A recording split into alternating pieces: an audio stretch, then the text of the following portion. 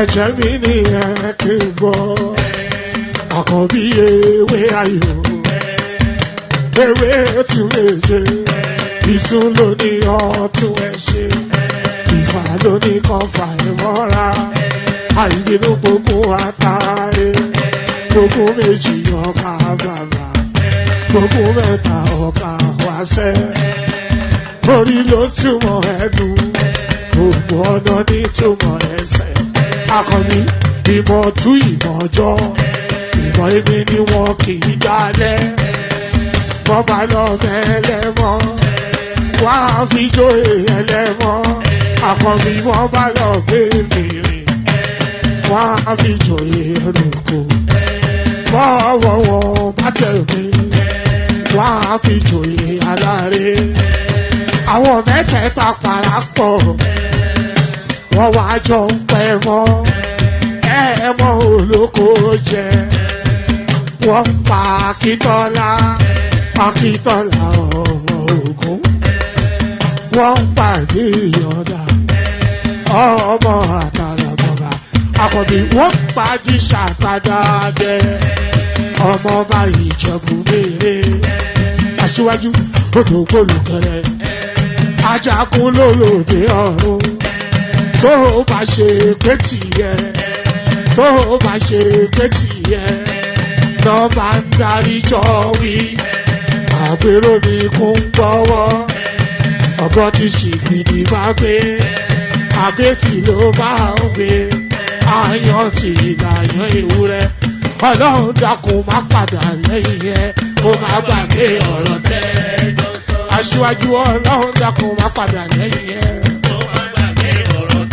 Àkànbí Ọlọ́run dákun má padà lẹ́yìn ẹ̀ ọkọ̀ olúrẹ̀lẹ̀ Ọlọ́run dákun má padà lẹ́yìn ẹ̀. Ayandaba, ayandaba, ayandaba, ayandaba. Ayandaba, ayandaba, ayandaba, ayandaba. Asim ayandaba, ayandaba, ayandaba, ayandaba. Wanam ayandaba, ayandaba, ayandaba, ayandaba. Susu baby subramia. Baby subramia. Suku sunu baby subramia. Suku sunu baby subramia. Suku sunu baby subramia. Ejemo, anamana. Ejemeje, anamana. Wana mejemo, anamu. Para tuba jodiri tukuma tuku tuba jodiri ndimmawu egu mawego. Para tuba jodiri tukuma tuku tuba jodiri ndimmawu egu mawego. Obodo jisike n'ụbọchị eruona. Oyibo.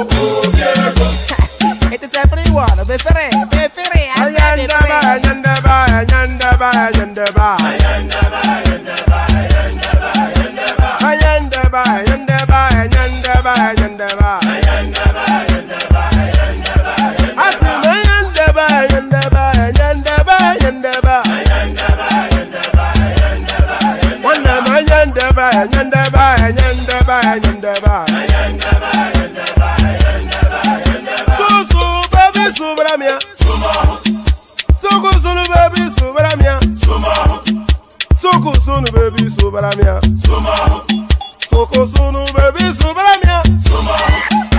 Ladies and gentlemen, sometimes you just have to act like you are drunk, like you are crazy. Confuse your enemies. Confuse them. Obodo sanye ye we mo. Ye we mo. Obodo sanye ye we mo. Nuba sanye ga kontu mo. Iye die gugeme. Okwitara kara mi nguru ma mi ga kwuru mu gwo ya baby mo. Abe Maria. How are you feeling? Ayandaba, ayandaba, ayandaba, ayandaba. Ayandaba, ayandaba, ayandaba, ayandaba. Asim ayandaba, ayandaba, ayandaba, ayandaba. Wanam ayandaba, ayandaba, ayandaba, ayandaba. Susu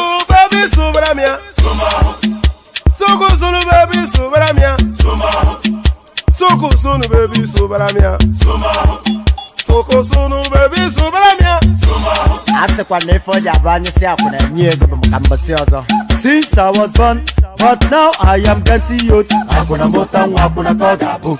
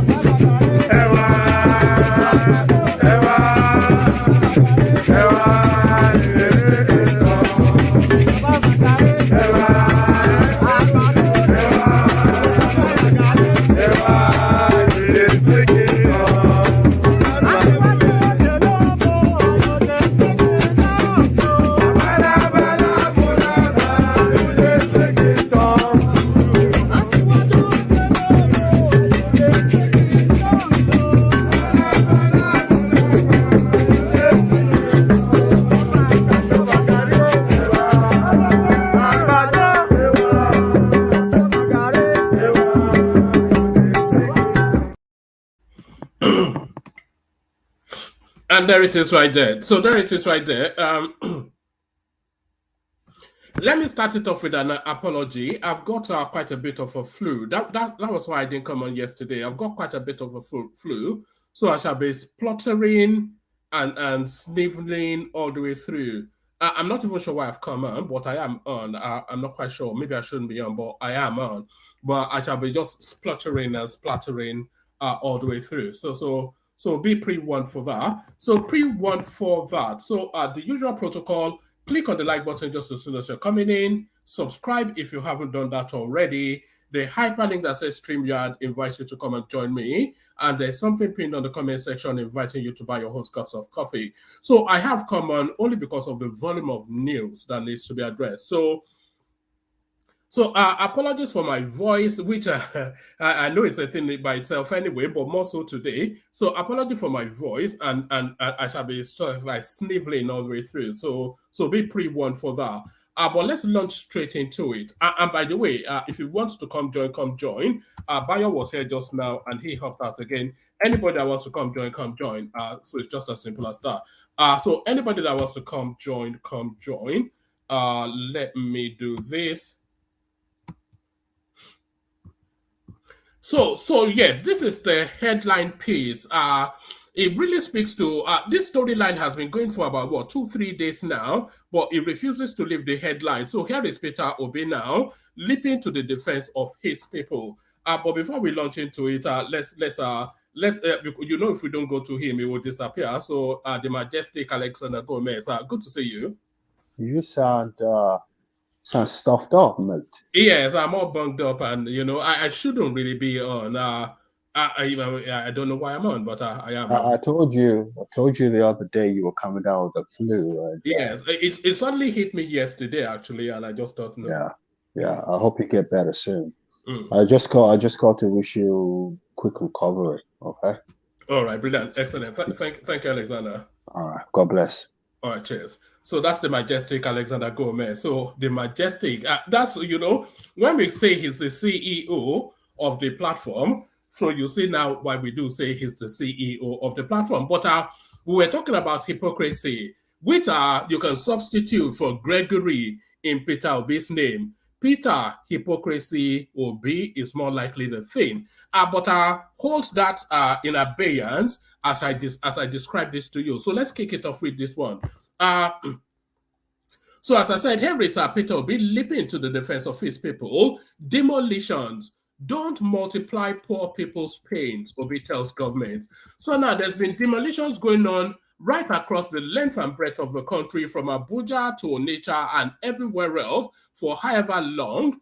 But as soon as demolitions take place in Lagos and is given the usual ethnic coloration, very quickly Obi leaps into that space. So here is Obi now. There is no equivocation, leaping now to the defense of those he purports to be his people. And that is the hypocrisy right there. It's only Madam Obi that we're with it. Madam Obi would have come out, by the way, but I think Reno Omokri has bullied her out of the media space. But Obi, of course, leaps to the defense of his people. But I did say hypocrisy, and we'll get to that in a moment. Demolition, don't multiply poor people's pain, Obi tells government.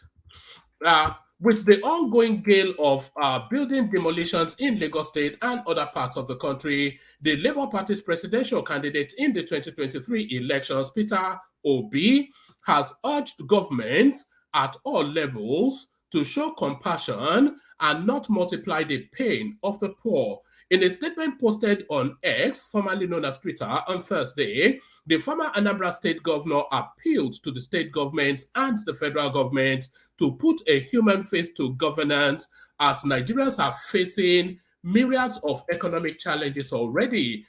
For weeks, demolitions of buildings resumed in Lagos, with the state government and federal housing authority pulling down structures in Ikota, Lekki, Alaba, Ajao Estate, Abule Ado, Ladipo Market, and other areas of the state. The buildings demolished were said to have contravened the master plan of the city and built on drainage channels, with the exercise making hundreds of families homeless. So let's pause there for a moment. Lagos is prone to flooding. I think we all know that. And any and every time that Lagos floods, the usual suspects that don't actually wish that space well, they leap immediately. Oh, TINUBU has stolen all the money. They cannot even flush the water out. But it's apparently these elements blocking the waterways that are actually largely, at least significantly responsible for those floodings. Because if the water path can't go through, then of course it spills onto the roads. The buildings demolished were said to have contravened the master plan of the city and built on drainage channels, with the exercise making hundreds of families homeless. Commenting on the development, Obi said the exercise heaped extra hardship on Nigerians who are already battling with multi-dimensional poverty. What a responsive government should be doing under the current harsh economic conditions in the country is to come up with measures aimed at alleviating the people's hardships and to carry out measures that will take more people out of poverty. A lot of people will suggest that this is exactly what is going on. Because, of course, when the waters spill onto the roads, a lot of damage is done to other people's building, vehicles, vehicular movement, the roads itself, everything damaged. So this is actually an economic move to alleviate, as I said, the economic sufferings on the people. Even if there are some violations, as the governments are claiming, so it's claiming even if, as they are claiming, this critical time is not auspicious for such an exercise, knowing the hardship in the land and the consequences it will have on the poor who are struggling to make ends meet with their little resources. The poor in our midst who are putting their meager resources are going through very severe financial stress that should not be multiplied further. In some cases, the properties being demolished are the lifetime savings and retirement abodes of the aged and incapacitated. My appeal, therefore, is for the respective governments involved in this act to consider the hardship in the country and try and put a human face to their actions. Whilst we should enforce sensible regulations, all actions of government must show compassion. So there it is right there. Peter, hypocrisy, OB. So Peter, hypocrisy, OB, as I said. So Peter, hypocrisy, OB. So now, why am I saying Peter, hypocrisy, OB? Is because I keep on harping on it. So why am I saying Peter, hypocrisy, OB? Watch this. The governor warns that any structure standing against development in the state should give way. And this program is that we have to remove all structures from the road as long as we are reconstructing the road. That's why we're even leaving most of the structures on the express. Once we start the work, the structures must go. The governor also made it clear that no compensation will be made by the state government over such demolition. And there it is. And there it is right there. Peter, hypocrisy, OB. There was Peter OB as the governor of Anambra State, going on a wild demolition spree right across the life savings and the residents of the aged and the incapacitated, as he described it. I'm sure they have those catchments, those demographics in his space too. There he was, going on a brutal demolition spree right across the length and breadth of Anambra State when he was governor. And he was preening and peacocking that those structures stood in the way of development and they will be brought down. In fact, he said it gleefully. He said it with joy. It was listen to him. It was puffed out, chest out, bragging that he was going to demolish, as he said, the life savings, abodes of the aged, and etc., etc. So there he was. Watch it again. The governor warns that any structure standing against development in the state should give way. And this program is that we have to remove all structures from the road as long as we are reconstructing the road. That's why we're even leaving most of the structures on the express. Once we start the work, the structures must go. The governor also made it clear that no compensation will be made by the state government over such demolition. There he is, Peter, hypocrisy, OB, no compensation for the demolition. So there he is. So the two-toned OB, of course, are the public face of hypocrisy. I wonder who is more hypocritical, him or that Madam Ngozi Okonjo-Iweala. So him or Madam Ngozi Okonjo. No, Madam Obiose. I do beg your pardon. Right. Let me go on to the next one. So this would have been the presentation for yesterday. But of course, we were not on yesterday for reasons of your host being knocked out by flu. Your host still knocked, but not out anymore. Breakdown of 2024 budget presented by TINUBU. So that budget space, of course, was meant to be the bulk of yesterday's conversation. President Bola Tinubu on Wednesday unveiled the 27.5 trillion naira budget estimates for the 2024 fiscal year.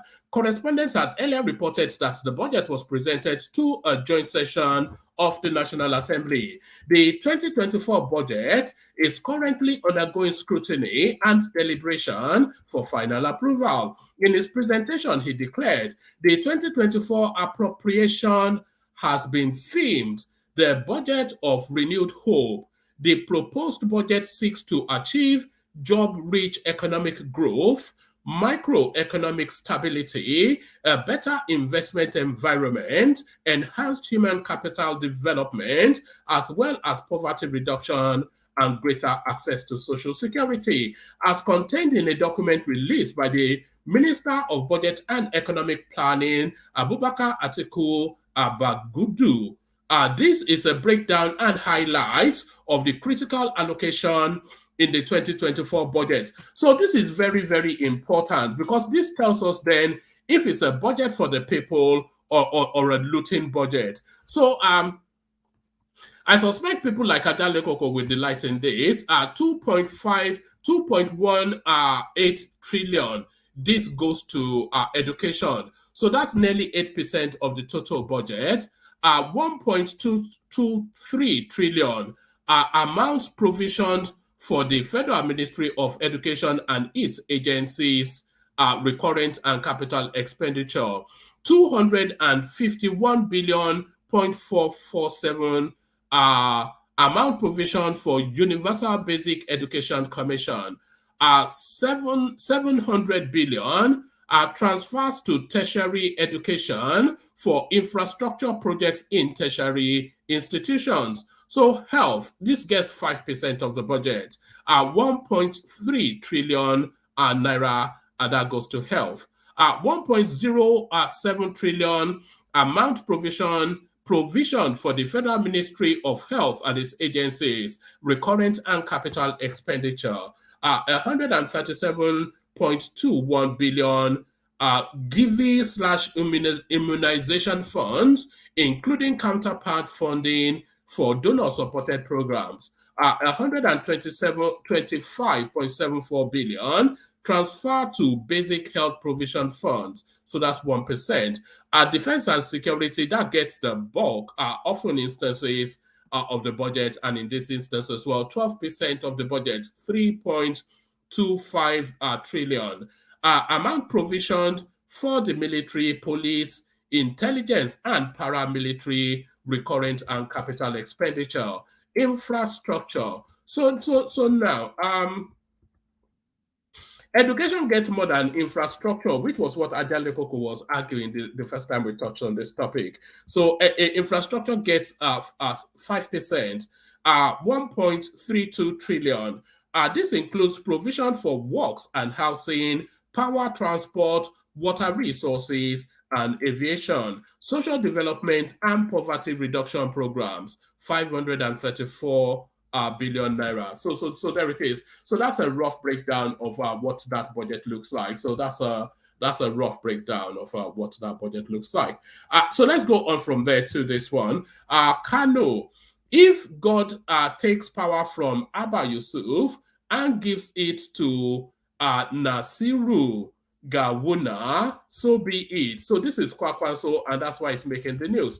So this is the abandonment now. So if Kwakwanso is not behind the governor, and I think this is the internal squabblings going on within the NMPP. So they stab him in the back, and he's stabbing them frontally. That's Kwakwanso, of course.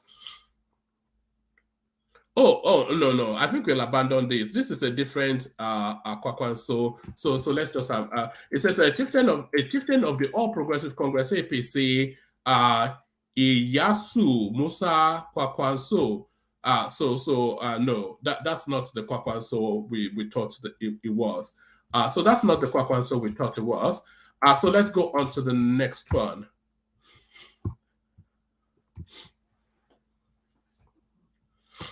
And by the way, there's room on the studio for anybody that wants to hop on. If you want to hop on, hop on. You don't know history. Asari Dokubo slams those saying Benin founded Lagos. So yes, that's an ongoing narrative. Okay, do we want to go through this? Okay, let's go through it. It's not that lengthy. Right. Founder of the defunct Niger Delta People's Volunteer Force, Alhaji Asari Dokubo, has blasted those saying that Benin people founded Lagos. The argument over ownership of Lagos was reignited after the Oba of Benin, Oba Eweru II, visited Governor Babajide Sanwo Olu of Lagos on Sunday. In his address, the traditional ruler said, "It is in the history books that the Benins founded Lagos." The Oba statement has sparked reactions amongst Lagosians and Nigerians at large, which have forced some people to register their voice on the matter. The Balogun of Eko, something or the other, he said whatever it is that he did say. In his reaction via, I think we actually have the video, so maybe we'll just play that video and abandon that. I think we have that video, so So we just we play that. Let's go on to this one. And by the way, anybody that wants to come join. As soon as we finish the readouts, then we just bill. Pure falsehood. Fanika Ade slams Oba of Benin, others over Lagos origin. So a voice that has been missing within the landscape for quite a while now. A former Minister of Aviation, Femi Fanika Ade, has slammed those positing that Lagos was founded by Benins. Recall that the Oba of Benin, on a courtesy visit to the governor of Lagos State at the weekend, had claimed that the Center of Excellence was founded by the Benins. The Oba of Benin claimed that, according to history, Lagos was founded by the Benins, in his words, and then he goes on to tell us those words.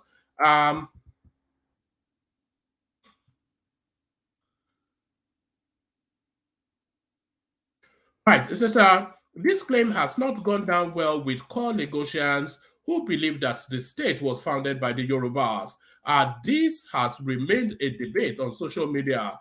Those that claim that the Benins founded Lagos are indulging in historical revisionism and pure falsehood. Fanika Ade said, the Benins did not found Lagos, the Yorubas did. Against those, those that claim that Lagos is a no man's land are intellectually challenged and hopelessly misinformed. Lagos is not a no man's land. She is Yoruba. All the self-serving and revisionist poppycock Gobelian propaganda, historical abracadabra, and nonsensical, I beg your pardon,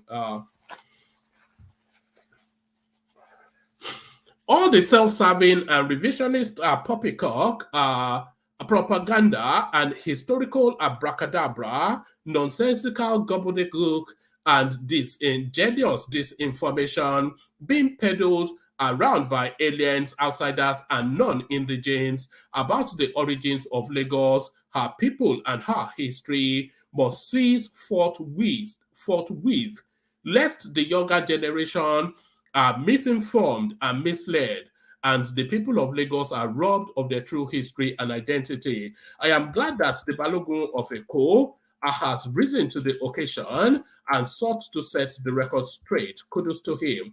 I say it again, Lagos was founded by the Yorubas. She is Yoruba. Facts are sacred and opinions are cheap. So there is Fanika Ade doing as Fanika Ade always does. Let's go on to this one.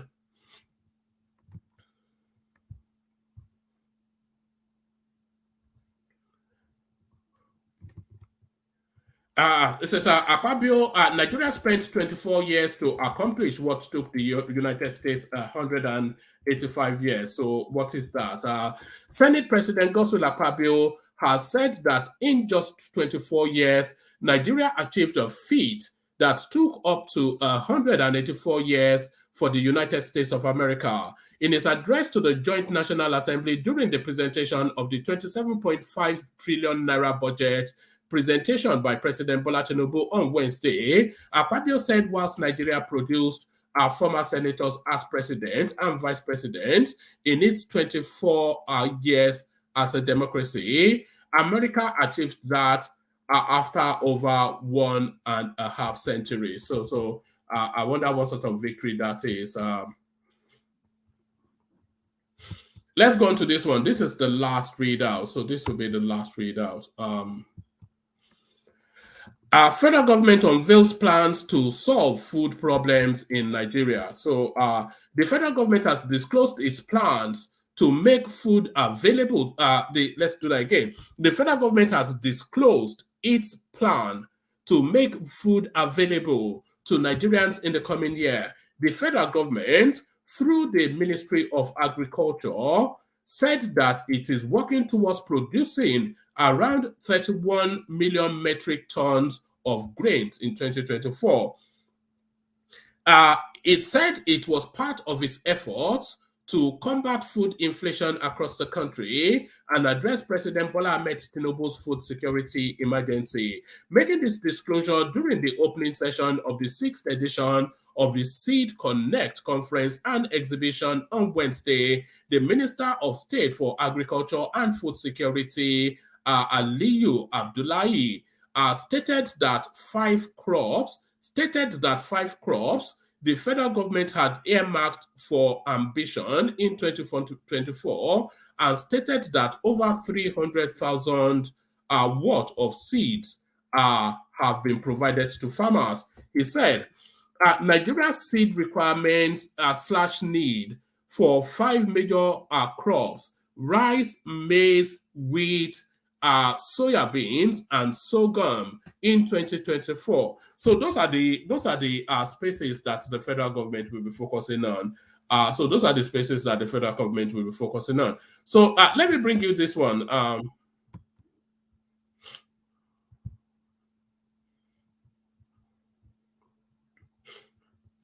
Let me bring you this one. This one is somewhat of a before and after narrative. It's a before and after narrative. So here is the before we get to the after. Those who feel they want to support him, to fight me, come out. Let's fight. Those who feel they want to support him, to fight me, come out. Let's fight. So that was the before, and here is the after.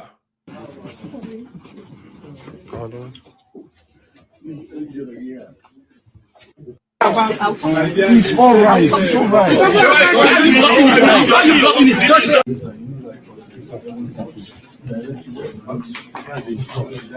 Do your job. Those who feel they want to support him, to fight me, come out. Let's fight.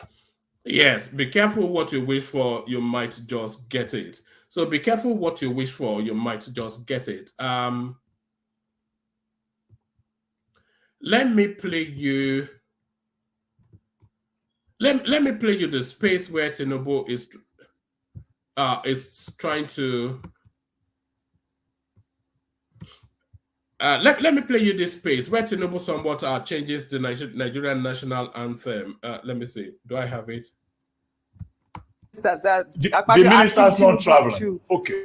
The president asked the National Assembly, the leadership of the these lawmakers are not going to pursue the idiocy of playing.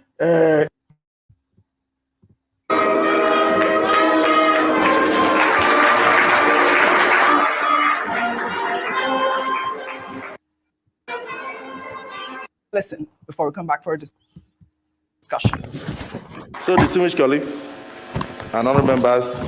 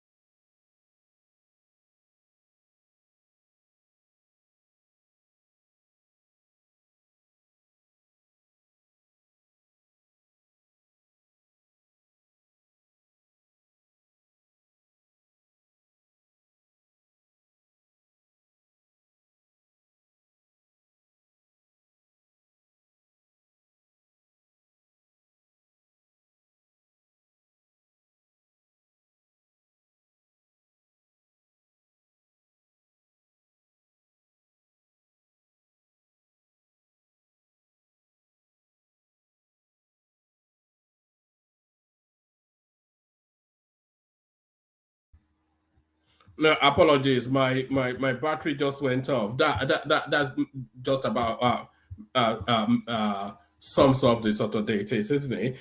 So let's go back to that clip. Let's go back to that clip.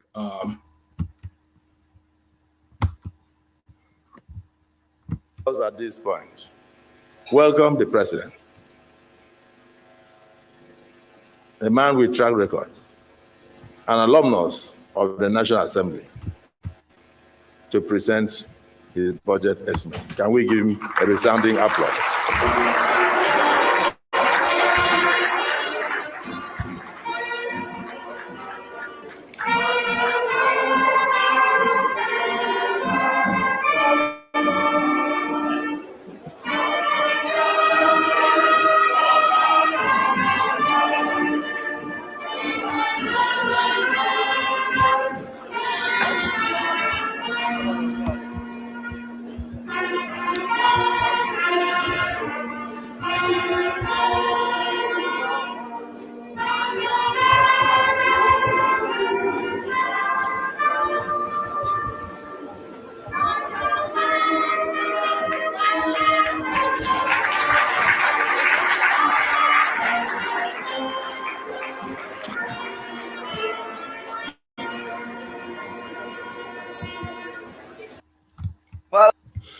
So there it is right there. On your mandate we shall stand. Is that now the official national anthem of the country? This is the question we have to ask. You know, the audacity of some of these people sometimes. On your mandate we shall stand on an auspicious occasion like the budget what says. So on your mandate we shall stand. Let me play you a couple more clips. Actually, let me just play you this one. So this one speaks to the narrative of the Northerners, because they're all fed up now, telling the Southeasterners that if they want Biafra, they can jolly well have it. Listen to this. Muted voices of millions of Igbo cannot be heard, so that Nigerians can understand the degree to which secession by the Igbo represents their popular choice. Nigeria has had to fight two terrible wars to preserve the country. The North has paid its dues in that war, and indeed in many ways throughout the history of our country. Under our current circumstances, no Nigerian should welcome another war to keep this country together. The North in particular has more than enough challenges, and we recognize that violent secession by any part of Nigeria will compound the problems of all Nigerians under which we live. The forum has arrived at the difficult conclusion that if support for secession among the Igbo is as widespread as it is being made to look, and Igbo leadership appears to be in support of it, then the country should be advised not to stand in its way. It will not be the best choice for the Igbo or Nigerians to leave a country we have all toiled to build, and a country we all have responsibility to fix. But it will not help a country already burdened with failures on its knees to fight another war to keep the Igbo in Nigeria. So there it is. So there it is right there. Let me play you one more clip. This one is an amusing little clip. This one nothing at all political, but quite amusing. Watch this. Number, how are you? They say something. I know Sabi rebrand. Chicola they rebrand. Sanuvala. Yes, you look good. So there it is right there. Now you are more likely to buy from him than anyone else, aren't you? Let me play you this one. Let me show you how the Yoruba space is cutting the Southeast. So let me show you how the Yoruba space is cutting the Southeast. The world of divinity is Aje, in which in Ife, it has been from time immemorial, before creation of humanity, it has been like that in terms of celebration of wealth. But to the glory of God, a particular race actually discovered it first. And the truth be told, the race that first discovered prosperity and wealth, and they really nurtured it, are the Igbo race. The Igbos first discovered it through their ancestral background, the lineage of Obatala, discovered the prosperity and wealth in terms of the divinity world. And that's the reason why today the race of Igbo people, they're very, very particular, and they have very good expertise when it comes to commerce. They are very distinct all over the world. There is no place in the world that you will go that you won't find an Igbo man. And the same goes with the Jews. There is this mistake that the world usually make. They make this mistake that the Igbos came from the Jews. No, it is the other way around. The truth be told, the first human race that existed was the Igbos before the Jews. And we were all living together at the center of tropical rainforest, which is the heart of the whole thing, the land of expansion. We were all living together as one big happy family before they started moving clockwise. They started moving towards the eastern part of the world, where they started settling. So the race of the Jews and the Igbos are very similar, but the Igbos are way older than the Jews. They are both commercially driven. They are both enterprise in nature. They are both driven by wealth because that is their ancestral belief. That's the race they belong to. In Nigerian economy today and the entire black race, if you don't give honor to the Igbos in terms of commerce and trade, you are just deceiving yourself. So the truth be told, let us go back to our history. One of the world of So there it is. That is the Oni of Ife right there, pandering to the Southeasterners. So if you ever want to know what pandering looks like, that's pandering right there. So pandering, but let me give you a snapshot of what this budget actually looks like. So here is a snapshot of the budget. So all you need to know, just captured in this, 27.5 trillion, we already know the amount, total revenue. So this is an optimistic revenue. But by some reckoning, I heard Rewan Bismarck on all over the media space saying it might not be achievable, but it will be achievable because they are spreading the tax net and they are digitalizing all the revenue spaces, and they will achieve this quite easily. So yes, so they're hoping to generate 18.32 trillion, and the deficit, of course, from the 27.5 from the 18.32 is 9.18. So that's it. And then the recurrent non-debts. So recurrent non-debts will be things like salaries and all of those estacos, etc. So that will be 9.92 trillion. And then capital expenditure is 8.73 trillion. And by the way, that's sizable enough, but a lot of people would like to see those figures reversed. A lot of people, myself included, would want to see us spending more on capital expenditures than recurrent expenditures. And then debt service is 8.225 trillion. So there it is right there. And then it gives you a breakdown, just like as I said earlier. Defense gets the highest, which is traditionally the case. Education gets the second highest, which what a lot of people wanted to see. Health gets the third highest. Infrastructure gets the fourth highest. Students' loan. So they've actually, if you add the students' loan onto the education, it actually ratchets it up even more.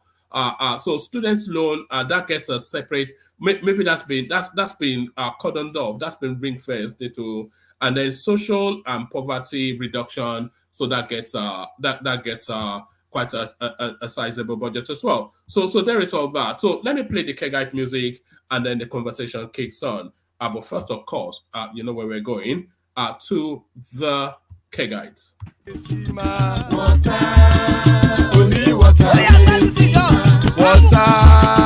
only water, where they see ma. Water, only water,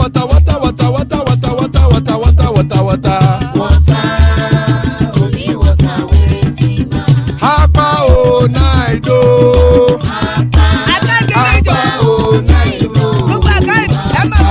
Hapa you don't come o.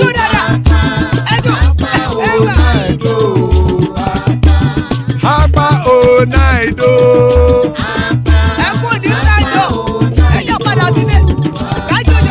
Oro keke elemu ye o. Ide shodi ya keke elemu re o. Obi master keke elemu re o. Chief Latif keke elemu re o. Eruku lele elemude. Eruku lele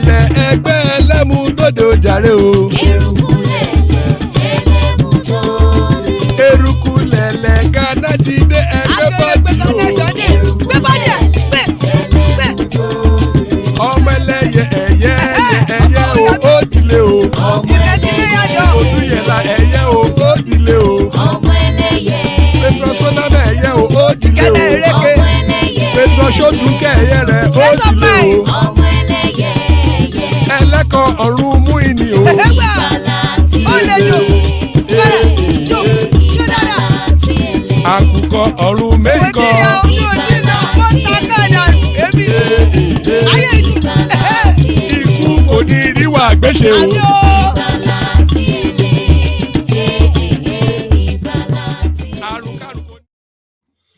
there it is right there. Death have nothing to do with us.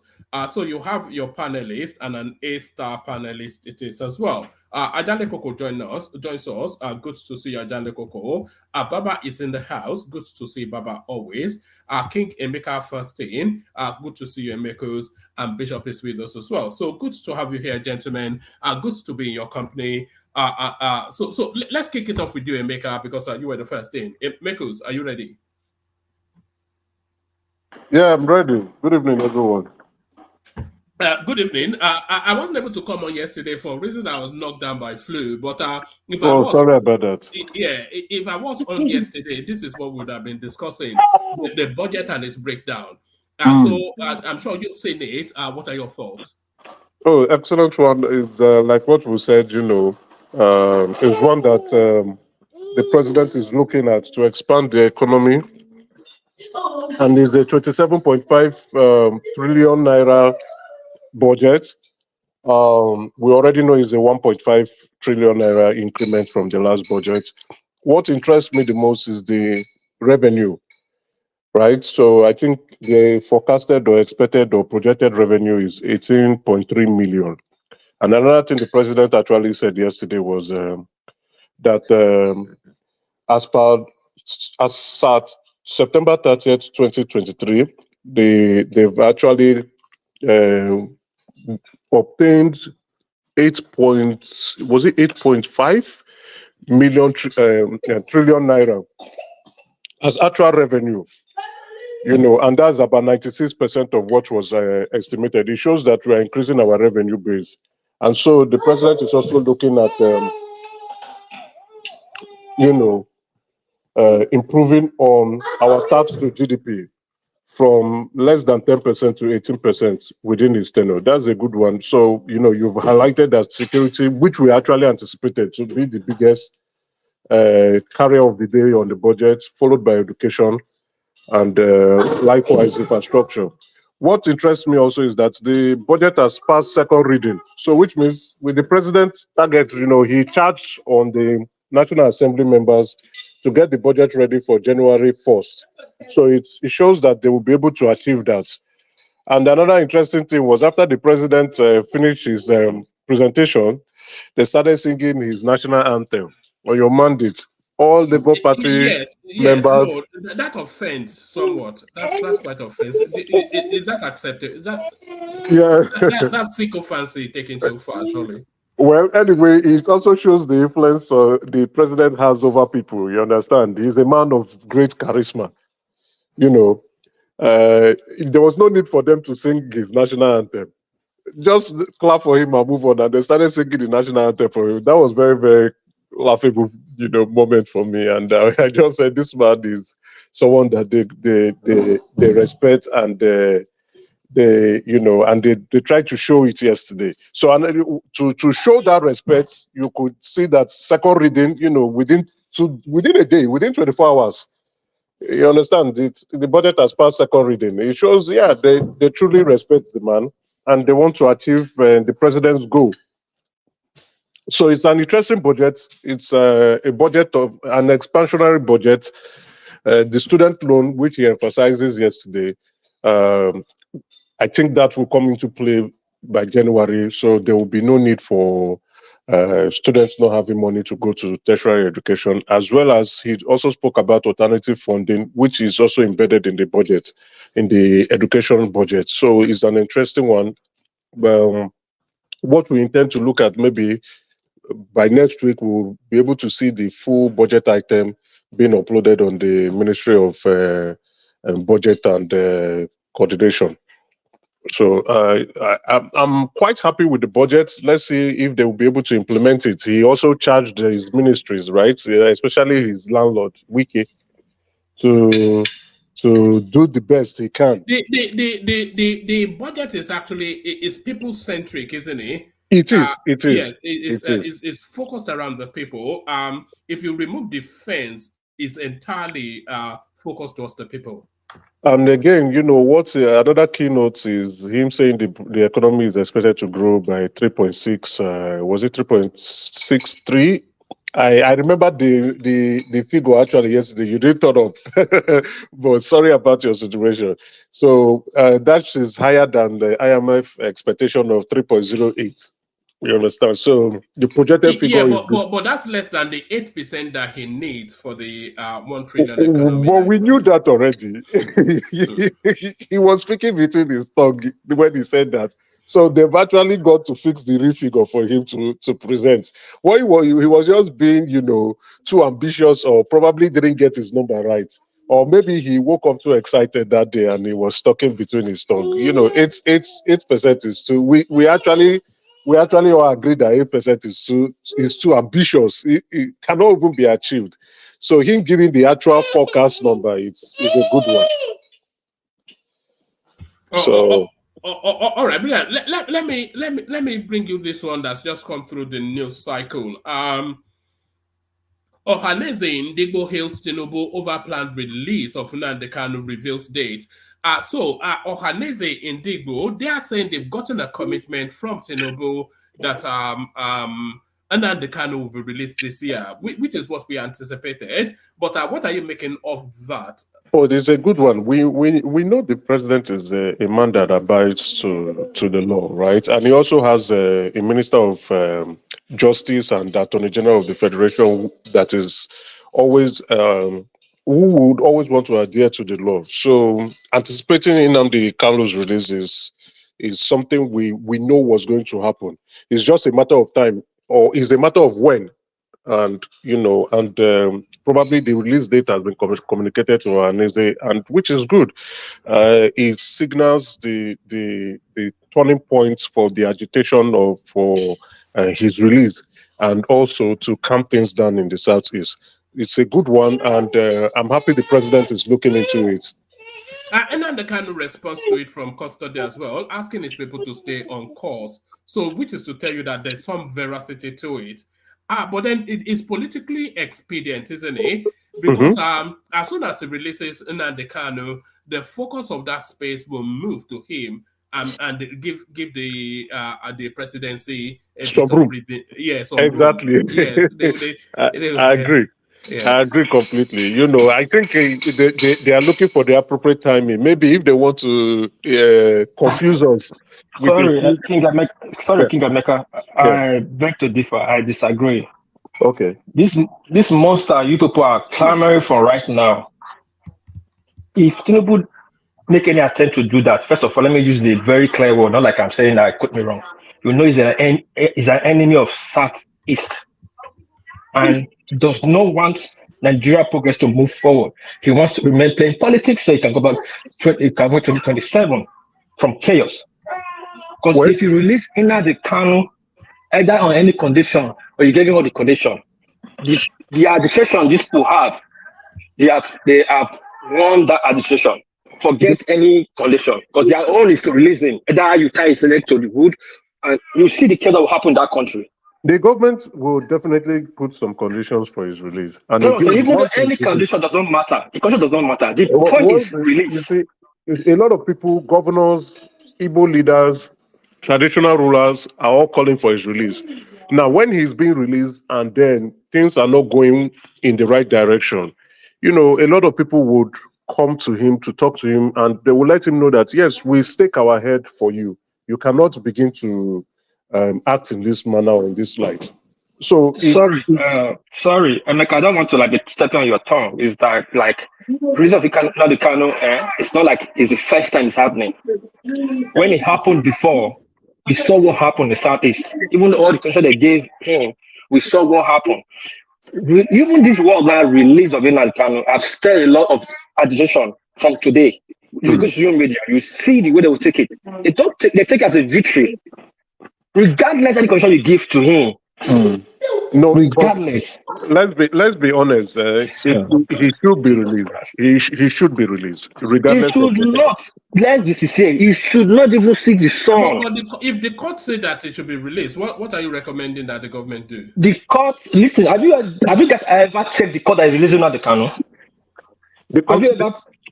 You have people check the court that is releasing on the Kano for the court registration.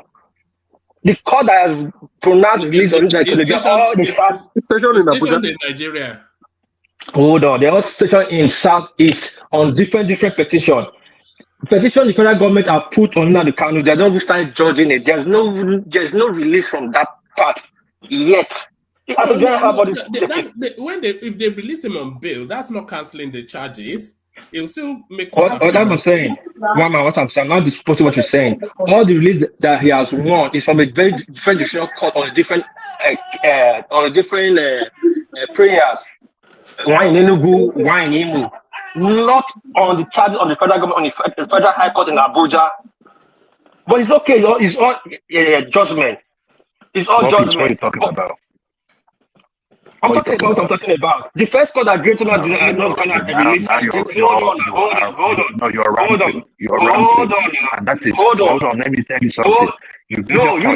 Let me tell you something. Hold on. Let me first tell you before you tell me. Hold on. Wait, before you get there. Before you get there. Hold on. Let me tell you. What we want before to do. You get there. Before you get there. Let me tell you. Gentlemen, please. Let him land and then you push back against him. What are you saying? The first court, the first court that granted the Kano bill is in Enugu. On check the prayer that was granted appeal. We follow these things. If you release the Kano, ES activity will rise again. Either directly for me or indirectly for him. People that want to seek praise with him or people want to perpetrate evil with other his name. We've seen these things before. What are we talking about here now? We are trying to this is releasing economy, even though he's not around. Now you're releasing. How can you not control Sanwo Olu? How can you not control Gentle? People that are already making money from it. Now they will do anything and blame it on Nnamdi Kanu. I don't know how old are you, Joel? Have you heard of Lawrence Anini? What he was doing? People commit more crime on his name than him. All right. Are you done? Are you done? You can say whatever you want to say. Okay. Your start is not my so this is the issue. This is the issue. I have never been one person that supported Nnamdi Kanu. One man I told you on this show. Right? He started well. Then they got into his head. Then he started misbehaving. But if we are seeing people killing people based on him being in jail, I would think that TINUBU would, they will have a discussion, they will have a shorty this time around, right? Then you will now have to flood the Southeast. Not really, you know what I mean by flooding. You have to increase security in the Southeast. Thank God the budgets are in. You have to increase the budget. And there will be inspection. Also, on the back end, you have to start addressing the major issues. What are those issues these people are complaining about? That is how you do it. You don't just stay living there. In keep person. You kill a lot of people. After all, no. Nnamdi Kanu did not kill another person. Oh, the Sanwo Olu kill anybody. The Sanwo Olu kill anybody. People kill in his name. What I'm trying to make you understand is this. Either way, none of them is right. But what I'm saying is that you cannot, deny him his human rights. Then you start breeding. People will start having excuses to attack on his behalf. And that is what has been going on in the Southeast. Let him go. Then now, if you are not an unknown gunman, we'll now say, where are you from? Because what happens now is that when you catch a criminal, even the criminals now are not into the whole thing.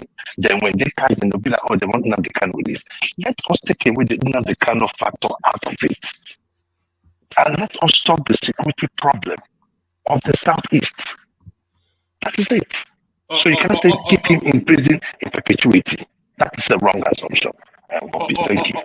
All right, back to you, Emeka. All right. So thank you, Joel. What piece? I think he should be released, in my opinion. Right? We cannot forecast what would happen after his release, but for humanity's sake, for peace in the Southeast, projected peace, his release is needed and required. And a lot of people have been calling for his release. Leaders of the Southeast has been calling for his release. Even the governor of Anambra has said he will be his shorty. So I think it's high time he's being released. Let's see what will happen after the president would grant that request.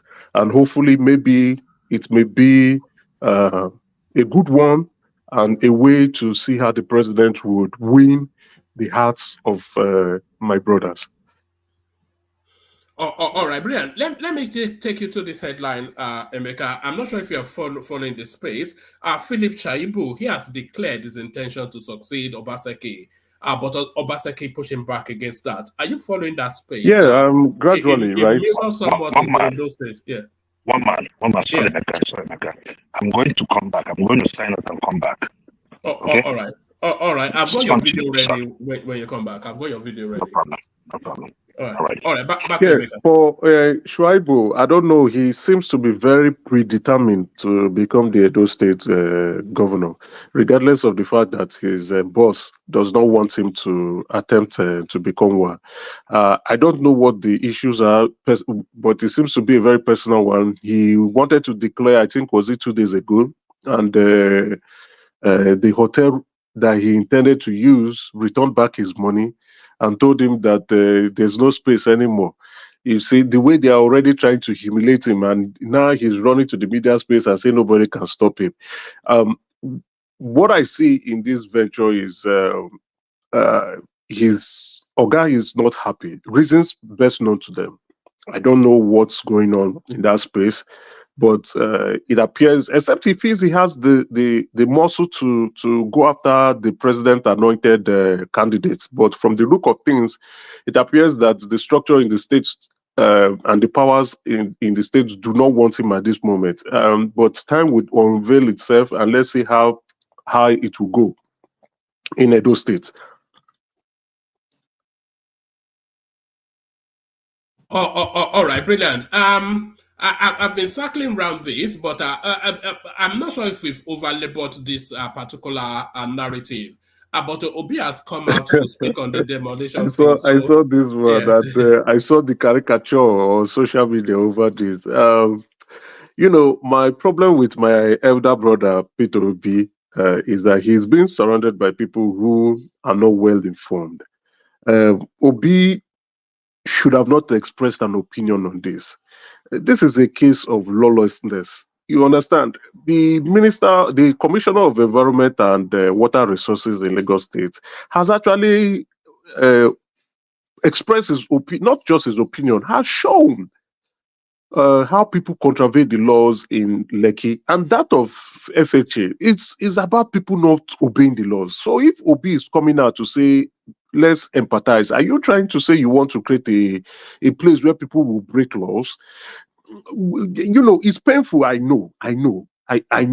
But again, people should be made aware that you cannot erect illegal structure and go scot-free. If you begin to present yourself in that light, then definitely you will see all sorts of illegal structures everywhere in the country, or most specifically in Lagos State. So it's a sad one that people have invested funds and seeing their money go down the drain.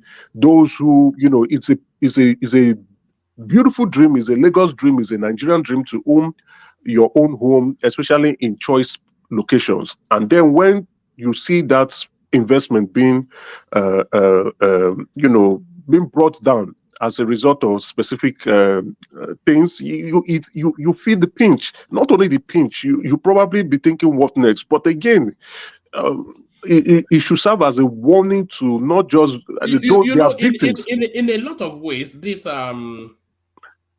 homeowners, they are victims in so many ways. They are victims. No, I don't want to begin they bought the land in good exactly. faith. They built the house to fulfill a lifelong ambition. Exactly. And they live in the house in happiness, and somebody comes to demolish. Exactly. They are victims, and I don't want to add more salt to the wounds of the victims, but rather to those who are, just bystanders observing or observers, right? To like, okay, I don't want me to be in this painful shoes. For the victims, it's a very painful one. It is sad. There's nothing we're going to say that will console these victims. But with Peter Obi's speech, I think Peter Obi, there are certain things, he's trying to politicize things, but then again, he's been surrounded by those who are not well exposed. There are some statements you avoid completely. You just don't write about it. And there are others that you can now go head on head to express your opinion strongly on it.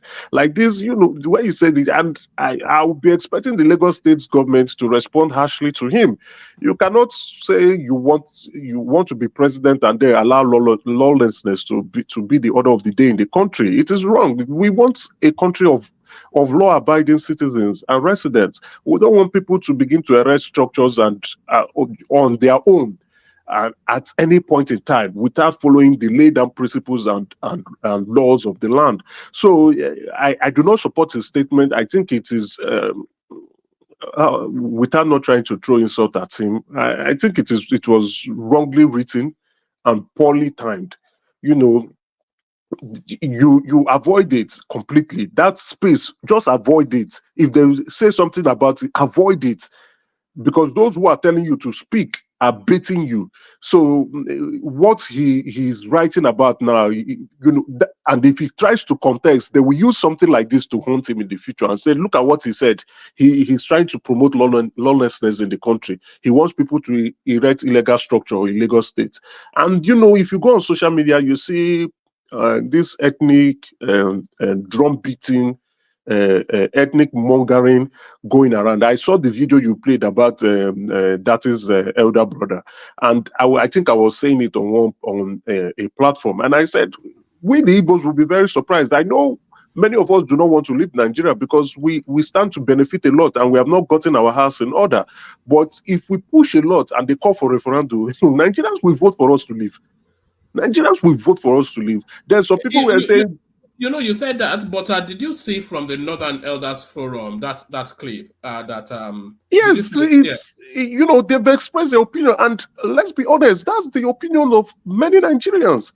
It's just like we are like the Igbos. I consider the Igbos like a bride, right? Who is not satisfied with the husband and is always trying to tell the husband. Think the rest of the country they are fed up of the Biafran? Oh no, I think the rest of the country are actually fed up. They are fed up with the noises. They are fed up with the agitation. They are fed up with the drum beating, and they're like, let them go. And the reason why they are fed up, which I stated, is that they would have done a proper assessment and say, why are these people? What are we going to lose? What is the opportunity cost for the Igbos to leave? If they leave, are we going to die? The answer is no. If they leave, would this set us back? The answer is no. So, and they are trying to leave, and then let them go. You understand? We do not have a national assets in the region. We do not have, except the South wants to come, and I doubt that the South will want to join us because we have not cleaned our home. Emeka, we have not cleaned our question, home. Brother. Yeah. Quick question. You said they should go, but there's no land. Where do you want them to go? No, that's the point, right? I'm making the emphasis of Nigerians saying, okay, let them go, because Nigeria would have looked at it. The rest of Nigeria would look at it and say, okay, what do they really have that they are making noise about? We do not have a seaport where we can trade with other places in the world. So, which means if we are even leaving, we import, we will be begging Nigerians to bring the goods to us. Maybe at their own mercy, or probably go still taking visa to go to Lagos to go and clear our goods and bring it back to Biafra land or whatever name they want to give to that new entity.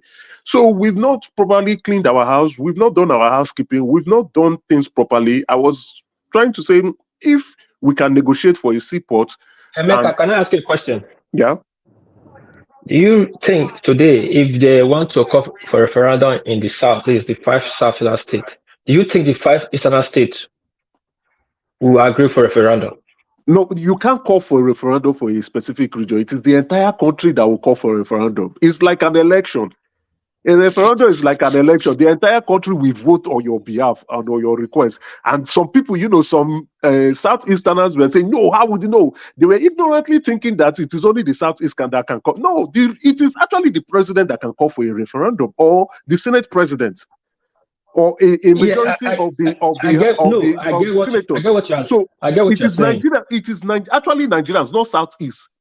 Wait, but I'll answer your question. I know what you're saying. It is Nigerians now that will now vote. Then the majority of the Southeasterners. Hold on. Before the referendum, you must agree on your territory first before people vote on you. First of all, the territory you are calling for a referendum must first of all come out and agree. We are one people. This is our territory. We want a referendum. Now that's the question I'm asking. Those territory they want to vote on. Do you think the kind of them will come together and agree that they are Biafran? Let's vote as one. At the moment now, that's a wider question. Sorry, Emeka, that's a wider question. May I come in, please? If we take the experience of Scotland, I think it's only the 5 eastern states that will be involved in the what we referendum, call it? Referendum, not the whole of Nigeria. But you know Scotland, right? Scotland has their own parliament. Scotland has their own government. Scotland has their own state of representative that represents them. We do not have that. We are not like a regionalized government where we practice. Like if it was in the past, yes. But now we are in a centralized government. So the Southeast cannot call for a referendum. No, this is no, I'm telling you based on the law. I want Obeni to come and tell you what I know. That's what I'm explaining with Scotland. Scotland can do that. But Nigerian constitution does not have provision for that. For referendum, thank you. It is not there, though. For that. No, but the president, right? Listen. Okay. The president can actually call for it. No. The president doesn't have the power. It has to be constitution or parliamentarian. Exactly. It is a United Nations repertoire that will take charge, not Nigeria. It becomes an international issue. No, it cannot be an international issue. Thank you, Baba. When there is no war. When there's no war, it can be an international issue. Check out Malaysia and East Timor, please. Even Sabah, no, Malaysia East Timor. Sabah, do you know Sabah is a independent state inside Malaysia? Exactly. Yeah, that's true. It's a state inside Malaysia. Wait, hold on, Mecca. Let me tell you. We have done referendum in Nigeria before, not like it's that far. 1963, Midwest did referendum, and it was only held in Midwest. And Midwest have to first agree their territory. And you know that territory agree because we are one people. They went to court. Court now gave them the approval to trigger it in the House of whatever it's called, the Parliament. Then the Parliament now debate on it, and before it was not pronounced. Now, what I'm saying, even it's not in our constitution, we understand. Even though we are not practicing federalism, I understand too.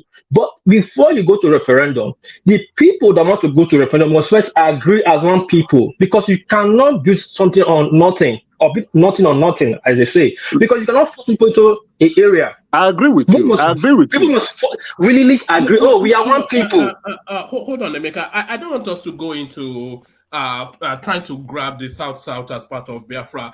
If we limit it to just the 5 Igbo states, if the referendum takes place by whatever mechanism within that space, what do you anticipate the outcome would be? My anticipation is that majority of the Southeasterners will not vote to leave Nigeria. But despite the fact that the minority, the voice of the minority is echoing the most, right? The silent majority may vote against it. But unfortunately, my fear in all this is that, like, because we're in a federation, it is the entire Nigeria that may vote. And the entire Nigeria will vote us out. But I know majority of the Southeasterners do not want to leave Nigeria. But if you can see, the minority have been echoing it out, and the annoying part of this is that the leaders of the Southeast have been quiet. So, which means probably they're either in cahoots or they support. So they've not expressed and said, no, we don't want. That's the voice that the North is inviting to come in. Exactly. From that press release, they are saying if the elders and leaders of that space, if they are in a concurrent with that agitation. They should come out, and then that the North will not stand in their way. Exactly. Thank you, woman, for emphasizing on that, because it's not like you are in a dilemma, right? People don't know what you want. What do you really want? What do the leaders really truly want? I don't think the leaders want to leave. If they want to leave, they would have started lobbying for it. But I think it is good that the Northern Elder Forum is calling them out and say, express your opinion now. I think we will support you people to leave. And I think majority of Nigerians would really support the Igbos to leave because of the noise making and the drum beating. So if Igbos want to truly want to leave Nigeria, they should express their opinions loudly and clearly and direct, and let their leaders speak and say, oh, we are tired and we think we want to leave. Don't play these games or mind games. No, express your opinion loudly. And I think the other leaders of the other region, even the South-South leader forums, they will also say, okay, no problem, you go, we will stay. But are we going to survive economically? I doubt it. Is it a viable option for us? No. Do we benefit more to stay in Nigeria than leaving Nigeria? We benefit more because there's an opportunity cost living. We have not developed our place properly. We've not cleaned our houses. Our Nigeria is not doing very well. Our infrastructure is very bad. The moment we leave, we are at the mercy of the sharks, like the IMF, the World Bank, possibly the Chinese. I think the Chinese will be better. And then, of course, there will be border controls wrapped around. Definitely, there will be border control, visa. Then, and you are now forced to do things that you would have taken your time to do. Before you can fly out of Biafra land, you have to take permission. Exactly, you are forced to build the border. You are forced to change passports. You are forced to print currency. You are forced to get a police force, a military force. Those comes with extra costs. And then the people heavily invested outside of that space, they have to make a decision if they are going to naturalize as Nigerians or Biafrans, or sell up and go back home. Exactly. Fantastic point, one man. So they come with costs. I don't think many of us has really said, I've sat down, I've not even done the full cost itself, but thinking about it, like economically, it is not okay at this point. No, it is not okay. It comes with a huge capital investment that, if you look at the money the 5 states are generating, cannot bring. In short, we cannot do it at this point. So if we are not leaving, we are going to, from day one, start with loan. The loan we are shouting that Nigeria is busy taking, we will start with day one. And that loan too will swallow us. Before we know it, maybe after 5 years, we'll start begging, Nigeria, take us back. Take us back, please. We are sorry. We are prodigal sons. We want you back. We want you back. But anyway, I like what the Northern Forum elders are doing, calling out the leaders of the South. Is we need to know their position. Then if we know their position, maybe others will come out and say, no, we don't support you, or yes, we do support you, and let's take the Exodus march and leave the country. But for me and my household, I will quickly go and naturalize in Nigeria. Thank you very much. All right, let me take you to this last space, Emeka, and then I'll go on from you to Ajale Koko. So this one now, from the sublime to the ridiculous, is a carryover of the ridiculousness of the Buhari administration, I suspect. Nigerian Football Federation president promises to introduce VAR in local league. Of all of the things that the football needs, what are you making of that? No, I think it's a good idea. It's a welcome development. Yeah, I think so. Yeah, it's technology. The rest of the world has moved on. You have to progress forward to meet what the world is doing. So I think it's good. It's just that do we have the money to do it? If we do have the money, fine. Our league should, and our league is doing good now. We're on Super Sports. A lot of people attend our leagues, you understand, publicly to watch our football. It's good. It's being aired on Super Sports, but we can do more if we improve with technology and also remove all the small corruption going on there. I think the league will only improve and get better because our talents are being poached by other European leagues, and you see our players doing very well outside the country because our league is competitive, if you ask me. But we still have a little bit of small like referee, match fixing and the rest. But I welcome the development. I think it's a good one in the positive light. They should go and invest in. They should go and pay Pasero his money before they start investing in VAR, please. Those ones are issues that would definitely come up, but to improve the game itself, to meet up with international standards. But they can't serve the man because they are owing him so much, and that man is not serving us at all. Yeah, but what they said, they said to hire someone else is very expensive. You understand? So they just have to make do of what they want. What do you make of foreign coaches in Nigeria? Are you against it? I am. I'm against it. I don't mind how bad our football gets, but I want a Nigerian running the Nigerian team. I mean, the using local coaches, I don't have a problem with foreign and local coaches at all. I'm indifferent. The point is that there's from the I don't want to say it's official, but what we hear is that players pay money to play in the national team. So, and because it boosts their profile, right? And once you are international players, you can move to bigger leagues, especially when you are in a mid-level European club. If you are playing in your national team and you have caps, the number of caps you have, you can go to the English Premier League, you can go to the Spanish Premier League, you can go to bigger leagues, right? So these players hustle for that space. So there's this internal corruption going on in our space, and that's why our league is not developed. It's not like there's no talent. There are lots of talent, loads of talent. Players doing great stuff, but it's just those management corruption. Anaka, that one club is wanting CAF out to scrap. Most of European bodies don't have that law in their football. It's FIFA law. It's actually FIFA law. I know it's FIFA law, but you have an option to adopt it. CAF adopted it, and it's not good for us. You could see since when CAF adopted that policy, we cannot develop young local-based player anymore. True, I agree.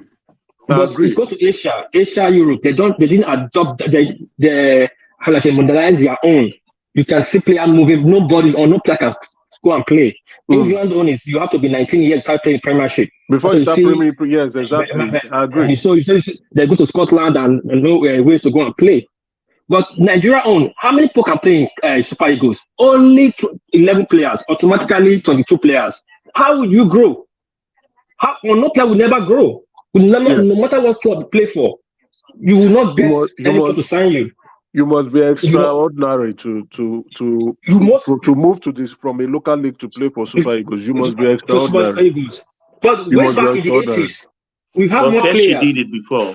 Huh? Way back in the 80s. Yeah, way back in the 80s, we have more players that will just make name. Leave Ikorodu or leave Benin or leave Shooting Stars of Warrior, leave Yimba, go and make name Europe and become superstar. Play for national team. But now it cannot happen like that anymore.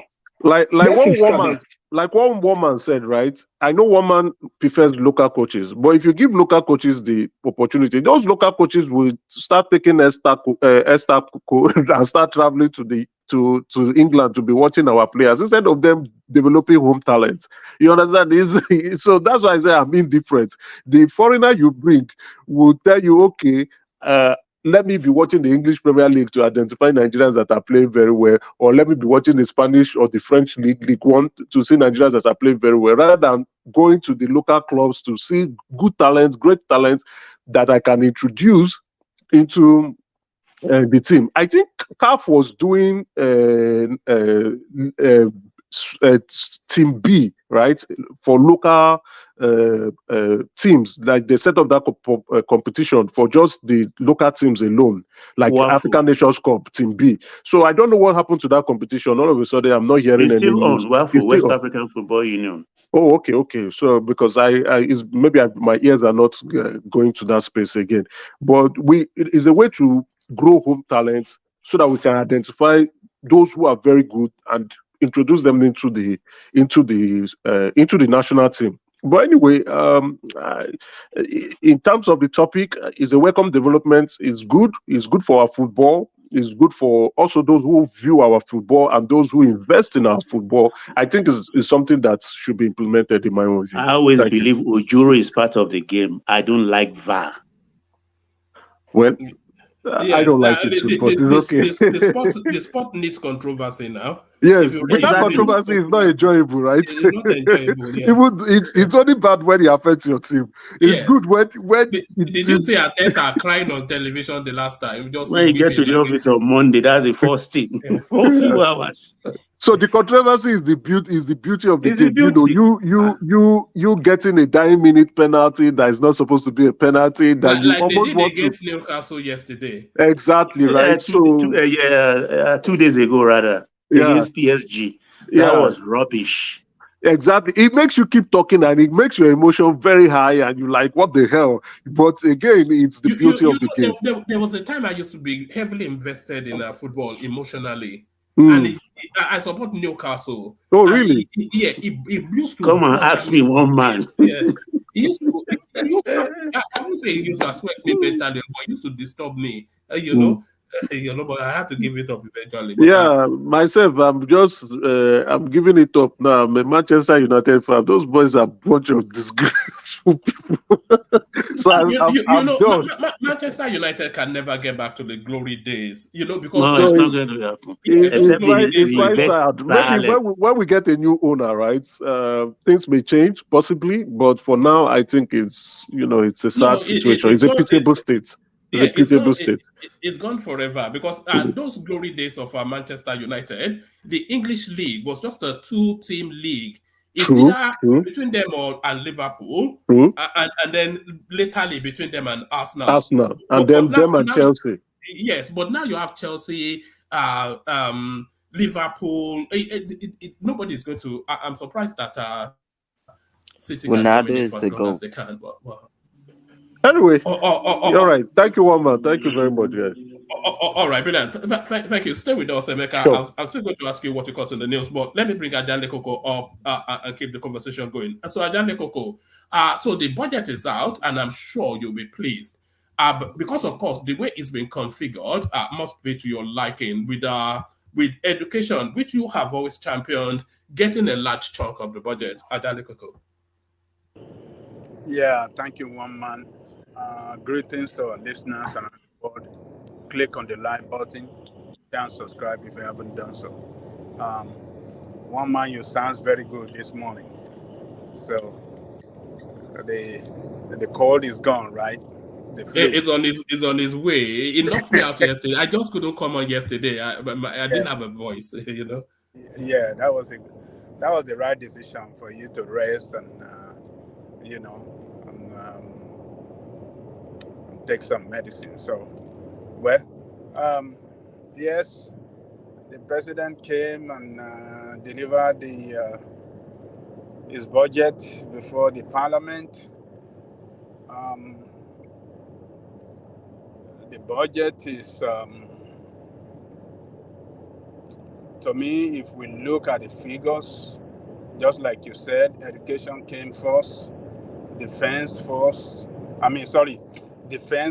education came second, and healthcare. Yeah, I think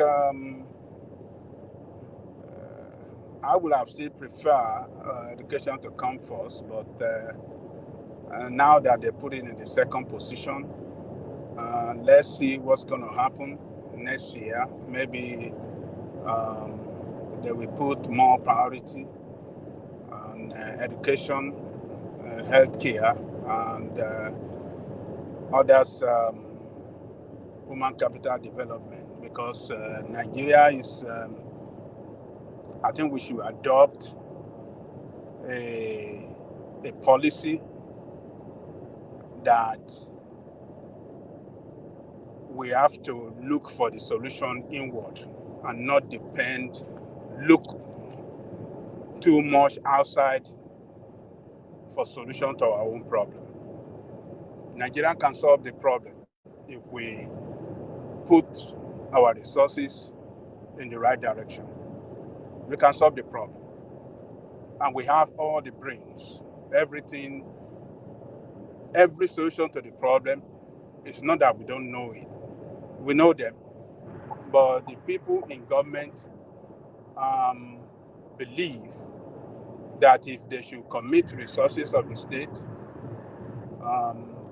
into those solution to the problem, they won't make money. And that's why they look most of the time for foreigners to come and solve our problem or to come and assist us to solve our problem. Foreigners will never solve the problem of our country. They have their own interests as well, and they will not put our country's interests above their country interests, their country first. So why can't we look for the best of the best brain, put them in the right position, and committed all the resources behind it, and let's see how we can solve it. So the budget, to me, if you look at the total figure, it shows that Nigeria is getting poorer. If we dollarize it, if we put it in dollar terms, is lower than the budget of last year. And what does that tell us? That tells us that we are spending less. We are spending less, and we are generating less. The devaluation of our currency is killing the economic base of the country. So it is. I think this set of politicians we have, they, like I said, it is when they invest in their people internally, heavily invest in them. That is when they will generate growth. If you don't heavily invest inwardly, then you can't. We cannot really get out of the economic problem we have. And what I mean is that we must start looking inward how we can start,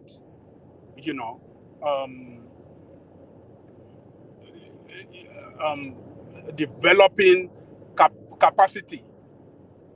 capacity for productivity.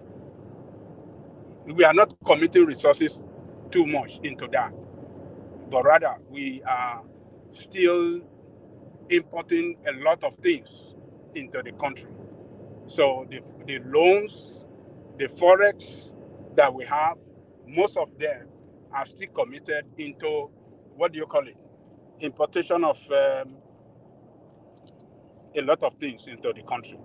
And that will not stimulate economic growth. It is when we spend inside Nigeria, spend Nigerian money, spend it inside Nigeria, that money will triple, quadruple, and that is when you will start, generating economic growth at a very fast speed. So the totality of the budget is telling me that the Egyptian border is well in excess of $100 billion. What did you say? The Egyptian budget is well in excess of $100 billion. One man. That's to tell you that Nigeria is a very, very poor country. We are not doing good at all. Even if you look at the revenue, dollarizing, it's no money to 200 million population, to enormous resources we have there. So the only way out is... Can I ask a question? Yes. I'm surprised that you're saying Nigeria is a poor country. I'm really surprised. You have always maintained that Nigeria is a rich country. It's just the management, our leader I know we have had a debate on this. Nigeria is a poor country considering our population, our needs, our challenges, and our revenue. That we are very poor. But this argument that, oh, Nigeria is a very rich country, it's a management, is not whether not the management. So it's pleasant to see that we actually agree, at least on one point, that look, we are not a rich country, at least not yet. It's good to No, note you that. don't get my point. You don't get my point. I said the budget shows that we are poor. That's what they're saying now. What are the measures? One question. What other things do you use to measure whether we are poor or rich? You have just compared us to Egypt of less than 100 million people, more than 109 million people, and their budget compared to our own. So if you rate it to per capita, per everything, we are not producing enough. We need to shift. There must be a paradigm shift. Thank you. All right, that is what I'm. The point I'm making is that we cannot achieve that economic growth if we don't invest in Nigerian people. If you don't invest in Nigerian people, no country invests outside this country that we get that will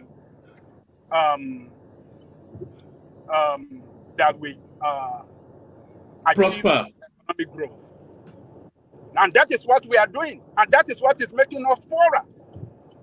Nigeria is not investing in our people. And that is what this budget tells me. We are not heavily investing in our people. We are not investing in production at home. We are not investing in, any innovative ideas, at all. We depend too much on foreign capacity, for our survival. And that is what is killing the country. So the budget, like I said, if you dollarize it, is not as big as last year's budget. It's less than $30 million for 200 million people. Oh, yeah, it's less than $30 million for 200 million people. And it's lesser than the last year budget. Are we progressing or what are we doing? The figure look big. It look bigger than the last year budget, but put it in dollar terms. You see that it's lesser than what we budgeted for last year. So what are we doing? So the money, as long as we have that currency devaluing, Nigerian people will continue to devalue. And the nation will continue to crumble economically. And poverty will continue to rise. And productivity will continue to suffer. So yes, sir. Do you mind if I interject you just for a few seconds?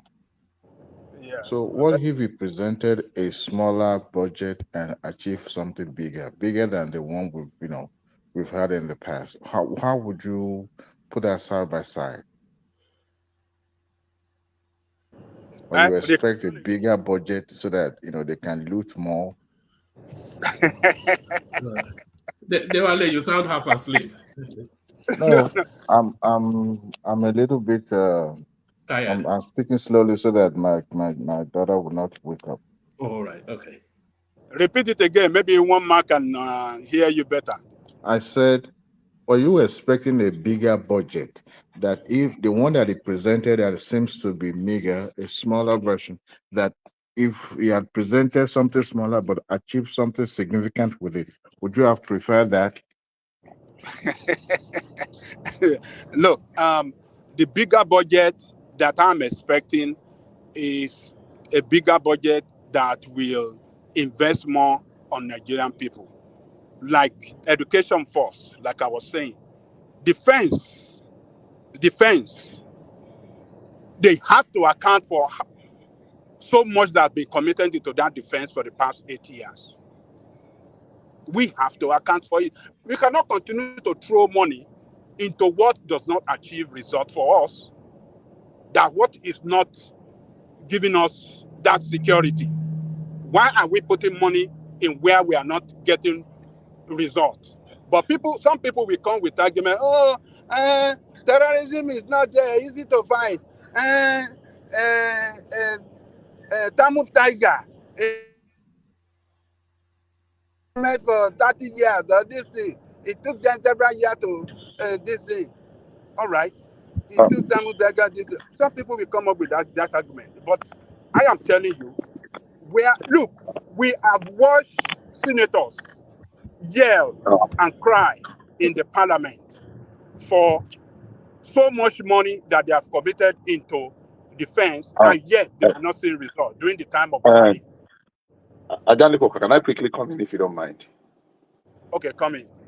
Yeah, I think I've had a lot of debate about this budget versus education. I think we are not getting it right. We are putting it in the wrong perspective. And let me just take 1 minute to say what I want. I mean, you see, defense is a one-tier funding. When we say defense, it's a one-tier funding that mostly it is only federal government that budgets for it. When we say we are spending less on education than we are spending on defense, it is not right. And I will tell you why and how. You see, all the states have their own funding on education, whether it is primary, secondary, or university. The amount of money private investors that are in secondary school, private polytechnic, private university, all together, if we combine it, put in education, invest in education, is either equal to or more than what even the federal government itself is spending on their how many universities? Is it 76 universities that federal government has? By the time we put the one in the state that is not part of the federal government budget, and we put the one in the private, there are private schools in Nigeria today that are charging millions. There are more private schools, secondary schools, than the whole state government put together. Go and check. They're catering for children. So when we just take the one item the federal government is spending on education, I see that is what the whole nation is spending on education, it gives a wrong impression. What we are spending on education, the amount that is coming from federal government is just a tiny bit. There are some universities in Nigeria today that are affiliates with some international university and are getting funding, whether as grants or as whatever. So when we narrow down our investment on education to what the federal government spent alone, I think we are not getting it right. So for me, I believe we are spending more money collectively on education than on defense. It is only federal government that is budgeting for defense, no state, except they are supporting security and the rest, which is of course supposed to be. But if we are now saying, oh, because defense has 12%, that means it's spending more. No, it's only federal government. Other tiers of government too, and private are investing in education. No private is investing, a private body or something is investing in defense. And if we can put things in proper perspective, it's going to help us to have a very informative conversation. Thank you.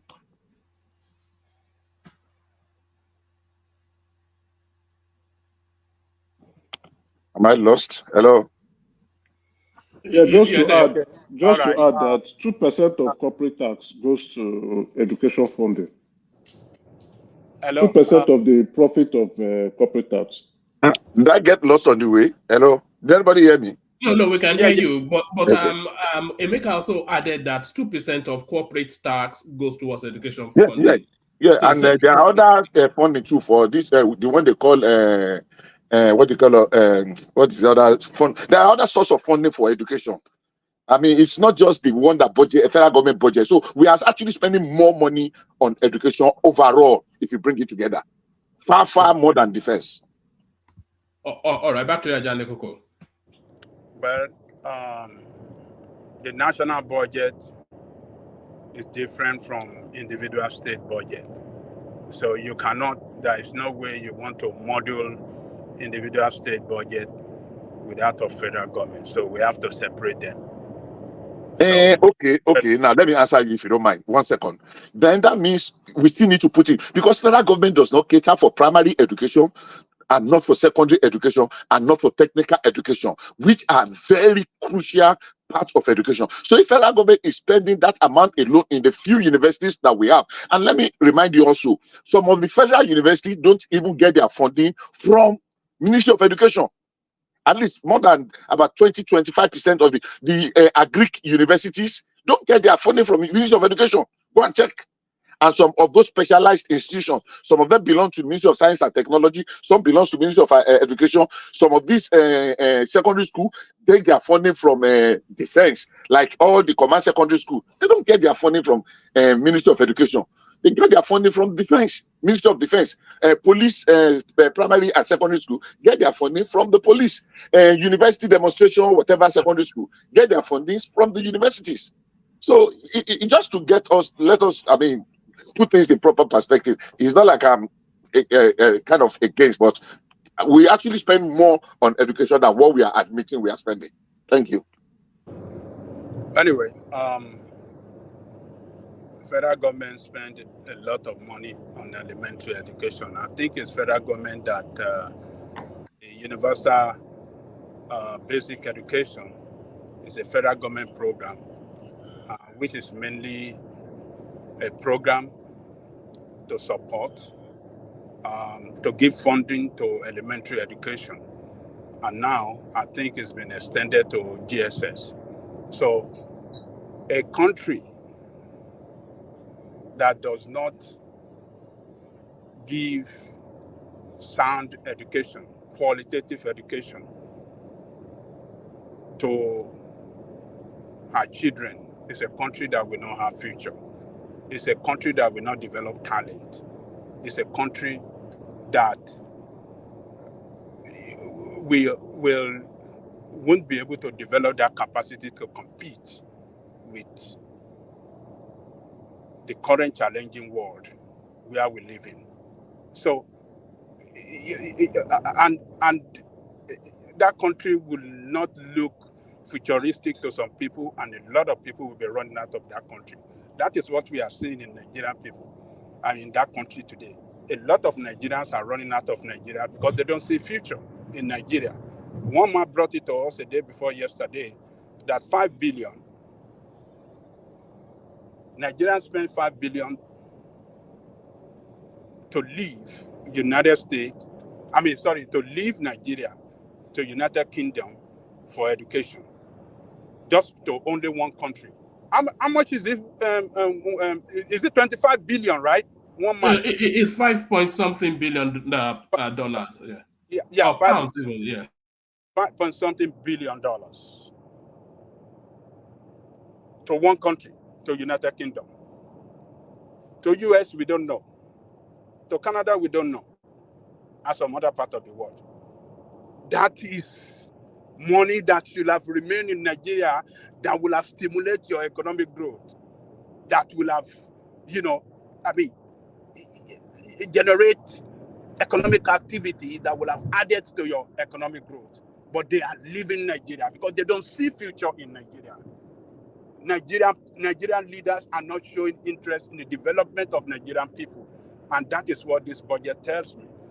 If we don't heavily add in this time of crisis, this is the time to commit all our resources into developing capacity to develop our own country technologically and scientifically, so that we can start to have a country of the future right from today. So, but we don't see it, and the budget is cutting. We are not developing capacity at all. And if you look at the breakdown concerning the revenue, the source of revenue, particularly the benchmark for oil price, if anything should happen, how much is the price today? The price is $70-something. 80-something dollar. So, but we benchmark it at $78. So, if we should have a crisis or something that will cause a serious setback on it, that means we're going to have some economic setback, and we're going to go into borrowing. So, but, one man, we're still going to have a deficit of 9 trillion, isn't it? And we are still targeting to borrow a lot of money for the past 8 years. This is the same method that we are seeing with APC. This is the same way that Buhari run that country for the past 8 years, and the same style that we are carrying out as well. Though some changes, but we're having a budget that will run into deficit at the end of the year. We're running a budget that will commit us into borrowing, to fund it as well. So how long will we continue to do that?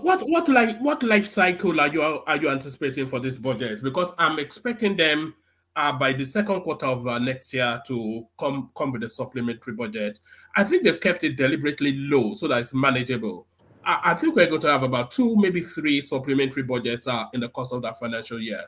Thank you, Woman. Thank you for that submission. You're right, Woman.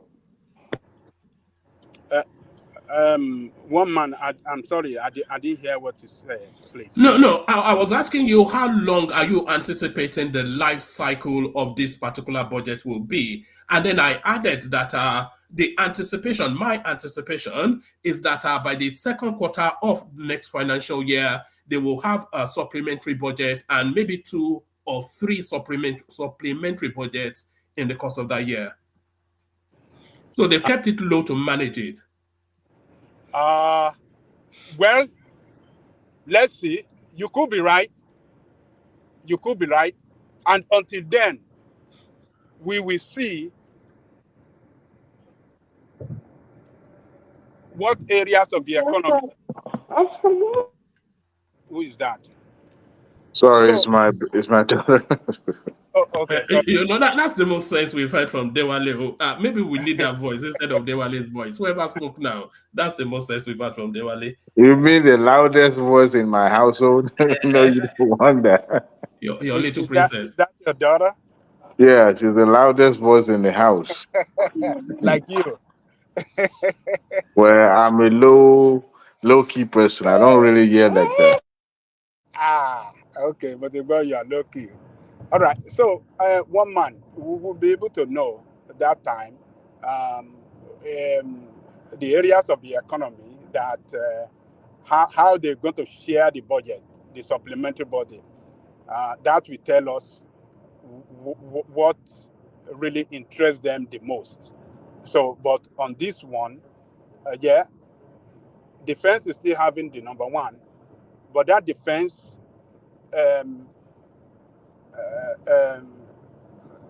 how do I describe it? I think this defense should be thoroughly scrutinized. We have to scrutinize that defense. I don't think they really manage, the money being committed to them well for the past 8 years. They've been ravaged with corruption. Nigeria has never had the culture of auditing defense budgets. Just because of the nature of the space, they shroud it in secrecy. I think we have to start auditing it because this is our own money. I mean, they are submissive to us. Yeah, because for reasons of national, then you'll be asking them to reveal what they bought, what their strength is. They have to. If they don't do it, that means that we are committing money into corrupt practices. We have to investigate it because that money is committed for our own security, for our defense and security. And if we are not getting that security, so can't we ask questions? We have to ask questions. And this is, we cannot continue like this. We cannot continue to put so much into what will not get results, for the interest of Nigerian people. Defense has failed us. What is the point? That money committed into defense, if they are committed into building roads, a lot of federal roads will have been built today. If they have committed so much that they have committed into defense, into building infrastructure, I think we will be better off today as a country. So I think they have to investigate that. They have to screen that place. They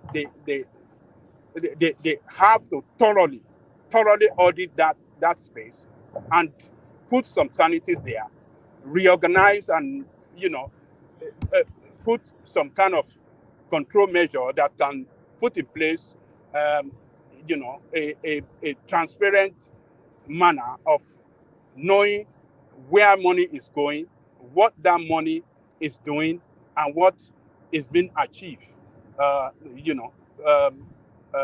Achieved for. So, but as far as I'm concerned, I think our politicians, they must start believing in Nigerian people and committing Nigerian resources into Nigerian people for the development of Nigeria. A lot of these buses that they are going to import from outside the country, I don't think there's a need for it. It's just nonsense. Because we are throwing money, hard-earned money, borrowed money, to develop other economy. It should have been used in Nigeria to build Nigerian vehicle making, auto making industry, to build those buses for us. We don't care if they're going to have problems. Even when they don't have capacity, we have capacity. Who told you that? Because look, Innocent Muton is building CNG buses. And we have some, Nord can build CNG buses. We have a new guy that is going to start building electric vehicles. How many to satisfy the nation? If the demand is there, there will be growth. Yes, if you put that fund. Those are assembly plants. They are not automated, most of them. And you don't worry. Check them out. We don't need automated. Let it be human energy to build it. That will create employment. After all, labor is cheap in Nigeria. So that if the citizen can wait, if the problem can wait, no problem. If we need 50,000 buses and they can produce only 20 per year, let's wait. It can be 20. I mean, what do you mean by 20? I mean, look, everything is about funding. Once funding is committed, you will see development. If there is no funding, that is when you will see setback. But when there is adequate funding, people will be put to work, and then you will see development. Look, that is what we should be doing now. We should start looking inward and see industries in Nigeria, how we can support them to develop capacity and grow. Because as they grow, the country grow, the technological know-how, we go by technological know-how, and we create employment, and we generate economic growth by doing so. But when we are not doing that, one man, it's going to be we're going to continue to sack in the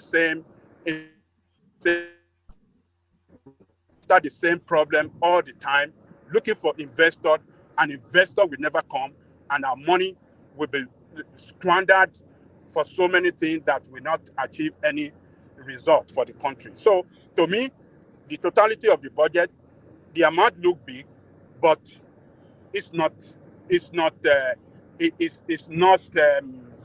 budget for the people, because it's still cheaper. I mean, it's still lesser than the budget of last year. So that's to tell you that what we have now is less capacity with that budget. We are a country with less capacity. If the budget of last year could be bigger than what we have this year, it's a budget of less capacity, and it's unfortunate that This is what Bro, we are Aja, getting. is last year's budget not 25+ trillion? Anybody can correct me, please. What is the exchange rate? What is the Well, exchange rate? that's a different arithmetic Put it in dollar altogether. But terms. let's put the Put figure it in dollar properly. terms. Put it in dollar terms. Put it in dollar terms.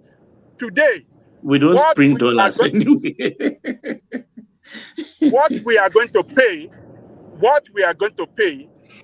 for, our repayment on our loan, we are really going to pay more because of the devaluation of our currency. So we are a nation that we continue to, we are dwindling every day in capacity, in everything. We are dwindling. That is what this budget tells me. And it shows that the politicians are not getting it right in that country. They are not getting it right. And Baba Jolly Coco, can I quickly come in, please? All right, come in, and then after that, Jolly Coco wrap up that space. Then I'll take you to Nandekanu. Yeah. What I was trying to say is that does it really matter what the budget size is? I think what matters really is your ability, your revenue, your capacity to generate revenue. So you can make it a 100 trillion budget. If you can't fund it, it's useless. It's as useless as the piece of paper it's written on. So it's really about funding. So if the government have to look at their capacity in terms of funding and what the gap, as in what they can borrow really to fund the budget. So we are still talking about a budget whereby if they do 60% or 70%, you actually praise them for it. So for me, it doesn't really matter what the size it is. If they can properly fund that budget, you will see a significant improvement on ground. But the funding is clear that we cannot really fund it adequately. We still have to borrow to fund that budget. And this is what we have done for the past 8 years. And that the same thing we are doing now. How long will we continue? So we're not going to, the country is not going to go and borrow 80 trillion to go and fund a 100 trillion budget. No, we are not going to borrow to fund the entirety, but substantial part of that. So I think we have a deficit of 8.2. About 9 trillion. 9 trillion, and we intend to borrow approximately 7 trillion, right? Sales of privatization of government assets. There's also a credit line from IMF and World Bank currently on. So they withdraw that from that credit facility, and also look at some other places to get funds. So typically, I think they may be able to generate enough revenue. If currently, as at September 30th, they are doing approximately 9 trillion naira at September 30th. If you divide that by 12, you should be getting approximately 1 trillion naira rather. So by December, they should be able to get close to 10 million, which is 11 million. Then you know what they are trying to do with the tax space. So once they increase that, they should be able to get enough revenue to fund the budget and probably not borrow as much as possible. All right. Round up that space, Ajande Coco, and then I'll move you on. Well, I just hope that they can get it right and start believing in the country, in the people of the country. Most of the, even the construction company that handles a lot of projects in Nigeria are foreign based. That is,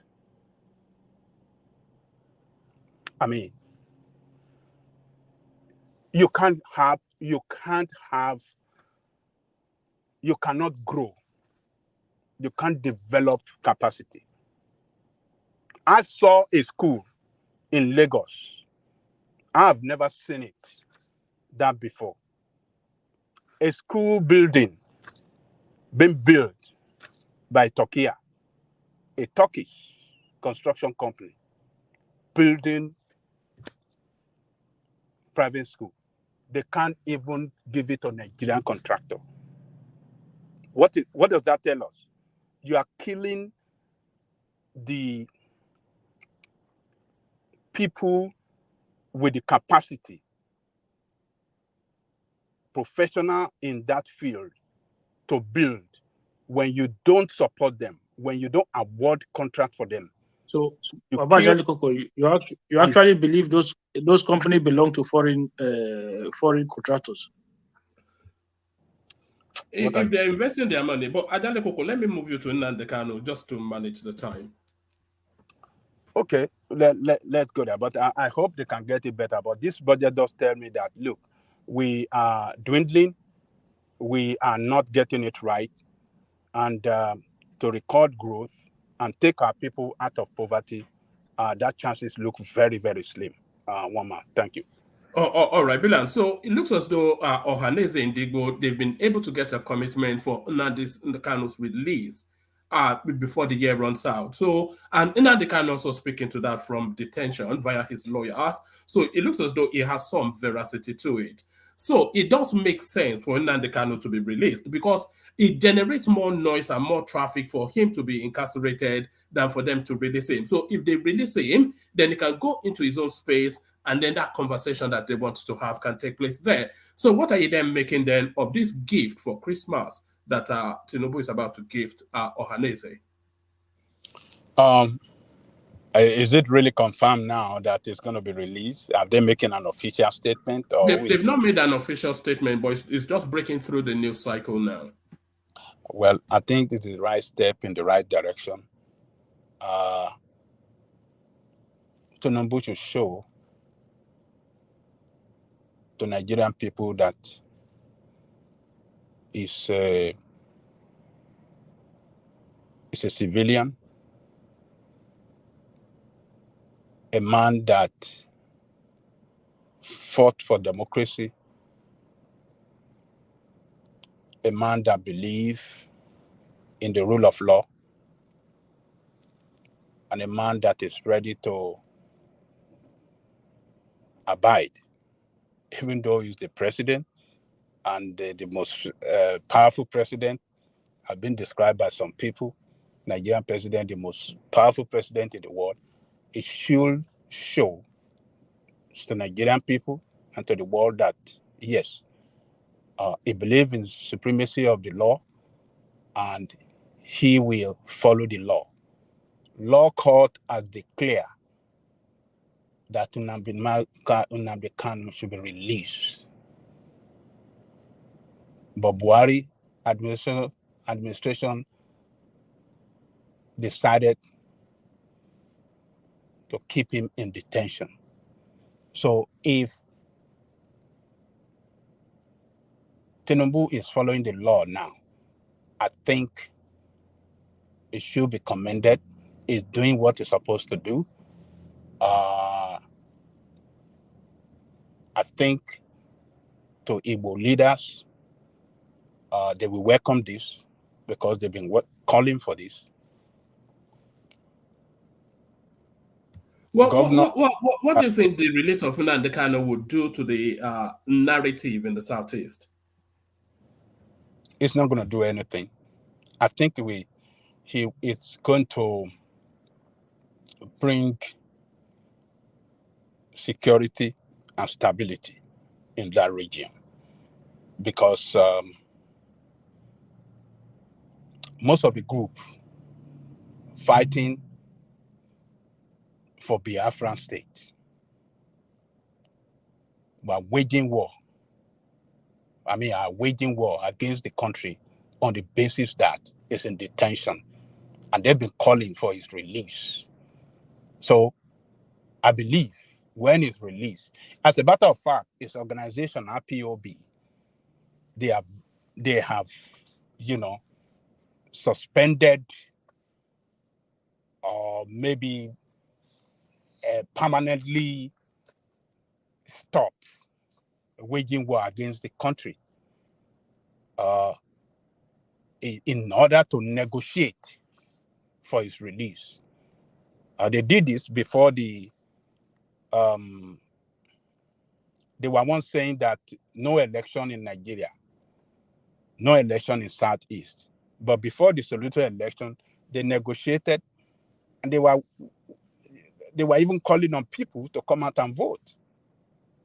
So they have negotiated with the authority that they will not wage war, and they've spoken well. They have made a public statement in that direction that people should go about their businesses. They are not in support of, in support of Sit at Home Monday.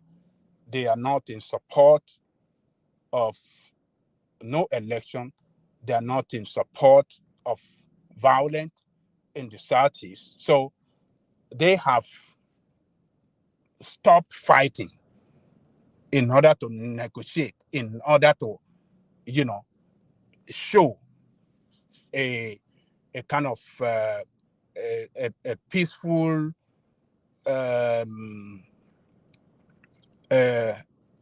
show that they are ready for peace. They've shown that they are ready for peace to the government, to Buhari's government, but Buhari government did not respond. It was other faceless organizations that, that were waging that war against the against the Southeast. So I believe that these other organizations that are faceless, that are on no government, if Nnamdi Kanu is released, I believe them too will try to calm down and give peace a chance. So look, let me tell you this. Ideology is difficult to snatch away from people. People that believe in Biafran state, that they should have Biafran state, to them, it's a matter of ideology to them, and you cannot take it away. So when a leader, a rival leader that they really believe in, is taken to jail, they will stand up and fight. And that is what has been happening. I believe when they release this guy, there will be calm, security will come, and normalcy will return to the house Southeast. So this is further going to show that TINUBU believe in peace. He believe in Igbo's leadership. He listened to them. And he believed that Southeast, if normalcy returned there, the entire country will benefit from that. Because let me tell you, Nigeria, no part of Nigeria can be left alone in crisis. If crisis rock one part of Nigeria, it will affect other parts of Nigeria. The crisis that is going in the north, killing everywhere by banditry and what do you call these people? Terrorists, affected our food security. What you see today in Nigeria, cost of food is affected by, mostly by, insecurity in the north. This thing in the north, in the east now, there are a lot of things that the people in the east, they produce or produces for Nigeria that has not been forthcoming. So what happened? They are producing at low capacity, and then the price automatically will go up. A lot of things are responsible for the high cost of, the high prices of commodity in Nigeria, insecurity is it's responsible for it. Do you know that the basket that they put all this tomato and all this red, all this, what do you call it? Do you know that they are produced from the East? All those baskets that they put the tomato to the where this northerner put all the tomato and all the rest and bring all the the atta, all the they are made in the East. So they are producing at low capacity, and so the northerner they are producing the food too. Those ones are producing at low capacity. Everybody is affected across the country. The price of food is high. So look, normalcy returned there. We will know that yes, that one has been solved. Then we can face the one in the north. What can we do? And then we have to get back to normal life. We must get back to normal life. So this is a good news. If I wish that they release him before Christmas, it's going to be a Christmas gift to his wife, to his children, to his IPOB family, and his lovers across the eastern part of Nigeria. So I wish him good luck. I hope TINUBU will make it happen, get him released, let him go back to his family in Britain to get recuperated and get back to his life. Igbo is now in Germany with his what do you call it? With his family in Germany. Is it disturbing the peace of Nigeria? No. The same thing gonna happen if Nnamdi Kanu is released. Release him, facilitate a way that he can go back to Britain to meet him, to go and stay with his family. I don't think they will give. I don't think they will give him his passport back. You mean the British authority? No, the Nigerian authorities. They will restrict him within the country. No, they don't have to. For what? Let him go back to Britain. Because we saw what it was like when he was in Britain. What did he do? He was making speech?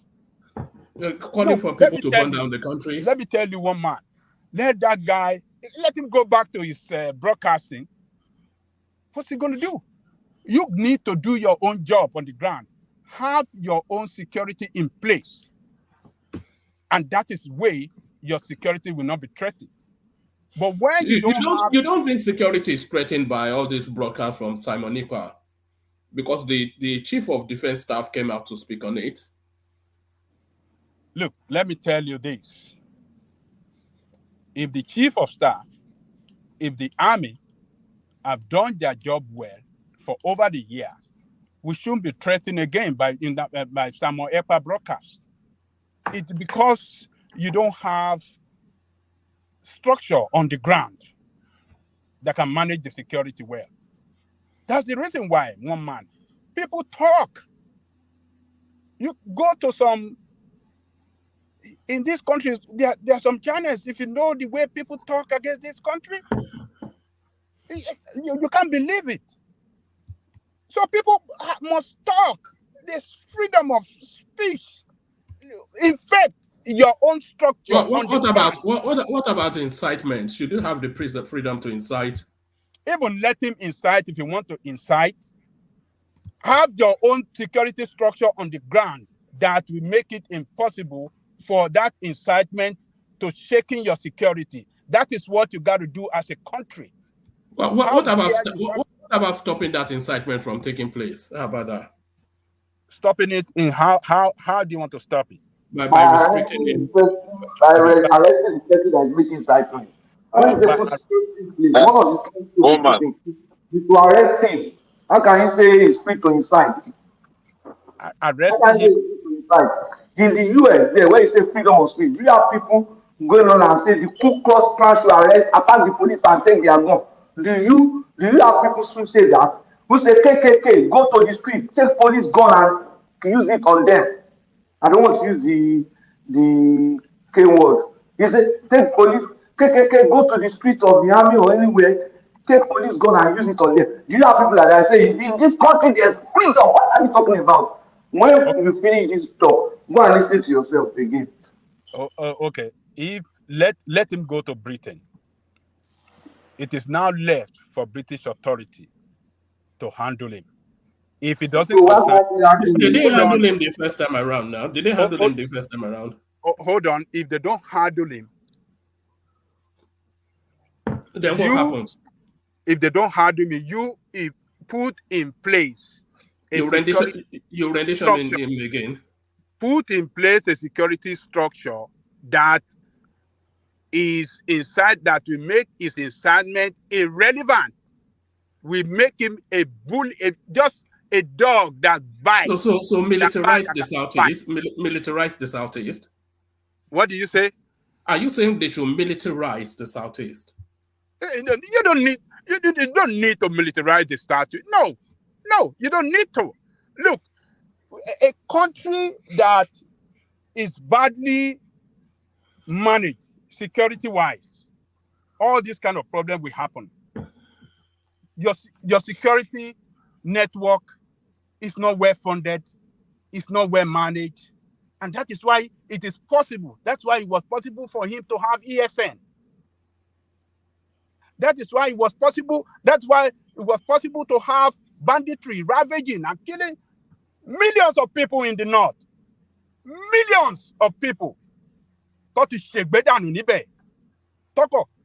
People in their farmland that Nigeria doesn't give nothing to them. People that feed on farming, people that feed the country. They go to farm and feed the country. Nothing is given back to them. But still, their security is not guaranteed in their own ancestral home. That's the system. That's the system. That's the system failure. That's the country failed them. The country failed them. Let's call spade a spade. So, Nnamdi Kanu can go to Britain and start ranting. Put structure in ground that will make it important. You don't need to militarize. If Nnamdi Kanu goes back to the UK and then he reignites his Radio Biafra and he continues to tell them in the Southeast to take the guns away from security personnel and do away with them and burn down their station, and then people start to act on that, which we have seen in the past, what should the government do? The government must restructure the security of the country. You can't centralize the security of the country. Imagine the security of Great Britain is centralized. How would you have security? Imagine the security of the United States is centralized. How do you have security? So I know. Yes. I mean, there's no disputing your position. I think we have a solution for this. Let's have the referendum. Because there is nothing anybody can say that can convince you that Nnamdi Kanu was made tribes to see if it would work the first time they gave him bail. It did worse. Many people have been killed as a result of this continuous incitement.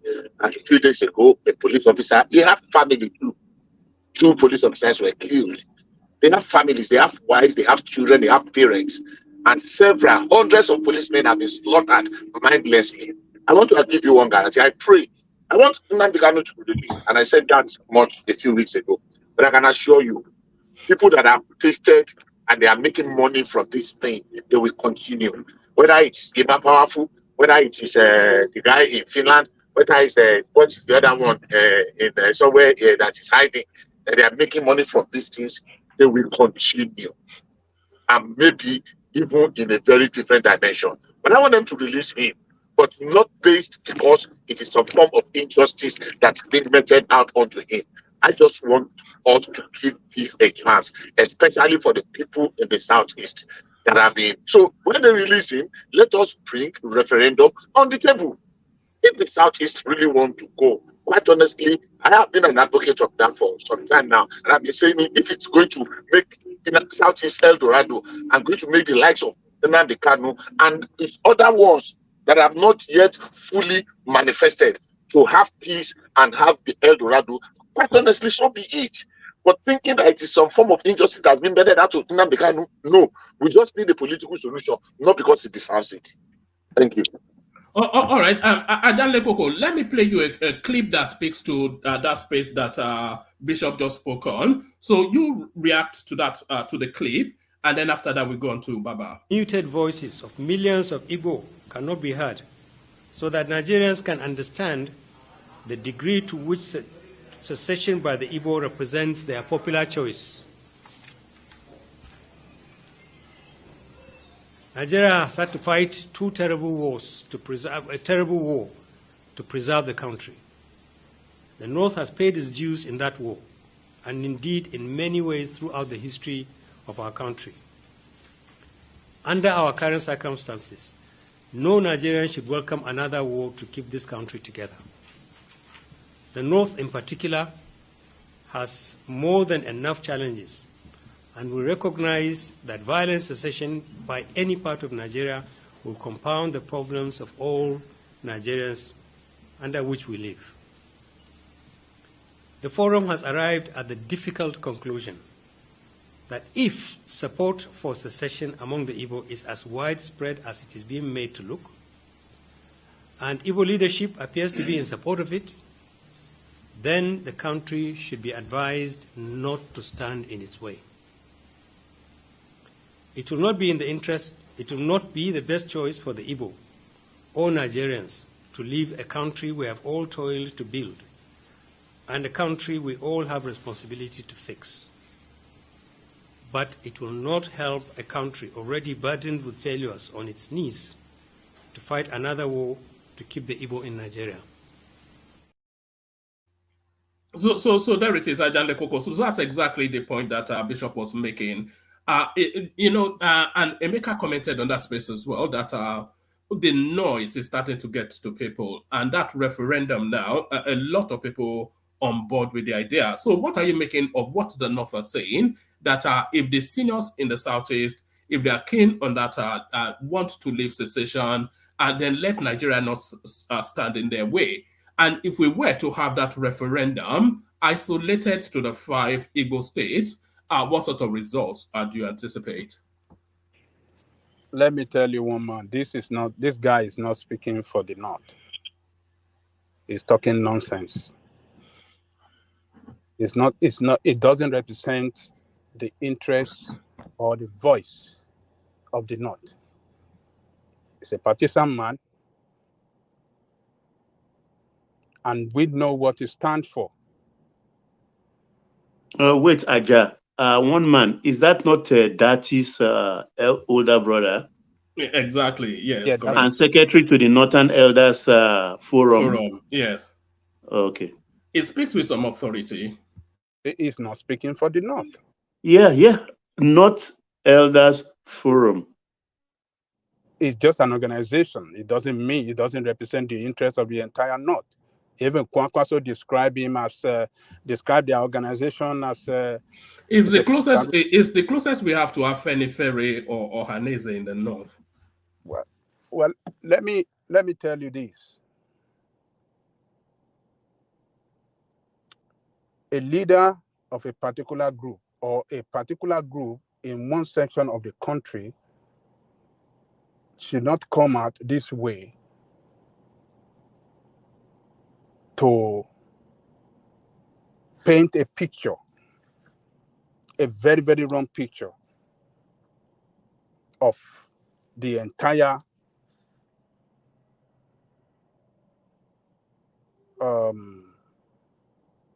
Southeast. I'm sorry for butting in. I'm sorry. I'm confused here. What picture has this man painted now? That if actually the Southeast truly wants referendum, then let us have it. Is that something bad? He's painting a wrong picture.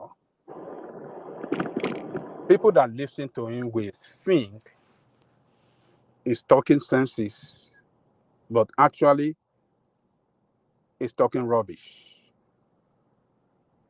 Ohanese as a group that represent the interests of the Eastern Nigeria never in one day talk about secession.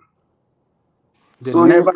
if Aneze is representing the interest of the Northern Nigeria, but not that forum is representing the interest of the North. You are contradicting yourself now. You just said that Aneze represents the interest of Southeast, and they never come out and they won't say from. And another other forum spokesperson has just spoken and he says it's not representing the interest of the North. Okay, where do you put the Arewa group? That's a forum now. That's another forum. Who told you that this is not just a forum? The same way IPOB is still a forum. This group of IPOB that Onaleka is leading, are they representing the East? What I'm telling you that Ohaneze, as a group that we know in that country, as a social political group from the East, that is always in the lead, championing the interests of the Southeast, has never in one day talk about secession, has never in one day talk about, what do you call it, referendum. So why is this guy painting a picture that, oh, Nigeria cannot experience another second war? What does the Southeast want? If they want to do that, let's do referendum. This guy is not a peace lover. This guy has shown over the years that he stands for the interests of the North above the interests of others in that country. This is what this guy stands for. And I don't know why some of you are buying into his shenanigans. This is the guy that were pushing like a year ago or 2 years ago against the southern governors that are calling for power shift to the south. This is the guy that was telling them that they were bullying the North, that they have the number. This is the guy that was telling them that is the number that is going to judge, that nobody, no group of people, no section of the country can tell them their power to shift. I don't know why you guys don't, I don't know why you forget so easily. This guy is not the guy to even listen to. And as a matter of fact, in this recent time, his own brother, his own blood brother was on a ticket with Peter Obi. The Easterners vote overwhelmingly for his brother to be vice president of Nigeria. And this guy is talking nonsense that if the Southeast doesn't, if they don't, they the referendum to determine I mean, this is just people should not listen to him. It's just this guy does not represent the interests. Even Kwakwaso described him and their organization that is a nonsense organization. You remember they organized a kind of that was political speak. They were trying to form a consensus around the northern candidate. But then it was Kwakwaso thought it was Atiku's hand behind it. Yeah, so he said you're Atiku people. He said he talked about him that for Atiku. He talked about some other members in the organization that all of them for Atiku, and they are telling them that they should come out. He said they are all garden people. That people they don't represent the northern interest. That is what Kankaso described them. And I believe what Kankaso said. If Alhanese is supporting Obi, and this guy has never. Does it mean that they are never pushed? No, now,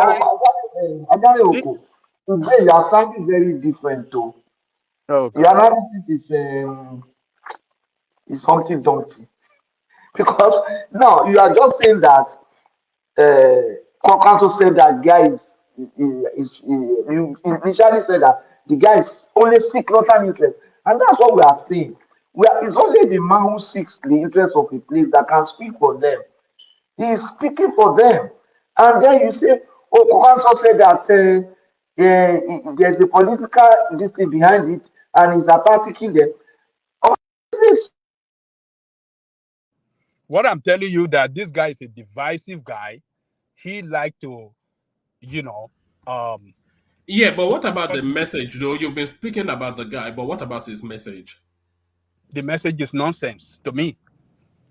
What is referendum? As the Igbo call for referendum, as the leader, as the political leaders, and even the Highness, have they called for referendum? Have you ever heard them call for? Why is he speaking on referendum on Igbo? He's speaking about the noise coming out of that space, and who is that? Who is making that noise? The various Southeast minority, vocal is responding to small boys, small boys of his grandkids that are ranting on what do you call it on internet. Yeah, but the noise is getting unbearably loud. Is why people are responding to it. So he is. And it's inviting the seniors in that space to take a position so that Nigeria knows what that region wants.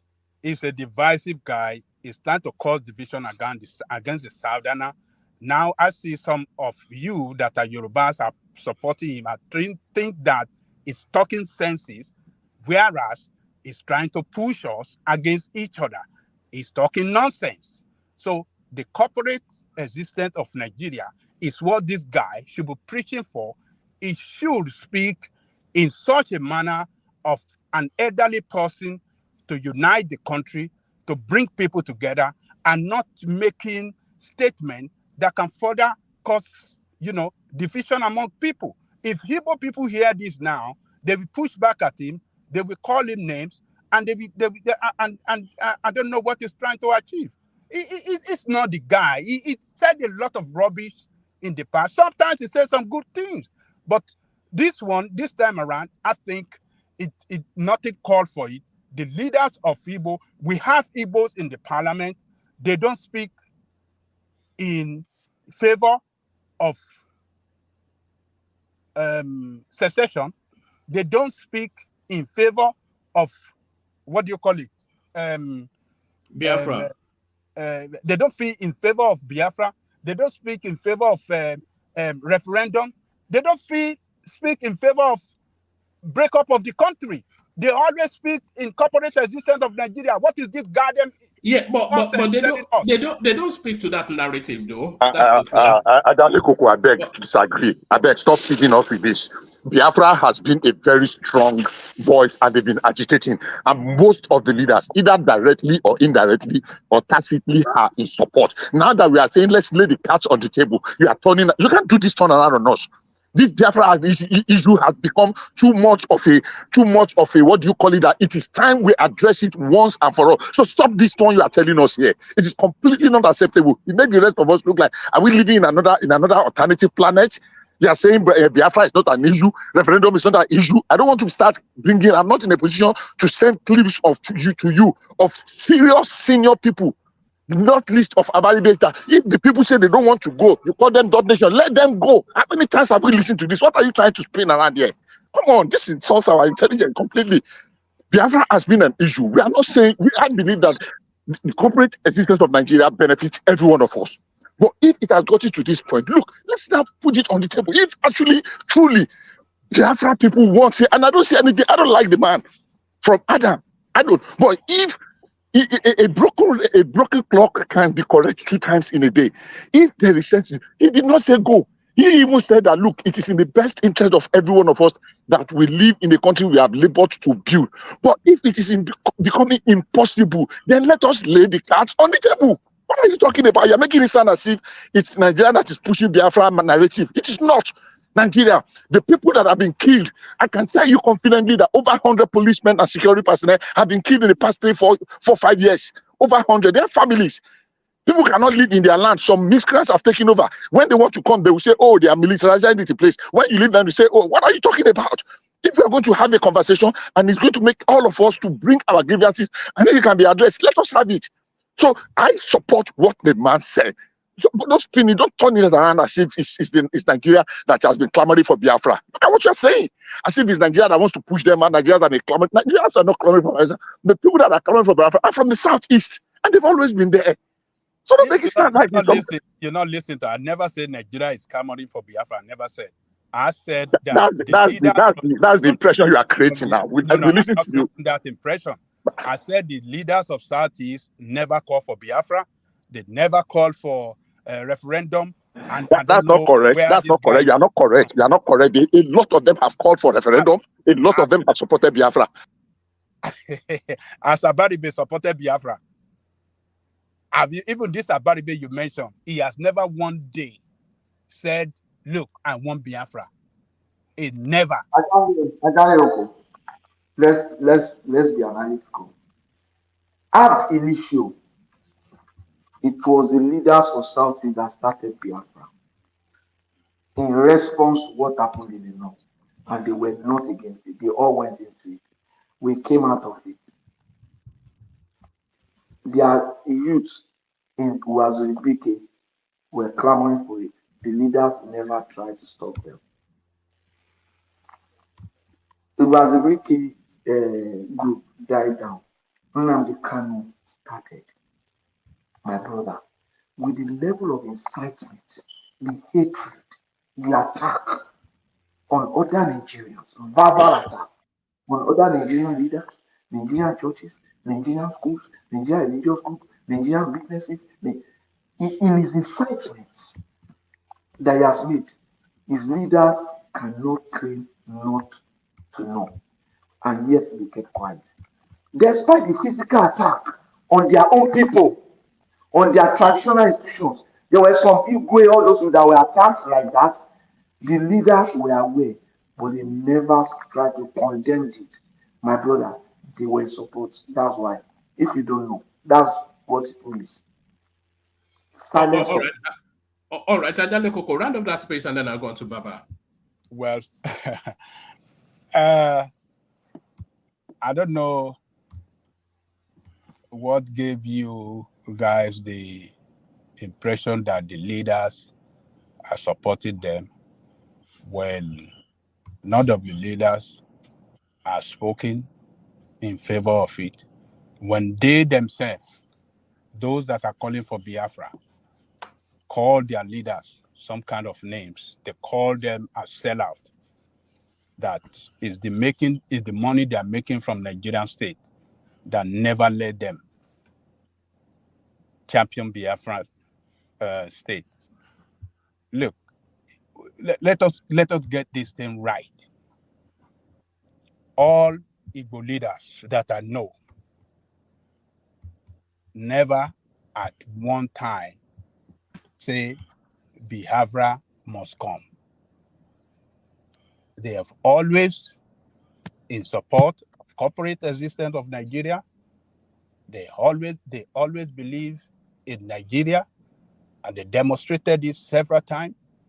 So, do you want to tell me that governors of Imo State and governors of Anambra and all of them are interested, or you want to say Soludo because he's standing for as a surety, offering himself as surety?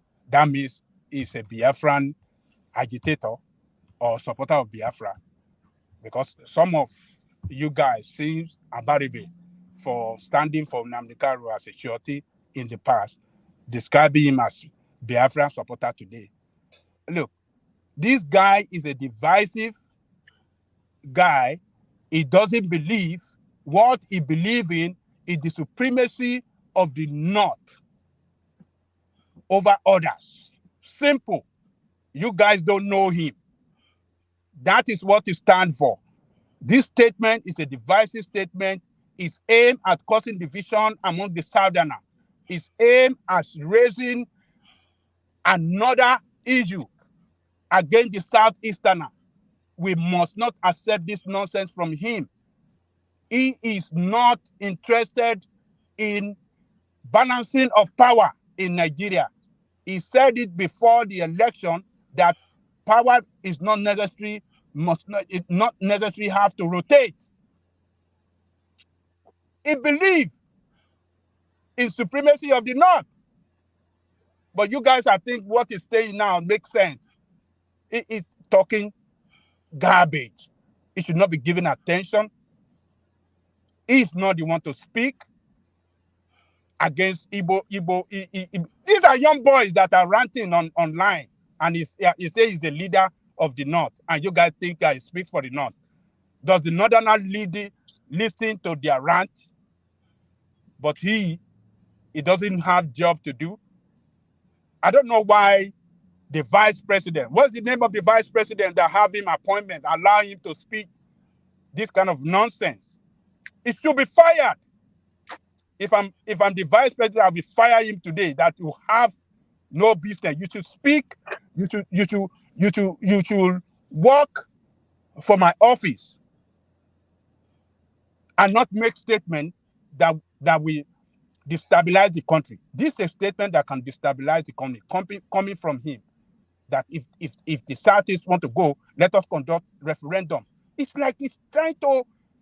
To be fair, I'm not sure that I'm not sure when that statement was made. It might have been pre his appointment by Except it is that one man.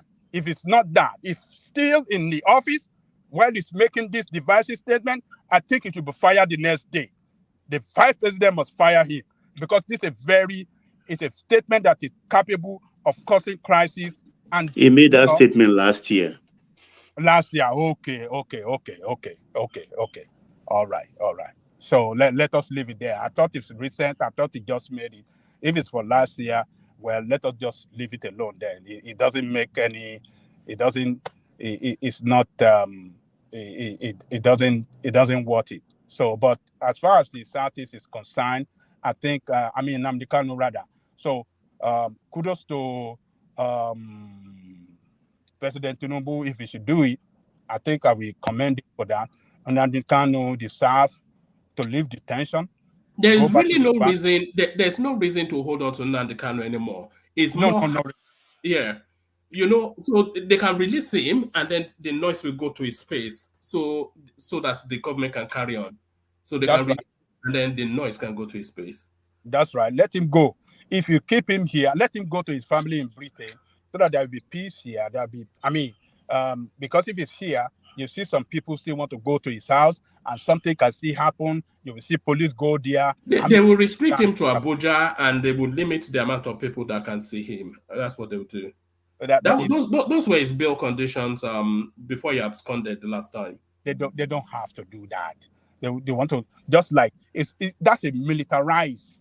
They don't have to do that. It's a security risk. What are you talking about? It's a security risk. They don't have to do that. It's not.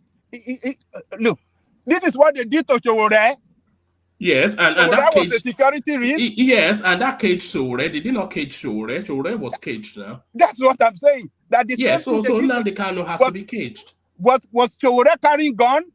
No, it's not Sowore though. We're talking about Nnamdi Kanu, who is a more potent danger to the state. No, that is what I'm saying. That even what you are recommending now, or what you are, thinking that they might do, is what they even did to Sowore, restricting him within Abuja for 3 years. And that contained Sowore. That contained him. That is senseless. That is senseless. A security risk. Somebody that does not threaten the state in any way. Sorry, who's not threatening the state? Sowore? No. We're talking about Nnamdi Kanu. He's a security risk. They should let Nnamdi Kanu go. It's not a security risk. It's Nigerian state that is making him look at security risk. This guy was just making noise before they went to bombard his house and then make him what he is today as an international figure. That guy was just in his bedroom ranting online and just delivering some just talk. And then Nigeria made him popular. Yes. Please, before you go, I want to ask you a question. Yes, sir. Do you think if Nnamdi Kanu come out to contest an election, just the way it will be did, do you think that he will get the same number of votes that P2B got in the Southeast. In which country? In Nigeria. I'm just asking a question. I'm not talking about other. I'm not talking about other parts of the country. I'm saying, yeah. How can he contest an election in a country that he doesn't belong to? He can come out. Ojukwu did now. Ojukwu was a Nigerian. Ojukwu was a Nigerian. Ojukwu once fought for Biafra now, and he contested for an election. So I'm just putting it. Maybe I'm not saying he will, but I say if he do, do you think that he will got the number of votes? The way people are saying that Southeast people support Biafra, all that and all that. At least he's supposed to get 100% vote if he contests an election. But do you think he will get that if he tries to do that, Aja? Let me tell you, if that guy contests for the governor of his state or senator of his state, he will win. He will win because, look, let me tell you, that guy... What about if he contested for the presidency? Will he do as well as Peter Obi? Forget about that. He cannot win anywhere. He can't win. He could, I don't know. Who will vote for him outside of the Southeast? Nobody now. Nobody will vote for him now. No, I'm not talking about the outside Southeast. I'm saying Southeast alone. Can he get a good number of votes in the Southeast? I'm not talking about him winning. Are you asking if he's more popular than Obi in the Southeast? Yes, I'm saying if he contests, do you think that... What's your answer to that? You answer that question. No, I want Aja to answer it. I'm not talking about winning. I'm talking about giving him a good vote in Southeast. Look, at least if he get a good vote in the Southeast, that speaks to the narrative of the Biafran that everybody is talking about the Southeast wanting to leave Nigeria. Wood, let me tell you this. Obi, political backbone from the Southeast. Ajalekoko, sorry. Let me repoint you to where Ekene is going. What he's actually asking is if Nnamdi Kanu contest for an election in the Southeast only, the number of the votes that he gets will almost then is that referendum, which is to tell you the sentiments of the Southeast. Is that where your question is, Ekene? Yeah, that's my question. At least it will confirm. But do you think he will get that vote to show that support? Okay, well, look, let me tell you this. The youth of Southeast are supporting Nnamdi Kanu. The youth of Southeast have taken that part of Nigeria to ransom for many months because of Nnamdi Kanu. And I'm telling you, if Kanu should come out tomorrow to say he wants to contest for election in the East, the youth will follow him. And most of those youth are the ones that left for Obi after Nnamdi Kanu was captured. Because they're like people in wilderness. They don't know where to go. So when they saw that opportunity, Obi, this is another Igbo man, let us champion him. It is all about Igbo's cause. So let us champion him. I'm a youth too. Before you talk about youth too, I'm also a youth. So what I'm telling you is that, look, that guy has a way, an energetic way of delivering his message in such a way that youth understand and admire him. That guy can talk, and he deliver his speech and his messages in very effective manner that that catches the interest of the youth. So don't underrate him. Don't underrate him. If you want to contest for election, don't underrate him. Most of the people that are calling that are obedient today, that the youth, they used to be Nnamdi Kanu people before. I want you to know that. A lot of them, we have some of them here that is not even youth. Pansad used to be championer of Nnamdi Kanu, but when Nnamdi Kanu was taken out, was taken to detention, You see him, he joined Obi. We saw a lot of them that used to release video for IPOB. We must have Biafran state. When Obi came up, all of them changed to Obi supporter. So they are still there. They still have that Biafran state in their heart, and if Nnamdi Kanu is contesting election, don't think that they cannot support him tomorrow. So don't underrate Nnamdi Kanu. He have that popularity among the Igbo youth, and I think they will still continue to love him. So, but one man, let me round up. So, TINUBU, I think if he release him, we have to give kudos to him that what the leaders of Igbo people tried for several years, for almost 4 years. How much has it been? How many years have you been in detention? 3 years or 4 years? Thereabout. Yes. For what they've been trying to achieve, that Buhari did not give to them. Within 6 months, TINUBU gives it to them. If he should release Nnamdi Kanu, that means what they pursue for almost 3 years. What they pursue for 3 years with Buhari, that Buhari did not give to them at all, or even answer them at all, TINUBU give to. That should send a message to them that TINUBU is a leader that can listen if they can, position their interests before him. He can listen and he can work with them. That is what this will tell me. The release of Nnamdi Kanu should tell Igbo people that TINUBU is a leader they should consider as a man they can work with, a man they can put their interests before, and then see how he can work with them. That is the way I will conclude it. Thank you. All right, brilliant, excellent. So I'm going next to Baba. But Baba, can you yield 5 minutes for Emmanuel, who joins us for the very first time? We like to prioritize our new voices. So let's hear from Emmanuel, who joins us, just for him to introduce himself to the space and tell us where his politics is. That's good. Go ahead.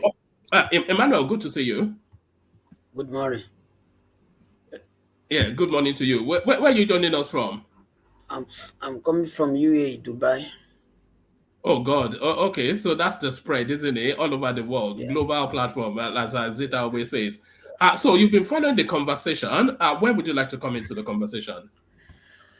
I just want to. Good morning, everyone. I have been listening to your program more than 6-8 months, but sometimes it's late time here, so I cannot join. So, but this morning I just wake. I saw that you're still online. That is why I joined you guys. Thank you for the good job you have been doing for Nigeria, for people that are listening to you. I'm highly appreciate for how your platform educate many people that don't understand some things.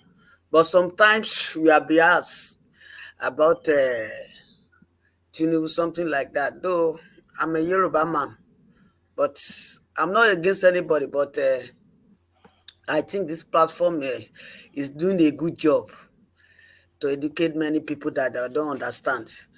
Why I even joined is because of our elder brother, Ajanle Koko, about what he just said. I want to correct him that this man before he got the appointment, he's already made the statement, which one guy, I think one man, there's one guy that have already correct him there.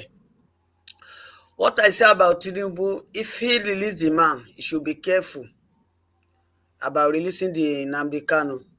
Do you think he should rot in jail? Do you think Nnamdi Kanu should rot in jail? If they were going to release him, let them have a concrete agreement.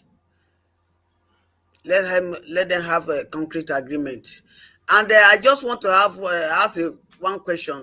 That when one guy is saying that they should, what the guy is saying, this Hausa man, what he's saying is saying through something. I think the man doesn't have interest of Nigerian in heart.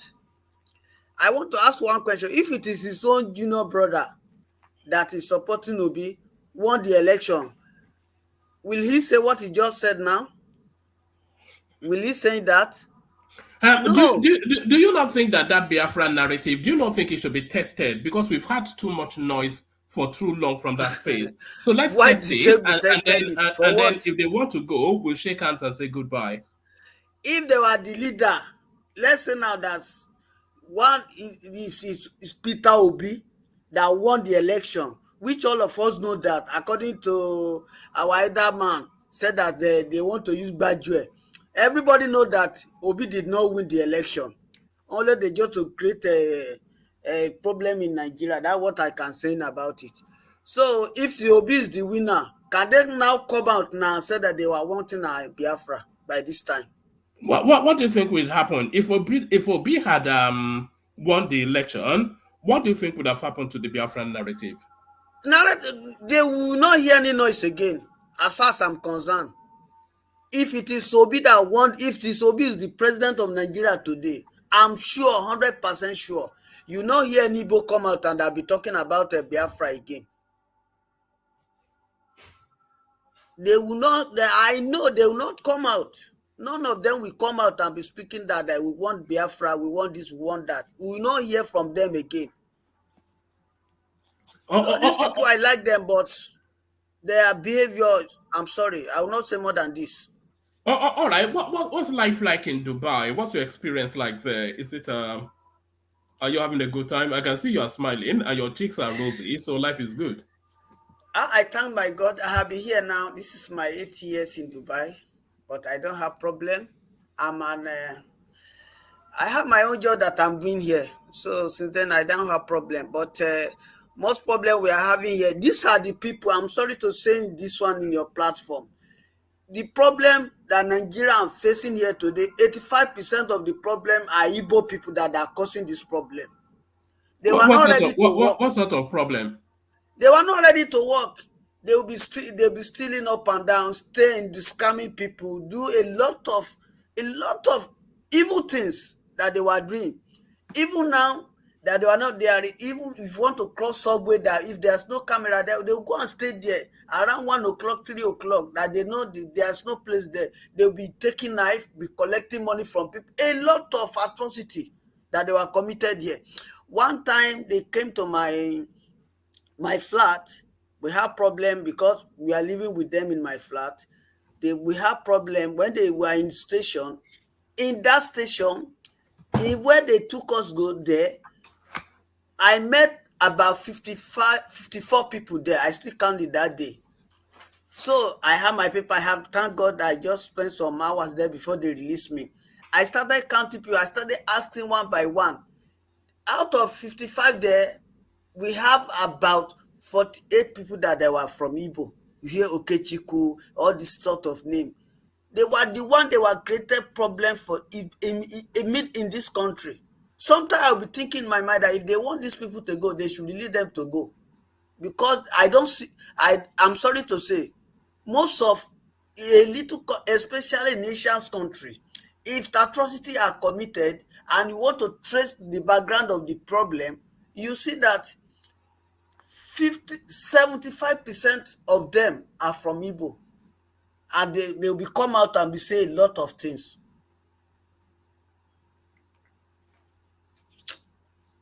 So that's what I can say.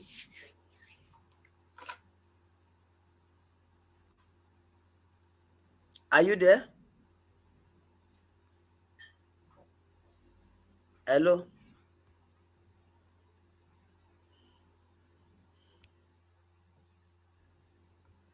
One man. Hello. Oh, can you hear us? Yeah, you can continue to talk. We are hearing you. Okay, thank you. Us more information. We are listening. Thank you, Ajala Koko. So about what I'm saying, Eshegon brother. So about what is happening for me, if they allow this man, but some people are saying that they have never seen what this our new president have done. In my own side, with the little one, I understand. I think this man have something in mind to do if they should allow him. But the problem is there is that I see that some people have started joining opposition now to be criticizing, and they have never no, even when this is a president of Nigeria, most of people have never seen what this man have done that good. So that's the problem they were facing now. Let them live his own private life. If it is ready to do something good for Nigeria, I think they should allow him, in my opinion. To be saying that for this time now, they be releasing both Biafra, this and that. I think that one will let Nigeria go backward again, in my own side. So if they should allow him, let him see what he can do for Nigeria. And let us be praying for him. But some people are not ready to pray for him. Some people have evil mind. They don't want to hear any good thing come out from Nigeria. If this man travel to somewhere that so something, you see on the line, especially Arise TV, they have never talked good things about TINUBU one day, which is unfair. I don't think that one can make Nigeria go forward. If somebody is there, we are not. So let them even try and see what he's going to do before you can criticize this man. Let him spend like 1 year or 2 years. Then you say, okay, this time you have nothing to offer Nigeria. Somebody just started. If we do this one, it's negative. If there's what is this, for God's sake? All right, Emmanuel. Emmanuel, stay with us. Let's go to Baba, who yielded the space, just so you can introduce yourself. So good to meet you, Emmanuel. Baba, you're up next. So Baba, not only did TINUBU present the new budget, he also presented a new national anthem for the Nigerian state. So now listen now, this is your new national anthem now.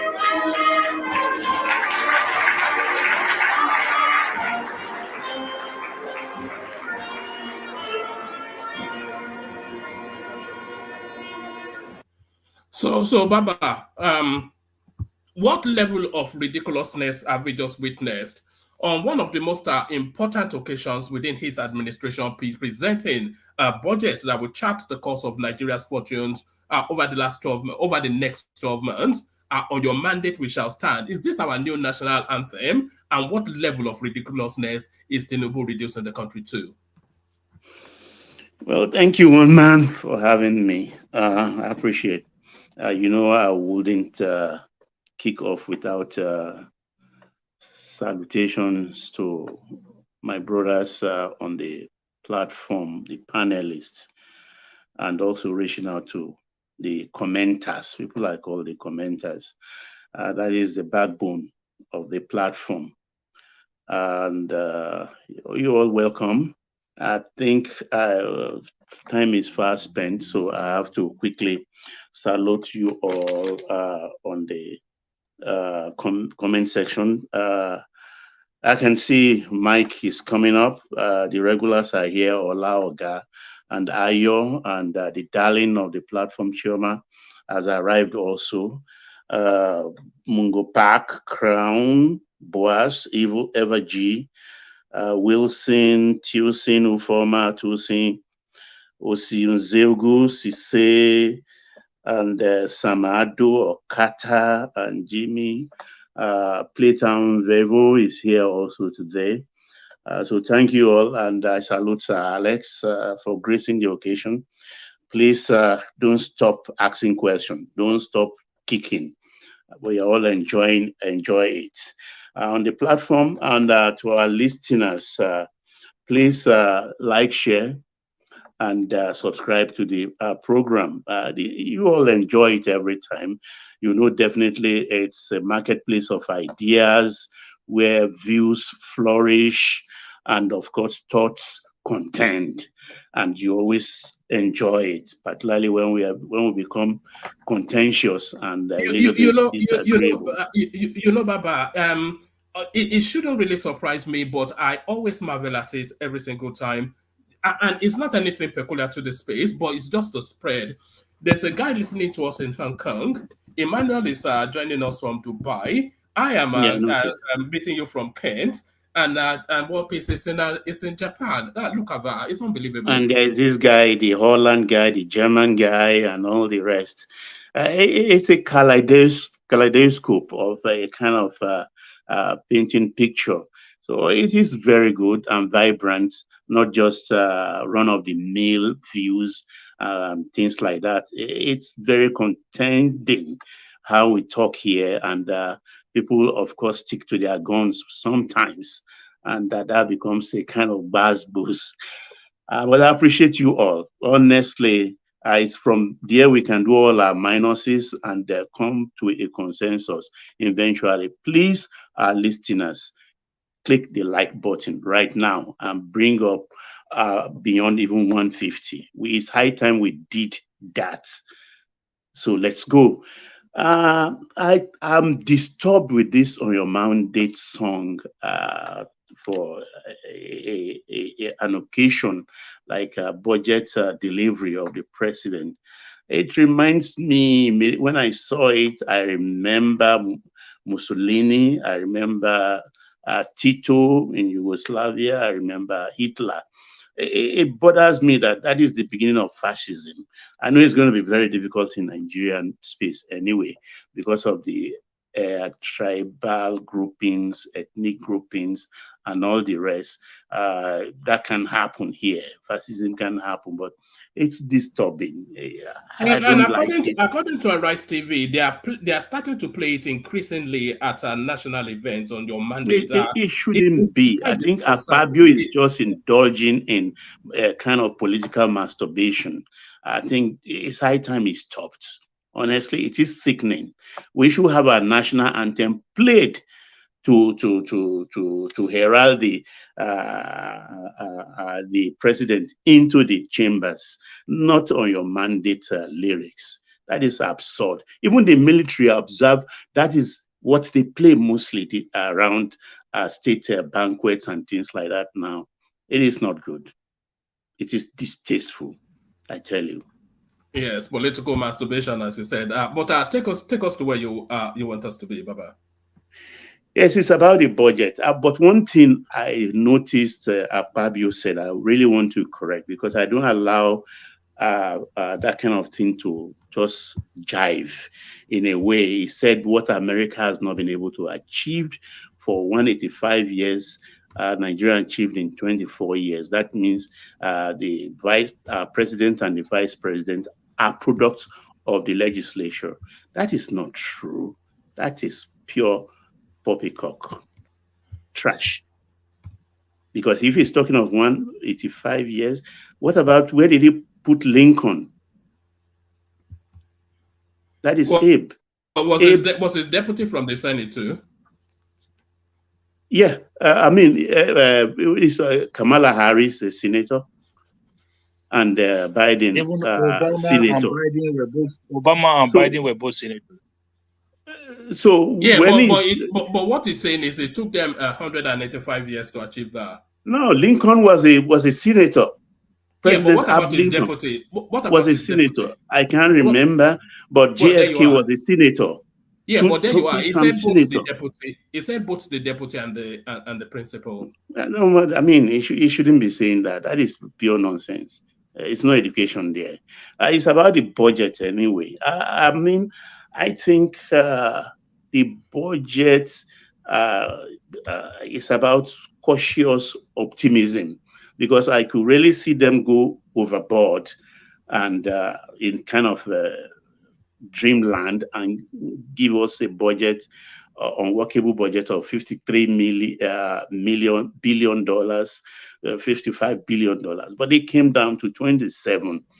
And I think I like it that defense, that is security, has taken a chunk of the budget, because we need to secure ourselves to succeed, to get a high yield from every hectare of land our farmers are free to go, just like they did a couple of years back before the period of Boko Haram and things like that.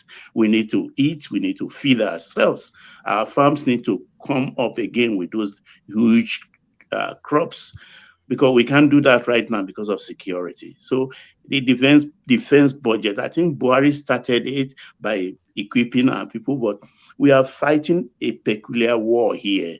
It's like a Hydra-headed war, ISWAP, Boko Haram, and Al-Qaeda in the Maghreb, and a lot of kidnapping, banditry.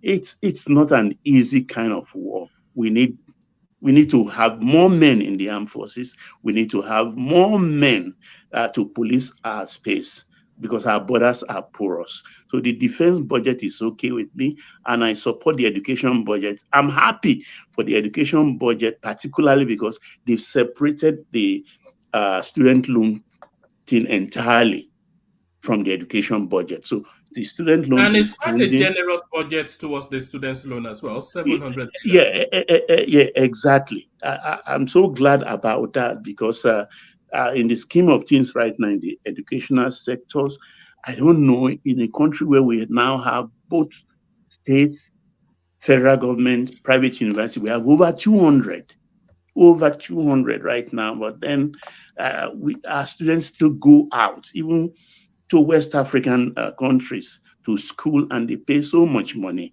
So, but I don't want anybody to now say, because they are frustrated, because they must meet, the applicants must meet the requisite demands of that loan. It's not for free. If they can pay back, it will continue. It will continue to help other students that will be coming along. They should not think it's just a national cake thing, like most Nigerians will always believe government money is free, so you can use it. I just hope the only thing that bothers me in the budget is the exchange rate of 750. I think that is optimistic. I know if they say 850, the public will be a little bit, there will be panic. It will be panic station in the public space. That's maybe they say this money. It's not based on financial projections, though. That is where the naira will land.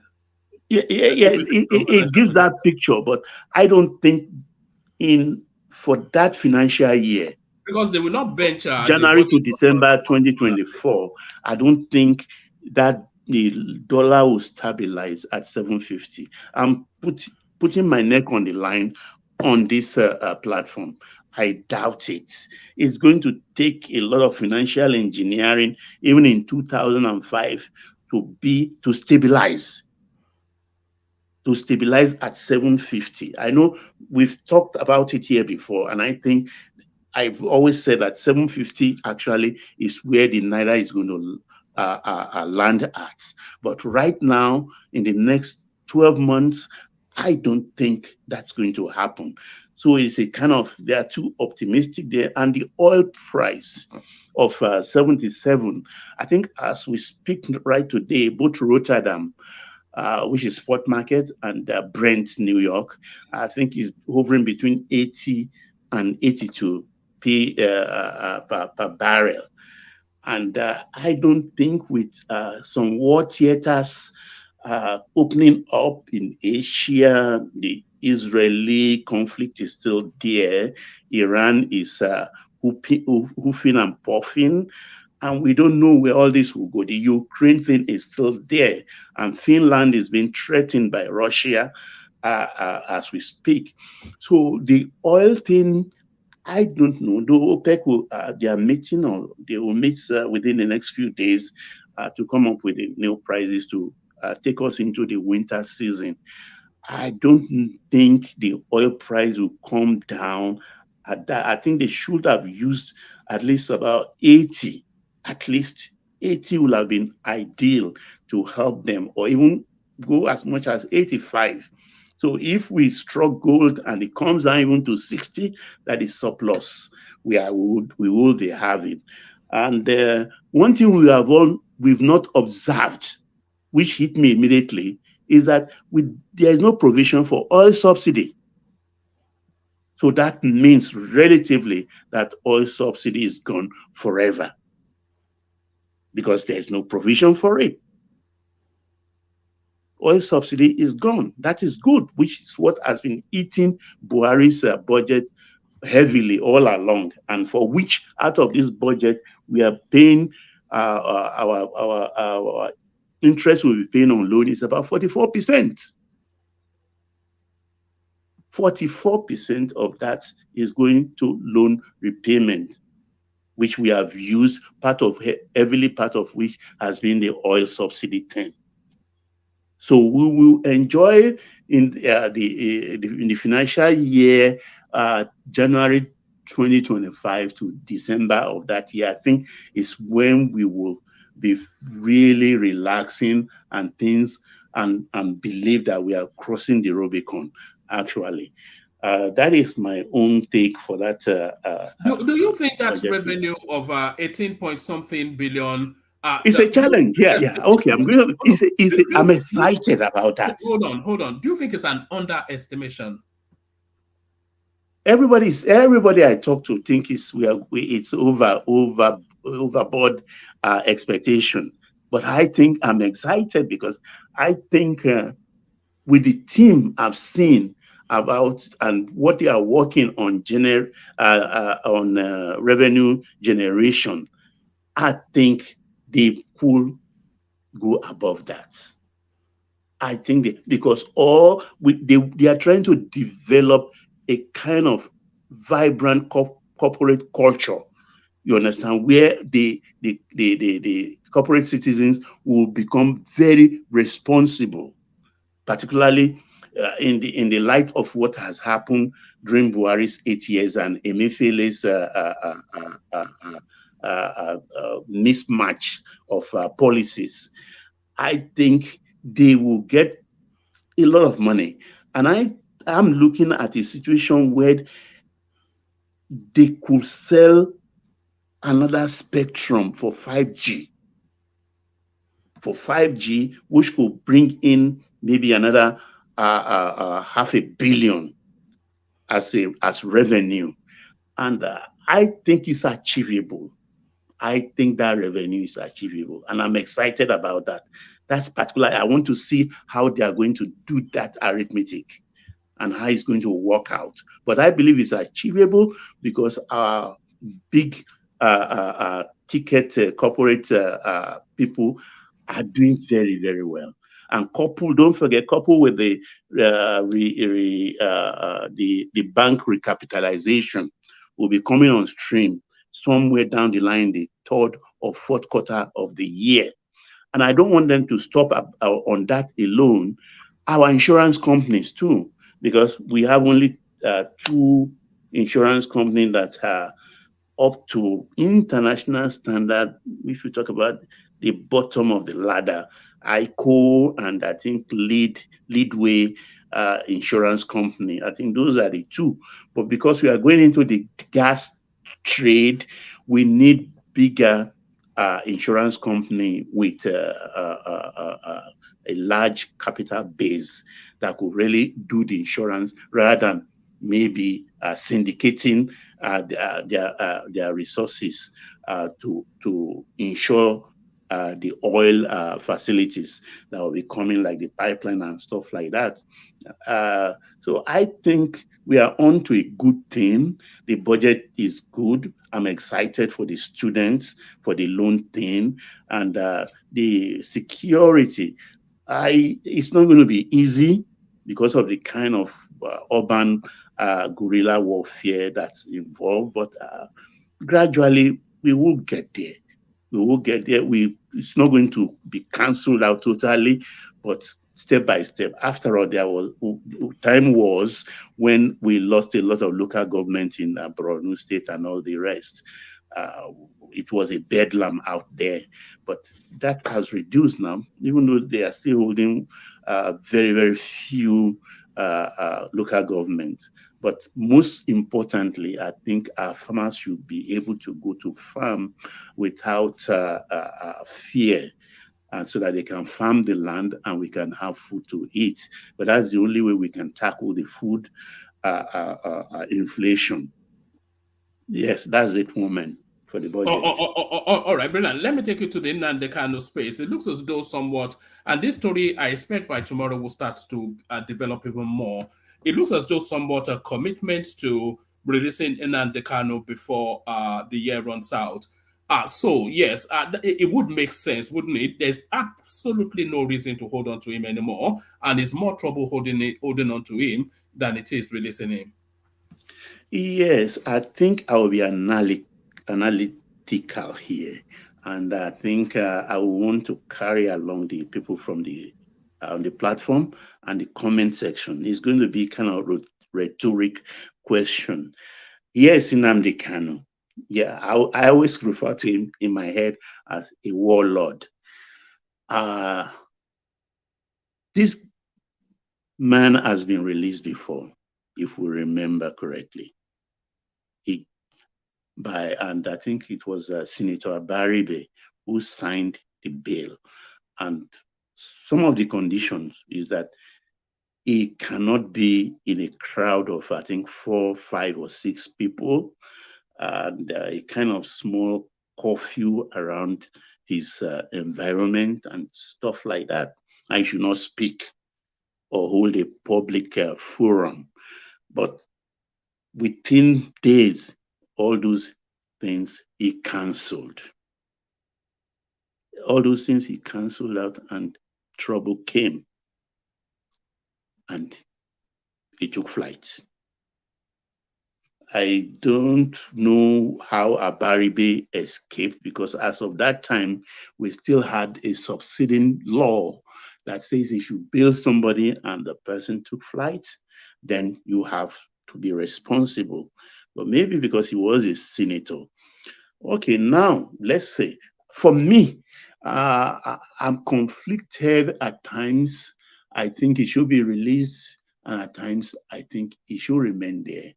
There is a pro, there is con for both sides. If he remains there, the noise from the southeast will still be very, very loud. How do you think his release will impact on Simon Ekpa? This is exactly where I'm going. That's why I say I'm going to be analytical, and let's rub minds together here. If he's released, there will be 3 power blocks in the southeast. Peter Obi, Simon Ekpa, Nnamdi Kanu. If my instinct serves me well, I think in between the 3 of them. I'm sorry to interject. Samuel Ekpa have no base in the sense. Let me, Aja, don't mistake the power of that guy. He has. No, Aja, wait, Aja, calm down. Baba, let me say this, then you will continue. I'm sorry. Okay. So, in Nnamdi Kanu base, Nnamdi Kanu absence is what Samuel Ekpa is enjoying. It wasn't nobody when Nnamdi Kanu was around. He was doing his show, but not as strong as he is today. And he's strong today because of the absence of Nnamdi Kanu. So, Nnamdi Kanu is, Ekpa, take him out of the place. I'm not going to take him out. I'm not going to take him out, Aja. You know why? This guy has tasted. So let me come in, and this is to you and Ajan Lekoko as well. If Nnamdi Kanu is released, is Simon Ekpa going to hand back the center stage to him, or is he going to battle it with him? He's going to fight Kanu for supremacy. He's not going to win, but that would ginger Kanu into action. That is why this is the danger. That's man. Because Simon Ekpa, Baba, Simon Ekpa will still continue to insist that there must be sit at home in the southeast until Biafra is attained. So yes, it will change the reason, but still hold on to that space. And Nnamdi Kanu will come out and say there should be no sit at home, and then and that's where the battle line will be drawn. That's where the battle line will be drawn, because Simon Ekpa has tasted money. He has tasted power. He has declared Biafra as a state and himself as the prime minister in exile. He's not going to shift his position. It's not going to play second fiddle to Kanu. No way. Then the presence of Kanu will erode the power of Obi or the popularity of Obi in the Southeast, because the powerful of the Southeast, the Ejima core of the Southeast, the youths of the Southeast, they all love Nnamdi Kanu, whether we like it or not. They love this guy. They believe in him because he's brazen, he's well-spoken, like all troublemakers. He is an orator in one form or the other, and he commands his people's respect. We can't take that away from him. You understand? This is where the shit will hit the fan, in my own opinion. But Baba, is that not what the central space wants, though? If they release Nnamdi Kanu into that space, then they will cannibalize themselves and a winner will emerge, and then you deal with that winner. So, like you said, he will pull away from the Obi narrative. He will go frontally against Simon Ekpa, so a winner will emerge there. So there can only be one central figure in the Southeast. And like you said, there are three at the moment. So political expediency, just release him into that fold and let them cannibalize themselves. But what you are not thinking here is when the dust settles down, what happened? Then you have one person. You have one person to contend. Exactly. You have him, and Kanu will not change. From the hair on his head to the bottom of his feet, he is Biafra. He is Biafra. The agitation will come on strongly. I would suggest you understand that if they have to release him, the 5 Southeast governors should be the people to sign for him. That is a test. Will they come forward? Not one, the whole 5. Why? What because it is political. Listen, Aja, it is political. This is not about court. It is political. They should be the guarantor because they are the people that will face the brunt. I mean, one governor has suffered himself as surety. Why must it be 5? It's not sufficient, so there will be no finger pointing. I mean, there will be no finger pointing. I know what I'm talking about here. We are taking this guy as if like the worst threat to the security of the country. He is. If you don't know, let me tell you, he is. He wills power. If you don't know now, he wills power. And the people, the elites of the Southeast are in awe and fear of this young man. I tell you.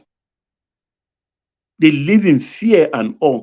And let me let you into something else. The elites don't want him released. Believe me. Because they will not enjoy peace of mind. They know the youths listen to him.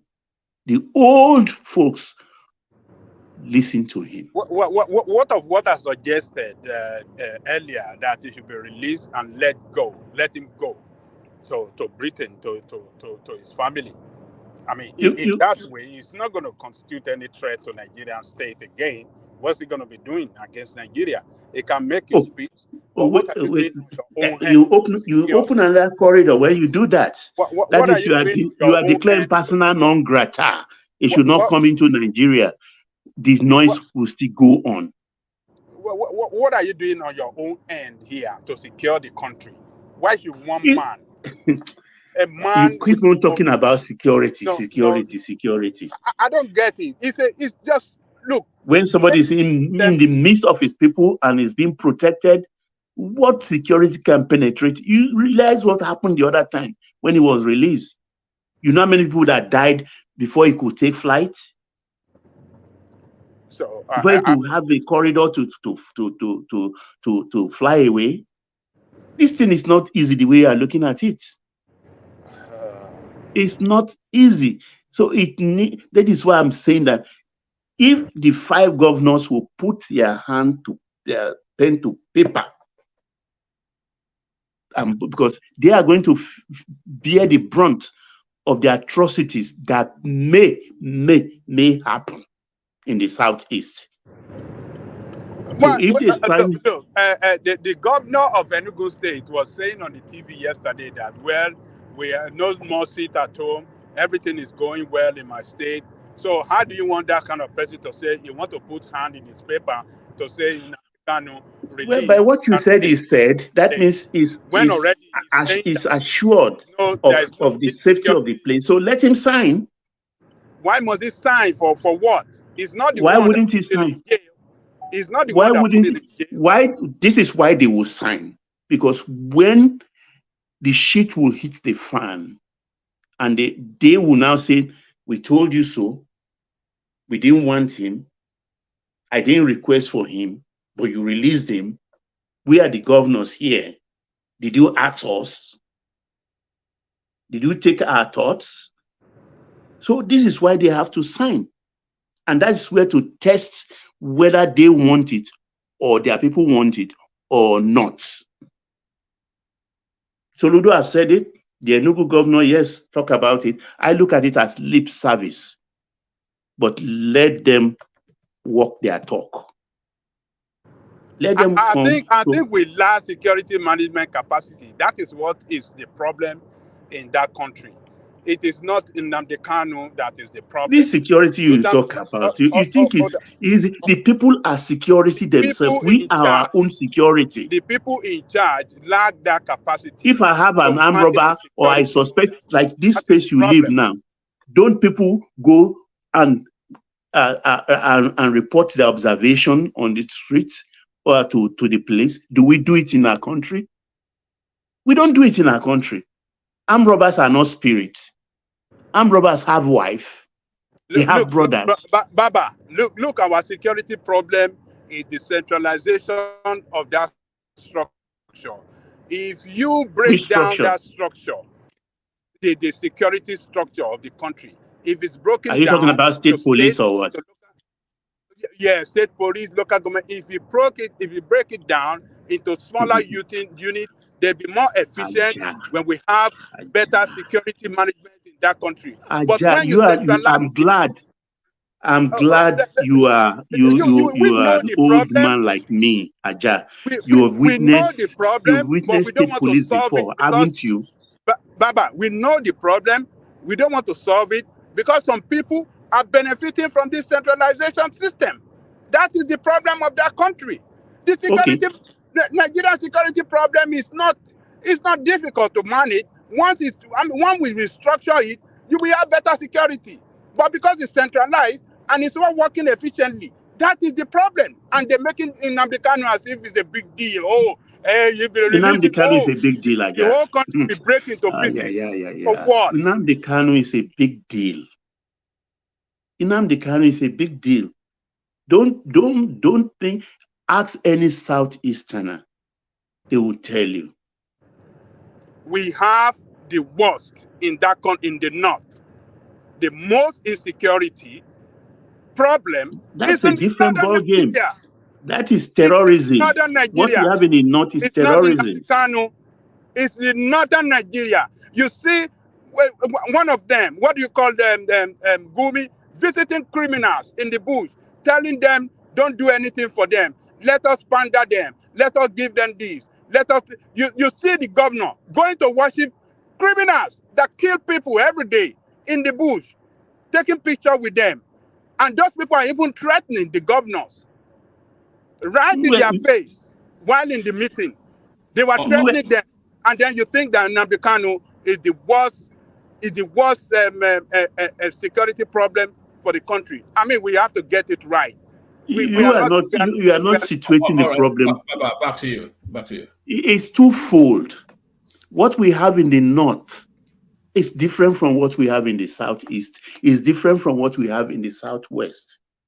In the southwest, we are contending with herdsmen, raping the women there and killing farm owners and destroying farmlands. That's what we have in the southwest. In the southeast, we have the Biafra agitators. Kanu is the arrowhead of that agitation. In the north, we are contending with terrorism that has spiraled down to kidnapping and banditry. And the terrorism we are facing in the north is international. It's international. And with the country in Chad, northern Cameroon, Niger, Mali, look at the people we are surrounded by. They are like cap on top of the head of Nigerian space. So they can hit and run back to Niger, run back to Chad, enter into Cameroon, and look, when we're tired again, they watch that we are relaxed, they come in again. It's a guerrilla warfare we have there. It's not an easy thing. It's not like the war of nation country using tanks and things like that. No, these are small armaments. You have to train your soldiers. They have to be specialized. It's not your ordinary warfare battalion to battalion or anything. You have platoons of 8 persons with a captain heading the platoon. That's how you go, and you need a lot of information. Humans, they call it, human intelligence. You need to be able to contain that kind of warfare in the north. It takes time. So we're talking about 3 things entirely contentious, which is facing the federal government. And when you talk about state police, I desire it, but growing up, we had state police. You even have local government police. And I know, even as young as I was, I know it was a dangerous thing. Because we've been very tribal long ago. They will go and kill people and put on your land, bury them, and go to the police, speak the same language. They said you have killed somebody. We are not matured socially. Let me put it bluntly. We are not matured socially for state police. We will tribalize it. We will tribalize it. So that is my fear. It is the ideal thing, but we can't do it because of the nature of Nigerians. So the thing is to expand the Nigerian police and maybe to reformat it entirely. Maybe to reformat it entirely. But having state police, I like it, but knowing the kind of people we are, it is too dangerous. Not when we are practicing democracy. Maybe in a military government setting, yes, it could be possible. But in democracy, where you are always talking about human rights, free speech, we have to Baba, slow down. I would like to interject, please. Yes, go ahead, Maurice. You know, do you think that, like I've been listening in the background, that Carlo is such a threat? What do you know that the biggest threat, like Angelico said, is in the north? Do you agree that a leader of a known terrorist group in the north, which was shown on television, televised everywhere, he murdered so many people, and it's not like it was a rumor, he confessed it.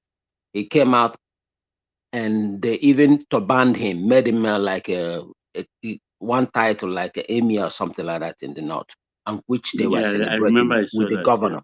Do you remember that? Yeah, I remember. Okay, good.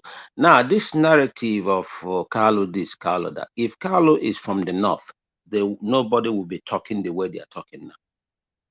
And if Carlo is from the southwest, nobody will talk the way they talk now. Do you know how many hardcore terrorists, Boko Haram, even leader that murdered so many people that they found in the north, and they didn't kill them, rather they settled them, even gave them wives, bought houses for them, even put them in the police force. But Carlo never carried guns. Sometimes we say he's a threat. What I'm trying to say is that, look, the point I'm trying to make is that he flaunted the belt. Kano heads a weaponized militia organization. Yeah, Igbo No, controls also weaponized. Forget Igbo. So why should I forget it? Is it not in Nigeria? You said Kanu never carried arms. Maurice, let me just interject you. While you are interjecting me, let me use the word interject. Right. I want you to understand that what Kanu is agitating for, rightfully, or unrightfully, is Biafra. What is wrong with that? Is that nothing to me? I said nothing is wrong with that. Okay, good. Nothing is wrong with that, as far as I'm concerned. You understand? It is their right. But let me tell you one thing, Maurice. In our constitution, our sovereignty is not negotiable in our constitution. So we have to do constitutional amendment to remove that from our constitution. Who made that constitution? Is it not the military? The military made it. Unfortunately, they said we the people. I don't know. So, they didn't put me there. If we have to do something to change that one, how is it then? If this is in our constitution, why is it then people are requesting to have a new constitution, restructuring, to change the constitution that it was the military?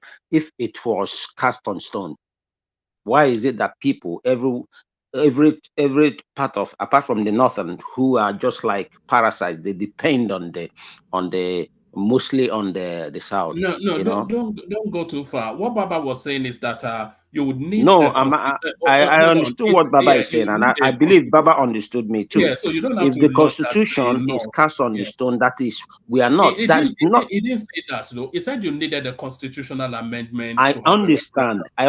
Baba also, I believe he understands where I'm going. I followed him very well. He didn't say it's cast on stone. He said in our constitution, it says that our unity is not non-negotiable, and we need a new to change that thing, remove that in the constitution. And what I'm trying to say here, nothing is non-negotiable. Not even your faith. You, let's say now you are a Christian or you're a Muslim, you can also decide to change that. Nothing is permanent, not even in marriage. Baba, am I wrong on that one? Yeah, but then we have to, how do I put it? We have to regularize the constitution by making that amendment. And you and me know that by the constitutional procedure for amendment, it's not an easy task. Though, but with Akpabio these days, we can fast forward anything. Anything can be fast forwarded. No, but so, let me tell you, Akpabio, I think the other one, what's his name? The former Senate president. Lawan, right? The former, the ninth assembly. Lawan. Yes. He's 1,000 times better than Akpabio. Under Akpabio, we're going to have the worst of the worst. Buhari, Lawal is so loyal to Buhari. Even Maurice, we are drifting now. We are drifting. Let's stay on the Biafran issue. Okay, good. So Akpabio is going to be the worst. So the thing is that I yield the floor back to you till when it gets to my turn. Okay. What I'm saying is that there is a system to the madness. Let me just put it that way. Yes, sir. Please don't be annoyed that I come. No. Why should I? Okay. But from my own point of view, I think every part of Nigeria is now using this issue of IPOB and all that against the Southeast. Because for me, and where I base and my people that I listen to and how I understand them, other part of the country take it more serious than even the Southeasterners on this issue of IPOB. I think the authorities or powers to be are beginning to position this issue of Biafra, IPOB in a way to keep the Southeast underground in terms of politics. And that if the Southeasterners don't come out to speak, it will remain. Because I think it's a tool now being used to suppress the political view of the Easterners in that central space, and that's how I see it. Okay, and that is why that is why I asked Ajali Koko question, and nobody has been able to answer that. No, I will answer that question because I'm disappointed it wasn't even answered then. That if Kanu, for instance, let's say he even formed his own party, which is his own right anyway as a citizen, and he puts down a ballot box for only Southeast vote alone. I may be wrong, but that's how my own calculation. I think Kanu will get 95%. I think Kanu will get 95% positive votes. Okay, you think Igbos are too dumb like that to give Kanu 95% vote if he comes out to contest? But they always give 95%. Ekene, listen. This is the thing here. The youths, and when we say the youths, let's upgrade it from voting age of 18 to even 30 in the Southeast.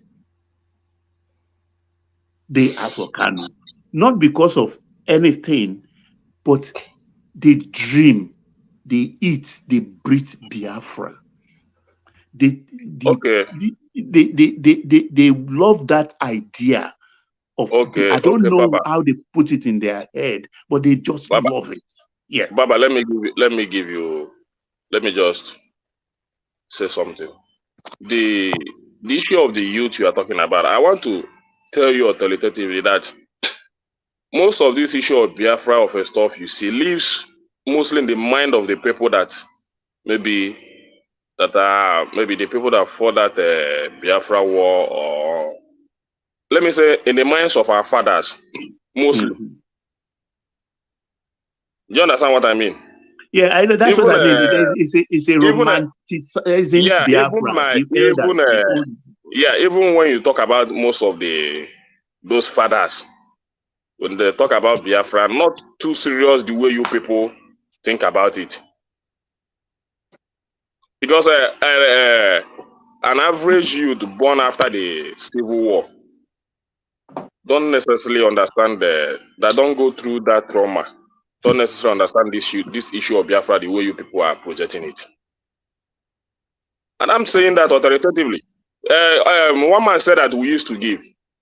Ojukwu contested. And he failed. From day one, NPN. We were all surprised anyway. We were all surprised. So why people are, do you think Igbos are just too dumb? That when Kanu come out, they might love him, or the people that love him. But when it comes to politics, do you think that Igbos are too dumb like that? That when Kanu come out to contest, they'll just give him that 95% vote because they want Biafra? Okay, let me ask you. Thinking very good now. Why are we thinking like this? Wait, Ekene, let me ask you one question. Are you saying that all we've been hearing from the Southeast and witnessing is all bluster, just smoke? Do you understand me? Yeah. To put it in a straight balance, everything we hear na shakara, not the reality. Is that what you're saying? Mostly, yeah. And mostly people that I know the people that buy that narrative of Biafra and all that. But why I'm getting it wrong, and where I'm being angry with the Nigerian space is the way the Nigerians, especially the elites in other part of the country, are using it against the Igbos, even the people that have the mind. Because I know a lot of Nigerians want Nigerian to work. Some people might not believe it.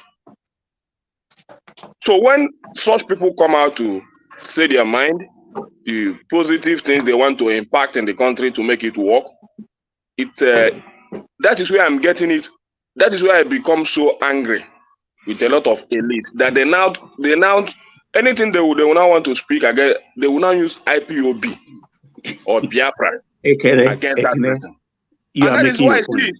Yeah, you are making a very, very good fundamental point. Yes, the West, the North, we are all using it against you. You are very correct. It's like when you talk about that, we ask, oh, you are talking about Nigeria. Maybe not Biafra you day. So I know how that is like, can make you back the wall. But the question here is, if you remember Yoruba Nation, it did not take root because our elites, our elders, they vociferously voiced against it, that we don't want it. Even if we want it, it is not now. That is what is absent in the Southeast. Is it fear? Because I know the elites, the older ones, they don't want it because they are propertied. They don't want it. But why are they not talking openly about it? Like I will tell you today that if Igbo enters this country today, he will be arrested. He will be picked up. You should know. You should understand. You should understand that space very well, because most of those guys, if I use the word criminally minded, I'm not wrong, because if you say you are fighting for a just cause and you are ready to suppress or kill anybody that from your region that speak against your narrative, all right. Let Baba I'm not carry on. Baba, yeah, Wama, let me make my point. Baba is not complaining. I am pushed for time. That's just the thing. But carry on. And you are using that. You know the implication in that space. Wama, so when you as a rich man in the Southeast, you know the implication of speaking against these people. And that is why somebody like me will not buy to that narrative, because if I cannot speak my mind, if I'm in your group and say let us not do this thing violently or the other way around, then that is where I am seeing it wrong in that IPOB of a stuff. So, but people need to understand it that way. So those guys not speaking up is not an issue. You should understand other people involved. Their life is involved also. I know. But when Emeka, what's his name now? The oil guy, what's his name? The senator who has jumped ship now to APC. From AYY or YAA party. Senator. Is this guy from YPP or something like that? The guy from YPP. What's his name? From Anambra. When he armed some people up to communication equipment, everything, motorbike, everything. I was expecting. Senator Uba. Yeah, Uba. I was expecting other elites to join him with equipment and people from village to village or autonomous body to autonomous body in the east and overwhelm these people that are terrorizing the space there. But he was alone. For 1 week, they were... Many people supported him on the ground.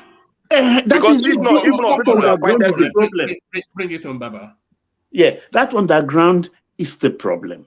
They have to speak up. They have to speak up bravely. I know it's not easy. Who wants to die? Nobody wants to die. But maybe from distance or they have safe haven, maybe they can throw the bomb. I don't know, but they need to speak up. So one man.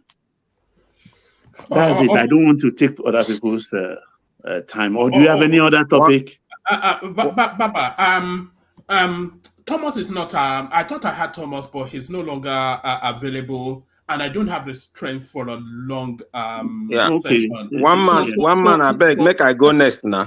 Can you hold on? So what I'm going to do is 8 minutes slot each, and then if Thomas doesn't turn up, we wrap it up. We kick up the 8 minutes with a world peace. World peace. Thank you, woman. Okay, Woman. Thank you, Woman. Yeah, which talking point you want me to talk to speak to? Do you want to free flow, or do you want me to line it up? Do you want to speak to the budget? The budget, like I told you before, I was expecting a bigger budget, so I don't really have anything to say. So you can take me to the next one. All right, and Nnamdi Kanu's imminent release. Okay. Good day, everyone. I know I will get a lot of enemy here from Maurice and Ajalkoko and Ikene, but my stance still remains. They should not release Nnamdi Kanu. In short, that guy should be sentenced. Supposed to be facing firing squad, if there's anything like that. Because releasing Nnamdi Kanu will turn Nigeria into turmoil, or turmoil, how you could call it. Because people don't see the danger of releasing this guy.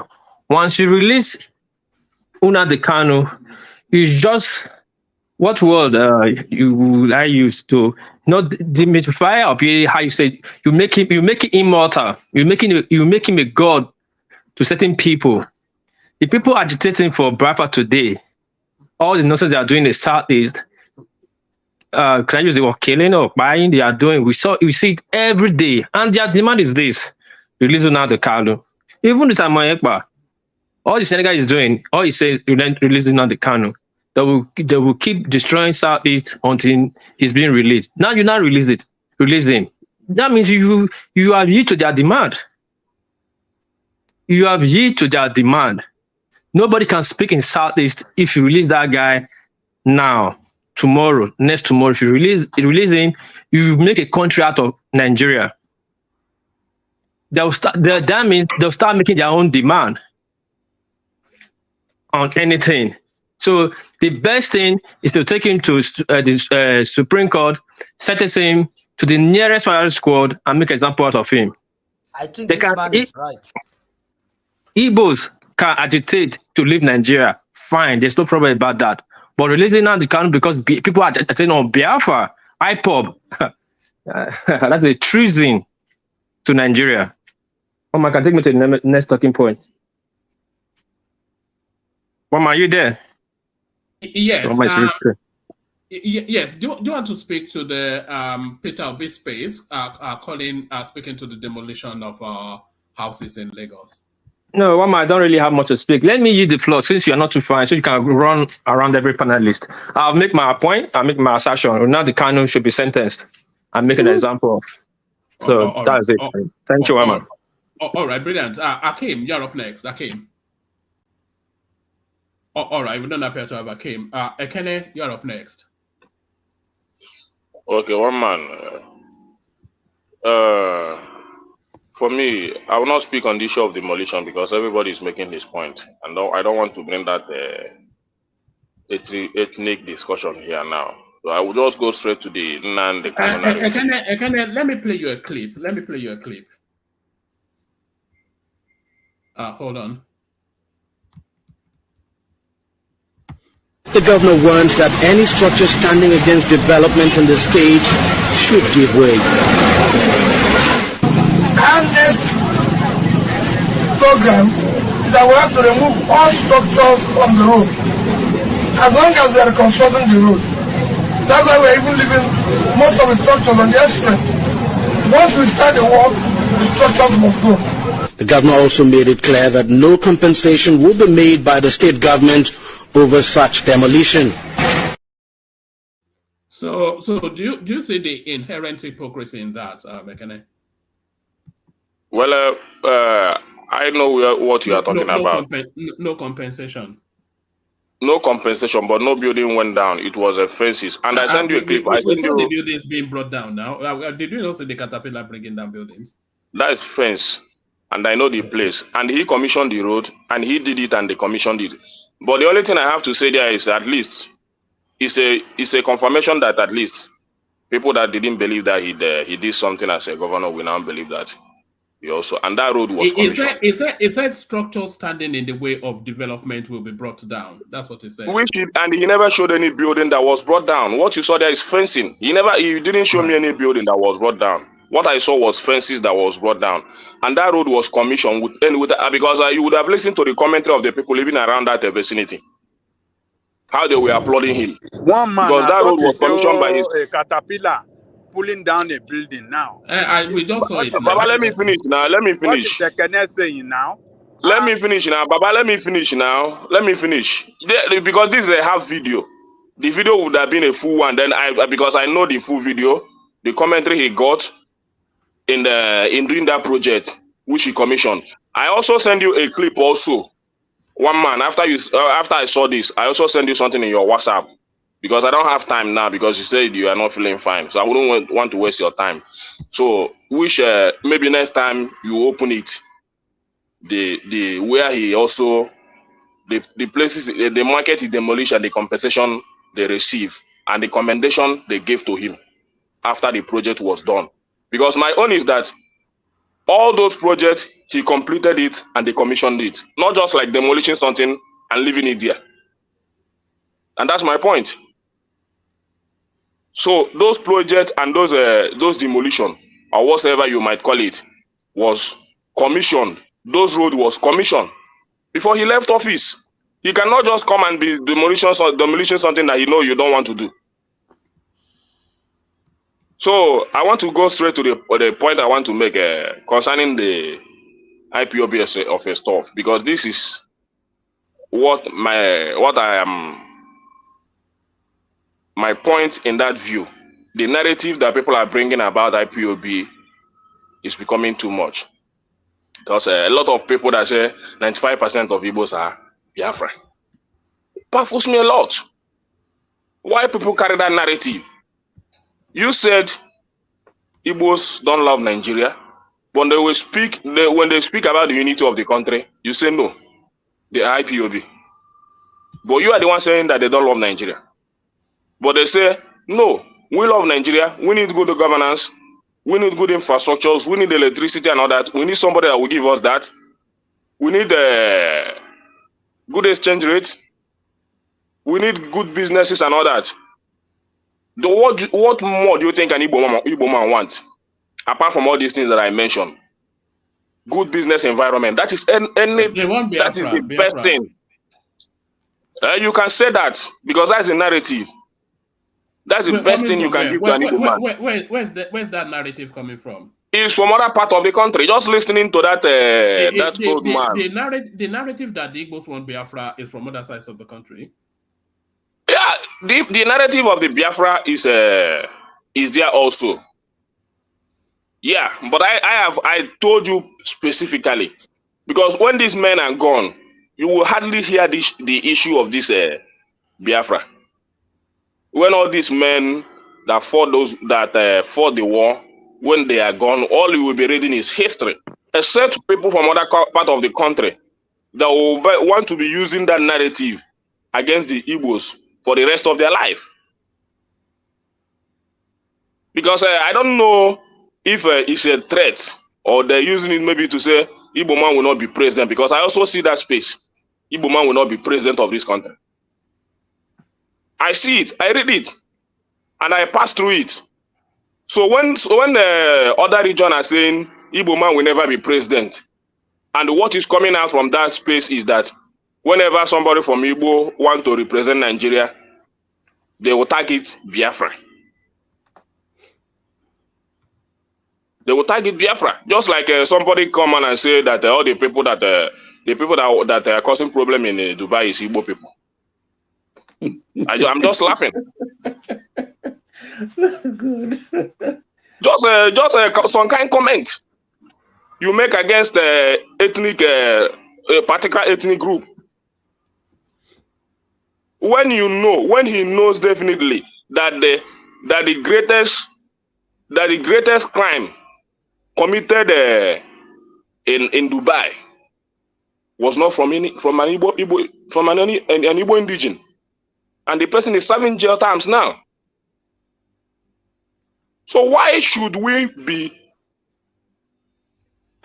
using that narrative against a particular ethnic group when other ethnic group have their own problem also? And somebody come on the national platform and say 95% of the people that are causing problem in EAU is from particular region. Yeah. I think what we should ask him to do is to substantiate what information he gave us. If he have any evidence to prove what he said, he can post it to us and let us see it. You understand what I'm saying? Because he lived there. He knows what is going on. I'm not going to say we should totally accept what he said, but if he has evidence, I don't know if you can. If he has evidence, maybe he can bring it on. But making such statement, he has the right to bring it on if he has the evidence. But just coming on a national platform and saying 95% Igbo are the problem, causing problem in Dubai, it speaks to the volume of how other people regard an Igbo man wherever they see them. That's how it looks like. You now see Igbo man finish. That wherever you are, you project them as the problem of the country. Why we know that the greatest sinner in Dubai is not from an Igbo from an Igbo extraction, and the person is serving jail terms. It's a global commitment. That alone can destroy the image of the country. And you are talking about your street hustle and all that. You are using it to compare a global pollution caused by another ethnic. Which ethnic is the person can I place? I'm talking of host copy. Which tribe is he from? Of that guy. Let the guy that came here to say the guy that came here to say it's an Igbo people that are discussing problem in Dubai. Let him come and tell us the tribe the person come from. Okay, let him come and say the tribe is host copy from? Which tribe is host copy from, please? He's from Yoruba tribe. So why people you speak as if there is no problem in other regions? It's only Igbo people that are discussing problem all over the country, and he has the audacity to come and say that. You see the way they see Igbo people finish. Then when an Igbo person want to say I want to be president, the next thing you say is it's an IPOB. The only thing you will see, you will not even like to hear any narrative, any idea. The only thing you want to hear is he's an IPOB, and that is why the country. I don't know, but I don't know if that is the way other people see Igbo people, that they are the problem of you. They are your problem, not even my problem, because they are my people. They are not my problem. We are fine. We are fine. I know my space very well. People say 95% are IPOB. That is to you. Believe it. Continue to believe that. I'm not ready to argue that with you. You can buy that. You can live with that. I don't care. Can I say something? Yeah. You don't want to agree that if Nnamdi Kanu contest election in the north, in the east today, you don't want to agree with us that the youth will follow him. You don't want to agree with us. Who will follow him? Look, let me tell you, Ekene. Hold on. You are an Igbo man outside Igbo land. You are trading in Lagos. You're doing your business in Lagos. The way you going to see what is of interest to Igbo man or to that Igbo land is different from that person in the east. You will not want Biafra because you are doing your business outside Igbo land. Outside Igbo land. You are doing it well. They did not discriminate against you. You are doing everything. But that Igbo man in the east who feel, neglected, who believe that, look, who still having this civil war situation in his mind, in his head, who is totally neglected Nigerian youth, particularly in the East, who are struggling on their own, who doesn't feel any impact from Nigerian state. So how do you think that, what does Nigeria mean to them? Nigeria doesn't mean anything. Nigeria mean a lot to them because even most of them still own property outside Southeast. Hold on now. Oh, I cannot listen. People that don't own property outside the East, that live in the Southeast, do all their business in the Southeast. What does Nigeria mean to them? Because everything they are doing is in the Southeast. The way you're gonna see Nigeria is gonna be different from the way they. But that's the narrative of everybody, Ajande Koko. The way they're gonna see. Yeah, but Ajande Koko, what you've just described is the narrative of everybody. It's the same in the North and it's the same in the Southwest. That is what I always say. That is their narrative. There is no two ways about that.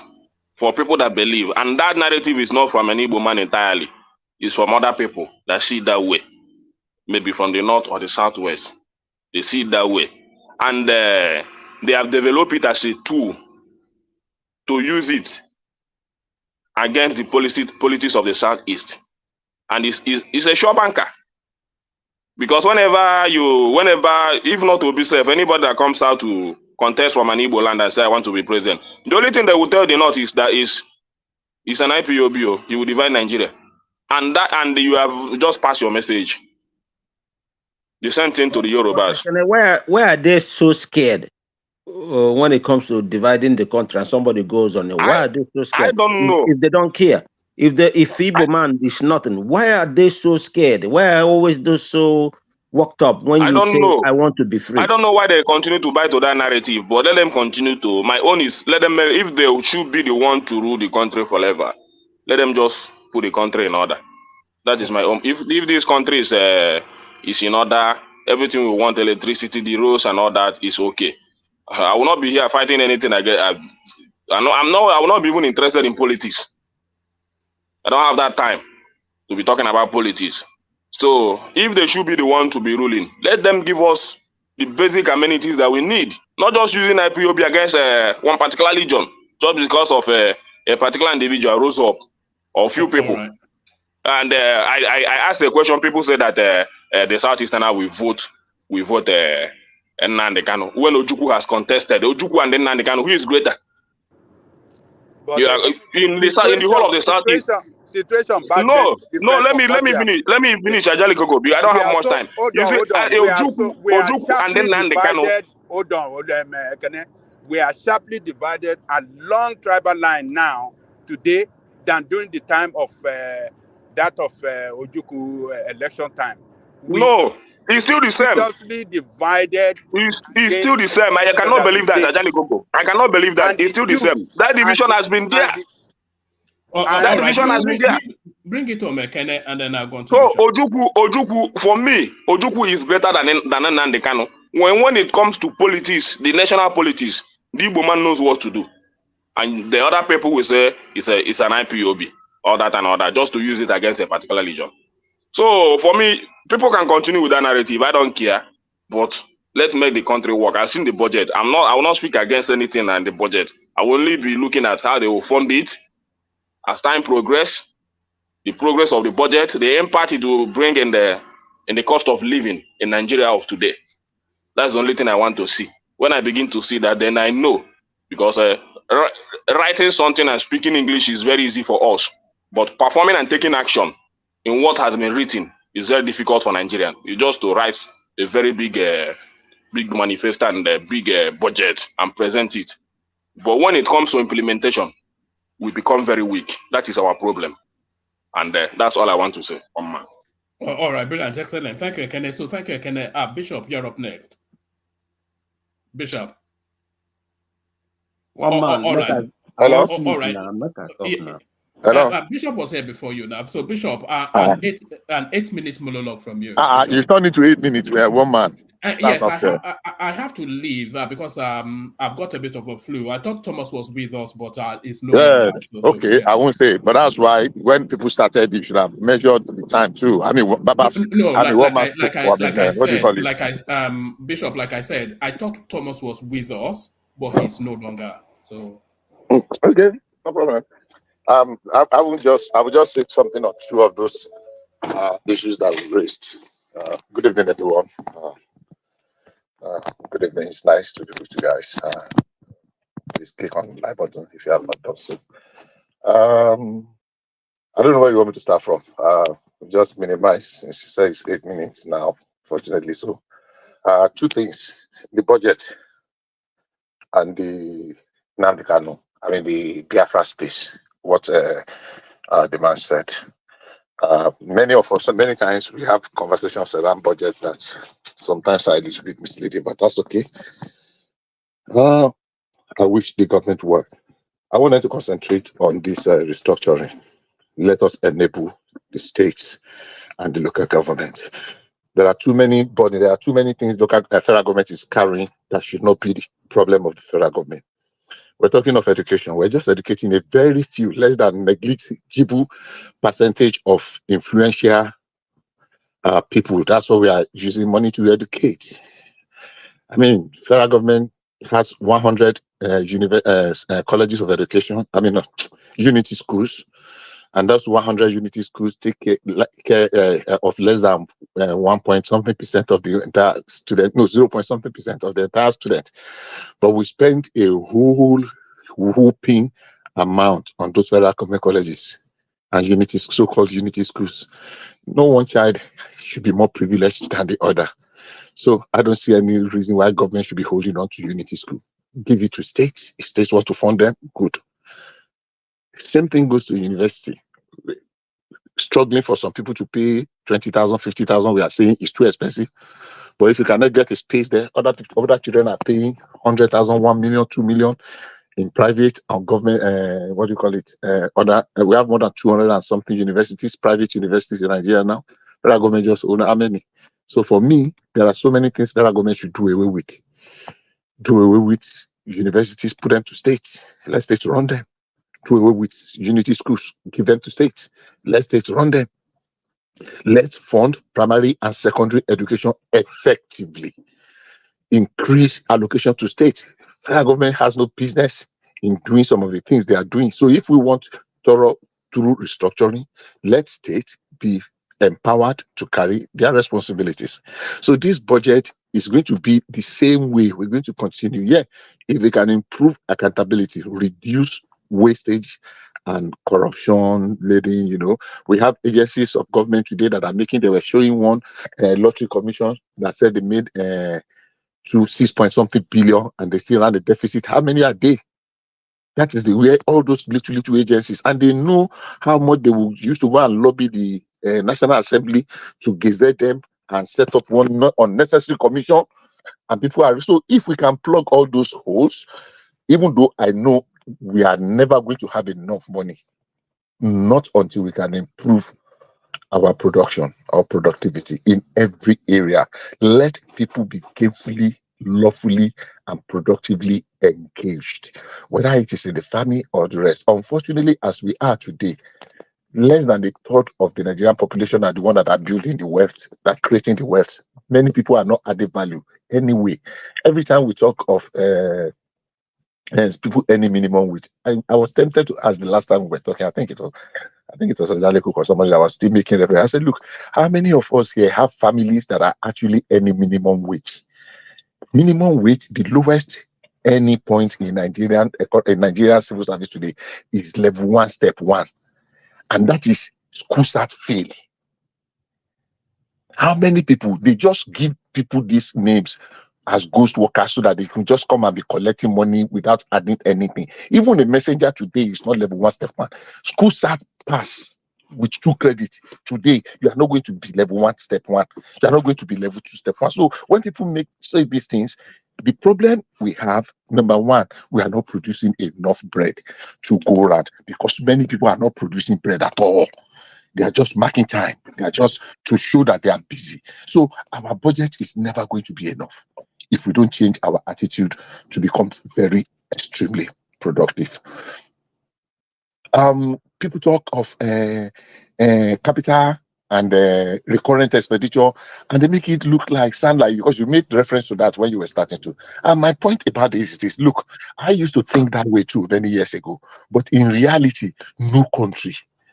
I'll give you two examples. A capital expenditure is you want to build a university, but to run that university down the line, you need more money than you have used to build it. Because you are going to employ teachers, employ cleaners, employ this, have overhead here, overhead there. So when people think that capital expenditure should be more, I ask, you only build a hospital once. Once you build a hospital, maybe you use 10 billion to build that hospital once. You're not going to rebuild that hospital next year. You're not going to build it in another 2 years. But the doctors that you are going to employ, the equipment you are going to need there, the medication, the departments, the laboratory is going to be something that is continuous. So ultimately, you are going to be spending money on those overhead than the amount of money you have used in building it. You cannot be building school every day. If you build it once, the recurring expenditure are everything you spend in keeping that place going. So for me, we are not there. We don't have enough money. Our production level in oil, we should know by now, it is nothing compared to what we need. So what do? We look inwards. We think outside of the box. People that are making money, let them pay their fair share of their taxes. When they pay and it is properly used, then let state government be productive. What states are doing now, cap in hand, and some states spend as much as 80-90% of their revenue on frivolities. They just pay salary, and at the end of the day, they are waiting for next month again. We need to get away from that. Then we'll begin to work. 80 trillion, is it too much? Is it ambitious? I will not say it's too ambitious. I will say it's a tall order, but it is doable. If we can we can do more than that. And I said that from the beginning. If we can plug all the loopholes, and bring everything into the basket and let people add value in whatever area they are. If you are a doctor, if you are a teacher, if you are a civil servant, every civil service that people are not adding value, look for something else for them to do. There was a state some few years ago that had more people. I want to remember that state. I have not mentioned that state. That had more people when they were doing their civil service in their Ministry of Education that are supposed to be in classes. People were just paying bribe to be posted to Ministry of Education, and they were just sitting down there doing nothing. They want to do inspection. What are you inspecting when there are no teachers? So if we can fix those areas, I'm sure we're going to make tremendous progress. On this issue of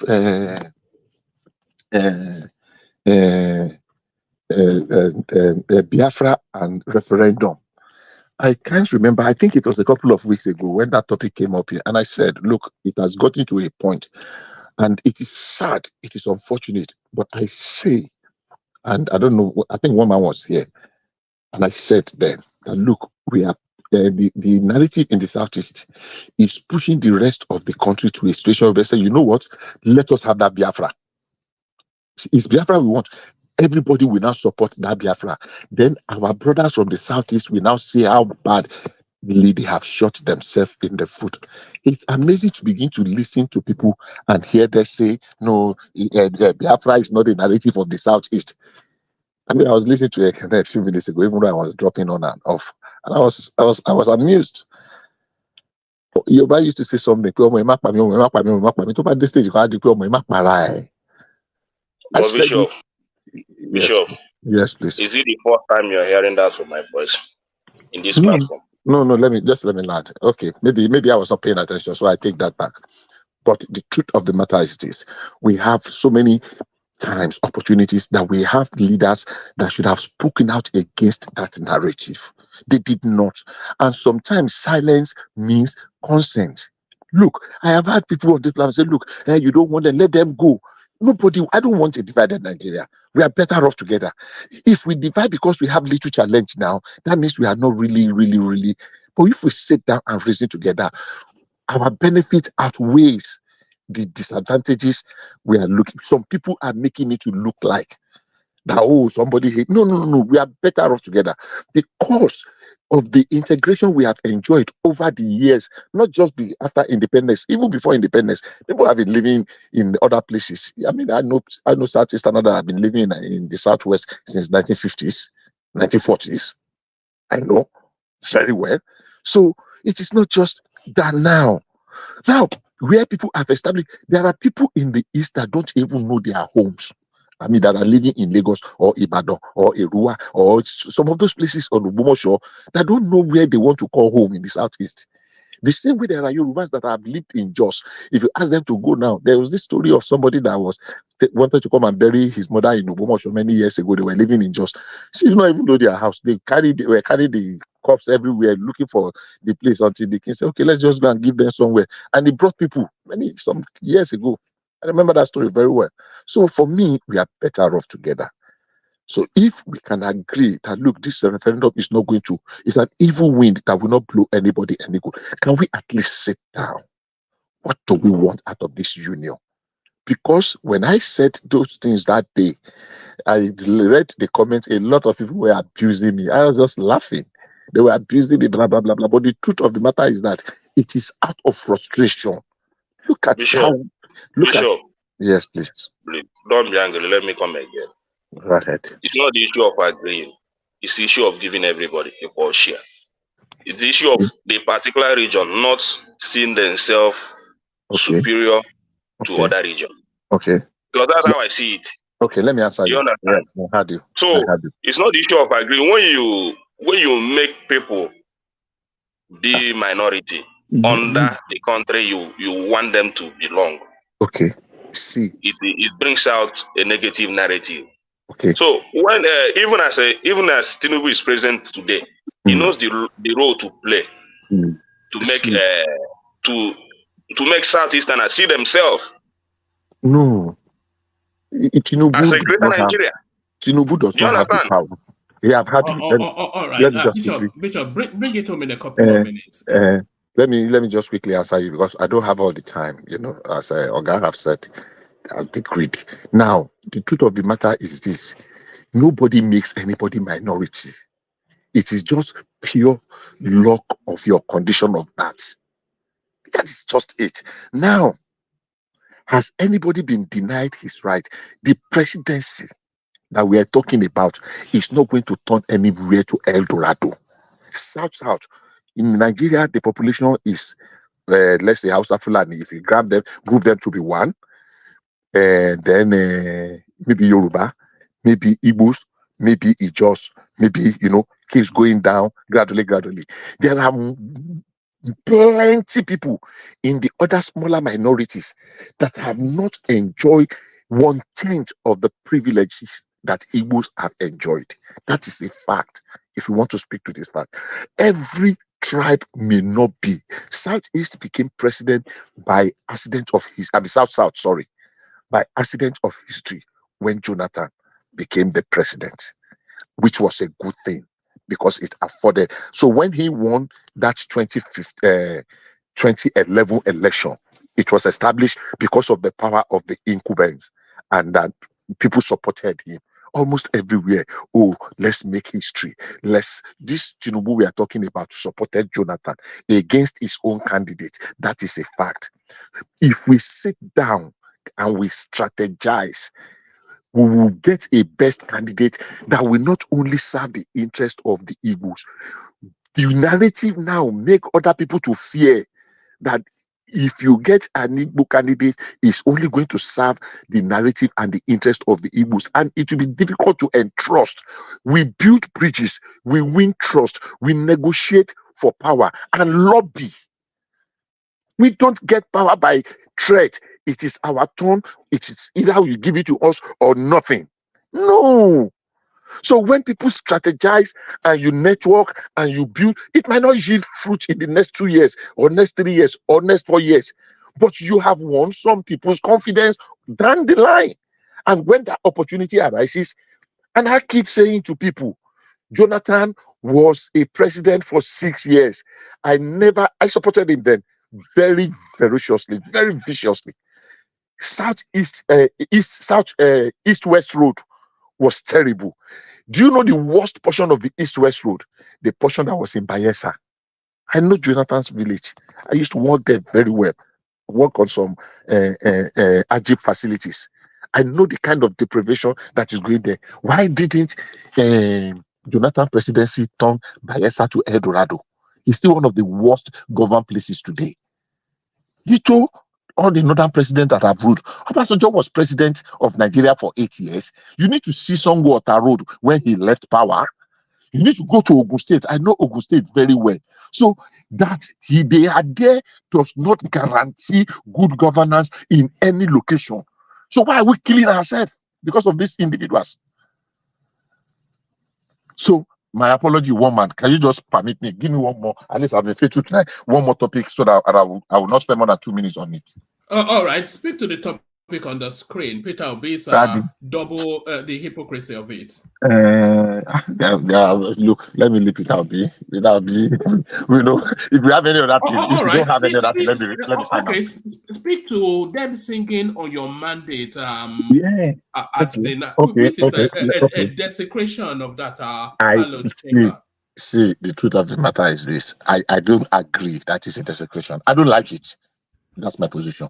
But sometimes, because of some media space and some opinion shapers or molders, we become major or minor things that is not necessary to talk about.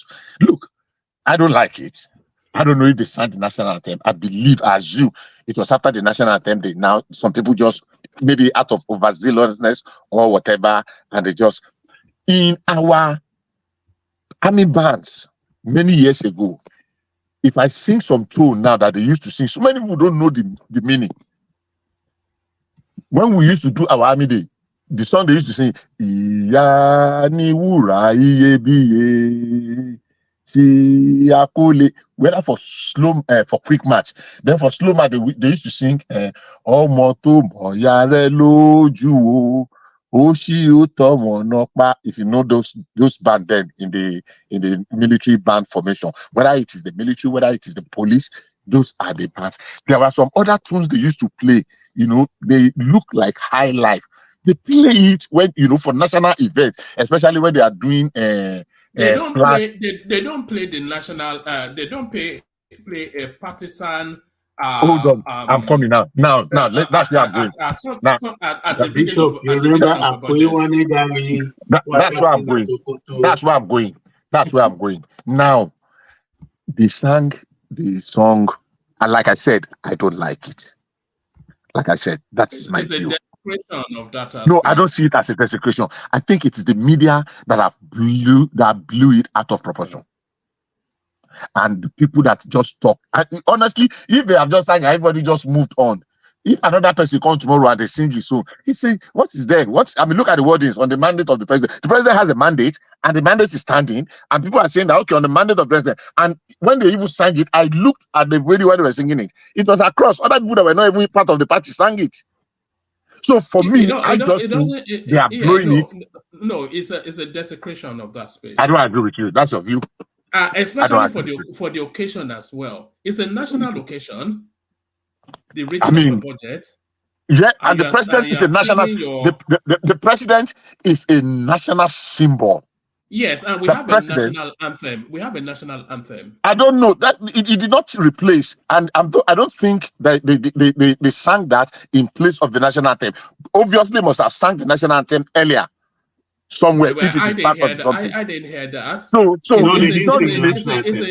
a desecration. Okay. Yeah, it's a desecration. And I don't like it, but I think we are just dissipating. We are dissipating energy on this. I don't think it's worth.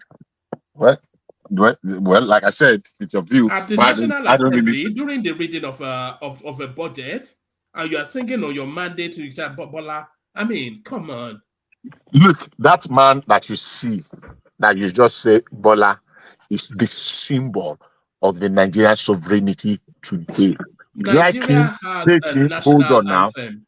I'm not disputing that. I am saying Yes. that And the man national anthem carries is on not his on your shoulder. mandate. No, we all know what We are not replacing it with national anthem. No, we all know what TINUBU represents. So I don't think anybody here does not know. So no. You are making it look like no. On your mandate, we shall stand is not a national. It's a desecration of both the occasion and the venue. Okay. Yeah, reading the national budget.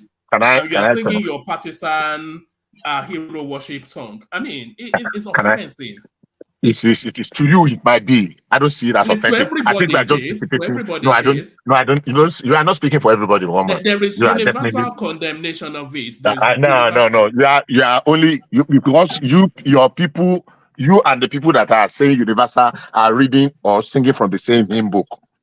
So I don't like it, but I don't think it's a big deal that we should now turn our head and be turn upside down and be walking on our head for. I don't think it is. All right, brilliant. So, Bishop, somewhat of a good news. The session does not end, but I leave because Mike is back from Nigeria and is offered to take it on. Super chats from Kulata and Prince Daddy. So I wonder what's happening to that. So anyway, I don't care really. If you want to do it, do it. So Mike, let me shuffle myself out. Mike, what's his name? Maurice is up next. Zita still to speak, of course. Patoski is here as well. So you have a rich vein of contributors. So Mike, let me bring Mike on to acknowledge. Hold on, one man. Before you go, you say you have flu, right? Yes. Why don't you try hot cold rice? It comes in 10 sachets in a pack. It's a yellow pack. And then you just take 3/4 of a glass of hot water, very boiled water, very, very hot water. Open up. It has the flavor is orange and lemon, take it and everything is going to go off. Hot cold rice. Just go to any pharmacy. All right, brilliant. Thank you. I'll look out for that. Mike, acknowledge you're there. Mike. Yeah, I'm here. All right, over to you, Mike. Okay, no problem. So Maurice. Okay. All right. I got Maurice. Can take my man. Alpha. I did, my brother. Alpha no. I'll Texas. I go back and forth. I'm not like in one place. Yeah. Okay. I visit Texas often, but it's nice. On our own better, on a still daytime or evening, something like that. Our own self here and almost after 4 here. Yeah, I was as of yesterday I was in London. Okay. Cold, that place is it's cold. Europe is always cold, man. Yes. I left Nigeria, entire Europe. I said, man, these Nigerians are complaining. Why Europeans are suffering? Nigeria weather was so beautiful. I was enjoying if you go Spain, it's the same, especially certain part of Spain and Portugal. It's the same like Nigeria, even a hot past Nigeria. Everybody say things about Spain, but I still feel I don't like the level of comfort I feel in Nigeria. That's when I'm not broke, I can't feel anywhere else. Nigeria highest now. That's why anytime I enter there, minimum 6 months now they spend minimum. Nigeria sweet pass all these European countries, even America. I won't lie. But Nigeria sweet if you hold money, or if you know money, my guy, you go hear them. You go hear them well. Yeah, the pain of Nigeria is only for the poor. If you don't have money, if you get more, the food you eat going so organic. You go hear them. When I did Nigeria and they chop Nigeria food, I know they use toilet often now. Sometimes 2 days in a row, I never go toilet. I was just saying, I be something to do me. Because what you they chop for Nigeria real organic. You understand? Now organic. But for America, before you chop chicken, chop this one like this, man. You use toilet like 3 times a day, man. My guy, go toilet. To be honest, the last time I chop Oyibo food, it don't pass 9 years. As I get wife now, now downtown food that they eat too. Now, chemical they chop America. At least Europe, I think you guys used to eat more of organic food. America and our chemical, man. Even when I they dey go buy, carry say if then I they say travel, organic I dey food and carry still foodstuffs come now. My wife also, when she travel, she dey carry foodstuffs come. So not only Naija food, plantain, but the rest of few other things like plantain we go buy am here. You know, like she want do plantain and yam porridge, you know, that kind of thing. Yeah, so my guy, so make I talk now. Okay, enter topic. I want Take on sleep the. first. You know the topics already now, so take Yes, I on them one know. by one. You know. Yes. By the way, good morning to gentlemen on the platform and people on the comment section. I will go straight to the point and make it very, very simple and short. Like the last gentleman that spoke, Bishop, what Bishop is trying to say about the on your mandate we shall stand. That's the height of gaslighting. You know, that's gaslighting. Or maybe they played the national anthem. They didn't play any national anthem there because I watched it also. They were showing it on TV and on both all these channels, both Arise and all this thing. They were showing it. The Senate president just said, "Let's welcome our president." This and that. And then they started singing. There was no time they played the national anthem. So telling us that maybe they must have played the national anthem. That's gaslighting. You know, that is it for that. What they did is not right. And this 10th assembly will be 10 times worse than the 9th one. You understand? This is what I believe. Now, talking of, I'm not going to speak about the demolition in Lagos. Everybody, even my own people, Ekene and everyone who's been on the platform knows my stand on that. I want them to demolish everything so that at least make the guests more sense. Let them go home and develop their place. So this is my own stand, and I'm not changing on that one. So, and on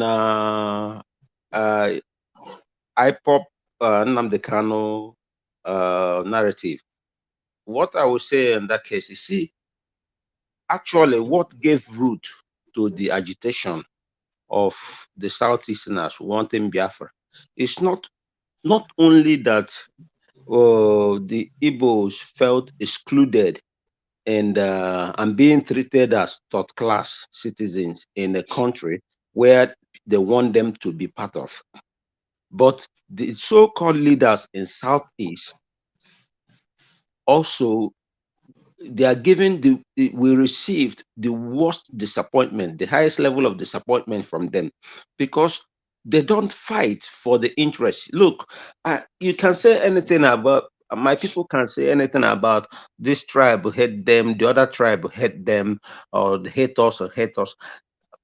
At least I respect, like the Yorubas, I respect the Hausas. When they speak, they always go for the interest of their own people. The Yorubas will go for the interest of their own people. You know, to be honest, you know, racism is not actually not a bad word, because if you look at it like this, when you are a specialist in playing a piano, you're called a pianist, and if you specialize in medicine tablets or something like that, you're called a pharmacist. And if you're good in playing so many instruments, you are called an instrumentalist. Now, in every sentence is made up of the suffix and the prefix. Then why is that "ist" added to the end? That suffix or that prefix added to that added to that word "ist"? That is added to make it a specialist. It's just a simple way of showing the expertise that is involved in that. So when someone loves his race or her race to the point that they put their race first, his race first before other races, they call him a racist. It doesn't necessarily have to be in a bad way, as long as you're not impeding the progress of other race. You understand me? So it can be a bad thing, but it's also not a bad thing as long as you're not hindering the progress of other race. So this is the point where a lot of the Southeasterners are feeling marginalized, not because they don't have opportunity to, or they're not able to do something, but they feel impeded in doing that, being held down. And to make matter worse, the people who are supposed to speak for them, who are the so-called Southeasterners, leaders, so-called, we don't have leaders, we only have rulers, you know, so-called Southeasterners rulers. What do they do, Mike? What they do is that they go, when they negotiate for their own personal interests. Like people condemn, some Southeasterners condemn Jonathan that he didn't do construct roads in, but you forgot that Jonathan gave Ekweremadu, the one in prison in London, and gave him money to go and construct that Enugu highway to Aba. He embezzled the money together with the other one, the former labor minister from Anambra State, Ngige. They embezzled the money. Do you understand? So most Southeasterners rulers are so selfish, they think of themselves. They don't even defend the interests of their people. Look at what kind of interest do they deceive. When there's a new government, what do they go? They don't even go to canvass for roads, or canvass for federal presence, or federal industry, or national something national major to be cited in their zone. No, they only canvassing of give us 2 senators here. We have to nominate. Just selfish things. That's what they do. So they are not really fighting for the people. The Ohanese people are not fighting for their people. And the people now felt they don't have protection from the so-called country that wants them, all of them, to move together. And they don't have protection from their own so-called rulers or leaders. That is why they resorted to self-help. For instance, you can call it a man. So why can't they vote those people out and vote now? Well, I'm coming. The way do election now, Mike, you supposed to know how the type of election we have there now. Now let me tell you something. A man is not courageous. Human beings, we are not courageous. Men are like leopard, a leopard. You know the animal leopard, it's like a tiger. Now, a leopard will run when it can run, but when cornered, it becomes the most dangerous of all the jungle beasts. The man is like the leopard. He runs if he finds a way out, but when he has his back against the wall, he turns into a nerveless animal that depends on, no matter what the means, self-preservation. Do you understand me? So what I'm trying to say is that because of disappointment from the national level and from the so-called people regional level who only think of themselves, do you understand me? That is why they felt now we need to help ourselves. And to me, to be honest, I don't care who is president tomorrow. I don't have interest who is the president. Even if it comes from TV or from a gala, I just don't care. If I come home and I can drive on a good road from Lagos to Owerri, I'm happy. If I'm driving the street lights and I reach Owerri, good roads are there from Onitsha to Owerri, I'm happy. I'm going from Aba to Enugu, I'm happy the good road, electricity and things are working. Like here I'm now in Oslo. I just turn up, I switch the light on. The road is clean, the roads are clean, everywhere, everything is working. I don't even know who is the governor of this city. I don't want to know. Why? Because everything is working well. But if things are not working well, then I want to know who is in charge. So I don't care. So the Igbos are not really actually desperate because they want to be president. It's because there's no federal president in our zone, and the people who are representing us disappointed us. And that's why you see a lot of Igbos who have their investment in Southeast, they don't care about Nigeria. The people who if you put today a referendum, I swear, if you put referendum, at least 80% of people in in the Southeast, they will vote to leave. But the Igbos, most of Igbos, not all, but most Igbos, I would say 90% of Igbos who are against Biafra are against Biafra because these are people who already made that natural mistake thinking of one Nigeria and put 90% of their investment in other zone and they have nothing. So if they believe that if we have to, Biafra has to go now, they may lose all their investments but they forget that even people from Mexico, they cross over to do business. We can also go to Nigeria to do our business. Nigeria will come there to do business. You understand me? Well, This you is know, you how I do see it. business as a foreigner, right? You'll be a foreigner.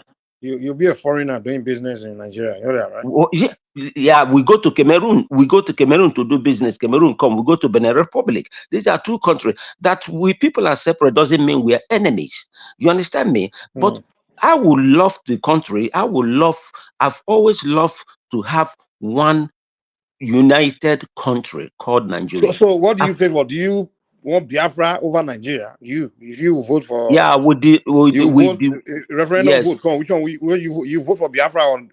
Okay, good. Now, I like that question. Let me tell you what I believe. What I believe is that if there is inclusiveness, So when referendum come, there's no more if this or no. Now yes or no. There's no if this. No, I'm telling you now, there's nothing like yes or no. No businessman will give you yes or no answer. It doesn't So what exist I'm anywhere. saying, if they give you voting for referendum, you get your Biafra, you move on, or you vote for Yes, Nigeria. Which one? that's You why vote I'm for telling Biafra. you, if there is a total inclusiveness and I see that everybody is carried along and everybody is made to feel like part of the nation, I will vote to remain. I will vote to remain. But at this present time, this current time, with the situation of things, I will vote a capital leave. Do you understand me? So you leave, okay. So yeah, do you believe what somebody said earlier that said in a few years later, you'll be begging to come back to Nigeria? Do you believe that? No. Listen. Let me tell you something. Now that I'm in Nigeria, I have no investment outside my zone, and I just don't care. I love it. I said it here on the platform. The only time I will put even one pin outside my zone is when there is no more space again, and maybe by God's grace I have a little change in hand. Then I may even cross the border, even to go to Asaba Delta State. But as long as there's still bush and jungle in my place, I will never ever put one pin outside my zone. Though I was born in Lagos, but I will never ever put. It doesn't necessarily mean I have something against the Yorubas. Like I said, the Yorubas, they care. Their leaders, look at how they work. They care to attract development to their own zone. My own people, the leaders, they are only care to attract money to their own personal pocket so that they use it to intimidate people. This is why people are agitating, not only against the when country. Biafra come, they will stop pocketing that money. Is that what you're saying? They will not have that chance again. The only ones, why somebody said the leaders in the Southeast, they are scared because if they release Nnamdi Kanu. Do you know why? Because they are not honest, because they didn't treat the people. They are not doing well by the people. They are embezzling and they are not doing anything to improve the life of the people. No, nothing. Do you understand what I'm saying? If you come to Southeast, 80% of every development you see in Southeast, apart from construction or even some of the roads, are done by individuals, not the government, not the state governors.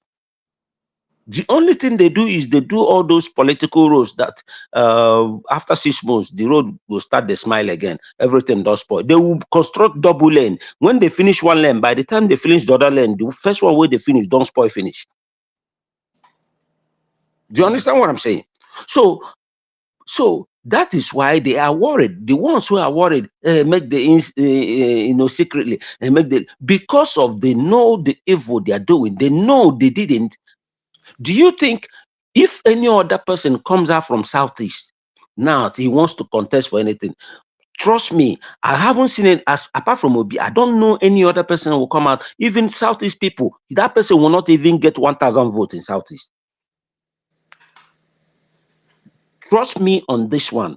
I'm always home, and I go home very often. Every 6 months, maximum 7 months, I'm home. Sometimes 5 months, I'm home. So I know what I'm telling you. So the people are not complaining because Nigeria is not only because Nigeria is not treating them well, but our own people who are supposed to be representing us, they only represent their own pocket and their own families. That's why they go only for appointments instead of attracting projects to their zone.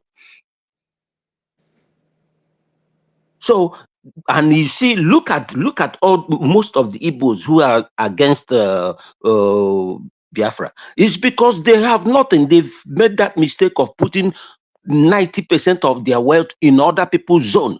So you can't carry house now. If they say, okay, leave now, can you carry company? You know, if you carry them for head, they have nothing in the southeast. That is the reason. If they have everything in Southeast, they don't care. Look at what do you have in Southeast? No port, everything. They cornered everything, closed the one that was Mr. helping Morris, us before. Yeah, go ahead. I think that they are beginning to think now. It's Because, now. It's now they're beginning to a think. lot of industry is coming in Southeast now, which is Yes, a giving lot. some I see, a lot. especially, you know where the industries are coming a lot. You see Anambra Aziz and the Yes, Abia Anambra Aziz. State. Abia. Yes, Abia has a lot of that two industries. state is having You see, a these lot of two states, Anambra, not Imo State. Hold on. You say a lot of industry are coming to Southeast now. Is that not the Yeah. crusade that Nnamdi Kanu started? Was it not one of those points that he was making when he was making his broadcast, attacking Igbo people for not investing inside Igbo land? Johnny Coco, when did I Nnamdi don't, Kanu talk I don't about it? understand your point. What actually are you trying to say, please? No. What I'm saying is that Ekene now said that, things are changing. Igbo people have started investing in Igbo land. Right.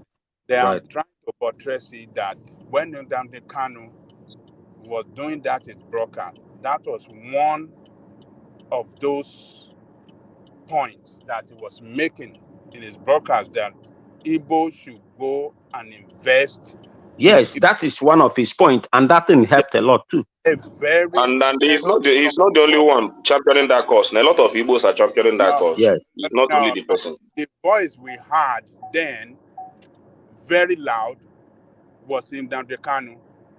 Anytime he attacked Igbo people, he abused them that they don't know what they are doing. They are investing outside their land across Nigeria. They neglected their land. You understand what Right. I'm saying? So Very, very, very strongly. So I'm just Ajali trying Coco. to remind us of one of the his crusade points when he was making his broadcast back then. Yeah, and Shetima commissioned the project in the Southeast today, a company that will be producing a meter. Yes. Meter for electricity. You're saying Shetima that you're saying is marginalizing you. You're saying is marginalizing your. Look. It doesn't necessarily mean now. The company was commissioned today in the Southeast, so he was the person invited to do that. So, and when I read the news, I was very happy. So they will be producing the meter we'll be using in Nigeria first. Mike. In Anambra State. Mike. Yeah, what piece? I think it's what piece, if I'm not mistaken. If it's not what piece, I'm sorry. Okay. What piece said that he wants? Is it what piece that said he wants Kanu to be sentenced and executed? Right? Yes, I said it. Yeah, it was what piece. Okay, good. So, and you said you make enemy with Maurice. No, my brother, you can never be. You will never make enemy with me. I can never hate you because you express your opinion. That is your fundamental human right. You have the right. Every man a right to his or her, every person has everyone has a right to his or her own independence. So, our point of correction, I will never hate you or feel any way ill towards you because you said that. That is your opinion. But yeah, that is your opinion doesn't mean that that is what is going to happen. That is number one. And number two, I hope you also use the same energy to sentence, also call for the hanging on the execution of all those Boko Haram generals they caught and even made them emir. I didn't see that energy. You see, the problem is that even if Jesus Christ himself now comes now, and as long as he's from Southeast and say he wants to contest in that country, they will they will term him IPOP. Even Jesus Christ himself today comes. As long as he's from Southeast, they will go after him. No, don't vote. Because the thing is that you feel like the hatred from other side, but in the beginning, I see it as a hatred, but now I'm beginning to realize that this is not actually hatred. This is a political game, because once they spread that narrative because most people Morris, in the who's north, this other side? We have to be sure who the other side is. both Yoruba, Southwest, North Central, and Northeast and Northwest. This is always the narrative. Maurice, North Central realized that in the last election. Yes, North Central. North Central is not among. It's not. Yes. It's Northwest and Southwest. When they say, even on this platform, I'll be like on this platform now, Mike. Are you saying they are colluding? Is that what you're saying? Well, Mike, me and you and Ajale Koko are one of the OGs on this platform. You know, right. I mean, we used to be many before, but I think it's just me and you and Ajale Koko that is still remaining on this platform from the original group, right? So, and for years I've been following. I've followed one man. I wish one man is here. Mike, you be honest. Ajale Koko will be me also a witness. Ajale Koko, correct me if I'm wrong. 90% to 95% of every topic that happens on this show every single day is always one negative thing about Southeast as a zone, or one negative thing about Southeast persons, a person from Southeast. Even when I knew a topic, a topic that is not related to Southeast, which is being discussed on this platform, it will end up in Southeast or someone from Southeast. Am I lying, Mike? So I don't agree with you. I think what one man does, what one man was doing back then. I think you are wrong, Maurice. I will not agree with you, because you said 90% or 95% on the topic on this platform. We always landed on Southeast. Ajale Koko, how many times have we discussed this thing? If all those years we've been on this platform, how many times have we discussed like a general thing, like we discuss about? We discussed many. It's not even up to 20 times we discuss something that has nothing to do with Southeast here, or something that didn't end up in Southeast, even when the topic has nothing to do with Southeast. No, hold on, Maury. You know, when the you know that news when it comes to where you have trouble spot in the country, where disaster or something like that happen, that attracts news so much. So when news from trouble spot comes, okay, it's so a hot news. We have to treat it, and the fact that we treat it on this platform does not mean that people hate Southeast. Okay, why didn't you, one man, use the same energy to talk? Why didn't we all these years because when I remember when before election, it was only about Nnamdi Kanu. It was only about Kanu. That's not true. Why? No. Let me tell you. Yeah. Why we never discuss about Igbo? Why is it always discussing about Southeast? Hold on. Hold on, Maurice. Yeah. Let me tell you. on Igbo. Every Right. Yoruba on this platform doesn't want Igbo except me. One man doesn't want him. Baba doesn't want him. No. Mike doesn't want. I think what you're saying. Hold on. Okay, Let me. go Yeah, ahead. Go ahead. I'm mentioning name now for you to know that it is not tribal thing. It is some people, the way they see Nigeria is different from others. Some people believe in the corporate existence in Nigeria. Corporate existence of that country. Nothing should happen to it. And some of us believe that, well, if corporate existence cannot work, let us break up. I believe in that. If corporate existence cannot work for the betterment of the people, for Yoruba people, let us go. That is what I believe in. It's not that I don't like Nigeria, but some believe that no matter what, we can still manage whatever situation we find ourselves today. One man is not a fan of Igbo. He has spoken. He doesn't. He's not Igbo's guy. No, I don't think. And I don't think Thomas, Maurice is saying whether he's a fan or not. That's not No, what Maurice is saying. okay, good, Mike. No, I'm no, glad hold that on, you hold understood what on. I'm Let me saying. land. Let me land. Hold on. Let What Maurice is me saying is land. that what he's saying is that one man did not cover Igbo's story. That's what he's saying, and He I'm trying to done. tell you He that has that's not covered true. it several times. And that's what I'm trying to say. Like what Yeah. woman was doing, back then is exactly what he's doing today. Whatever is trending in the Nigerian space, Nigerian news, that's what he presents. But at the time, But hold on Mike. now. But you saying that he was only covering Southeast story? That's not true. It was everything that was trending in Nigeria during that time. Wait now. During that time, yes, the thing that was trending that time in Nigeria was also IPOB movement, and then when Kanu was arrested, it was a big news. So of Big course, news. it became a news he had to cover here now.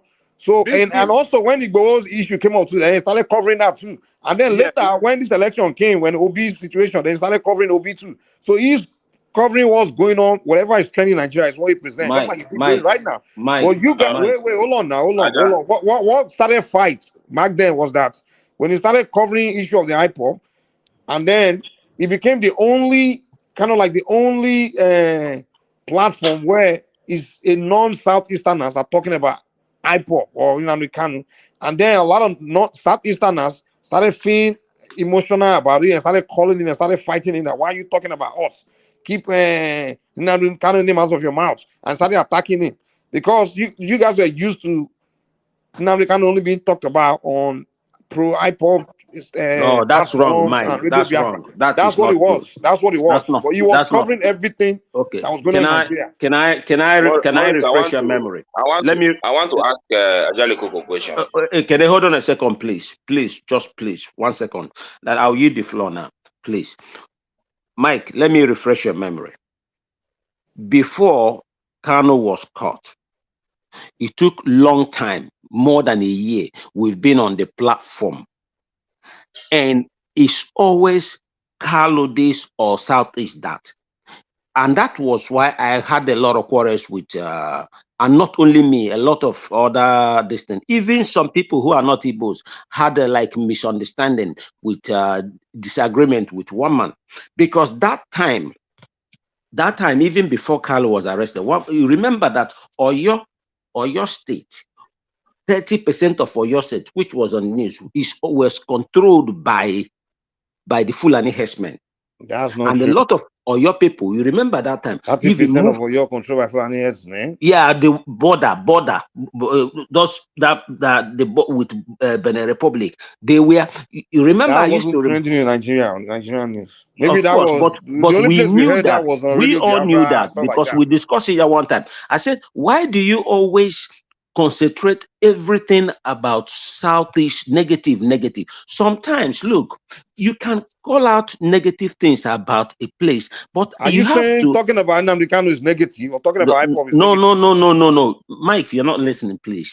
Well, I mean, what is I'm the saying is negative that we are talking about now? I'm trying to understand. when you talk about negative things about like what? Give place, example. Now, Southeast is village. There is nothing good there. This and that. One man Listen, was saying that. As a topic? That was the narrative on this platform. Like No, as a now, topic. even right now, how many people on this platform, apart from Ajele Koko, even including you, Mike, you are the biggest person, one of the biggest people Me, I will admit that I was hard on I was hard because I was saying pushing negative back. things about this. Apart, you see the two people, Baba Akure, these are the OGs, and the other guy, one guy, where they wear glasses that time. Remember, I don't see him anymore. And I know not Ola, Ayo. He wears glasses that talks softly and gently, you know. I always pander to you guys, and you guys like him. So. No, it's not that you guys attacked him. He criticizes. That is the point. Even right now, even on this today, right now, even this night, this week, last month, most people on this platform never. My point is that even a place is say is bad, you also have to look for what is good about that place and talk about the progress of that place. But when you paint the whole place, it's nothing. Well, Maurice, let me ask you this, though. Then how do you expect those people to appreciate you when you never see anything good in them? Maurice. But hold on, Maurice. Let me say this real quick. Apart from Ajele Koko, you know that Ayo and the Baba Akure, tell me who else? Hold on. You know that who are objective? Hold on. You know that one man celebrate. What's the governor of Anambra State? Soludo. Yeah, why is he celebrating him? This is gaslighting. Because Soludo was criticizing Obi. He now begin to celebrate him. You know, he celebrate him. He talk nice about him. Yeah. Who else? That guy. Tell me. You know, we should see in the front to be president of Nigeria, and everybody give him the chance. Ajele Koko, me and you know that is bullshit. You know that. Maurice, let's be fair, man. But Maurice, let's be fair. Maurice. No, because one man is Soludo. I'm just telling you, he never see anything good. Listen, never see anything good. And I'm Ajele Koko, they say capable, something with capacity that can lead that country. Ajele Koko, they say if you want to know if you want to know who truly your father is, join politics. You understand me? That's what they say. Join politics. Maurice, but let's be fair. Okay. What you are saying, saying that one man cover topic about Southeast a lot, but no. That is not my point. Not my point. That is what my point is. He covers 90% of his coverage about Southeast is only negative. He's always searching for something bad news, something negative. Okay. He never covered anything positive about Southeast. Not even once. Okay. So he present topic of what's trending, and usually about Southeast it could be negative. Okay, I get it. He present a topic, but how about he never covered anything in the North? But we all know. Okay, well, let me just land my point. I don't know why I keep doing this. Okay, he present a topic, and he himself doesn't necessarily be the one to present the negative, say negative, but he bring panels in and everybody coming to give their opinion. And a lot of us are coming to give our opinion. We give negative opinion. Right. That's what it is. Now, no, that's not true. Wait. That's not what happened. Which makes it look like the show is about people coming to speak bad about Southeast. Well, you also admit that's what it is. That's what it is. But Maurice, put on. I gotta let someone get it across. But you also admit that there are some people that come also, they are non-Southeastern, like you give names like Ayo and some other people, they trying to be very positive. Baba Ajele Koko, right? But there are a few of us like me, I go negative. Yeah, I get that. I will admit it. I don't lie.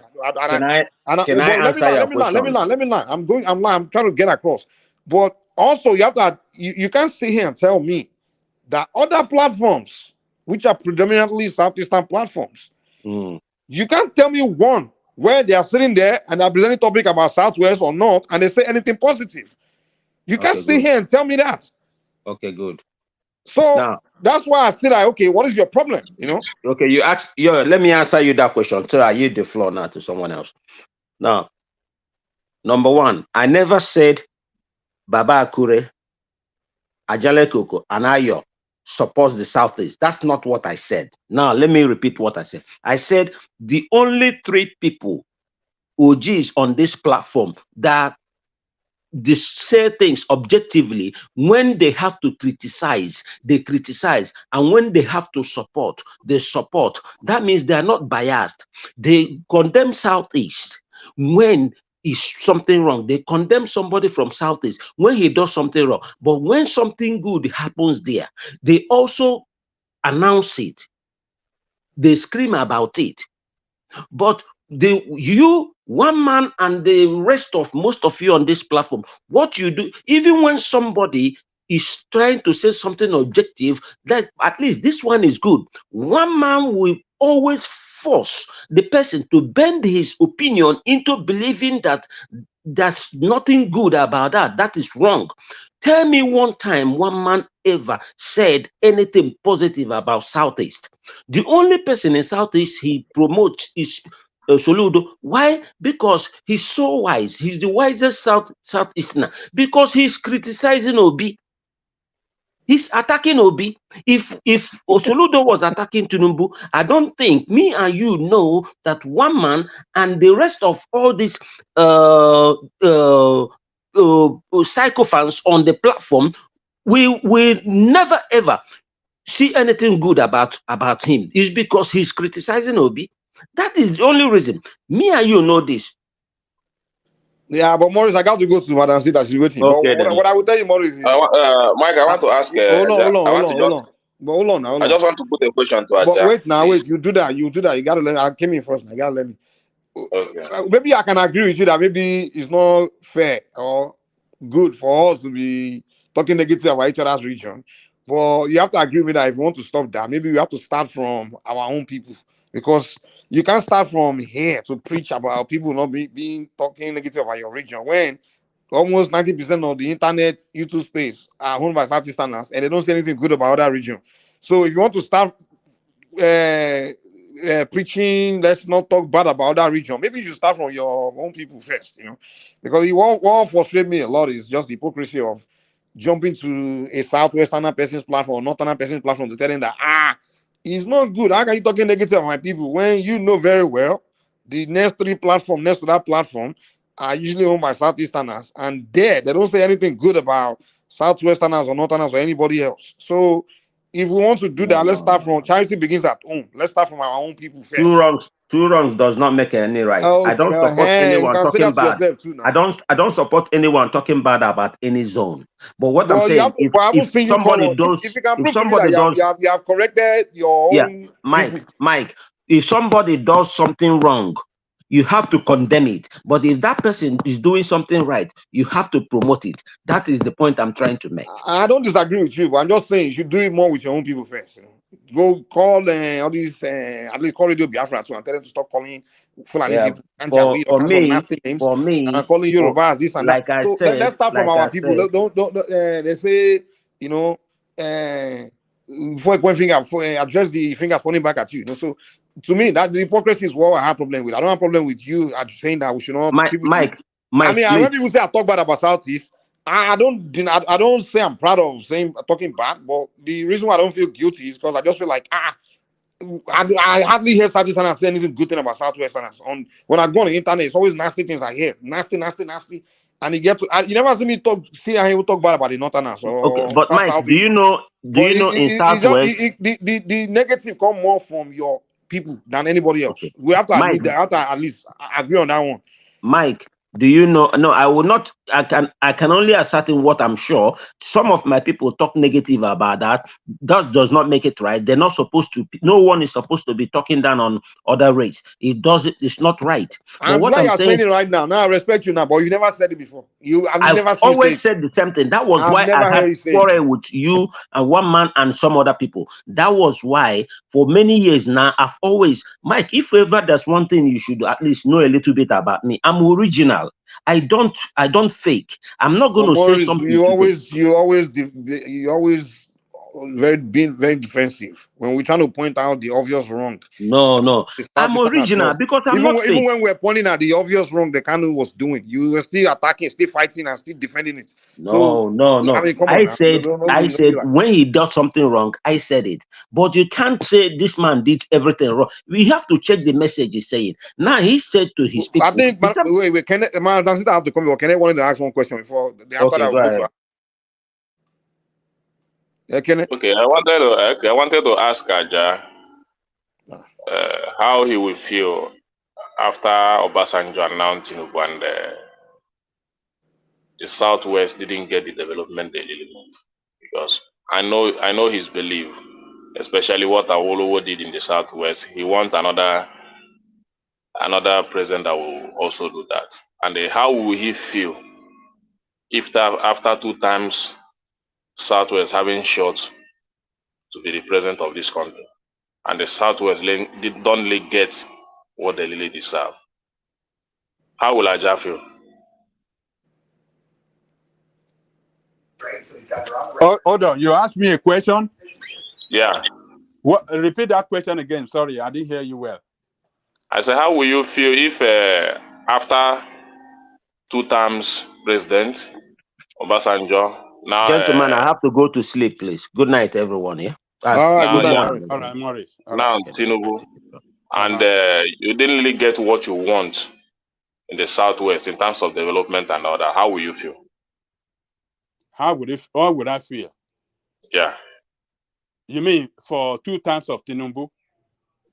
2 times of Obasanjo after Obasanjo now TINUBU. Because I know the what you have been championing in terms of Awolowo development and all that, and if you didn't get it after Obasanjo now TINUBU, how will you feel about how will you feel in that regard? Look. Let me tell you this. I'm not. It is not this set of people that will bring anything good for Nigerian people in the first place.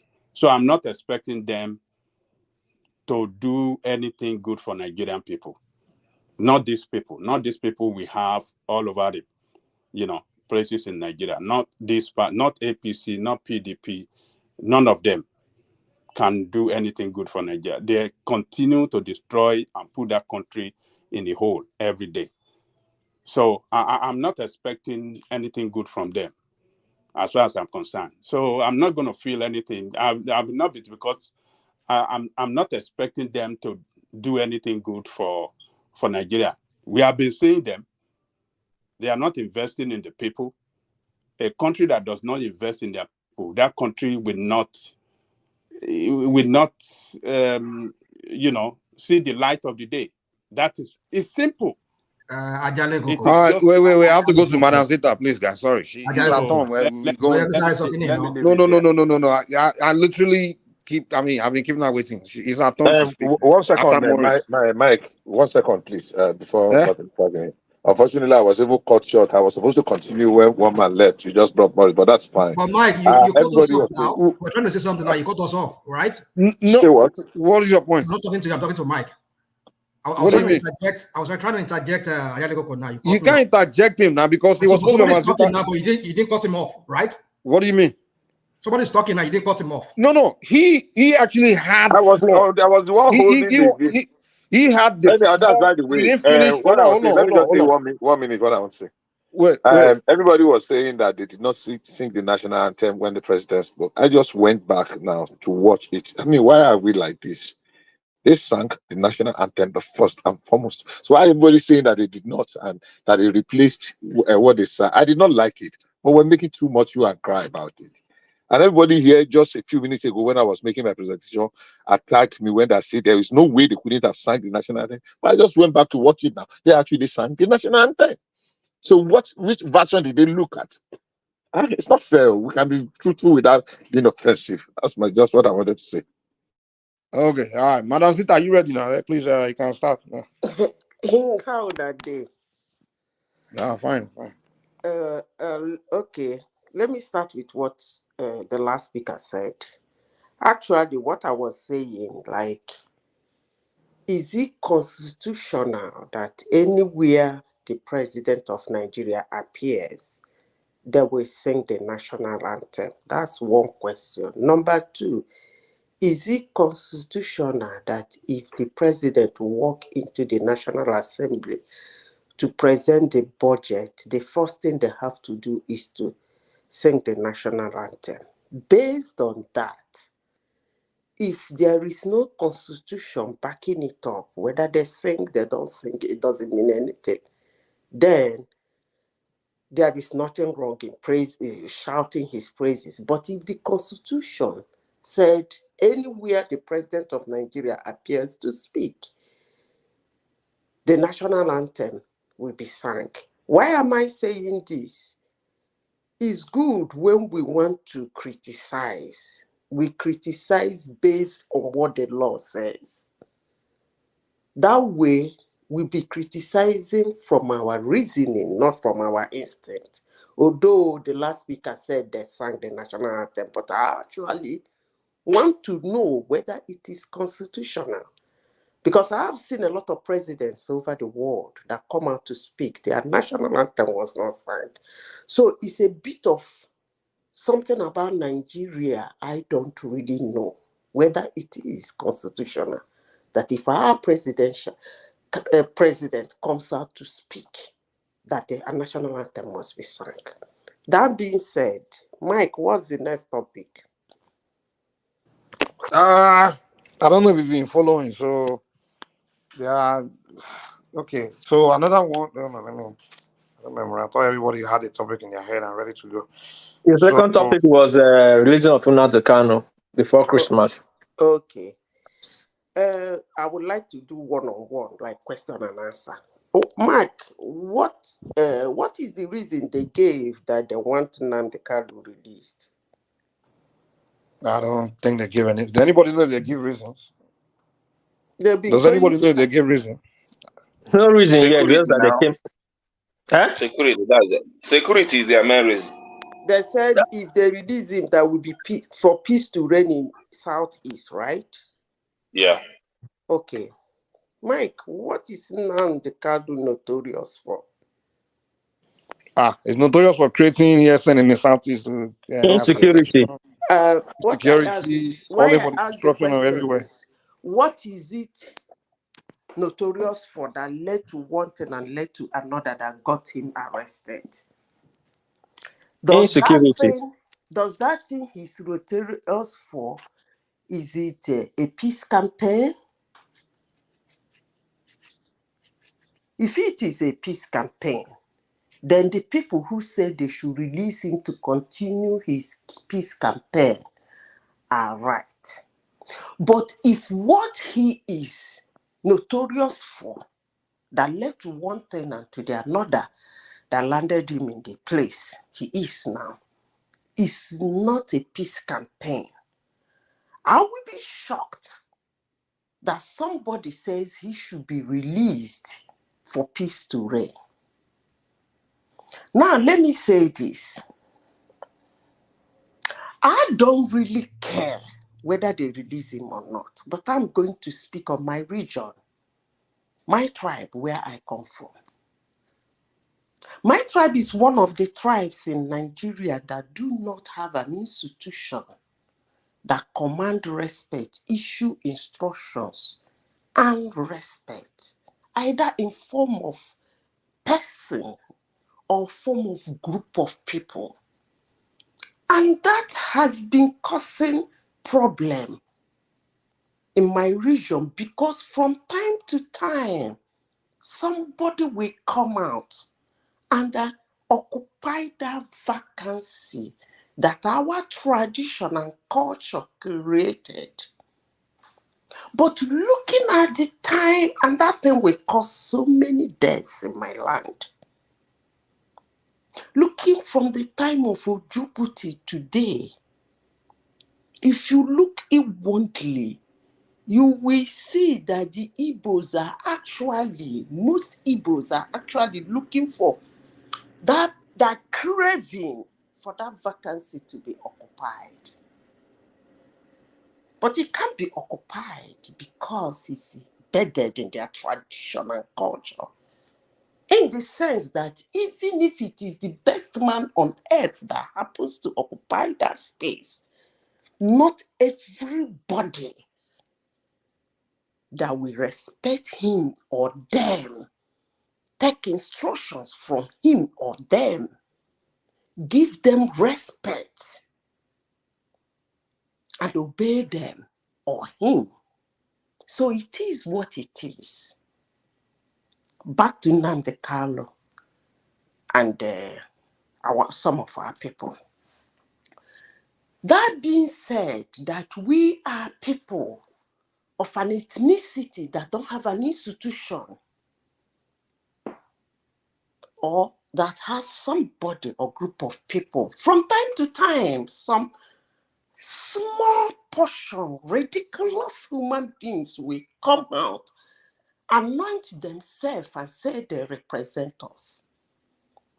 And one thing I know, and I know that most people in this platform hear me when I speak, my tribe is a tribe that is bedded with knowledge. But when this ridiculous group of people who claim to represent us, or ridiculous person come out to represent us, what they speak does not actually represent who the Igbos are. So they ended up painting us blue, black, and purple everywhere. If TINUBU wants to release Nnamdi Kanu, I will advise that he release him for releasing sake. But if he's releasing him based on what these people who are kangarooing themselves as our leaders are claiming that it will bring in Igbo land, then he must have a joke of an administration. Because I wouldn't want to hear noise after releasing him.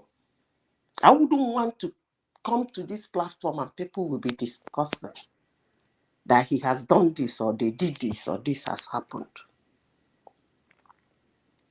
The people who are supposed to speak and say, guy, this thing you are doing is not good, they are not speaking.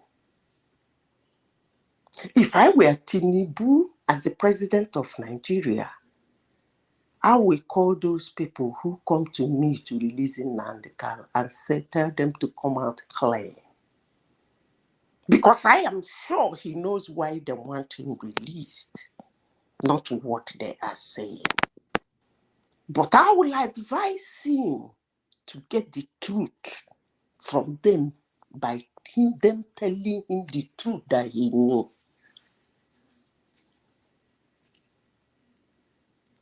Nnamdi Kanu caused a lot of mayhem in my place. What Nnamdi Kanu is agitating for is not what was agitated for in the north. In the north, when the mayhem was going on, Buhari was dropping bombs both on the Boko Haram and the men and the civilians. The northerners did not come out to tell Buhari that he's killing his people. But I just sit down and wonder if that kind of military action is being taken in Igbo land. Hello? I know what is going to come out of that. Again, Nnamdi Kanu, as I said before, is not the problem. Hello, is anybody hearing me? Yeah, we're hearing you. I'm Okay. hearing. Nnamdi Kanu putting, I don't know how I can explain this for people to understand. But I know, down deep in my heart, something in me is telling me that TINUBU understands. Putting IPOB on somebody, putting Biafra on somebody is the most ridiculous thing I have ever heard. Saying Nnamdi Kanu is an embodiment of IPOB. Ojukwu is an embodiment of IPOB. Simeon Ekpa is an embodiment. Doing that is the most ridiculous thing I have ever heard. The only person who can say that is either the person who is lying or pretending not to know. Because that thing is not in anybody. I repeat, the agitation of Biafra is not in anybody. If Nnamdi Kanu drops off the ticket, another person is going to pick it. If Simeon Ekpa drops off, another person is going to pick it. What? Because it has been politicized and it has become an ATM. I don't think necessarily they are agitating to go. I don't think so. From my own investigation, I don't think so. It's politicking and an ATM. It has become a business. So if somebody is fat and decide to drop, somebody is still going to use it to eat fat. I know how many people I lost under that IPOB. And for somebody coming to say that Boko Haram was rewarded, oh well and good. They should go and get amnesty. If that is true, they should go and get amnesty. That's actually why Yar'Adua is my worst president. Because he brought amnesty into Nigeria. It's my worst president. He started infecting amnesty in tears. The one that will make a first-class product cry. That somebody gave 5-10 people and you thank him, you bless him by paying him off and sending him to school abroad to go and learn. Really? But he did that anyway.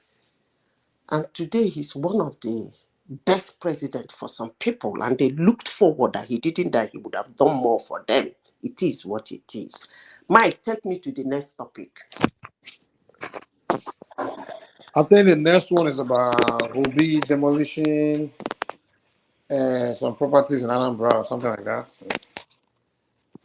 The hypocrisy of that. Anyway,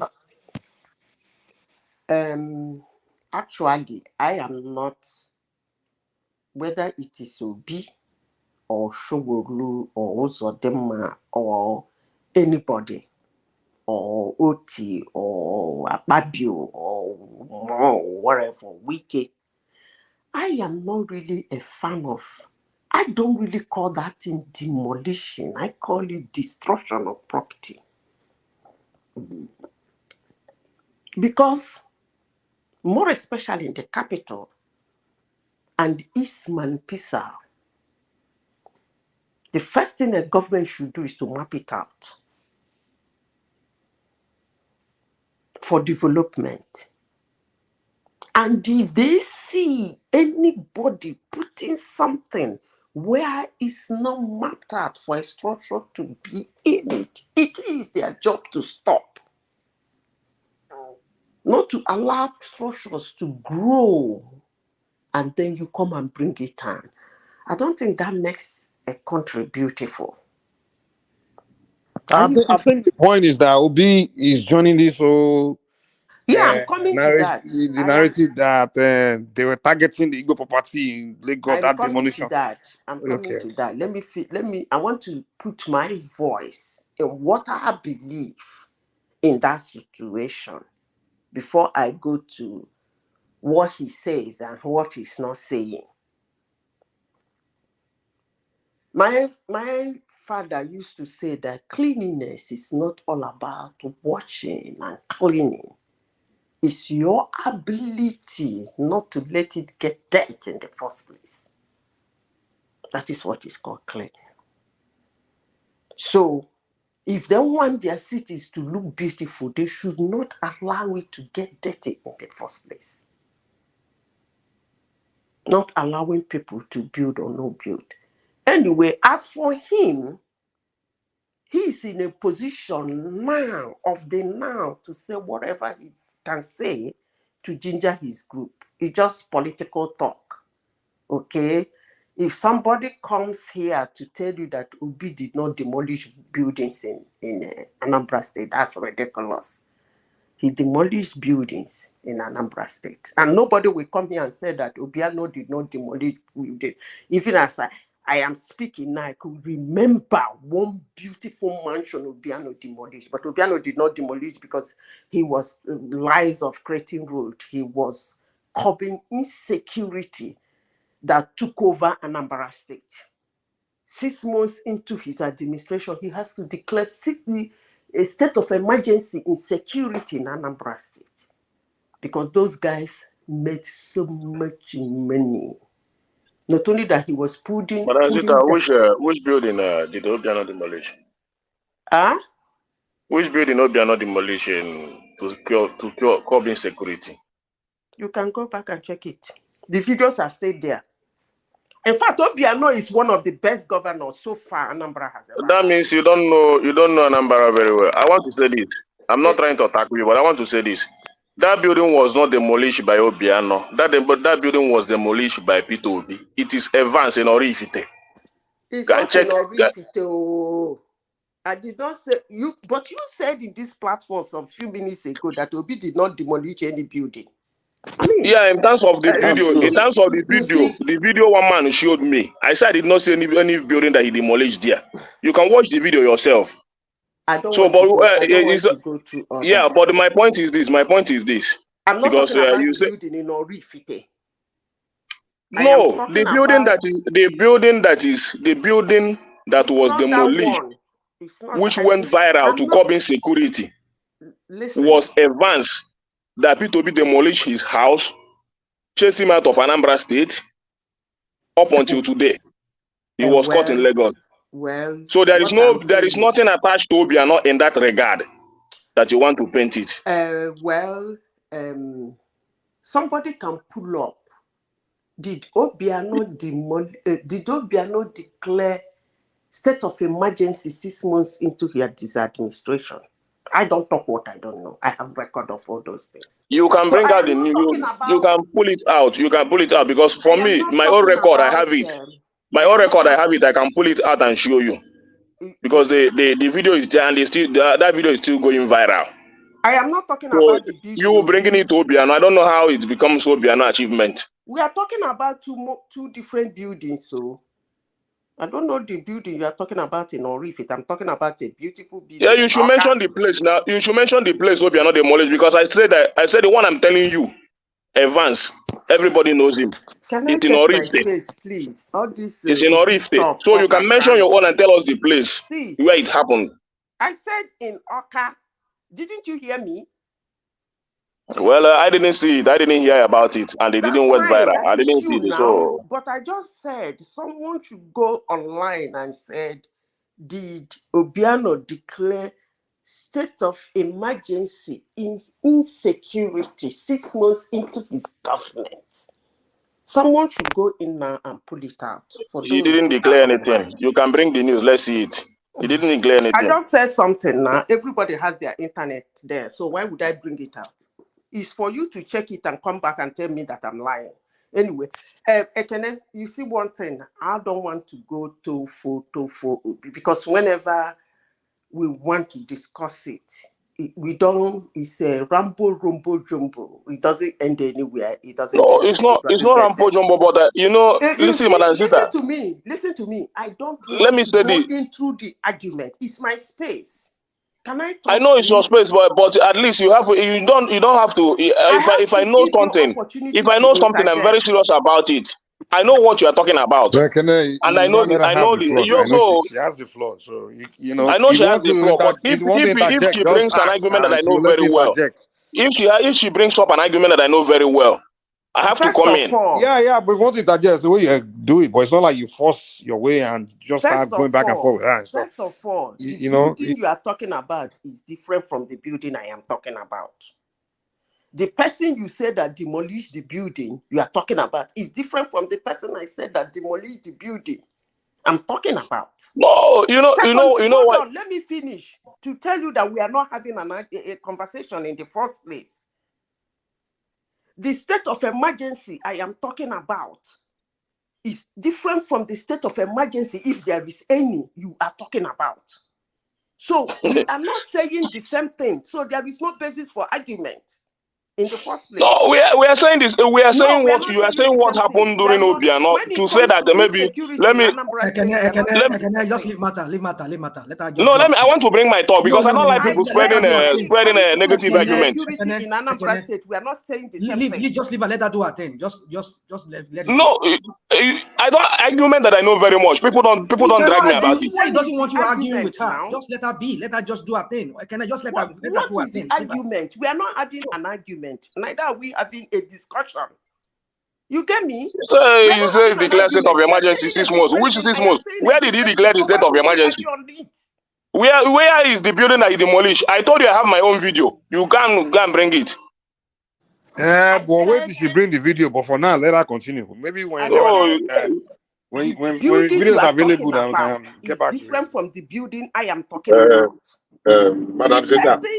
Let me finish. The person you are saying that demolished the building is different from the person I am saying that demolished another building.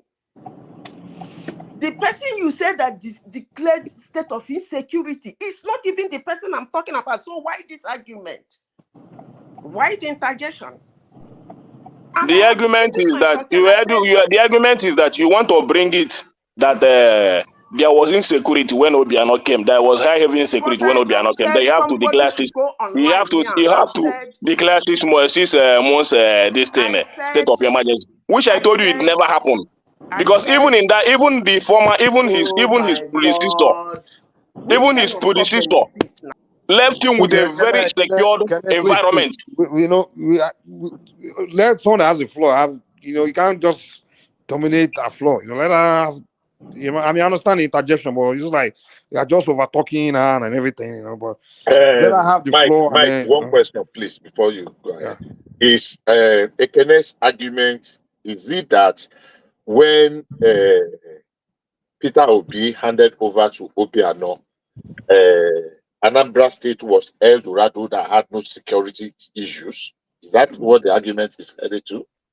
Yes, that's the argument, and I can pull it out for her. Okay, no problem. I've had you. And the building she said that was demolished to come in security was the building attached to P2B, which he demolished, which is Evans in Orifte, and chased him out of Anambra State. The guy ran away. He was caught in Lagos. Could there have been another kidnapper? So I want another one. I want another one that the one that Zita is talking about. I want her to prove it. Just hold on 1 second. Could there have been another kidnapper's hideout or property that Obiano demolished apart from the one Peter Obi demolished? That is what I want to see. I want to see the one Obiano demolished that is attacked in security. That is not Peter Obi that demolished it. I want to see that one. That is what I want to see. That is what I want to see. Wait, Manasita wants to come here real quick. Yeah, go ahead. Mike, I don't like this kind of interjection. Please. Because you see these guys, I don't like going into discussion with them on this area because it doesn't go to anywhere. We will go on to this rumba till my time is gone. If you have internet there with you, Mike, pull out. Did Obiano declare state of emergency 6 months into his administration in insecurity? That's what I said. And I stand by it. Yeah. So can you pull it out? I will try to continue while I work on that. Yeah. I don't like when I am talking. People come to interject me, rumbo, up, down, 4. Give us and show us, bring us the building that Obiano demolished to curb insecurity. That is what I want to see. Let's not make this rowdy now. If you want to, there's this not when you were talking, people don't just jump in and I understand. Mike, you know when propaganda starts to rise, I noticed it. Listen now. Even if she wants to give the point, let her speak the truth. That is my point. But wait. No one has problem with interjection. Maybe you want to correct something. But the way you're doing it is Yeah, not the way. It's not the Mike, right my way. You're problem doing. is You're this. not doing it the right way. All you're doing is just jumping in and jump. You can't do I it like that. know, but I know, Mike. Let But her make a point, and then if you We want to interject, cannot just say, get "Can I anywhere interject?" And then we'll let you come here, and then you question whatever it is. But the Ekene, way you are doing rumble thing, and she's, it's like, man, you're just raising your voice and everything. I don't want that. Just, we can't get anywhere especially, with this she's a woman. okay, Mike, I need an interjection. Few minutes. Just let her. I just need Okay, an interjection. yeah, but you've been interjecting. But if you want to interject, we just make it brief. Is it a question? Is Yeah, it I because want to I don't want interject. this I need an rumble. interjection. But wait, okay, let's So, ask her. Mike, Okay, as I was saying, she will have to be the one to let you in when she's ready for you to interject. Okay, That means you don't want to give me an never interjection mind. now. but I'm If not you the want one to that give me will an give it. She's interjection, the give one me an that has the interjection. floor. Hold on. Madam Zita, continue, and when you're ready for his interjection, let him in. Okay, he wants to interject, but continue. Then You it's up see, to you. he's not interjecting. He's putting a point to me. I want to interject now. That's also interjection. Hold on. Okay, let her continue her train of thought. You continue your this thing, Madam If Zita. we and then- continue up point, up down, up point, it's not gonna get anywhere. You get the point. So let me continue with what I'm saying. And I need an interjection. Let I her just need an continue. interjection. Can come on I now? have said what I have to say. No. Let her continue. You've been. If you know that she's speaking the truth, let her give me 2 minutes to interject. No. If she's Let not her speaking the continue. truth, let her continue. What is going on today, Ekene? What is going on? Somebody's telling you to just hold on. I mean, let it go. Just let it slide. And you keep on. Mike is trying to tell you the same thing. Let her do her thing. Everybody get their own mouth to do whatever they want to run here. Let them run it. If you try to interject, she doesn't allow you. Just let it go. Listen to me. I do not ascribe any name to anybody. Even when I use that name, I don't ascribe it to anybody. But people coming to this platform to say, let her run her mouth, that's quite insulting, but I'll take it. Because you know why? I really love people insulting me. It energizes me. Maybe you people don't know. That being said, I always like people to allow me to finish what I'm saying before they throw the insults. As for Ekene, your interjection this night is go online and write, did Obiano declare state of emergency 6 months into his administration? Full stop. And see what the thing will tell you. Then whatever it tells you, you come back. It won't take you a second. You come back for your interjection. By the way, Mike, let me continue with what I'm saying. You will give me an interjection now. If you're asking question, give me an interjection to speak. So if you don't give me interjection, don't ask me any question. He's trying to disturb me from saying what I want to say, and I won't let him. And Mike, if you allow him to put words into what I'm saying again, I wouldn't like it. My voice might not be strong, but I use it anyway. So I know what he's doing. He's trying to disrupt my submission. And if he tries it again, I won't like it. People has been speaking since 5 p.m. yesterday. I never one day interjected anybody. I kept quiet.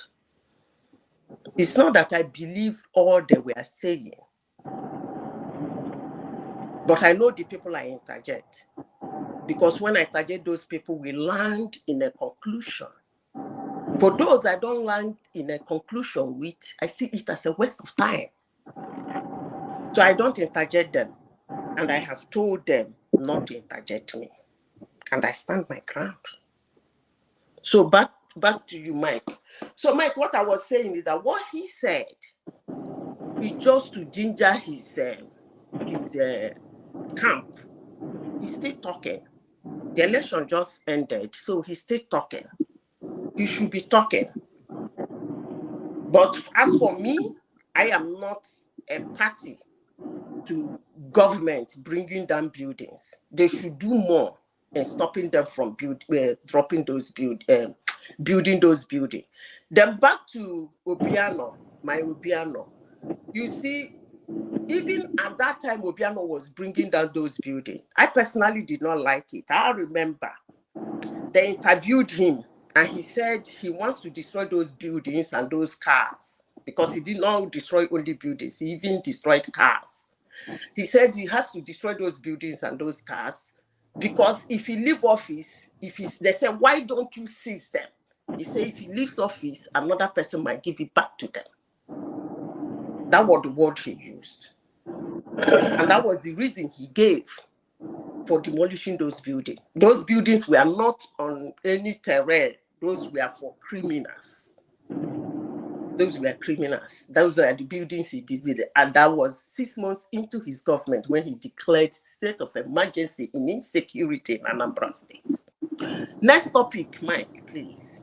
If I still have to. I think this is the last topic. It's about the Northern elders calling for. Mike, I have a submission to make, please. Hold on. Calling for.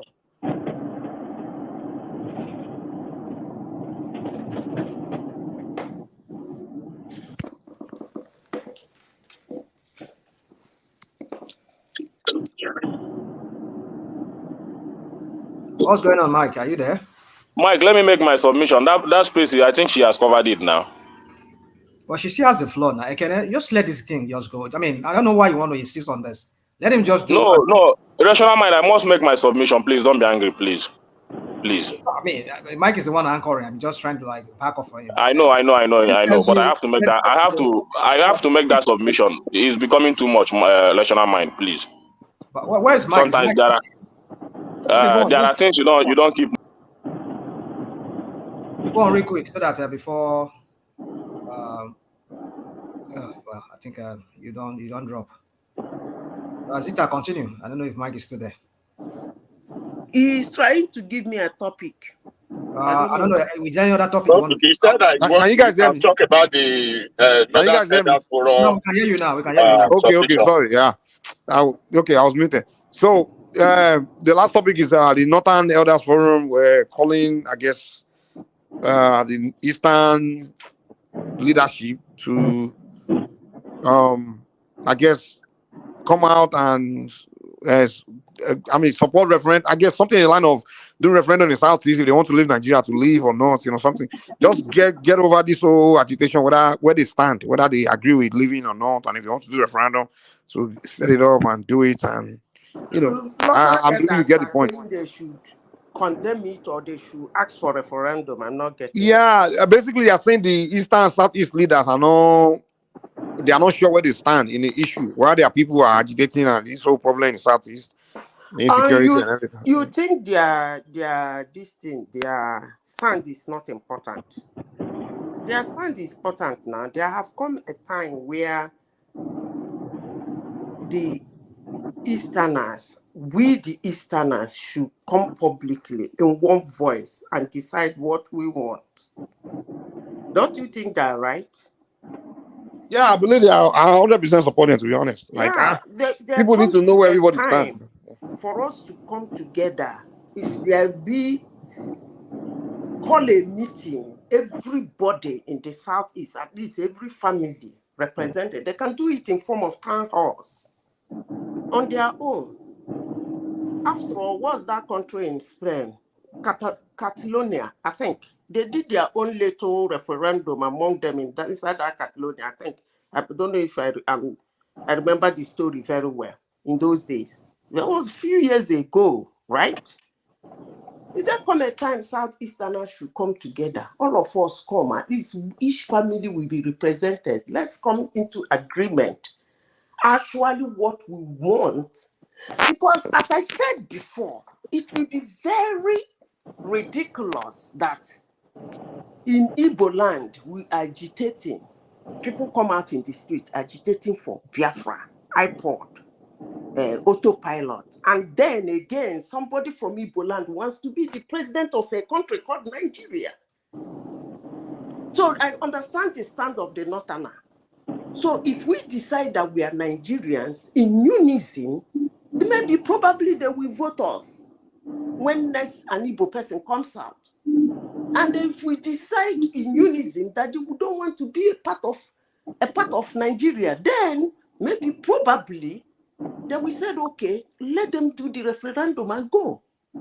So I think they are right.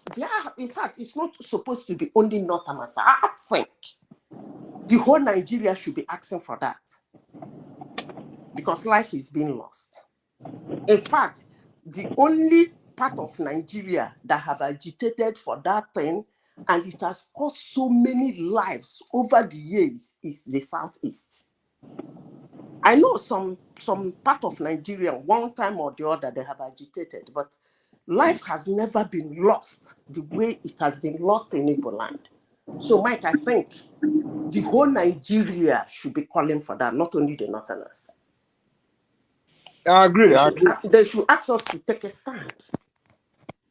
Honestly, I think that's the best way forward. Like, Yeah, you just have to address that issue to know where, because the leadership there on one bread, they will act like, oh, they are with Nigeria, and on another bread, they will come to be calling for the release of the secessionists and be giving them some kind of support. And people are wondering, where do you stand? Are you for secession too? Because you have the mandate, you really want to decide, not one non-entity somewhere in Finland or London. Because if you're agitating to leave a country, should the government be listening to one individual in Finland? Is it the one to discuss on behalf of the population? You are the elected ones. You have to be the one to speak. So let us know your stand. Mike, I know that the Igbos, the elites, and the lead elders in Igbo and the governors and people who have ruled, been leader in one way or the other that come from Igbo land, if they actually came together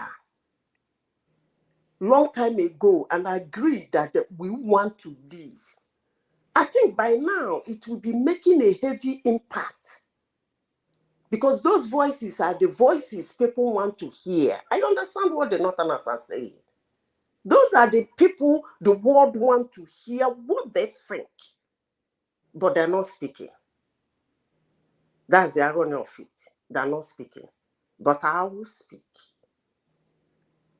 I want to be Nigerian. Thank you. Yeah. Who's I think progressive, right? The progressive Nigeria. I think he hasn't spoken. Well, Kenneth wanted to. I think he left. Oh, he's still there. But anyway, yeah, Mike. So but before he goes, but the way me I see, I think the whole Biafran thing, they need to sit down and discuss it and decide which way, because it's almost like Nigeria. We don't want to address issue to the bottom of it. We just leave things hanging. We leave matters hanging, and it just doesn't make sense to me. Because even now, Biafran War, I don't think it was really a fight to keep someone in one place. It was more of a fight to. It was more of a war, fight against Ojukwu to crush his rebellion, because what Ojukwu was doing was really completely illegal. He was a soldier, he's a member of the army. One, you are committing mutiny, you are committing treason, because you are in the military, in the Nigerian army, and within the country where you are legally serving in the military. You want to divide, you want to create your own country, and two, you harm yourself. So he broke the laws of the country. So by default, they were supposed to try to crush his rebellion. So to me, that war was not a war of trying to put someone in a country or keeping countries together. Mike, don't do this. You're a revisionist. Okay, if you want to disagree, tell me which part of what I'm saying you disagree with. Don't just start doing this. You see, I mean, we have people waiting here. No, hold on. Don't make me and you start on that right now. No, I'm not saying we can start, but what I'm trying to declare is, if you want to, I don't like doing this blind argument with you. If you want to disagree with anything I say, point out the statement that I make and address it, and then it will make sense. Hold on. But let me learn what I'm saying first before you come in anyway. So let me learn what I'm saying. Let me learn my whole points. I don't think there's been a time where the Southeast as a group, as a people, came together and decided they want to leave Nigeria, right? And then anyone has stopped them. It's never happened. And that's why I'm saying that's not what happened with that Ojukwu own. Because if you go and study even that Ojukwu own, the leadership of that space, some political leaders were against it, and it was putting them in prison. If you go and study your history, I did my thorough study on the whole Biafra thing. In the beginning, a lot of the politicians, including his father, were against him. The whole thing he's trying to do. He were arresting them, all the political leaders, the leadership of the East back then. So it wasn't a thing of the entire East came together. And also, the other part of the Eastern region, like those other tribes, he didn't really. I don't think they were on board. So it was never. There's never been a time where a region came together as a people, their political leader, their traditional leader, all of them, and their people referendum and said, we want to leave Nigeria, and somebody stopped them. It's never happened.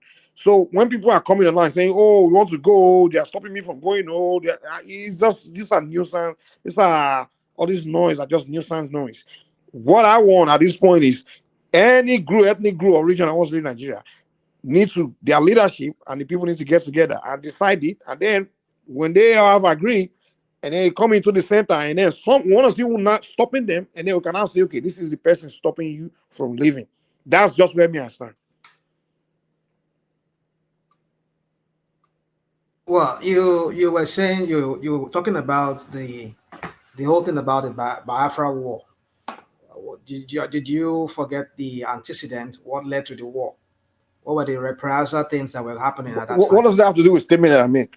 There are 9 people on this platform. How come it's turned to just 2 of you dialoguing and all that? All that he's the one that I wanted to go to the next place, but I just concluded.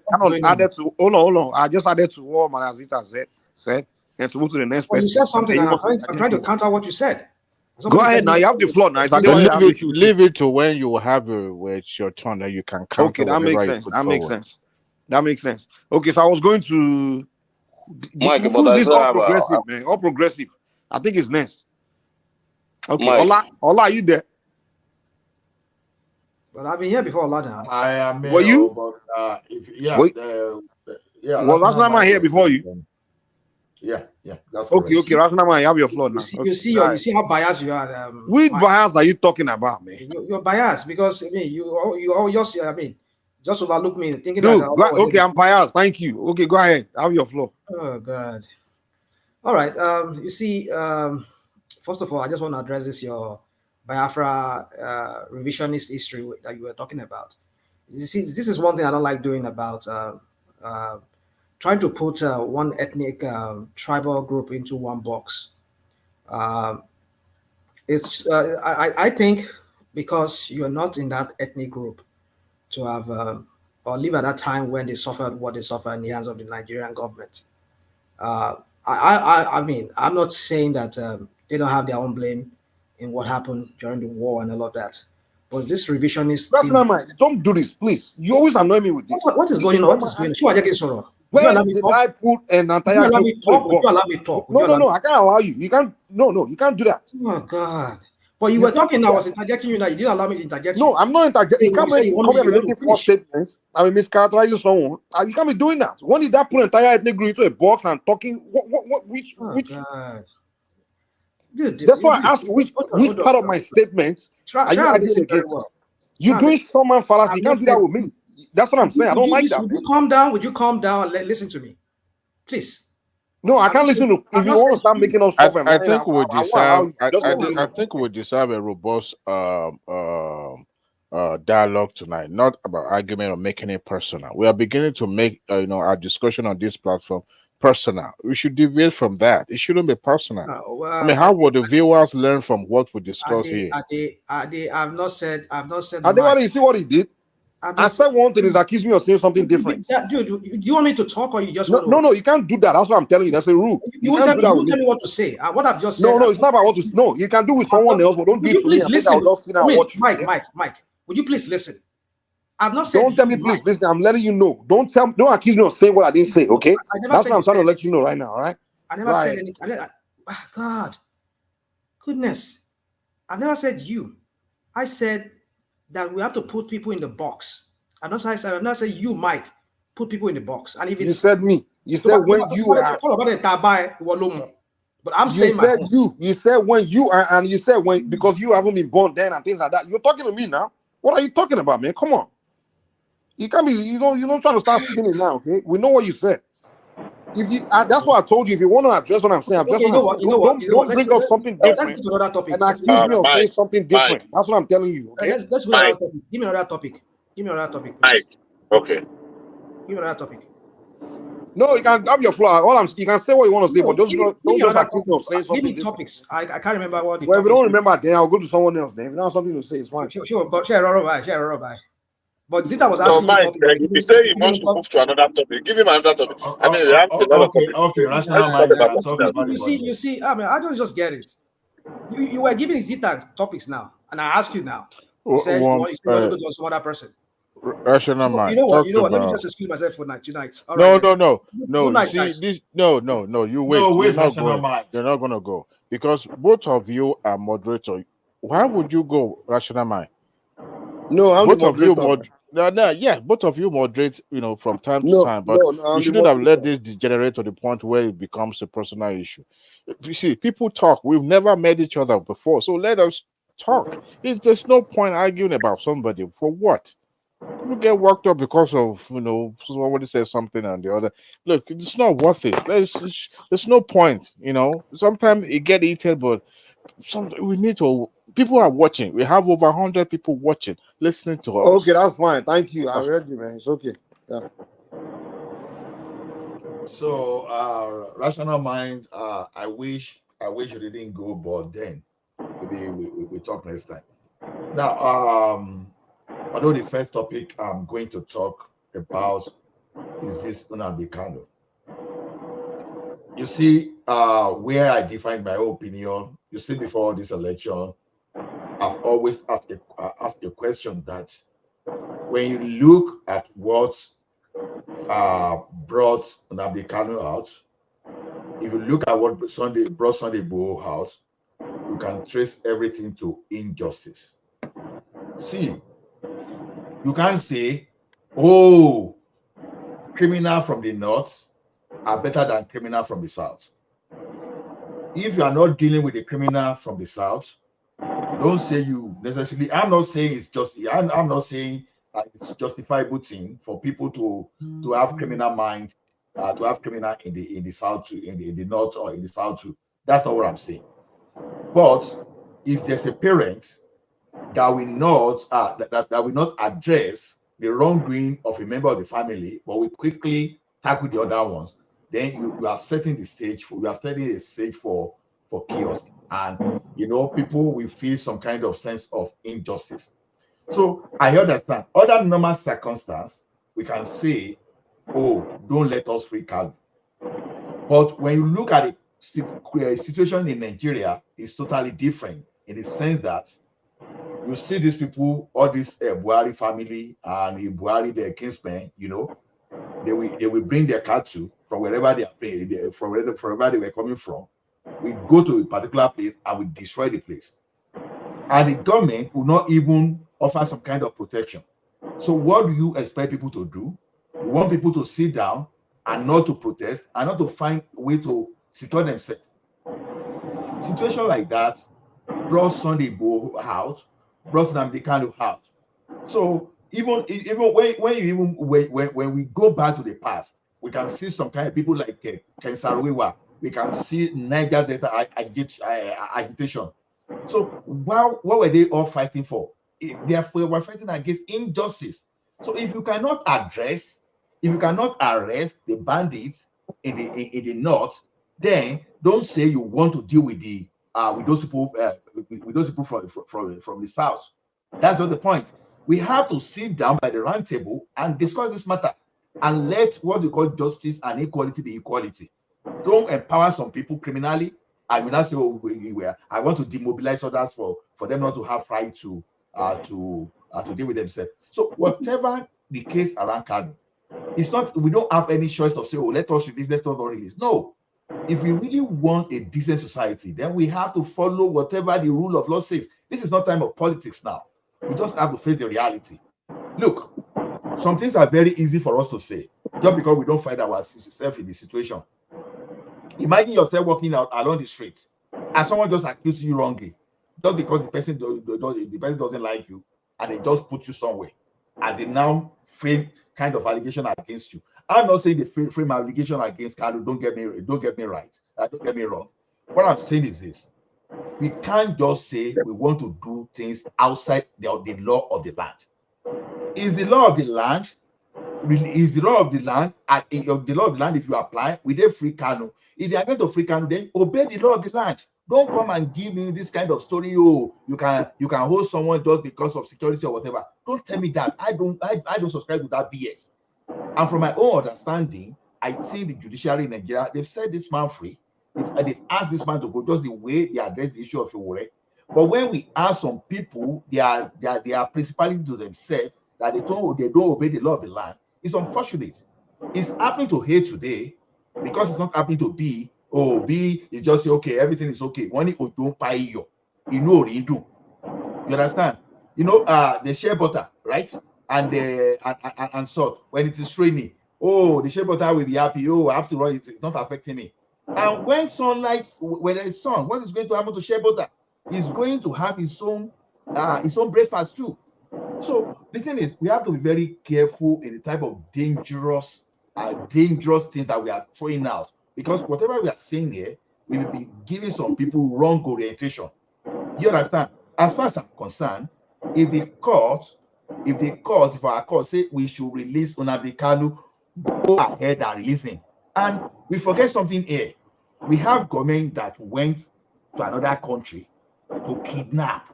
You kidnap someone that is not only a citizen of your country and brought it to that country, and we are still finding our way to support that. To me, there's no basis for that at all. Let's forget about tribal sentiment. As if someone that accused me here today that, oh, I'm an Igbo person trying to present Yoruba. I just spoke to Yoruba to that person that if you want to challenge my Yorubaness, let us go. You will know that you are not even closer to me when we talk of being a Yoruba man, but we are talking justice. So to me, I just want to appeal to us that let's just forget about sentiment. Let us forget about politics. Let us look at the thing from the pure fairness and equity side, and let's just allow the courts to determine what happens to Kanu, not for us to be saying, oh, he does this. Go and prove it in the court. If the court cannot see concrete evidence, then forget it. We forget that the kind of thing that Buhari did to Sunday Igboho and Kanu was the reason that we started getting visa to go to travel to the UK. When you will go to the street of UK and you will try to kidnap someone, when you could easily ally with that thing. So we should not be known for something terrible. And you know, when your government is doing this, that is the barbaric thing, because they are not representing you well. To me, there's no way you want to justify it. So please stand by the law. I don't care if the law is not taking care of it. Then go back and make another law that will take care of him in the future. But as far as we are concerned now, if the court say let this man go, please let him go. Whatever you are doing, if you are holding this man back, you are doing illegal thing. There's nothing you can use to justify. That's just the point for me. Then what other topic? Hello. What other topic? Then the other one, give me a second. The budget. Topic, yeah, one thing about budget is this. I've listened to Professor Rewan, I've listened to so many people. You know, my opinion about budget is this. I have my own reason why Buhari administration there will never be popular with me, and I'm not ready to change now. I don't think, even to my last day on the surface of this earth, I don't think I will ever agree with Buhari, whatever, no matter what. So the thing is, I see budget as just a baseline. The government is just saying, okay, this is my fiscal projection. This is what I'm going to do.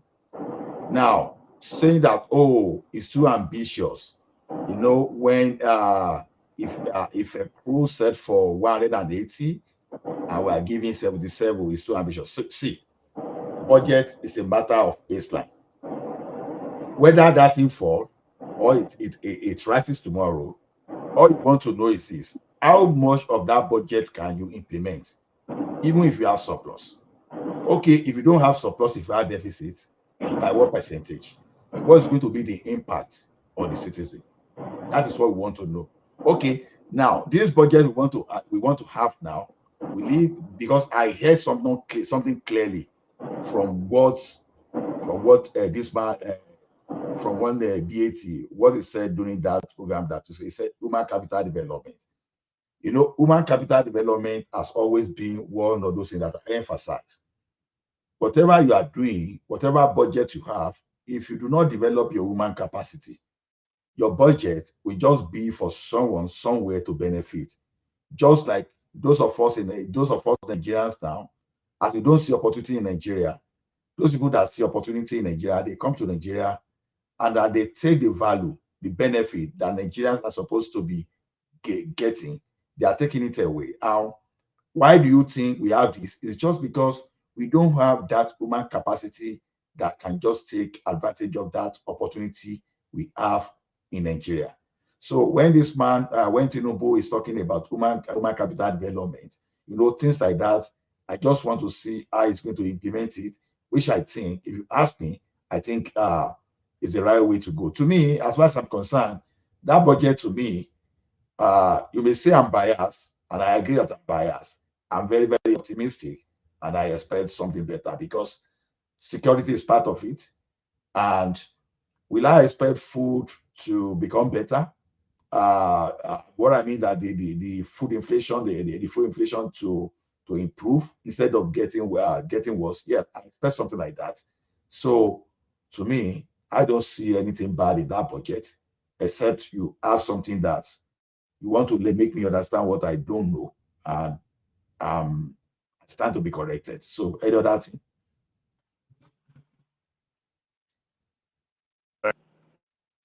Mike, where you did? Yeah. So I think the other one is, I think that budget was more about the national anthem issue. I mean, I don't think they say he's playing that.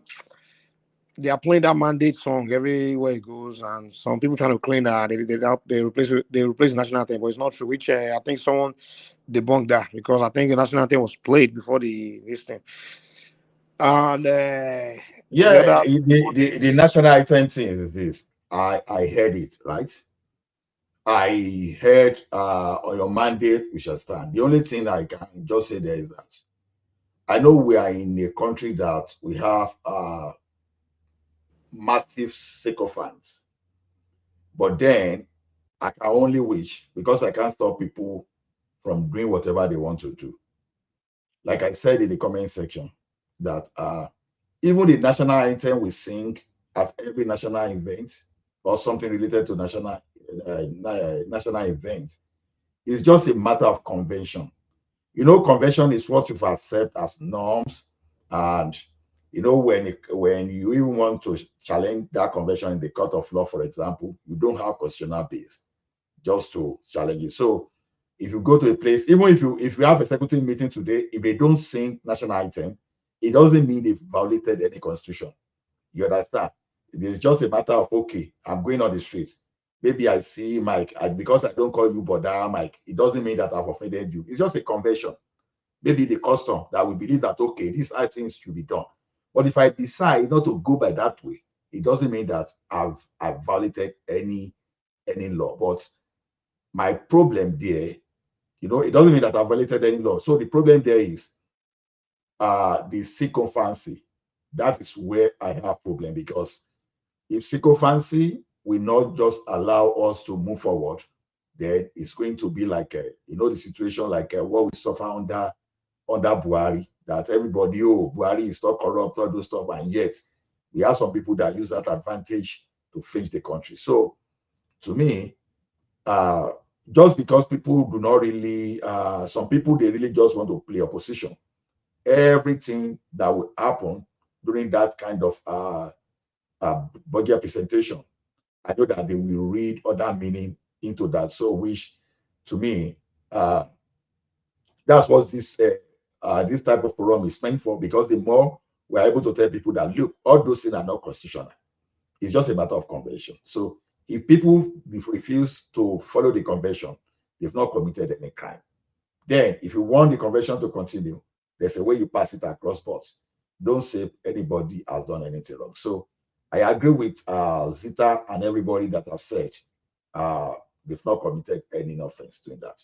That's my point. All right. I think that's all the topic, maybe. So who wants to go next? Who has one spot? You want me to go next? Yeah, go ahead. Yeah. Who's that? Okay. Okay. Who was calling me? Yeah, it's me. But let is that Adewale right? Yes, I it's just one want to and only. comment on that national item, but Adewale can go. Thank you, Babanja. Thank you, Babanja Koko. Hey, Mike. Good evening, and good evening, everybody, and all our listeners and watching viewers watching tonight. Good evening. I hope you're having a good time listening to your favorite show. So let me go to the beginning. I talked about the Peter will be criticizing the demolitions of property in Lagos as the height of hypocrisy. I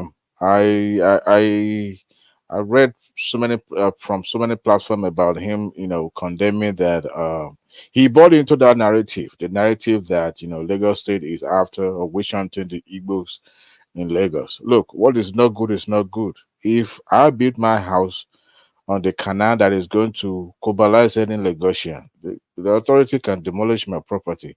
You see, we cannot continue to live in a country of lawlessness. I know that those properties are worth of billions of naira, but you see, they should have known that from day one. Look, Lagos State became all for all before, but you see, when the government is working, we start crying about victimizations and all that.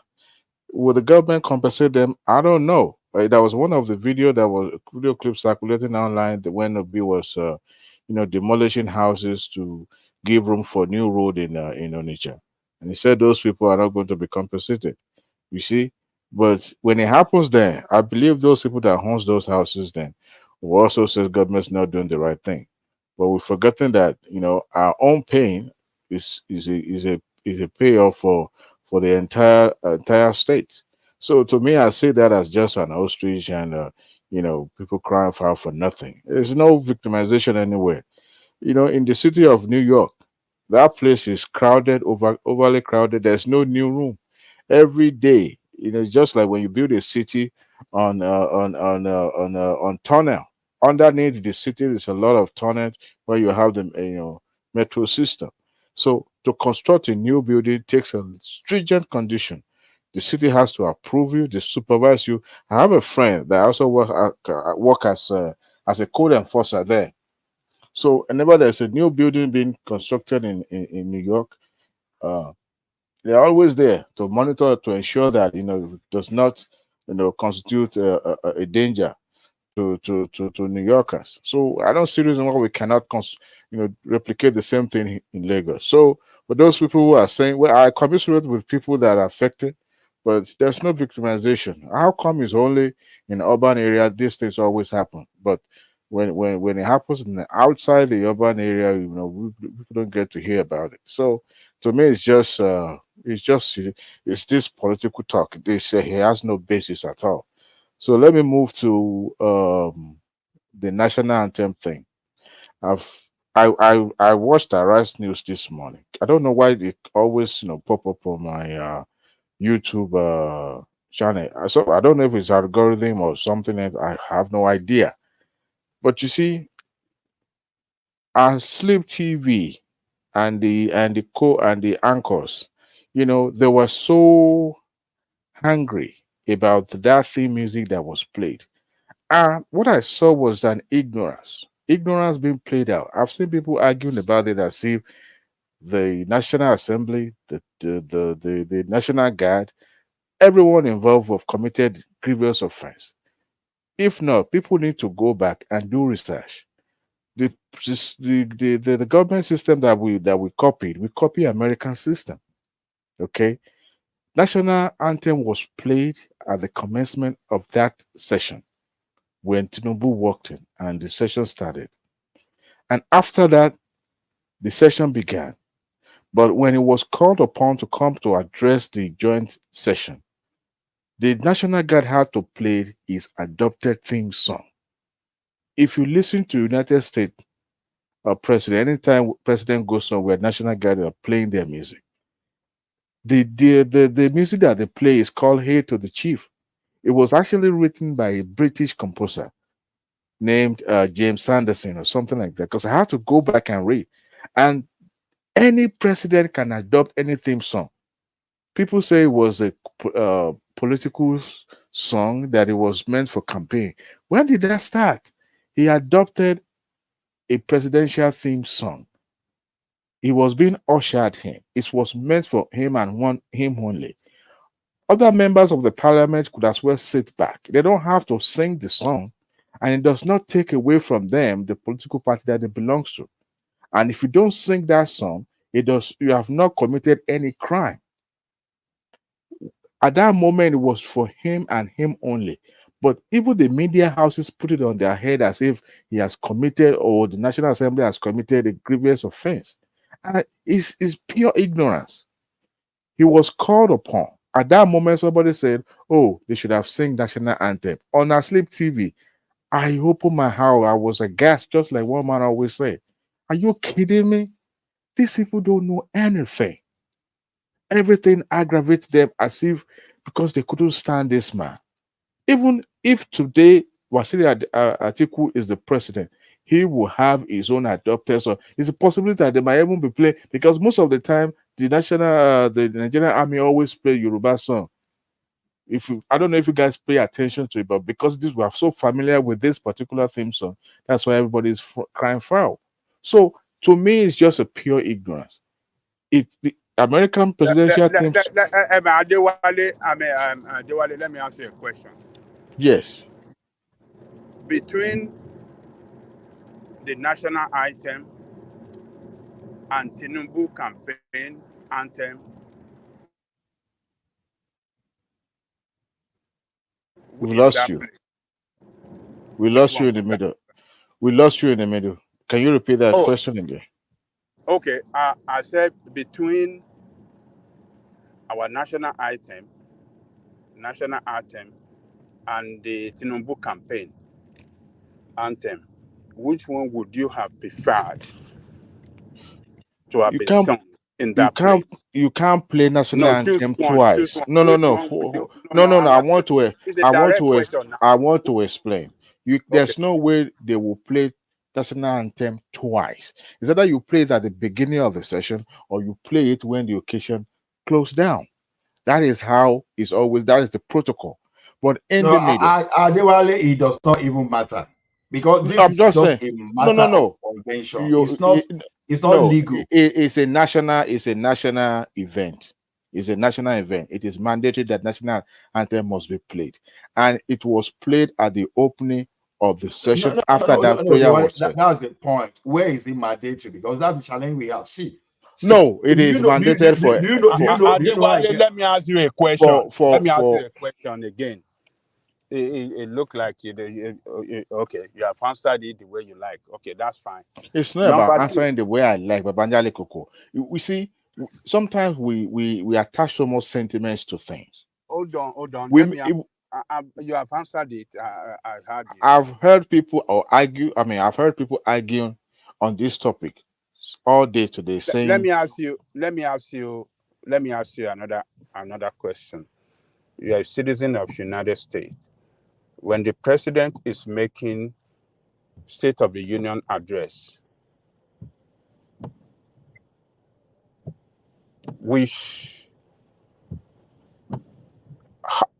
and he walks in before making a speech, is it not United States national anthem they sing? Correct. They play the national anthem. Yes. What does that national anthem represent to you? At the beginning of him walking in, they play it. But when it's being called upon to address the joint section, they play Hail to the Chief's theme song for every president. They play what? They play the presidential theme song called Hail to the Chief. I can give you the hymn. Dun, dun, dun, dun, dun, dun, dun, dun, dun, dun. That is the song. Okay, yeah. So that one is nationally recognized too. Because the nation adopted it. Any president can adopt. Actually, it was a president that adopted this one. It was composed by another person, and he said he likes it. Hold on. So they play it, and which president in the United States ever changed it? Okay, now. It has never been. Hold on now. It has never been changed, but I will tell you why it was never been changed. Okay. Are you telling me that if anybody comes after TINUBU will continue this TINUBU song. So this TINUBU song, if he had been in Yoruba, that ọmọ tí wá ni wọ́n ṣe nípa ìgbàgbọ́ nínú ẹgbẹ́ wa ṣe bí wọ́n ṣá ni president wa. Do you think that will be accepted at the national? You know the funniest thing about Bajale Koko? You know the funniest thing about Bajale Koko? We've never been paying attention to the music played by the national guard. Nobody will raise eyebrow because it is personal to the president and president only. It is called C&C theme song. No, it doesn't have. Hold on. That president does not have power in the people's parliament. That is Nigerian people's parliament. It was it was called upon in his record. It's campaign anthem. It's not campaign anthem at this time. It is now. It is president campaign. It has nothing to do with Nigeria. Let us get something right. Wait, let me say one thing. Why do you always have to compare us to the United States now? We are not because United that is States. where we copy. That is where we copy all this nonsense from. It has nothing to do. It's like why do you always say United States? Do they do this? What if they don't do? Who cares? We are not them. That is personal to his candidacy for president. Now he's the president. That should be over. That song should not be sung at the people's parliament. According to who? The Nigerian law? You know the funniest thing that we argue. Because this not only his own party that is represented, that represent Nigerian people. It doesn't matter. That's his own section. And he has no power in that parliament. So his song cannot, his national anthem should not follow him to that part. It should be restricted wherever and any other places and not in the people's parliament. Everybody? Yes. I don't know how you guys are defending this irrational thing that we see. Go ahead. These people, all this kind of irrational thing that happen in Nigeria, and you people will support. I think we are stretching this a little bit too far. It's all right for you to say it is irrational because you don't like it, but that's extreme. That you don't like it, you just have to put certain questions. Have they broken any law? They did not compel anybody to sing that song. I did not like it, but I'm not going to lose an ear, break an ear over it. I'm going to split any ear. So you have to break law before you do irrational thing. You did not look. Listen. I gave a scenario here a few weeks ago. A young man in New York that resigned from the police and was claiming disability, and was claiming disability of more than $7,000 every month. That he couldn't shoot again because he injured his hand during September 11. And some people brought up the situation and said, look, hey, gentleman, your hobby is shooting. You go hunting everywhere, holidays since 2011, that you cannot serve in the police force because your hand was injured. But that same hand you were using to shoot in your hobby.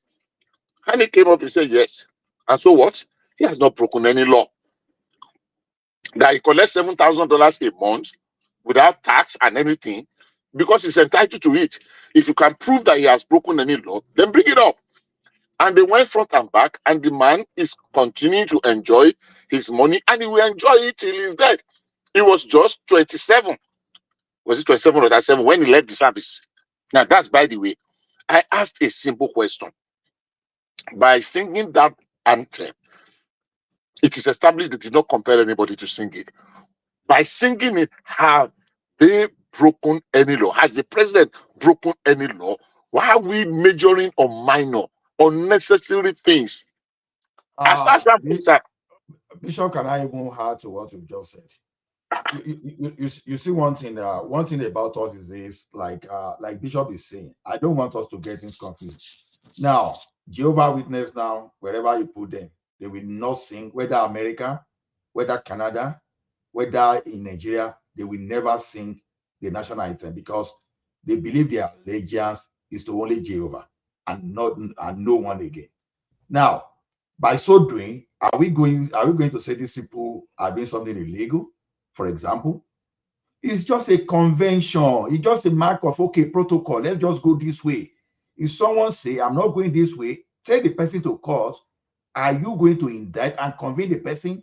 No, because all this we are trying to fight, we cannot enforce it in the court of law. So just because we don't like TINUBU or we don't approve of whatever he's doing does not mean that everything he does or everything someone someone does on his behalf will now become something that we are going to use to castigate him. Because like Bishop, we are just dissipating energy on this. They've not done anything wrong. We should even focus more on the budget, as far as I'm concerned. Yeah. If anybody comes tomorrow, let them do whatever they like. When you watch your favorite Super Eagle, do you know some of the theme songs they usually play? They will say, da, da, da, da, da, da, da, da. So is that theme song Nupe music or Edo music or Yoruba music or Igbo music or Kanuri music? Can you differentiate which one of those tribes can be attributed to that theme song? Can you? Anybody on this planet? I don't know anything. I don't even see. And every time Igbo is playing, they will play Yoruba music. They will play that particular song that I just heard now. Why? Because it has become synonymous with that brand. It's like a brand, and this is what they are known for. And for everyone crying foul about that theme song that was sung, yes, you're right. You may not like TINUBU, you may not like his politics, you may not even like it that it's being played in National Assembly. But I tell you this: a president, in recognition of that president, when it was called upon, they played his personal theme song. And member of his party or the entire National Assembly rose up, in recognition of that office as president. Number one, even his own political party members are not compelled to sing that song. They are not compelled to hymn that song. They stood up in recognition of that man that went to the podium, right? But because it was played at National Assembly, they believe because they are equal partners, it shouldn't be. But he was the president. And I tell you this, if our constitution allow, and there's not even written in the constitution, how does it even deduct away from the debate about of the budget? Does it even have any effect on the budget? But because his personal theme song was sung in the chamber, it gives some people headache. I have problem with that. Excuse me. Yes. Mike. Is Mike there? It's going to freeze the fridge, I believe. I'm sorry to cut you in. Did you call me? Who called me? Yeah, it's Zita. I think I sent some link in the private chat. If you can open it for everybody to see. Okay. I told you I like them abusing me. Thank you. You guys continue how to do that, sir. I mean... Okay. Can I continue? Continue. So I don't want to flog the issue. We should just get ourselves, be open-minded, and sometimes we need to think outside the box, because we seems to get ourselves so immersed in all these things that are not, to me, it's nonsensical in the first place. We should be talking about the content of the budget that has gone to the National Assembly to present, not the theme song. And the entire Slave TV put it on their head as if, this is heresy. This shouldn't happen at the National Assembly. As if they are committed a sacrilege. And I was watching that that show, I was having stomach ache. Like, what is wrong with these people? What is wrong? Look, even if it is Shetima that is president, even if it was Wasili Atiku, even if it is Peter Obi that is the president, or anyone else, you adopted a theme song that is known. Anytime that music is played now, whether it was human, people have not been paying attention. National Guard, they've been playing, or let me just say, the Nigerian Army, they've been playing so many tribal music. They'll play Yoruba music, but people don't pay attention to it as long as, this is literally playing their stuff anyway. But because people have signed this one, and now he became president, and now the army now adopted it, they now felt, okay, this shouldn't be. So what else? People say you should be. When I Sleep TV said, national anthem should be played, I was like, wait a minute, you play national anthem in the middle of the proceeding? when it has already been sung at the beginning? So what would you now say when it ended? To me, it's just like, no, this. You see, this is one thing. We left April. We are hitting like when are we going to wake up to the reality and ask the right question? It doesn't make sense. So let me move forward a little bit. And another elders forum, you say to Igbo people should get out of Nigeria. I'm not sure about that topic. I'm not familiar with, but if that directive was given to me, that is ridiculous. I don't know the basis why they would do that. Nigerians can live anywhere in any part of the country. But let me speak to Nnamdi Kanu. I heard my brother Ola earlier talking about, that the government cannot keep someone in perpetuity. So that's a lie. That's a fallacy. Just pray that government doesn't declare you as the enemy of the state. I went back to dig deep. Why did America keep, non-terrorists in Guantanamo Bay in Cuba?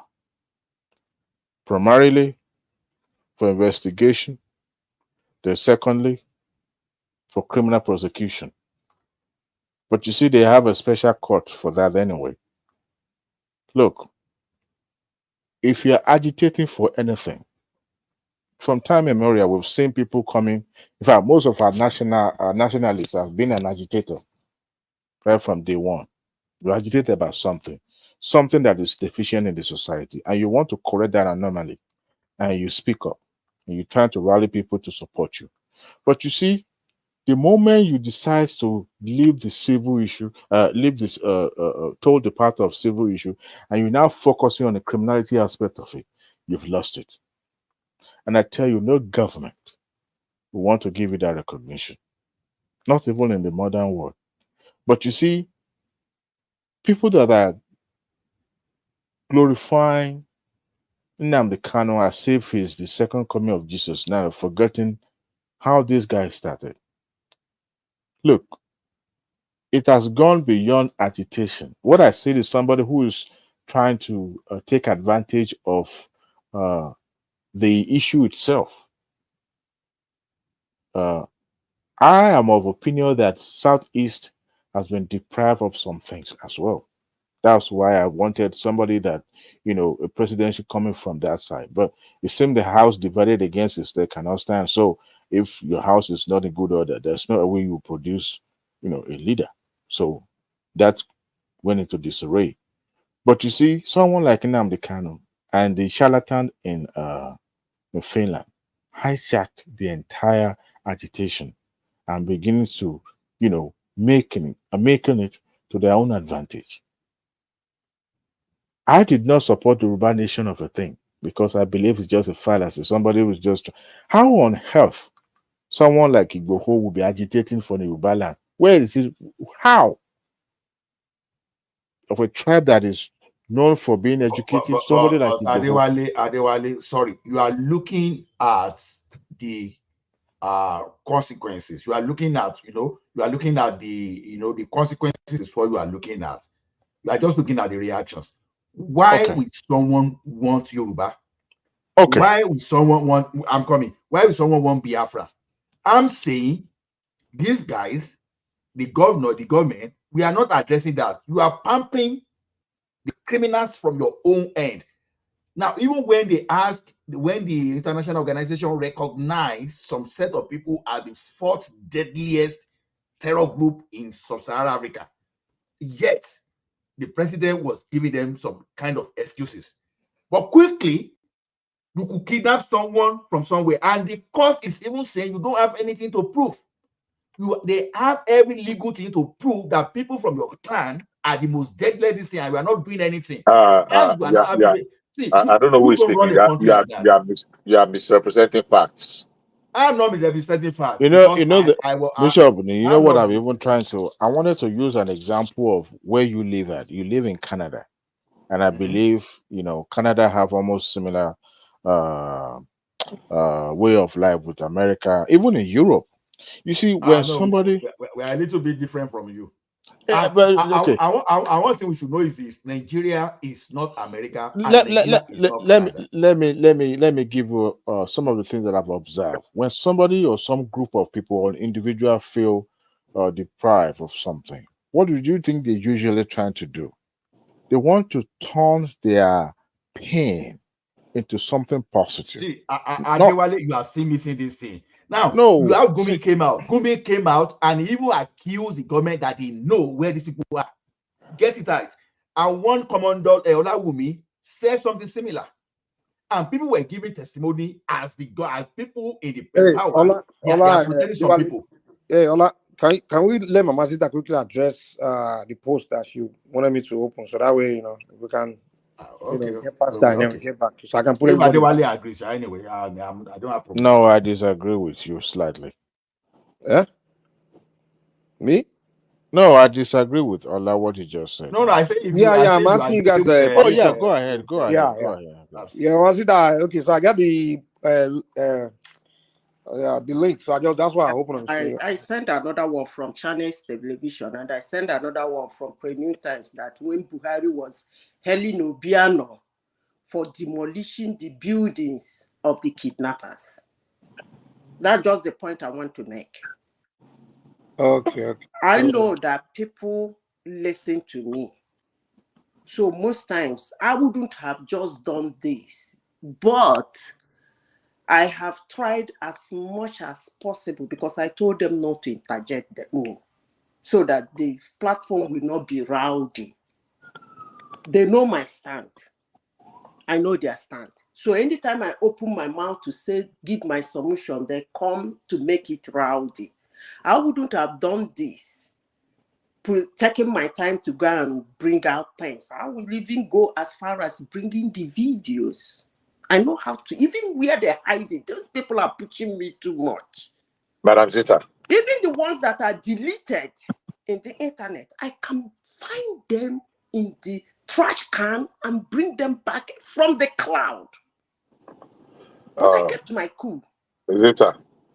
That's what I do for a living. I kept my cool, but these people keep pushing me. I did not say anything wrong this night. I was making a submission.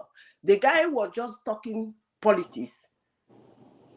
That demolishing of building is demolishing of building. Governors do it. Obiano did it for insecurity, not for building road. And that was what I said.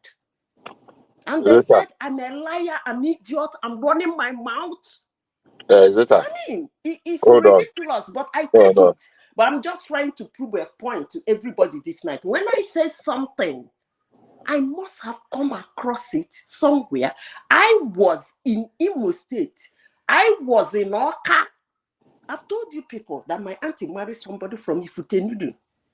I've said this several times on this platform, but nobody's listening to me. They live in Oka. Nobody's listening to me. No, Zita, we know all these facts anyway. We know all these facts. Zita, I asked a question when you were having that exchange, and the question was simply this: what was Ekene trying to drive on? And I asked him very directly that was he saying that when Peter Obi left and handed over to Obiano, he had solved every security issues and challenges, and then and he said yes. Honestly speaking, I did not respond when he said yes, because at that point I gave up. There was no need to go back and be greedy, because I know very well that there were houses of kidnappers that Obiano was demolishing. In fact, a good number of that time he was there physically. When they were demolishing those things. But I don't want to go. IIT was carrying it. They interviewed He him. He was said, there no, physically. They were demolishing houses of kidnappers and they were arrested. But when he said that Peter Obi solved all security issues and bequeathed to his successor and El Dorado, I gave up. I just said there's no point. So it is ridiculous. Honestly, sincerely speaking, this thing is becoming ridiculous. I am enjoying it though, but I don't think I will do this again. I don't want to say things I don't want to say. If they push me, I'll tell them something. I am jumping into the cloud, into the trash can, and I'm bringing all those things back. let the hairs roll, let the skies fall. I wasn't even talking about his principle. I was talking about Obiano. Madam Zita, okay, which one should I call you now? Is this Zita or Emeka? I don't know. I don't care. Because somebody just said that told me this night that I you are was the same running my person. mouth. So Because somebody said you are the same. Obiano was demolishing building. Obiano came into office, I think in March. Somebody just said that you are the same person as Emeka now. Is Emeka still here? By August, the thing was so overwhelming that he declared state of. These guys has eaten so fat in criminality in Anambra. They have mansions. They have expensive cars. This guy was busy bringing interview. Never mind. Anyway, Mike, this is just what I want to say. You know why? Somebody said that I run my mouth. I just want to tell the person I don't run mouth. So, Ekene, if you are listening, I don't run my mouth. I just debunk you. You need to come back and one headless mob by the comment section said he has never heard in his history that Obiano demolished the building. And these are human beings I'm talking with in a platform. People who know no jack. And when you talk, instead of them to listen, they abuse you. 6 months into his administration, he had declared state of emergency in my very eyes. He was raging. He was the best governor Anambra has ever had so far. But when you say it, they will tell you are running your mouth. But I have my fast. I beg, Mike, tell those headless mob, but make they no push me on. I'll jump into the cloud. A coward now. Pastor just, I will jump into the cloud though. What I will bring out about their principle that PDP helped delete, May they leave me on. Make they do my submission, they go. I beg them. Thank you. All right. Oh my. Hey, let me go back to Ola. Let's go back to our argument. Before you go to argument, I want to bring some facts so that I can buttress my point. But you see, can everybody hear me loud and clear? Because I'm trying to increase the volume of the mic so that people can hear me. Mama accused me of so low. Good. You see, Nnamdi Kanu is a terrorist. Let's just get that fact. So what are the X-Men? What are the X-Men? X-Men, what are they? Oh, declaring that. I'm just asking now. Hold on now. Wait now. Who declare Nnamdi Kanu, the name you just gave now? I need evidence. I did. I regard them as terrorists.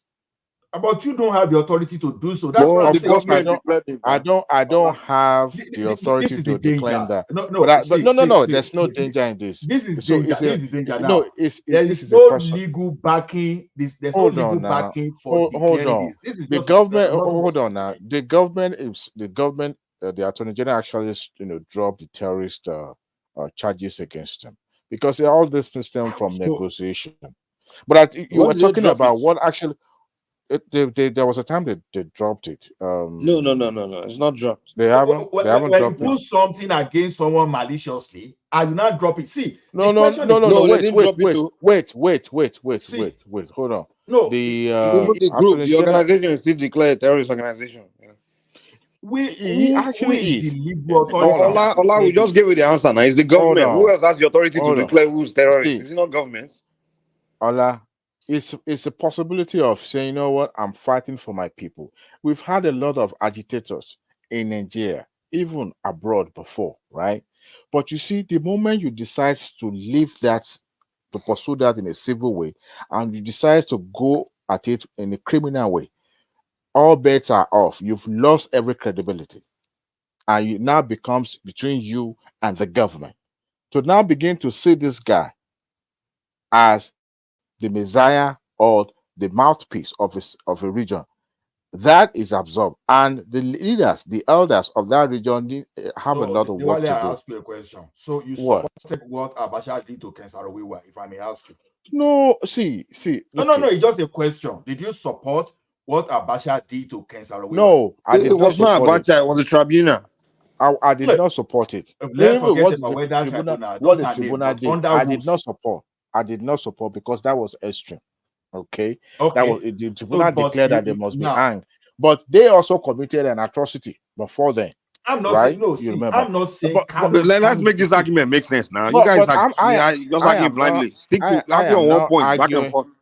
I mean, you guys are jumping up and down. Just stick to one position. Argue one point before you go to the next one. Okay, hold on, Mike. I am not deviating from my topic. You brought the people in. The international community rose up that the government should have mercy on them by converting whatever they're going to give them to probably something more lesser. But the federal military, council decided, you know what, this is what we wanted. We want them gone because they kill people, right? Now, in this case of Kanu, I'm not saying government should be extreme, should go extreme with him, but he has to account for the atrocity that he has committed and what he has said. Which arm of the government? That's what I'm asking you. Which arm of the government has that power to do that? Which arm of the government? The General is in the court. No, the Attorney General is representing the country. What did the court say about his bail? Did the court grant him bail or not? You should look at the court that granted him that bail. Adewale, can I come in, please? Did you? Oh, 1 second, Bishop. Did you know the court that granted him bail, where court was sitting? Was it sitting in Abuja or sitting in Ekiti? No. Let's just address some issues, if you don't mind. Can I? Go ahead, Bishop. Go ahead. Good. I don't know who is speaking, but let's get some facts very straight. The real trial of Nnamdi Kanu have not started. All his legal team have been doing is to stall the real trial. They have used every legal rigmarole. What they are saying is that his extradition is illegal, that he was kidnapped, that the extradition did not take proper procedure, the way he was brought in, that if they want to bring him to trial, let them first take him back to Kenya, then now bring him in, address him, and repatriate him properly before he can stand trial. They have not opened the trial of all the charges against Nnamdi Kanu. So everything we have been going through is just unnecessary technicalities. So what you said now, what does that mean? The violator is right. What the hell are you talking about? Violating his right. The other people that were killed. Hold on. It is on record. Hold on now. It is on record that people said, oh, they attacked police station and killed, and Nnamdi Kanu was telling them, go ahead. I will remind you something. Somebody do you want me to read something that hold on, let me finish. Just give me a second.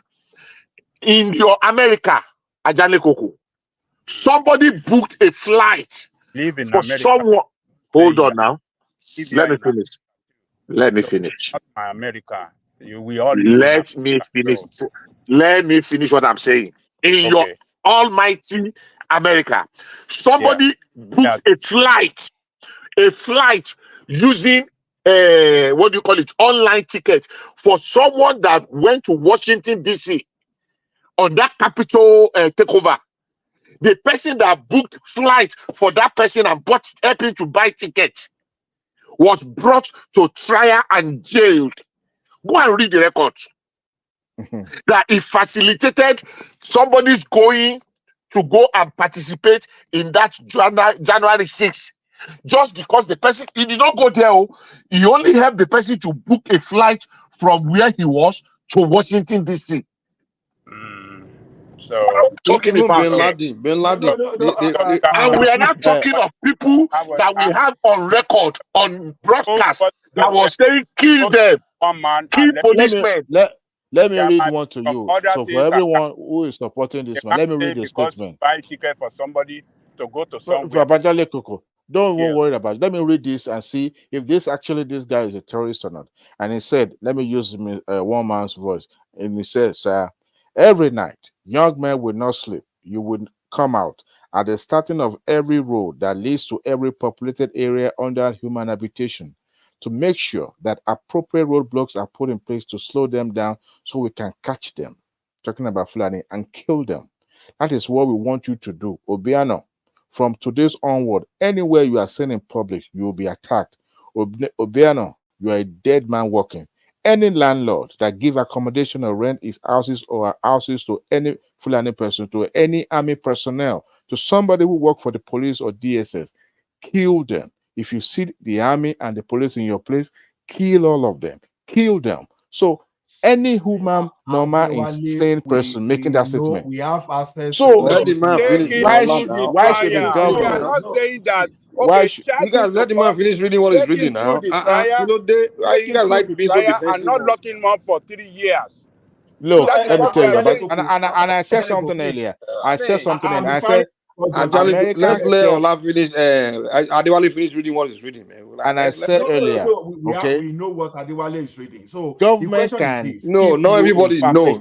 So for the benefit of the people watching, hold on, listen now, hold on, guys, please now. For the benefit of people watching, at least let's get things across. Let him get it across. Maybe one guy that's been misled by now, they can't watch it now. Maybe Adewale is educating him. So let him finish reading what he's reading. And the movement that they led, the IPOV, as at the time this report that I'm reading, they've carried out at least over 55 violent attacks in various parts of that southern eastern part as at that time that this report was written. So tell me, for somebody who declared another person, a sitting governor, a dead man walking. Now hold on.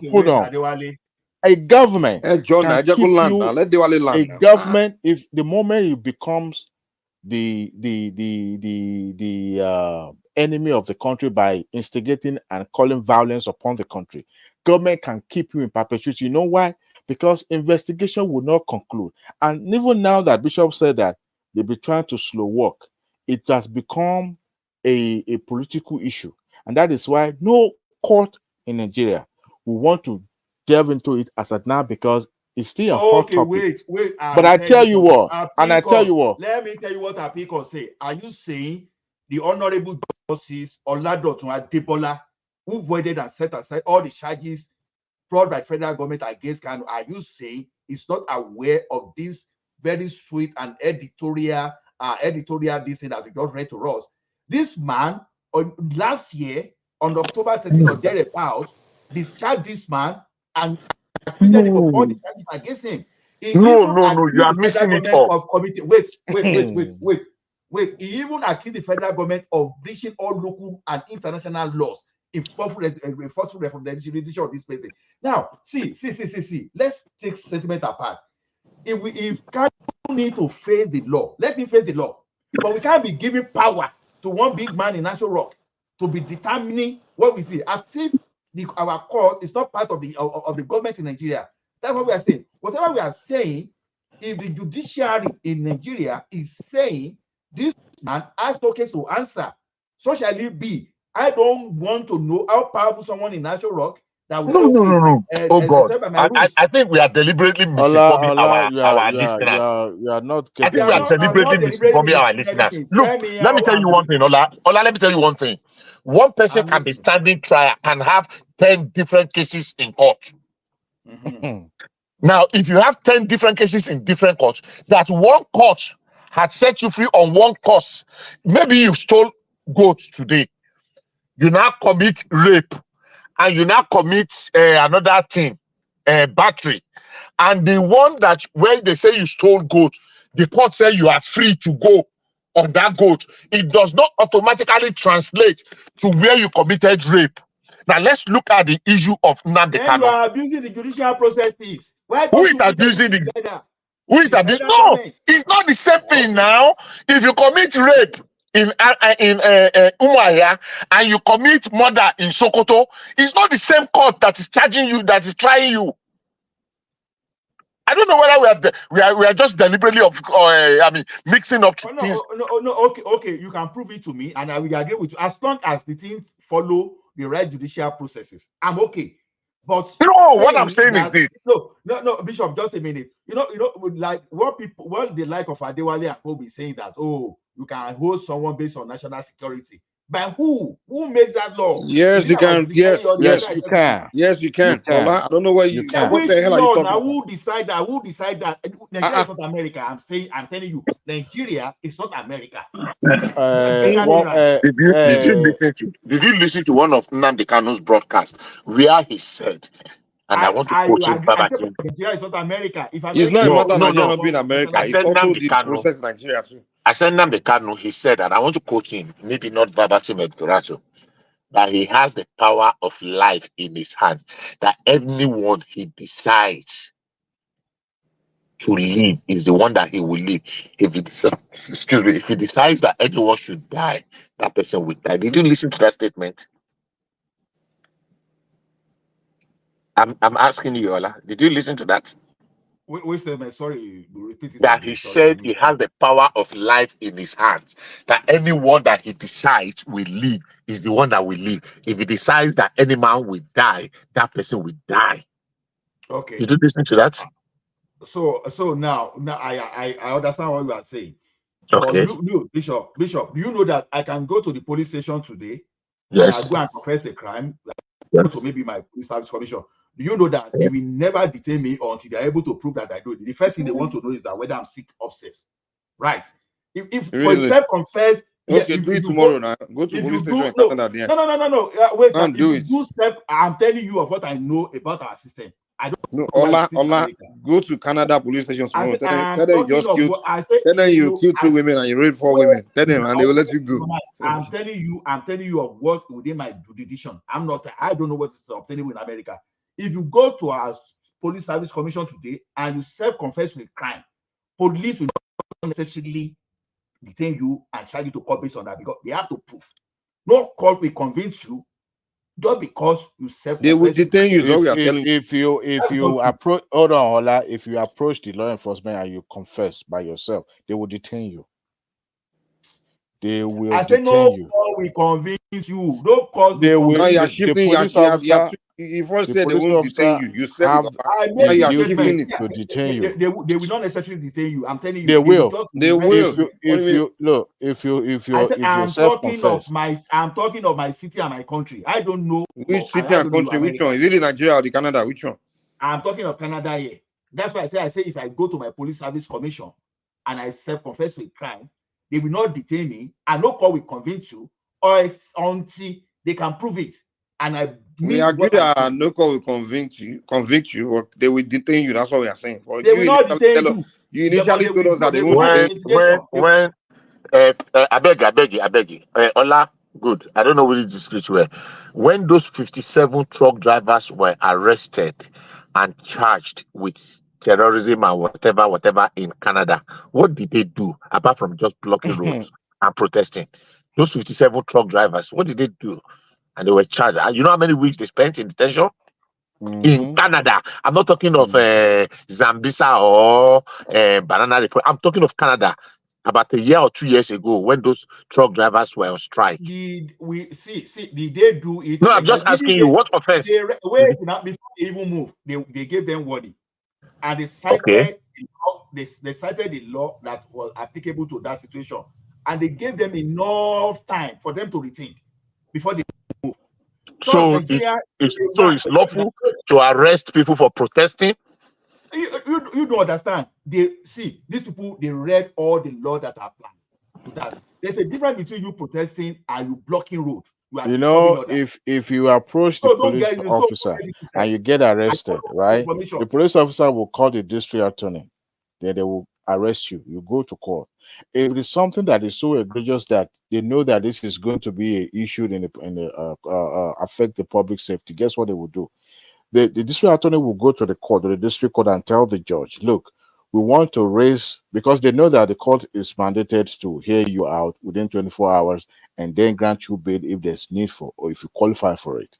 Now, if you qualify, mark that word. And if you do qualify for it, and what you confess to is actually going to be against the public safety, guess what they will do? They will raise the bar. That bond, that bail that you are going to post, they will ensure that you are unable to post that bond. If your financial strength is, maybe 5,000, they will raise it to 500,000 to 5 million, so that they can keep you in perpetuity. Now, tell me, the moment they grant you that, and of course, they will assign you a public defender, and the public defender can only do bare minimum because he's also working for the government. Guess what? The government is keeping you in perpetuity. Of course, they've tried to make it look like they are, make sure that your right as a citizen is, being upheld. But you are going to remain in custody while the investigation is ongoing because they've charged you. You see the way they work hands in hands. So the one going on in Nigeria is, they bring in, they make sure that the politics has been involved, and it makes it so messy. That is why you see all this going on. Ordinarily, this guy shouldn't have even seen the daylight. After all, if they could detain a governor in the DSS, who is Nnamdi Kanu? If they could detain an immediate governor, Obiano, was detained on his way out of the country. Other public office holders have been, they've cooled off their faith in the DSS without being charged, even been there for a very long time. It's Emefiele, before they even charged him to court. Obiano, you are citing his case. No. Don't take Obiano for that case. How long it takes before they even charge Emefiele to court? So look, we can say all these things for political reasons or political biases and all that. Perpetually, that's what you are saying. Detaining him perpetually is the right way to effect justice. No, I'm of rule of law, okay? But that's at times when somebody say, "Oh, no." See, it's like trying to justify. No, I'm not saying the government should keep it in perpetuity, but going by what atrocity that he has committed and what he has said, you should not even see the daylight. But because we've allowed politics to get involved, that is why everything now becomes emotional. And we're now thinking of, his right wasn't. But when he was considering killing other people, those people's rights were not also considered, right? Somebody killed somebody, point blank, murder case, capital murder, straight up, right? And now we're now pleading they should spare his life, because they want to explode. But when he was killing the victim, nobody was there to plead. Right, so we should put that side by side. Fact before the court. This fact is out there, but the fact is out there, but because the politics have fact that because this guy committed this offense, we've allowed politics. If today, they own the court, they own everything. Put up their fact. If today, for 3 years they can't do anything because they don't have nothing against him. If today any court in the land convicting Nnamdi Kanu, that would put the entire South. He won all this against them when they awarded him some billions, and the one in Abuja, they couldn't even handle the case well. Sorry, guys. I want to help. What kind of system is that want to hold on the person for 3 years? I want to ask you a question. Is your political candidate not in Abuja? I know how long he was in detention before they finally allow him. But you don't have a good country. You don't have a system that works. Let me you have a dictatorial system that look like that. You don't have democracy. They haven't started trial. They couldn't do trial. Bishop already explained it. The Kanu's lawyer using that rendition thing to hold on to the trial. So they haven't done trial. So, okay, go ahead, Remy. But my question to Babajale Koko is this. Who gave that order that make people in the Southeast, the so-called unknown gunmen, or they don't have leader, they started killing policemen, burning federal government property, killing innocent southern eastern people all over the 5 states. They are killing them. Who gave that order? So nobody gave them order. They just stand up one day and started killing people. The Nigerian state should what you are doing today, their evidence against him at the law court. Let the court take its course on him. I'm not talking about. We know the court will take it. The court they will take decision sooner or later. What I am talking to you today, you are talking with both sides of your mouth. A lot of people were killed. A lot of people were killed because of this man telling them to do so. You don't understand. You don't get my point. It's I got simply, your point. you don't get my point. You are talking about the cost You are not the one. You are not. Look, you are not the one to say Nnamdi Kanu kill somebody. It is the state that is accusing him of ordering murder of others, that you present facts before the court and let the court take its full course on him. If they really have the evidence, but that's what they are trying to do now. And not to put it in detention in perpetuity. No, Ajale Koko, you don't get the point. The point of him being in detention is not because he's found guilty of anything. It's because, let me wait. It's because Kanu is refusing to go on trial. He's being held pending trial. That's what it is. They can't be let go. They have to go to trial. He's being held pending trial. So now the reason why the trial being delayed is because Kanu's lawyer are using that process of rendition to delay the trial. That's what's going on. It's not like the Nigerian government sentenced him to any prison. What are you saying? How can a lawyer delay? That's what what they are doing now. They present the lawyer when you have a prosecutor. I don't know. I don't think you understand the judicial process. No, back the state from proceeding on a maybe particular someone can matter explain it better. at the court. What are you saying? No. The prosecutor, they have presented the case, and they are now it's time to go on trial. But most of the prayer could not stand the test of them. Most of them were knocked out. What? No. Stop, Ajale Koko. Okay, they have not opened the trial into. All they are still proving is the illegal extradition. Go back and look at what the appeal court ruled on. That let them go back to status quo because the judge, the lawyers, they have not even opened the trial of all those crimes. The only thing is that, look, the way they brought him in was illegal against his fundamental human rights. And that's what they've been dragging. Against that extradition, they call it extra, what do you call it now? Extra extradition, extra repatriation or something.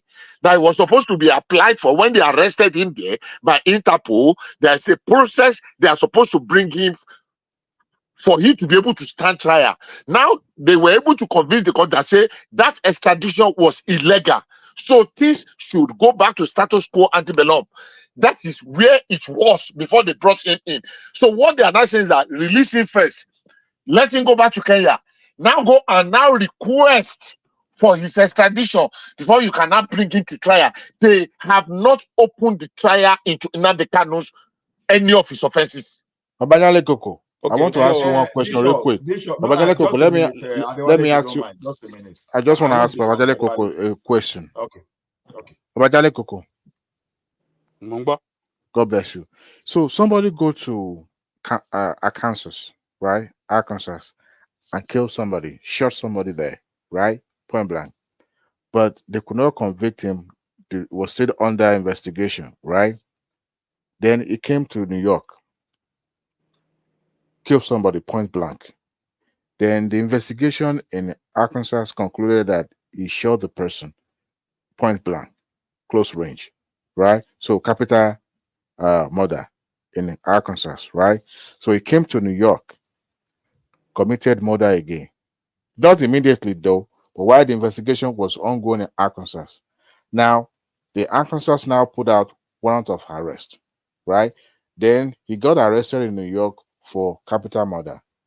The court, of course, raised the bail, the bond, the amount for bond, right? Do you think the court in New York should grant him bail, and the one in Arkansas also should grant him bail? Do you think both states should grant him bail to be in the public? Well, it depends on the law of the state. For public safety? Hold on.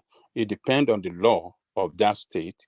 If the state, if the law of the state, guarantee his bail, yes, his lawyer should fight for his bail. Okay. Do you think any state will grant somebody that have killed two people within a space of 1 year?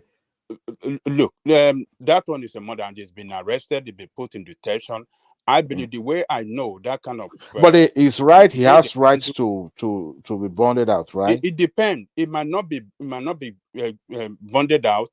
It depends on the law of that state. You know, each state have their own law that is peculiar to them on matter of murder and things like that. So it depends. So I cannot really say whether that person for a capital murder in the United States. See, I would say that all states have a uniform when it comes to the application of law. I don't think so. All that, the 50 that person deserve, you know. Wait. I have a question of Ajani. It doesn't deserve to be in the public, right? For the public safety issue. I don't think so. Yes. So why should somebody? I have a question. So like right now, what do you suggest that the Nigerian government should do right now regarding Nnamdi Kanu? What should they do with him? What should they put in? What I'm saying is that they should put him through trial.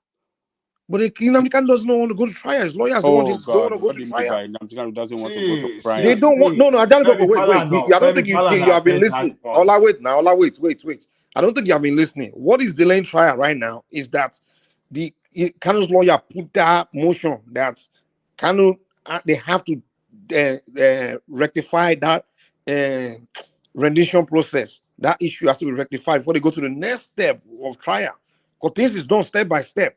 You understand? So that step has to be rectified. But it's up to Nnamdi Kanu lawyer to now say, oh, okay, we want to drop that motion and then go to trial. So it's not in the hands of the Nigerian government to decide trial. But what the court is saying is that before, since Nnamdi Kanu's lawyer has put in that motion about how he came to Nigeria, then they have to deal with that step. So now Nigerian government have to now either take him to Kenya, free him, and figure another way to rendition him back, the legal, whatever legal process it is.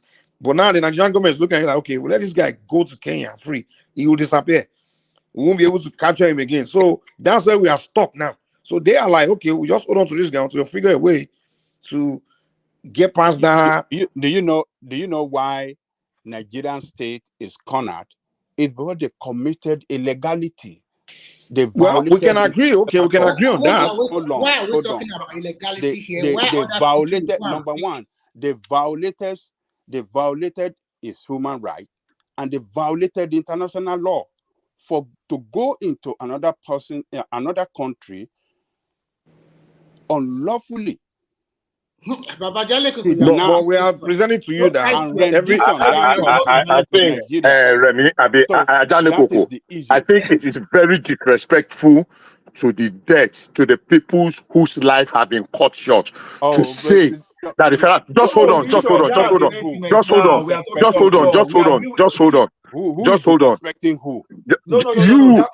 is disrespectful. Hold on, let me land my thought. How do you want to? What fact do you have to say? Oh, this is the person that committed the murder. That's Bishop. Just like pandering to the That's what we are talking of the law. We are talking about the law on this matter. Femi Falana insists. He was saying from a understanding of statement that the problem of the federal government that they lack competence in proving the case of treason. That they they are not. Why don't you let it go to? If that is the truth, why don't you let it go to trial? Why are they stalling? To trial. No, why can't you go to trial? I don't think that's an understanding. What are you talking about? The person, the person holding on, like why will the federal government choose the law to? The Court of Appeal commanded you of some things, but you are choosing the part of the law you want to obey. That's the problem. No. You are back to mixing. You are back to deliberately getting. Now I'm quoting what I understand from what lawyer. That's what I'm saying now. I am not. Neither am I a lawyer. Let's get facts. You are saying you have chosen one court now. It was one matter that was with that court, and it was the matter of extrajudicial extradition. You are not talking about the court that the trial of the main issue about itself. And the issue is this. Just hold on. Somebody came to my compound. Has any court said the federal government should hold on to Kanu? That's the question. Tell me. No court needs. Hold on now. No court needs to say they should hold him. A court granted him bail. Hold on, let me land now. Which he shouldn't have been granted A bail in the court first granted place. him bail, and he jumped bail. No, He shouldn't have been granted bail in the a first court place. granted him bail with condition, and he jumped bail. Now he has been brought. The same court that granted him bail now say, okay, I granted No, him it's not the another same court. bail. It's not the same court. It's not the same court. No. You are missing law. It's not the same court. They have gone to different courts. I'm saying One at a time now. Let me say my own now. now. Yeah, it's not the same court. It's not the same court. Okay, If they have done forum shopping, let me answer you now. Hold on. Oh my God. No.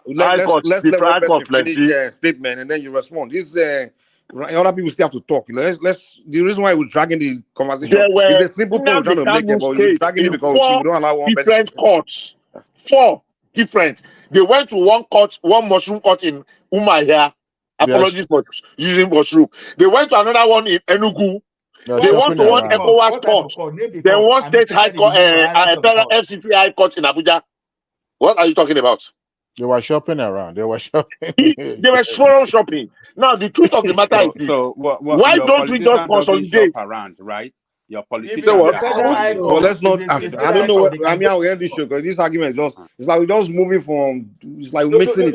Let's stick to one point. Argue one point instead of. You decide to choose your own side. No. What we are doing here, we're trying to argue one point before we get to the bottom of it. Someone trying to divide it to different points. It doesn't make sense. That's not quality debate.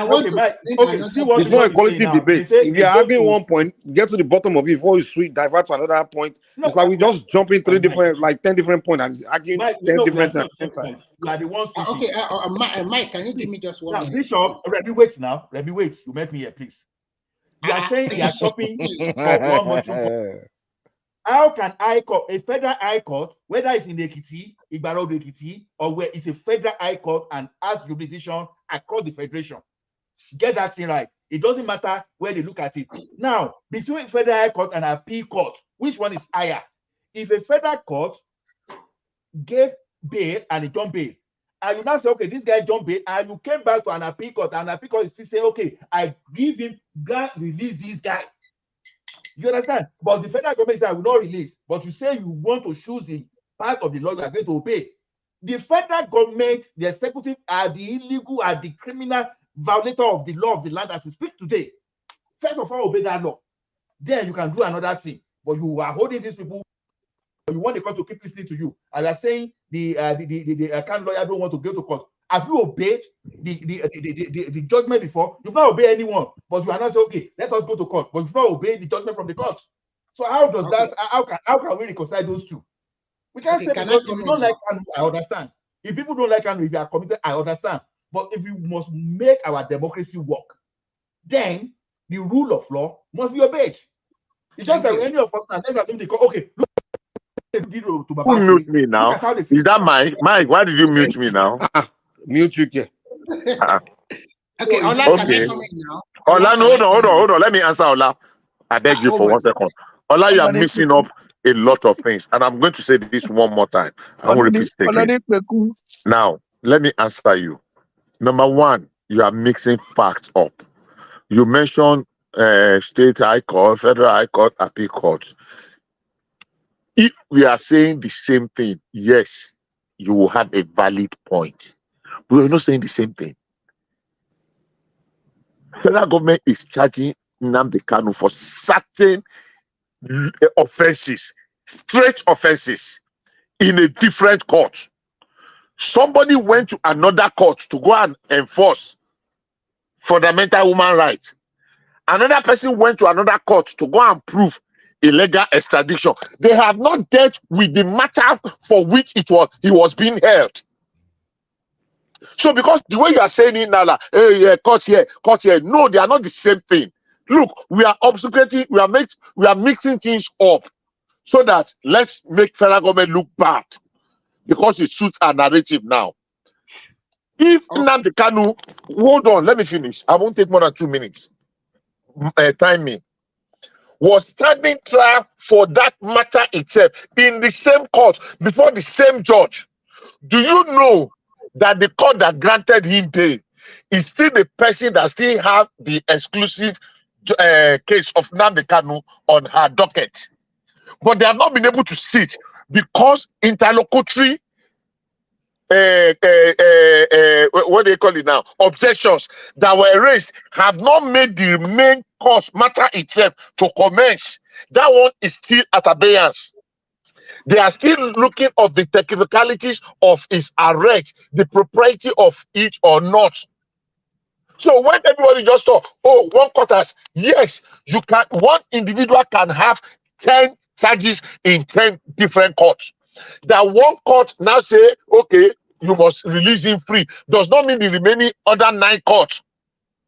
Because they are not, even if it is Supreme Court, because it is not on the same point of law. Me, I want Nnamdi Kanu to be released as a political solution.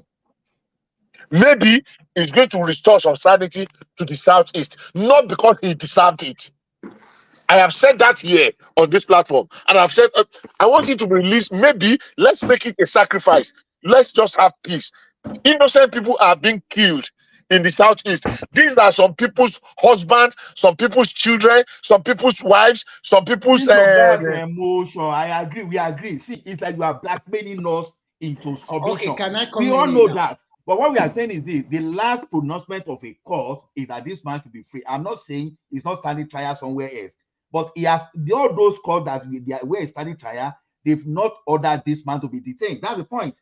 The last so all those people there. What about the court that asked the government to keep it in Kuje? Justice delays, justice deny. So Remy, do you know, I don't just want to make some blanket statement because I know what I've heard from some lawyers and what I've read. I'm being very careful. That's why I do say all these things we are saying, this thing, you don't have basis. Because you can't say the life of What I asked you is very simple. When did he come that Felano will be out of his mind, I will not know what he's saying. What I asked you the is question is this: the last judgment, of any is this man to be free. If he's standing trial somewhere else, the judge in those courts, they've not ordered Kanu to be detained. If you have a particular order, let us see the post let me ask you a direct question. I don't like bias. I want to ask you a direct question. Can you just calm down and listen and then you respond? The last I know, the federal government, there's one federal high court in Abuja, headed by one woman, I forgot the name. She is the one that ordered Kanu to still be in detention until January when they will come back to his case again. A federal high court, right? Yes. What about that? What about that? What about federal high court and the appeal court? Wait now, Remy. Between the federal high court and the appeal court, Joe, which one is higher in authority? Of course, appeal court is higher. You are right. So then, what are you talking about? So the federal government no. What I'm trying to tell, what I will ask you is this. What I will, hold on. This is what we call one at a time now. What is this rowdy thing? So sorry, Mike. It's just like Supreme Court to say free someone. We still have to have on Barcelona. What are you talking about? Okay. Let me give me 1 minute. We are not saying. Give me 1 minute. Give me 1 minute, please. Sorry. What I want to say here is this. First and foremost, in my own opinion, I don't agree that Nnamdi Kanu should be released based on several factors. These guys have incited a lot of murder. These guys have caused a lot of crisis and unrest.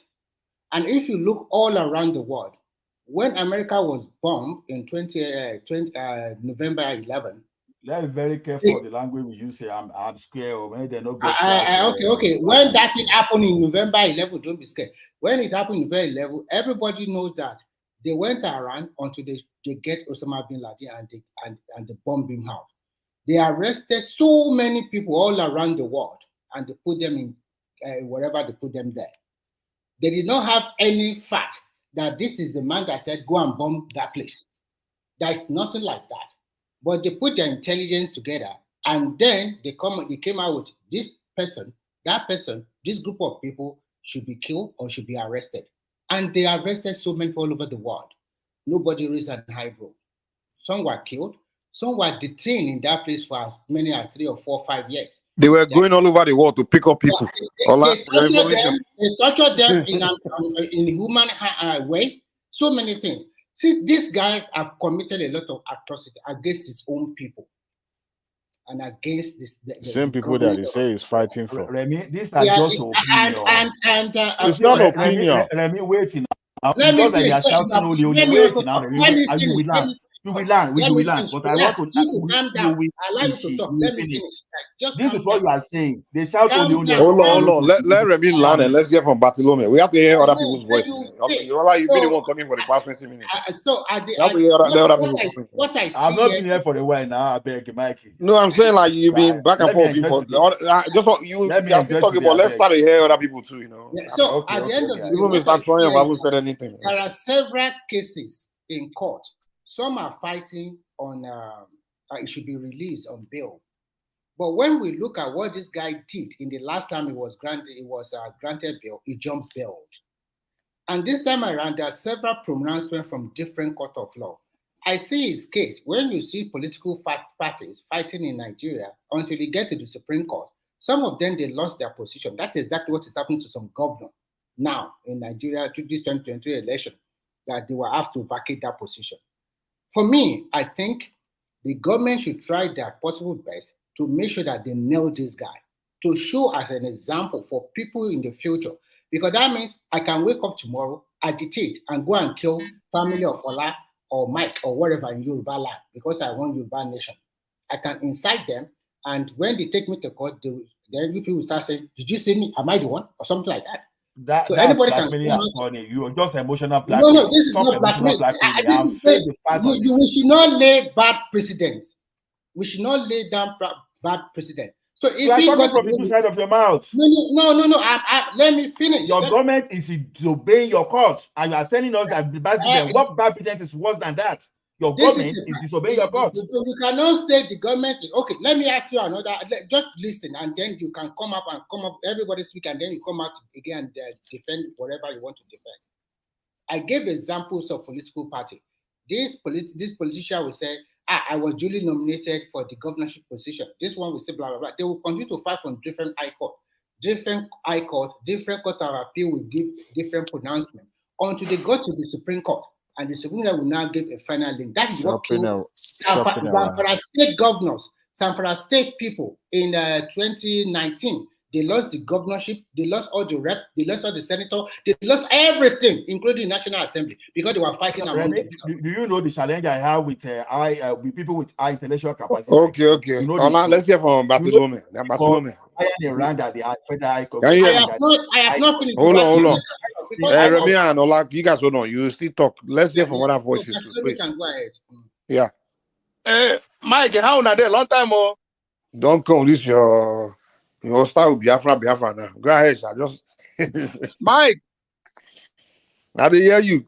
Submit your points. Yeah. Oh my brother. Good evening, to patronize me. Good evening, sirs. Good morning, good afternoon, everybody in the panel. So sorry guys, I don't like to spend too much time. I've been listening. I like to listen. I think we all know that the problem that we have in Nigeria is not individual problems. Our problem in Nigeria is our leaders. And I think if somebody tried to be, I don't know the language of hatred or whatever it is in any region or any tribe or whatever it is, I think the person should shield his sword and bring good opinion about Nigeria. If we truly believe that Nigeria is going to work for us, because I've been listening, even this my brother Remy, since ever he joined this very platform, I'm listening to him. Let us start contributing something good that is going to help this very country, if we mean to love our people. At the end of the day, we all know that our problem is the people that's leading us. Okay, this I'm not saying about Nnamdi Kanu have been held. with our government now. Is anything changed? Let us be honest. What is your point? So go ahead. What's your point? My point is Nnamdi Kanu is not your problem. Your Who problem. said Nnamdi Kanu was my problem? That was our problem. Nobody talk about Nnamdi my problem. We're just discussing. No, as Remy. Wait, as Mr. Remy, you are the one that always call me Remy. Don't call me Mr. Remy, and don't be personal with me. Go on with your own point and analysis. I'm saying according to what I hear from you. Don't be upset, because this, as you are saying your own. Nobody is getting upset. I have a right to respond. So contribute something good that is going to help Nigeria. Nnamdi Kanu, you already heard him accountable. You hold him. He's not running away. Now fix Nigeria, fix the country, and let us move on. Fix the country. Is it Remy that you're telling to fix the country? I think he's bringing contribution. That is what is going to. Nnamdi Kanu is not a problem. Nobody said Kanu. You never say Kanu is his problem. I don't. You are not making any argument. What did he say now? What did he say now? He said that Nnamdi Kanu already. He said that Nnamdi Kanu have already tied many people in his own region. Now he's responsible for that. Okay, we the Igbos. We the Igbos have never tell you that Nnamdi Kanu is spying us. Listen. Wait, do we need Igbo to come and tell us what's obvious before we know it? Remy, all these Fulani people that is calling for your own people killing in other states. That's a different topic. Now we can talk about that one too now. How many times have you come here and fight them back? I have fought.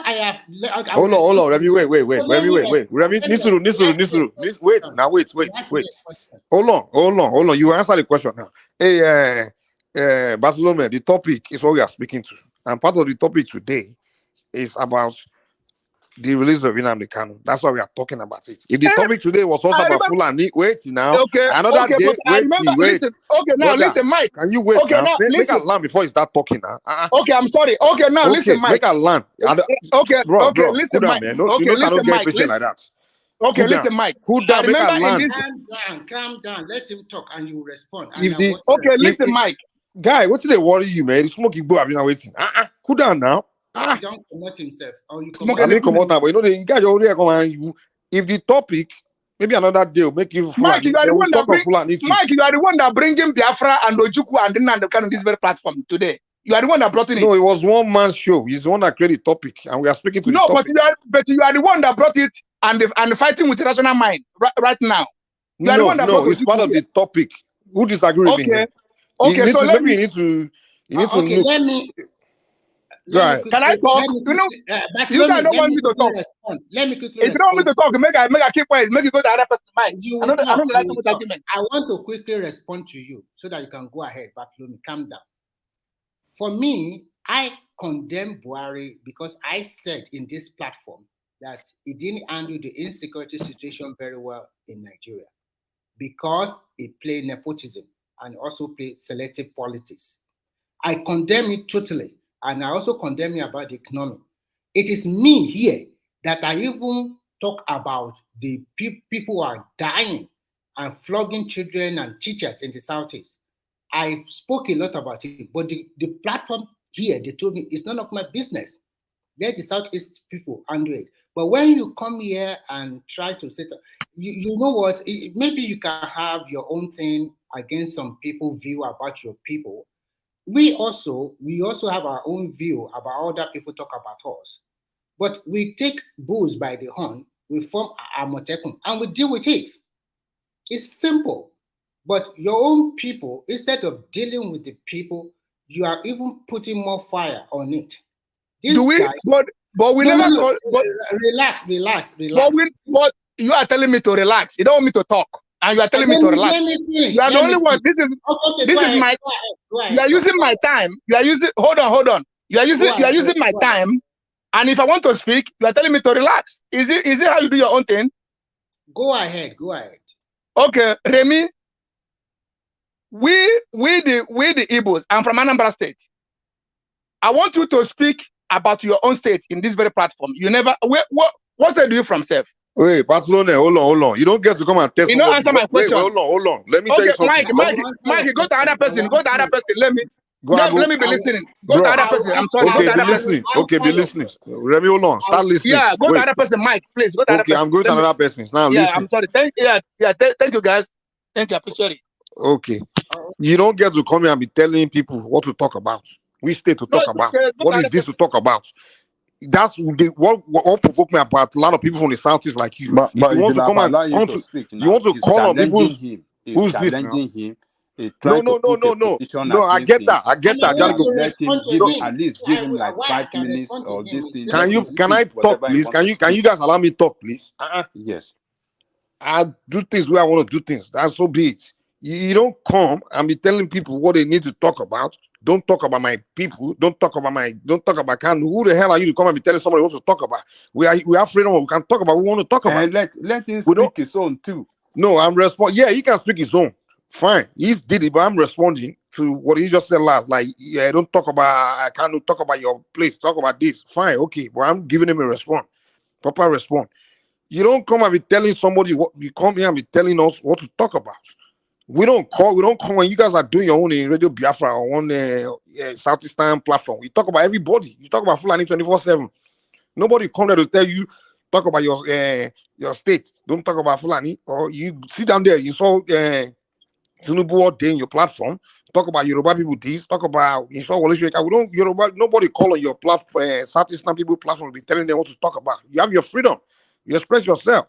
So you don't come here and be telling us what we need to talk about. If you're talking about Kanu, it's about Kanu, so be it. We'll discuss about him. But Mike, you should recognize the fact that one thing why this platform is different from the other platforms we are talking about is that this platform allow all voices to speak.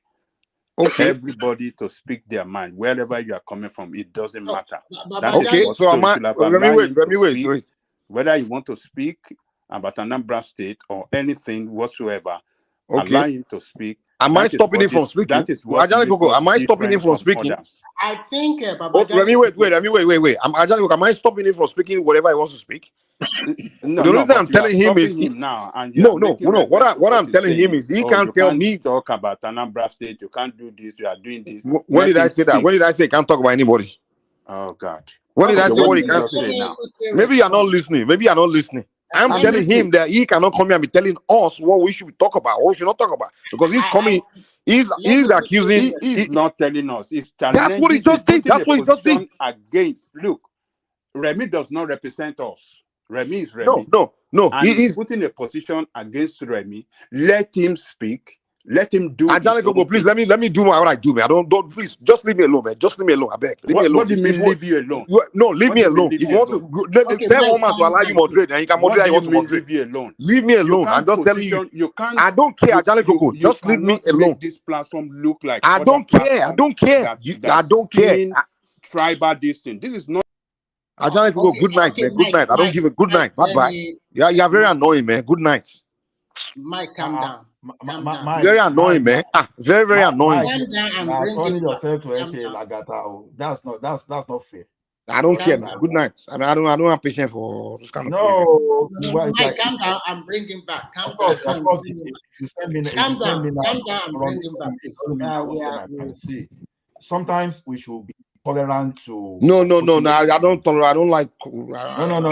Even if you are going to do that to anybody, don't do it to Ajale Koko. I don't support. So you put me to the platform because I'm trying to correct you. No, don't correct me. That's what I'm telling you. Don't correct me. Leave me alone. I'm just telling you to leave me alone, Ajale Koko. I don't correct. Today is the last time you will hold show on this platform. Okay, good day. Thank you. Today will be your last. Okay. Mike also calm down. You don't force bad word out of my mouth. Honestly, I don't have patience. But let me just let you go. Good night. Just calm down, please. You think me I beg anyone to host you? If one man asks you to host you, what is he talking about? Do you think one man call? You think me I beg? Dude, I don't know. Let me not even get. Let's continue, man. You also calm down. I'm not offended. I'm forcing myself to calm down. I could always irritate me. I don't know why. Just go right. Let's continue, man. Mike, just calm down. I'm not, Bartholomew, if you are hearing me, I'm not offended by the question you are asking me, because for me, I know where you are coming from. And people know me here. Babati and I, we are from the same state. We are the one that criticized our state governor to death. Everybody can attend to it. Triumph and everybody can attest to that one. And when those things were happening in Southeast, I was moved with emotion because I think these are the same set of people. And I was like, they should put a stop to it. But if you are coming here that telling me I should not talk about your state, if you are from Anambra, I won't tell you not to talk about my own state. You are free to even condemn my governor or condemn our people to death or condemn our people or condemn whoever you want to condemn. You are free. We are still living in Nigeria together.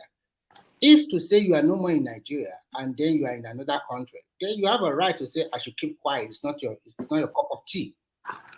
And if you have been listening to me here telling me I'm putting some, you have never, how many times have I ever seen you here coming here?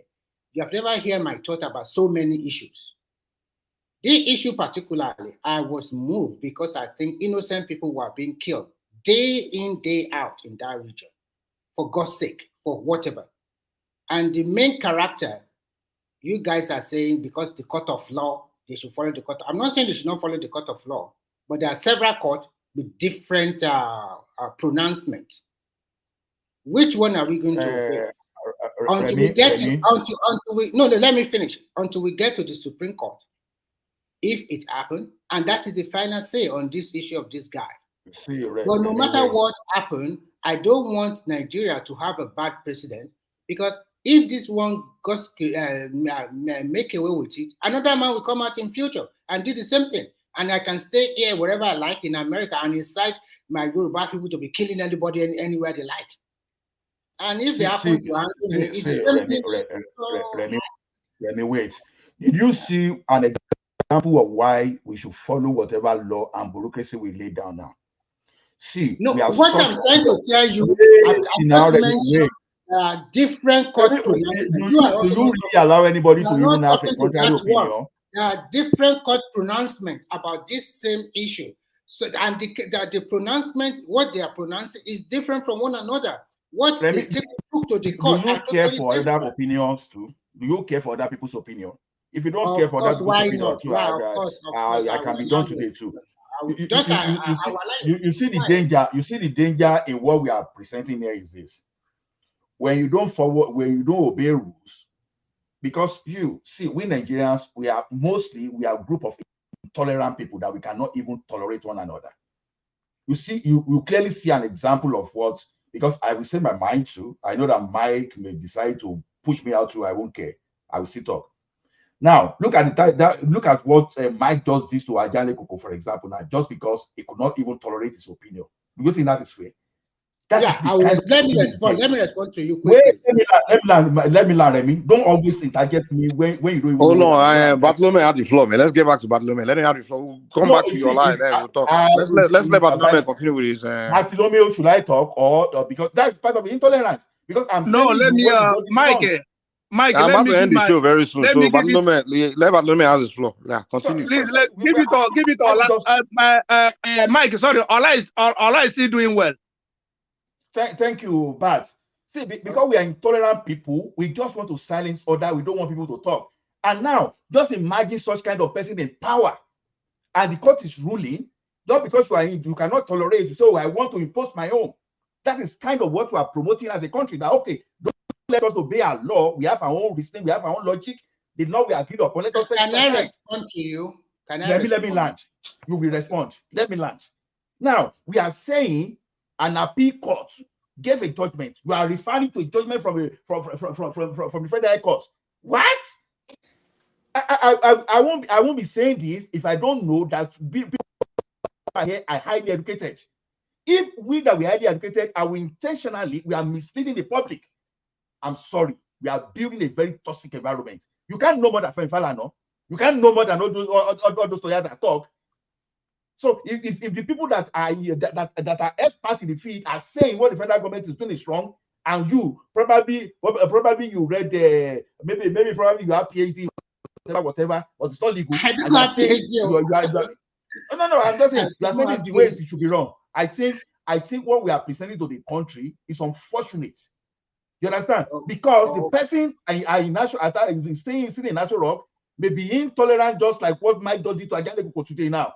I'll just, okay, this is what I will do. You just turn yourself to say Lagata. You turn yourself intolerant. to yourself. You know, okay, can I respond to you now? I'm not making sense. I'm intolerant. I'm telling someone to leave me alone. The person will leave me alone. I will say my own. You can put say your own now. Let me, because it's still going to close down. Let me respond to you quickly. What happened between Mike and Baba Ajanleko is quite regrettable. And Baba Ajanleko have equal right and also have equal edge like other platforms. If he were put into the background, he's not the only person that has been put into the background in the past or that will be put into the background in the future. It's becoming more rowdy between him and Baba Ajanleko. And we must give it to Mike. He is the moderator for today. Maybe he also above Amid, he take it too much, but at least he put him on background and he put him back again. And Baba Ajanleko, out of anger, also uttered a statement, which to me is also not good. He said, "This will be the last time you ever host this show." That is too much from Baba Ajanleko too. At least for Mike and what the other guy, Thomas, they also spared their time to host this show, even Rational Mind. Because you can see that Thomas sometimes he will be working and also hosting this show. Let's also give them that credit also. In as much as you are condemning what he did to Baba Ajanleko as being an elder man, Baba Ajanleko should not have take it slowly or calm down. And I was begging him, please calm down. He didn't listen. It's an hot topic. And because people challenge his position. Can I say something in a minute? Can I say something? Can I say something 1 minute, please? Go ahead. Happen for this little incident that we have now. I think I will advise my brother Mike if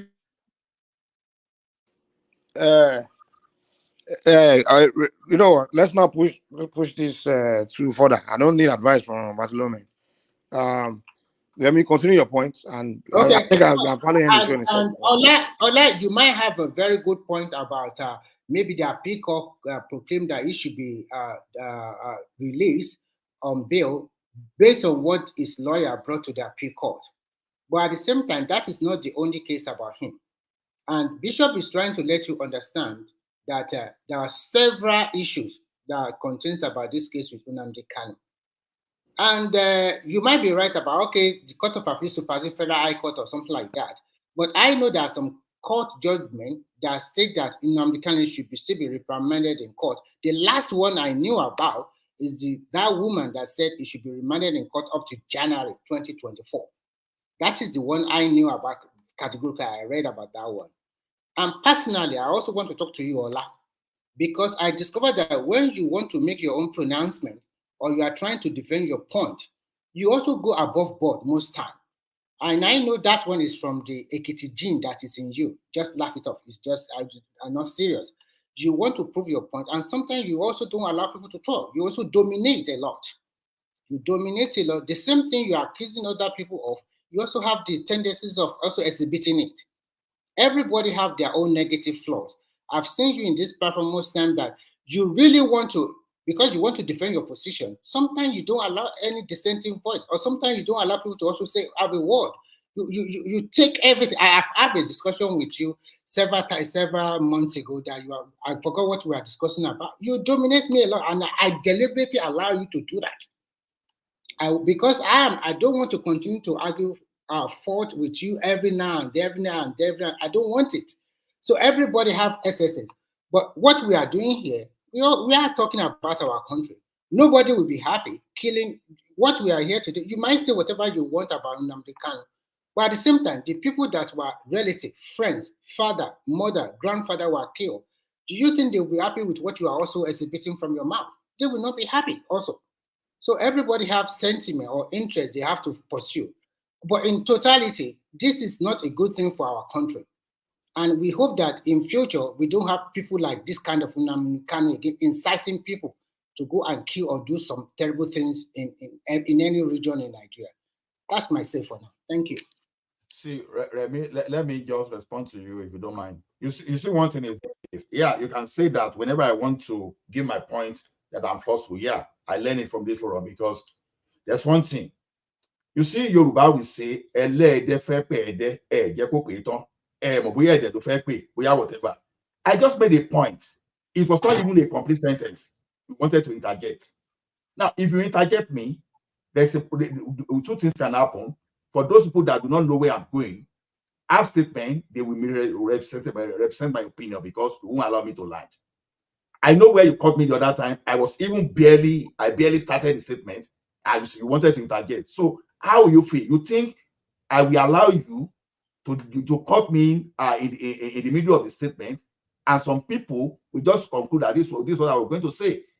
That's exactly because when I came here, those people that knew me, so many people now, this is what I'm saying now. Everybody interjects you.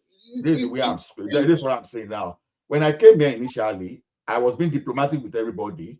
I will allow people to land a statement, but whenever I would like to make my statement, we just cut me along the line. At the end of the day, you see people, you start saying, "Oh, this all I said is foolish," because you never allowed me to make my statement. And I learned here that okay, the only way you make your statement true, you have to be forceful. If you are not forceful, if you do not display some kind of a character of MC Oluomo, they will never allow you to make your statement. You have two things: it's either you keep quiet or you don't talk at all. So to me, whenever I don't agree you to go ahead, it's just because I started the statement and you did not even allow me to land. I want to cut.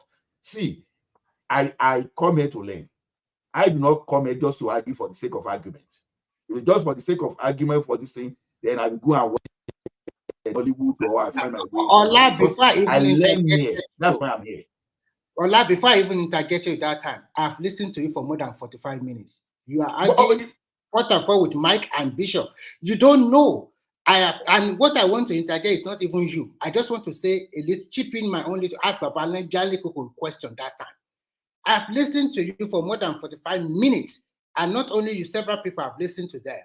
Sometimes I will just lie on my bed, listen to you guys for 1 or 2 hours. I told one man, I listened to this show for 2 months before I decided to join. I listened to people, not that I would just bump on there and there. And the interjection is not even for you. I just want to, because there are 3 people who are talking, and I just want to ask about Janli Kokuda. The question I asked him: who told all these people to go and be killing or murdering people all over the place? That was the question I want to ask about, and I asked him later. So, and you also agreed today that you came forceful. To be frank with you are doing fine, but sometimes I'm not denying that. I'm forceful because it's intentional. Because but sometimes time, you take it too much. For more than a year on this forum, I was bullied. That anytime I step into, I was also bullied. I was bullied. You were even among those who that bully me. That will not let me talk at all. Okay, me bully you. I was in the middle of statement that time. Now you say, okay, you were not even directing your statement to me directly, but I was making a point that I wanted to. You were arguing with Bishop Baba Janle Koko was also exactly. Because if I was telling you, let us have a decorum. Who is talking? Let's make it one by one. Ola, please. Good night, everybody. Thank you, Bartholomew. Thank you. Don't mind all this, my brothers. See, the thing is this. Remy. See, I'm the person that I see myself that I'm responsible for whatever I'm saying, and even though I don't have control over how you interpret me, but I just want to make sure I satisfy from my own conscience that, to the best of my knowledge, that I'm trying not to mislead the public. That's exactly why that whenever anybody wants to cut me like that, I don't like it. Even one man himself, sometimes I will say something, I would like to flip by that. I don't like it. Because once I say that, what I'm saying. That way, one man sometimes also cut short Bishop a lot, and Bishop will also got angry that he is like selectively cutting me short most of the time. And at the end of the day, he will take his cool and then come back, regroup himself. But if I know the danger. I know the danger of misinformation, and as much as possible, I don't want any misinformation to be traced to me, especially when you cut me short and you never let me land my statement. But I never cut you short. I would rather not speak. Now, what for you? I never cut you short most time. You know what? You won't know, Remy. You won't know. Like you said, everybody, almost everybody is guilty, except few people like maybe when you want to talk about people I've already said it that everybody. Wait now, maybe when you want to talk about people like Zita, when you want to talk about people like Bishop, and just few people, even including the Uptown, as those people, even Ajale Koko, those are the few people that they will just allow you to finish your statement. But others, including one man, you will be presenting something and they will cut you. By the time you argue from up down, everything will just be misinterpreted. Even there was a time that I was even going, it's not because of the fact that I was trying to learn some things. There will be sometimes that even maybe everybody they've spoken for 4 hours, so immediately I speak like this. Oh, that's when the one man will come. Can we make it short? You know, it's very difficult to manage different mindsets. Exactly. And it's very difficult because sometimes some people want to, like for example, maybe one man said everybody is going to have 7 minutes of monologue or whatever, but that sometimes it end up with one person for 45 minutes or 1 hour. There are some people that they will not even. And to be frank, it's not easy for him also because he wants everybody. Okay. If you notice, for the past few days, I've not been here because why? Because if I'm unable to stay and talk and say my mind, I'm so busy. So what was the point? Because I may want to say something in a haste, but I just want to be made sure, like I said, I want to be made sure I'm very responsible for what I say. I don't want to come here and come and tell you lies. That's why I'm saying that I stand to be corrected in whatever I'm saying. That whatever I'm saying, don't take it as the gospel truth. It's just my opinion. So I'm not responsible for you taking whatever, for you taking for you acting or whatever I say. I just tell you to the best of my knowledge what I know from the public domain, nothing more. If you need anything from me, you and myself will talk privately, and I will still give my own disclaimer that okay, this is what I know according to this. But when you cut me short, if you don't allow me to present myself, I don't like it because already there been so several ways, several times I try to talk and learn something, I'll be cut short. At the end of the day, I will look stupid because when you cut me short, even when I analyze my statements, so when you do not allow me to land, at that point, I will look stupid because the statement at that point that you didn't allow me to finish. But Ola, you should know something. You should know something. Ola. Some people will allow you to say whatever you want to say. Some people doesn't have that patience. They will just like. I'm listening, Diwali. You know what happened tonight? You could see that I removed myself, right? And I came back and I was in the comment section. What happened tonight is unfortunate and it shouldn't be. I know I keep emphasizing that. People do listen and watch us. And I'd rather, me being quiet and learn and listen than me just being, loud and necessary. Yes, we disagree. And you see, it's just the passion that we have for some of the things that we discuss here. But unnecessarily, we just allow things to get to us and, to me, it shouldn't be in the first place. It shouldn't. People talking about bullying, about I don't know. It's just I don't bully Ola. How can I bully Ola? Allah said you do it to him too. You said Ekiti man and him would not bow down. And I'm like, Ketu is calling pot, something. Are you guys? I learned that thing, when I first came here for almost a year, they were bullying me now to they're plenty. Mike, don't call my name. I said you bully me now. See, you can bully someone without shouting, right? You can intellectually bully someone now because you cut me short. When you cut me short and don't let me finish my statement and everything will be misrepresented, I call that one bullying. So that's tactical bullying. You understand? Thank God I'm not the one. I'm not one of those people that will bully you. I don't even know how to bully you. I'm not the Mr. Ola. Mr. Ola, did I bully you? I did not bully you. No, you are not among them. That I mentioned Remy. That's right. Remy, Mike. Remy, Mike. Those are the ones. I know that I've done the same thing to Mr. Remy. I asked for forgiveness. Okay, I know I bullied you once. I asked for forgiveness. It's only once. So. The type of bullying I'm talking is that you cut someone short. I'm not saying bullying. I don't take it as the real bullying, like the criminal thing on the street. So that's not what I'm saying, though. Like maybe I'm saying something and you just cut me short, or you take me through another route and my words, my statement are misrepresented. That's what I mean. Not not that type of I used to, I didn't understand what woman was going through until I started like hosting too. This is not easy, man. I don't know how you even control keep like I don't know how it does it, man. When Thomas will I don't even know how he keep up with like every comment, like every moment of the show. Like that thing is not easy, man. It's not easy so at you can all. see when Thomas put people in the background most time. People Go easy, man. It's not easy now. Let's give And then the one man world always to call me like, why am I not doing well? I'm supposed to not let two people talk at the same time. Why he sent me a message what I didn't do well. I'm like, oh, this is not easy, man. Like you tell me that why do I let this person talk long? Why did I allow three people talking at the same time? I should do it.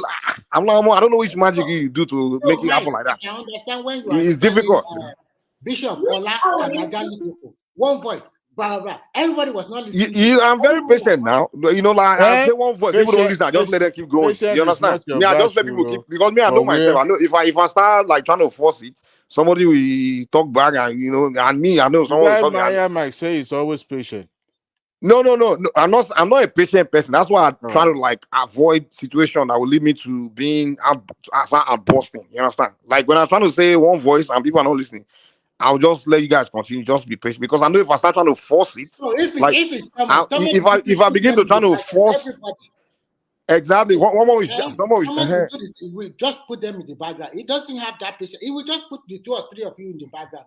But me, I just let you guys keep going. I just let you know what. And one man complained to me a lot. Like he doesn't like it when I allow too many voices and things like that and that. So, but I can't help it. I tell people because me, I know if I begin to start to put me in the background, somebody will say, "Oh, this mic is just doing this thing and that and that." And then someone might say something insulting to me. You know me, I will have to respond because you can't insult me and expect me not to. So I don't want to. I always try to avoid it from getting to that point. That's why I just chill. Sometimes I just let you guys go at it, go on for as long as you know. So that's me. You know, I mean, it's not easy, man. You know, I mean, I just go on. I'm just, Baba, leave me alone now. He kept coming. Okay, if he's someone else hosting the show, me, I will just leave. But I can't leave. I'm the one hosting the show now. So it's either I leave or he leave. Papa, leave me. He keep antagonizing me. I'm like, dude. So what do I do? I put him in the background now. You know what happened? It was like how to say. It's unbelievable that we can put Baba Jaliko in the background. I know it's. I kept telling him, Baba, leave me now, leave me. And let's move on. He kept coming out. I mean, come on, man. What do I do? Is it I leave or if I leave, who's going to? And I told him, I said, if you want to moderate, you can moderate. But I'm doing. I'm the one that has access to the back. Mike, I want to say something. If I talk now, they will say my own too plenty. Which kind rabies snake I been a dog bite pansat? Because for weeks now, every time he will come and be pissing, I don't know. Is this rabies dog? No. Do you know that Pansat is another character? Bishop, you know the funniest thing? The man is not even wanted in any platform, even in the in the Hypobian platform. They don't even want him. Of identity. I'm telling you, they don't say my name. See, I see in the piece, in the masturbate over my name everywhere. Can you imagine? No, Bishop. There's something about you, and I will tell you. And it's already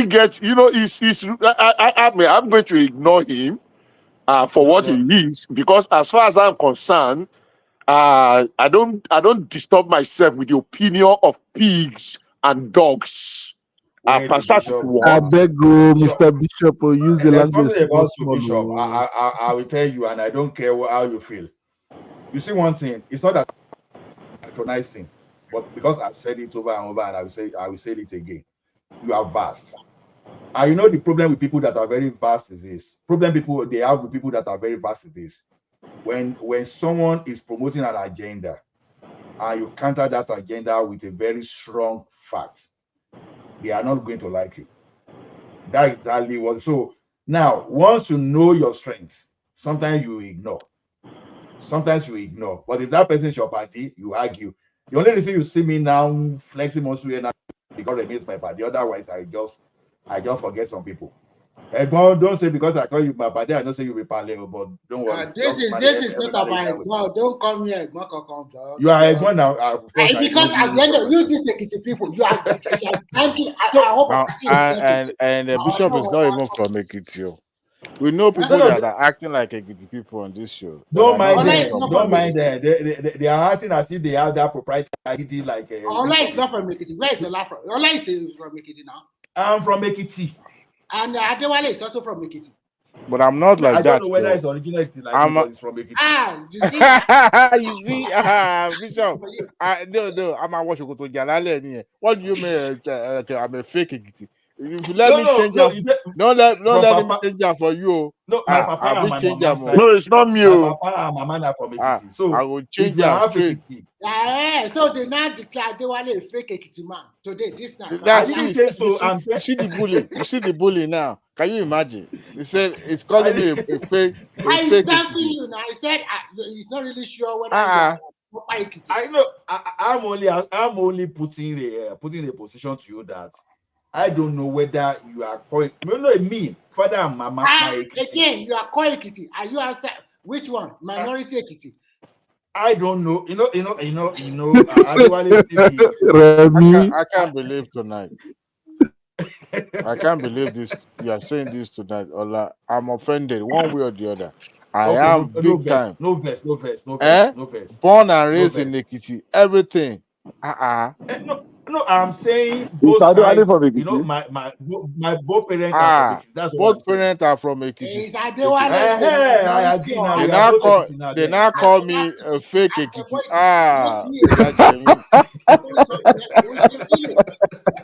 It's not really Ekiti. How can I? No verse. Apologies. Actually, there are some parts of Ekiti that are not original Ekiti, but I did not say you are from there. It can be Ajebo or minority Ekiti. Who knows? Look, I'm a son Ajebo. Look Ajebo, but I'll be real Ekiti born raised. It's not. I'm not people. All these Ogun State people of you fake Yoruba people of what you call them. We are fake Yoruba people. Let me just. I'm on one. I'm on one. You know my own Ekiti is that I stay inside cocoa plantation. You use That's how they always start. Which kind of cocoa you stay? He stays in a mansion. You grew up in a mansion. Which mansion? Where we say we go even slaughter snakes. Where is Ajane Koko in the background? Bring him. Let's yab all these Ogun State. No, Baba, don't go. The only thing that is good about Ekiti is Iyo.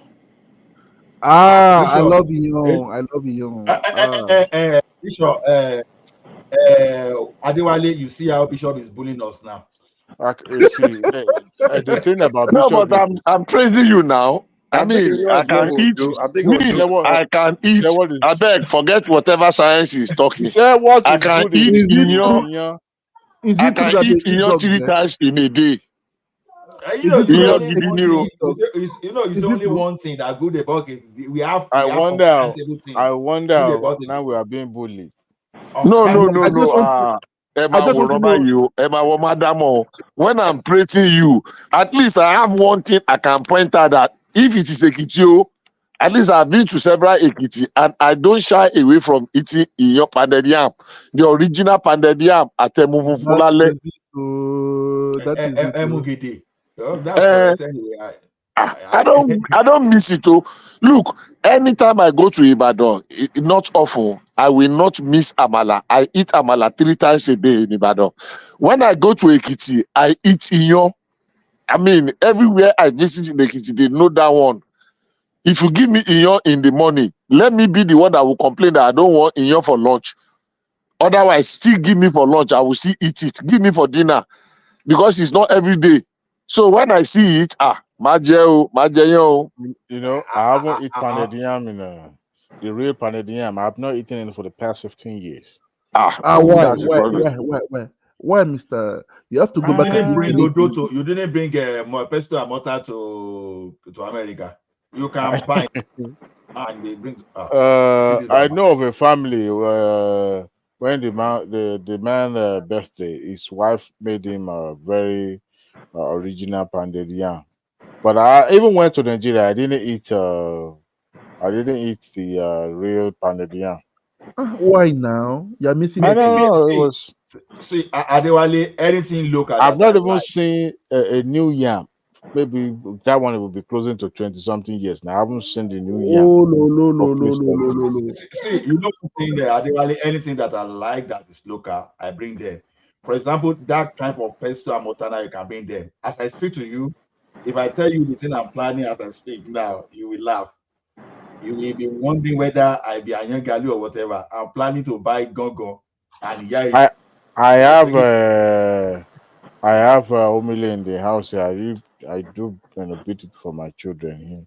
But I have it. So why do you prefer omele to gudu gudu? You know, if you have a gudu It's gudu, easier to carry when you are traveling, when you are coming back. It's easier to pack it so that it won't burst. I can see that Ola likes African dish a lot. The way he's just saying it, yeah. anything Africa. You see, let's just even make it clear. Anything Yoruba, I like it. Anything Yoruba. Okay, that's good. That's Yoruba, I good. like to call.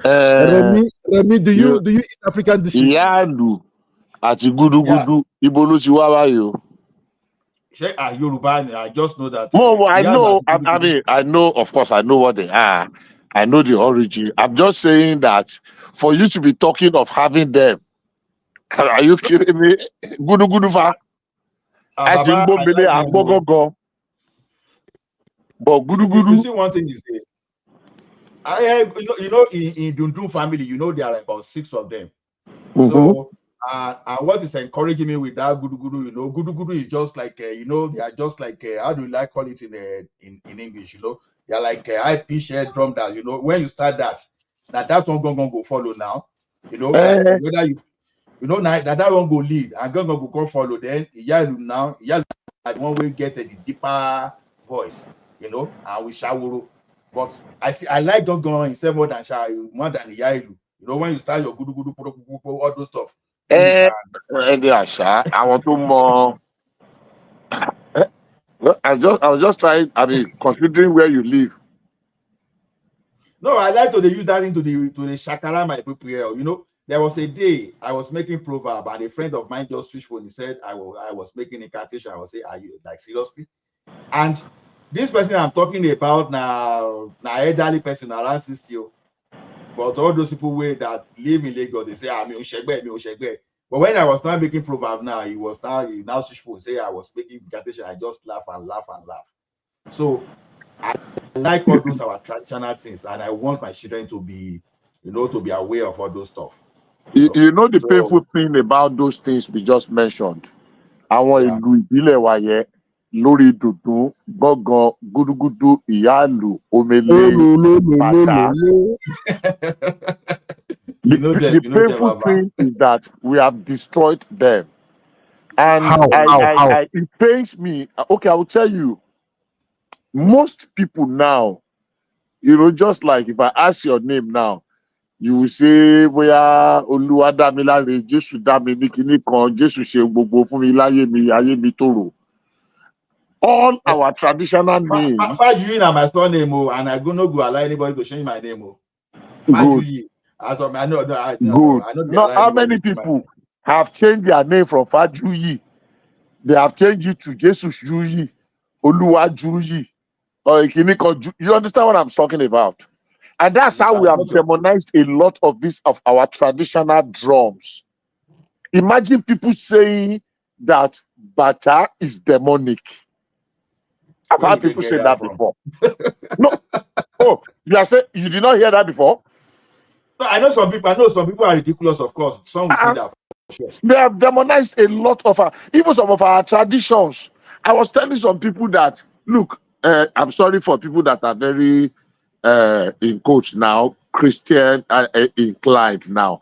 Oríṣiríṣi oríkì tá fi ń sin Jésù, tá fi ń pe Jésù, ọba Njige, ọba kìíní kan tá ń pè sí i. Àwọn orúkọ tá fi ń pe àwọn òrìṣà wa láyé ìgbà yẹn nìyẹn. Now we have turned it over and we have turned our traditional whatever pé àwọn yẹn náà wà demonic ń sìn. And I begin to wonder, when you want to destroy a people, first take away their culture and their language. Then they are nothing. And that's where we are now. Especially, I'm speaking of the Yoruba nation now. We have allowed this Eseajoji to destroy everything that we stand for. I'm a Christian, though, but hey, I'm a traditional man to the core, to the very core. And when people demonize some of these Kinomanpe, traditional inheritance, you know, inheritance, yeah. So back there when you're lurikisi, they will say it's incantation. What do you mean incantation? And then gradually, our tradition and culture is being eroded every day. And I can't stand that. So, for mentioning those drums, I know but I really appreciate those drums. And I don't joke with my traditional, African traditional music, especially Yoruba traditional music. I listen to music very well. Juju music, man. Juju music, man. I beg you. So, I like Juju music. Like in fact, today as I speak to you, I still listen to Dele Abiodun. I still listen to Sonny Ade. Àwọn modern day Juju, modern day music ni ẹ tẹ́ bá fẹ́ gbórin ẹ lọ máa gbọ́ àwọn àṣìṣkò. Bishop, èmi tí mo máa ń gbọ́ ìjálá ọdẹ. Kò sórin tí mi ò kí gbọ́. Ìjálá Àlàbí Ògúndépò nìyẹn àti Àlàbí Ògúndépò àti kí ló ń pè é? Ògúndáre Fọyánmu. Ògúndáre Fọyánmu, mo máa ń dáadáa. Kẹ́rù bẹ́ẹ̀ kọ́. Mo dẹ̀ máa ń gbọ́ àgbà Ìbàdàn, kí ni orúkọ bàbá Ìbàdàn yìí tó máa ń kọ Dàlàkúàdà náà kọ́ ló máa ń kọ. Èwo nu wọn? Àrẹ̀mú. Kí ló máa ń pè é? Odòláyé Àrẹ̀mú. Yeah. So, and I listen to all those this Ake with the Akinwumi, Shola, Olariwaju Akinwumi, Olariwaju Adepoju, exactly. So I listen to all those. So because I grow up, maybe I'm audiophile because audiophile in the sense that I listen to everything that comes out of music, no matter even if they only pay you, even the beat on that. Me, I enjoy that. But you know, if I begin to listen, it's not as if I know they listen to the video and go. I see they listen to them. I'm not in that. I'm not in that circle. I bet that is outside of I see. Akmala. You know, Sakara. Awurepe. Sababe latori àwọn Esaka, Yesufu Olatunji, Lekalimu Kaiba, àwọn Ambrose Campbell, Happy àwọn tó fi ń rojú bí Ade, Mr. Day, go on. This is the bully of the night. This is That's good. You have to sing. You have to sing for us. All these musicians, they don't know how to talk with drum. You know, you listen to Barista, you will be here. You will be. What we have are fake. Even the likes of Ayefele are fake. Ayefele. It's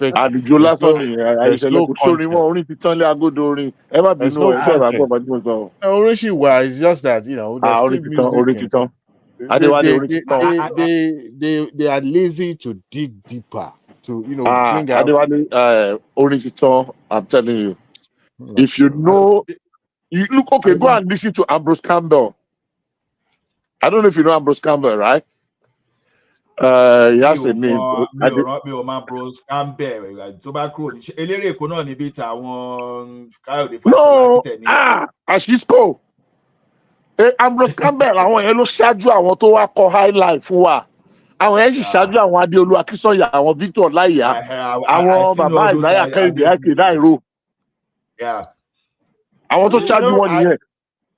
If you listen to Ambrose Campbell, majority of Ambrose Campbell's song ni Olùbẹ́ṣẹ̀ wa remix ní early 70s. Yeah, no, I enjoy all those Obeo, to be honest. So because when I listen to the beats, I like analog beats like the problem I have with Juju music is this. Juju music, I don't know. I like Obe and Sonio, but anybody that is video. listening to me That will was not demo. agree with what I want to say next. And let me apologize beforehand. Obey Why?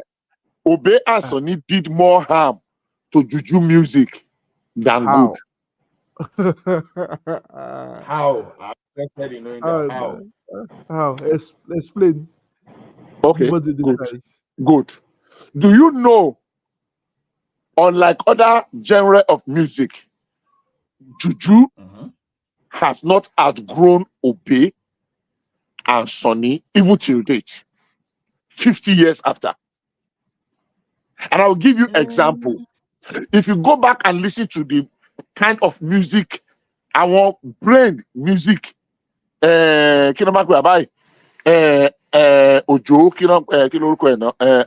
what's his name? What's his name? Kato Maso, Emperor Peters, who will say that General Prince Adekule, I don't know if you know what I'm talking about. I know. Awuja Bello. Awuja Bello. General Prince Adekule. Kilorúkọ ìkejì Shina Peters, Ṣẹ́gun Adéwálé. Just a great musician. Why did they not excel? Because after táwọn tó kọ high life lálákọ̀ọ́kọ́ tí wọ́n ti fade out, kí ló jẹ́ kí bàbá IK Dairo fade out? Because IK Dairo could not transmute from high life to mainstream Juju music. Go back and read the history. Okay. And after General Prince Adekule, Awodipo fẹ́ Olóhùn fẹ́. They did not go anymore. Emperor Peters Ogbonimo. Ibi tí ó fòdé kò yé mi ò fẹ́. Wọn ò gbérí mọ́. Àwọn Sunny àti Obey ò jẹ́ kó gbérí. Obey kọrin o, àwọn náà kọrin o, but they did not proceed their lives.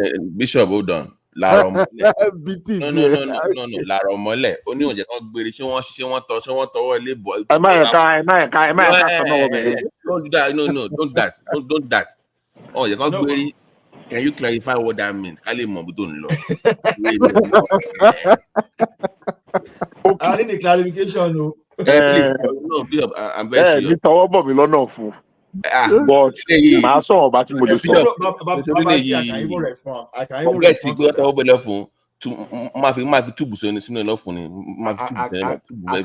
I can even respond to that. Bishop, you know one thing is this. If you look at Sonny and Obey, they have their own different style. But the problem is this. Who be this? Who be this? Babati be this. It's Babati now. Yeah, Babati. Babati is the same of me.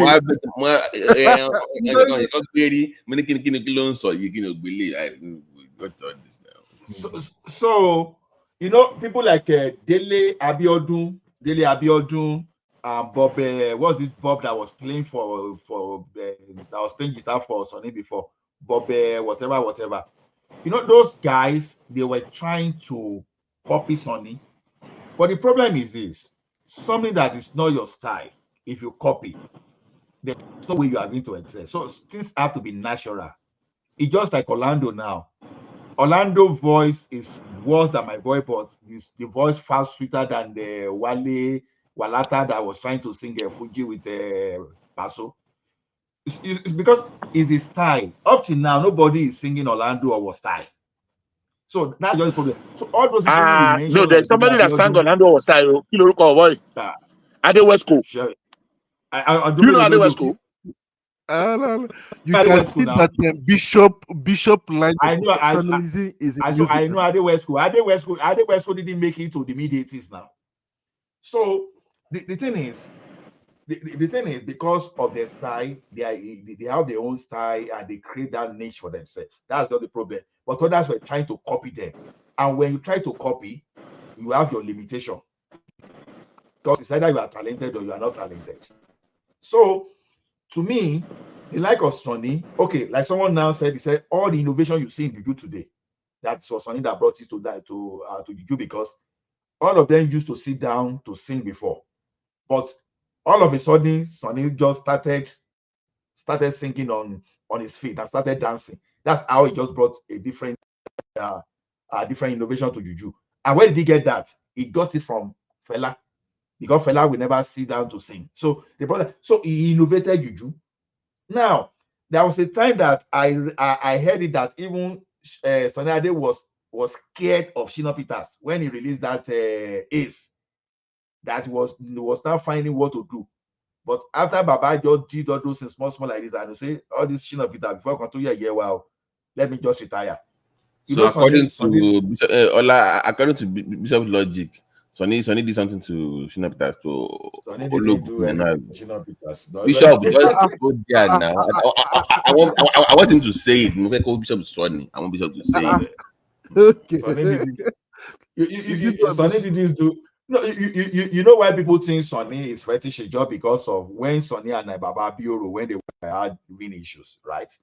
Now, how he went to pick Peter, right? So that we will be using exact voice of Sonny's side, so that where he was going to promote him, so that it was just to finish Sonny fully. Then when Sonny just came out and said, when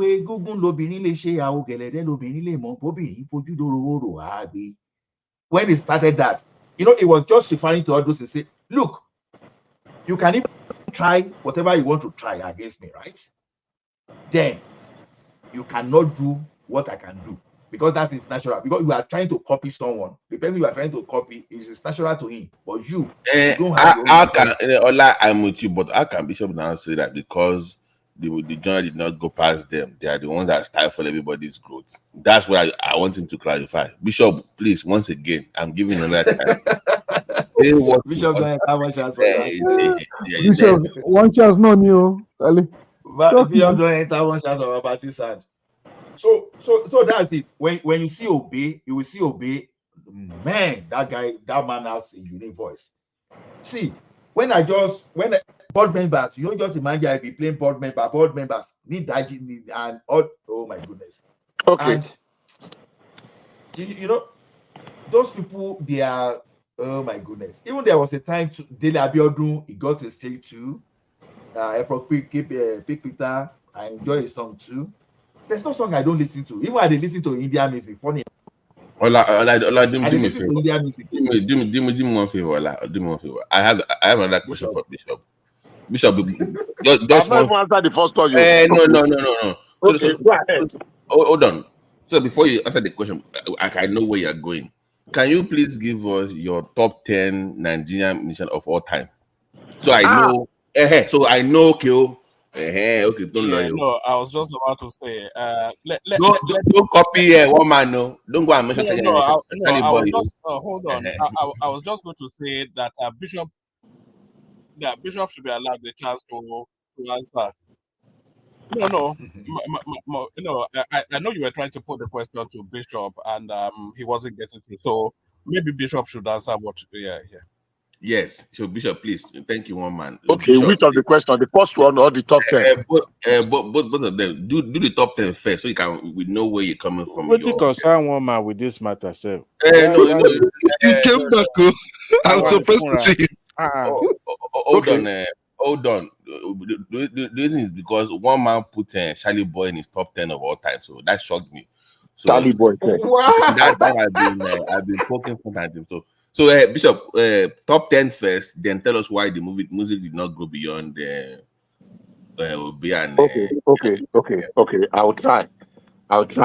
But before I say my top 10, my genre of music is very biased towards the oldies. Don't worry about that one. Don't worry. Yeah. So I mean, my first choice is High Life.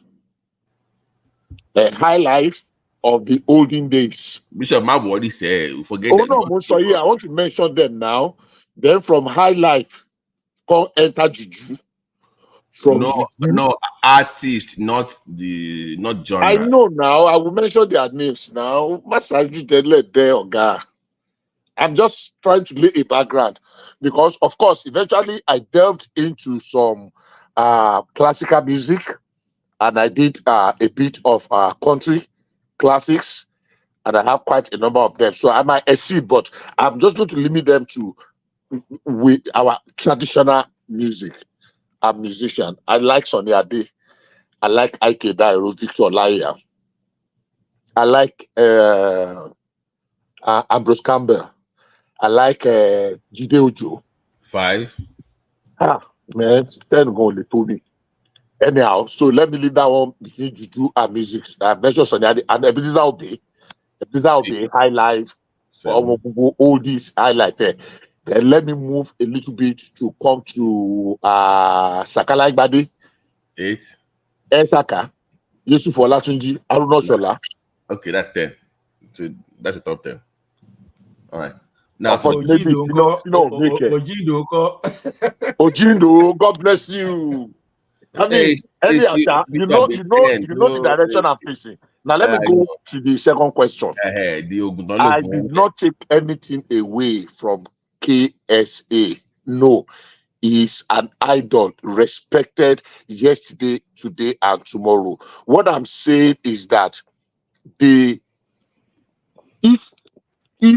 for any reason Sonny Ade, Baba ti dagba, Baba kí Baba tó pẹ́ fún wa, and Ebenezer Obey, tí wọ́n bá kú lẹ́nìí, if care is not taken, Juju music will die with them.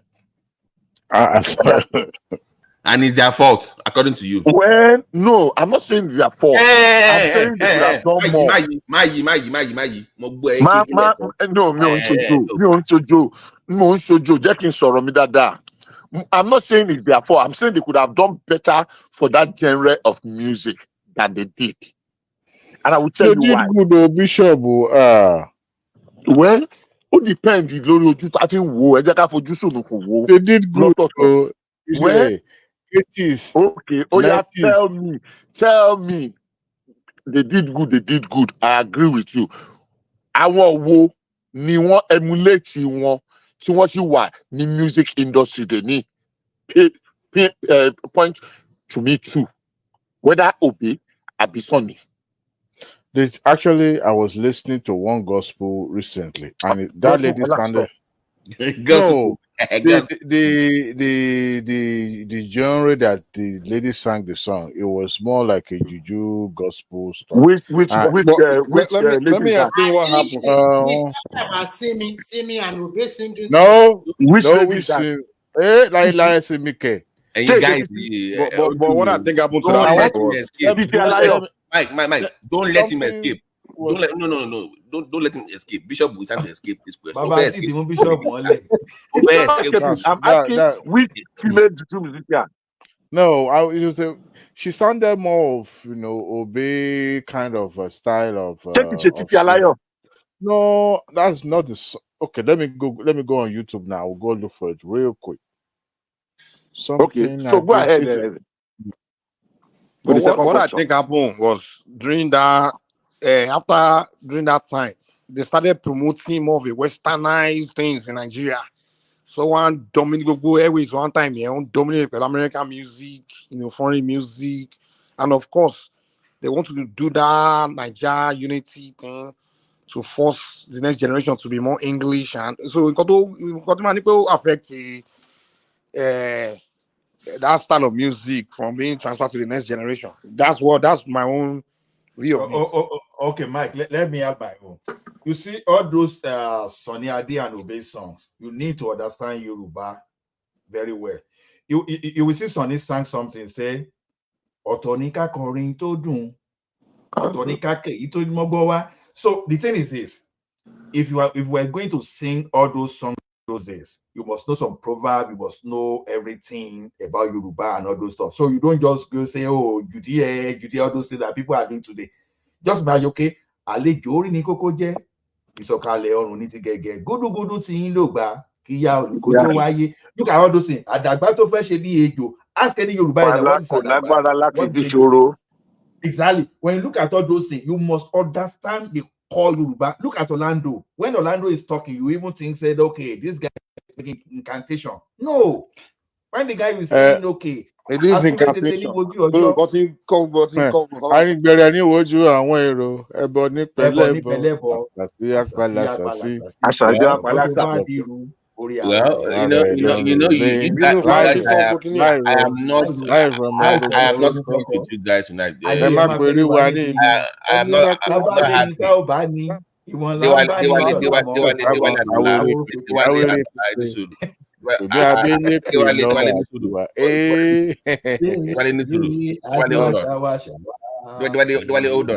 I'm not happy with you guys. More Bishop Mokona. But hold on, okay. I am up to the task. You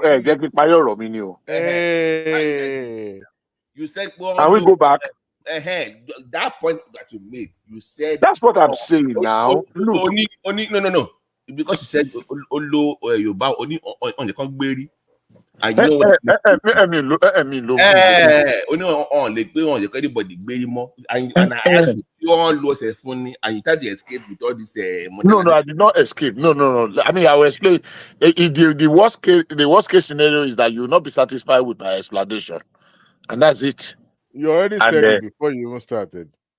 So I mean, the worst case scenario is that you will not be satisfied. But it doesn't stop me from expressing my view. Now, what I felt is this: Juju music was a very great genre of music. The metamorphosis of music, Juju music from Agidigbo to Ashisko to Fibossi Highlight to end up Sorry Juju. Now, there are lots of people, apart from Jide Ojo, who was in the late 50s to 60s, and that was able to transmute. If you go and look at those people that were singing High Life, how many of them were able to transmute to Juju?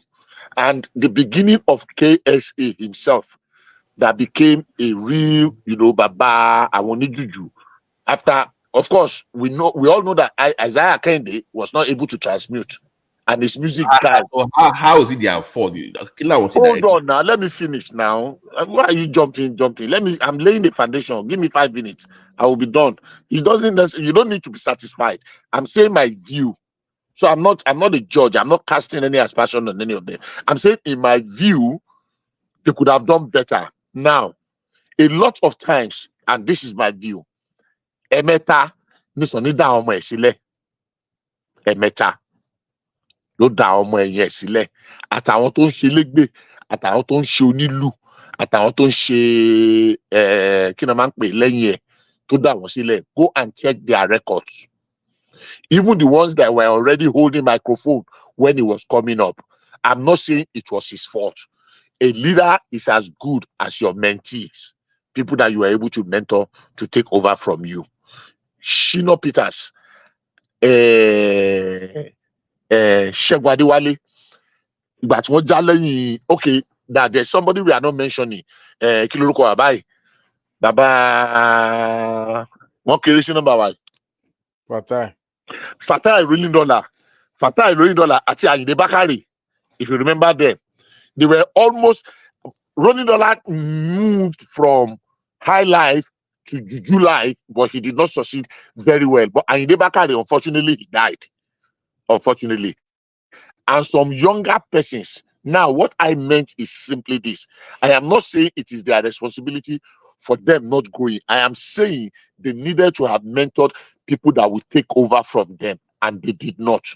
Oh, people attribute Emperor Pipita's 1-star something to Sunny Ade. I don't buy that. I don't think it's true. Abioro ati Sunny tí wọ́n ní issue. And the replacement tí Abioro sign fún Sunny ní Pipitas. Àwọn èèyàn dẹ̀ sọ pé ọmọdé, but wọn ò relate mọ́ra wọn tẹ́ bá lọ wo dáadáa history yẹn. But lẹ́yìn yẹn, kí ni Pipita ṣe? Ìtú wo ló pa? Ṣá sọ wípé General Prince Adekunle ò dá tó ni, àbí Michael Ade, àbí what's this other one tó wà bàdàn ìgbà yẹn? Àwùjá. Àwùjá Bello. Ṣé àníwò dá tó ni? You understand what I'm saying? So for me, over the years and immediately láti middle 80s, lórí Obe àti Sunny ti bẹ̀rẹ̀ sí ní take all stagnant. Tẹ́lẹ̀ wọ́n máa ń ṣe record every 3 months now. Láti late 80s, wọ́n tó bẹ́ẹ̀ mọ́. So between that time, thanks or late 80s, let's say even from 90, títí di sin, who is the, except for Shino Peters, and Shino Peters lọ mú Omele tí àwọn ní ó mú fast beat tí àwọn Juju ń lò. No, Juju converso tí àwọn ọmọ ní Fuji ń ló increase sínú ló fi ṣe fast yes nǹkan tó fún Shina Peters ní ace nìyẹn náà ṣé ace ló kọ́kọ́ ṣe àbí afrojuju èwo ló kọ́kọ́ ṣe nú ẹ̀. ace nǹkan tó fún ní break nìyẹn náà ó dẹ̀ lé àwọn electric drum that he was using. Electric drum akọ kò máa lo electric drum nínú ace. The electric drum wà bẹ́ẹ̀ o.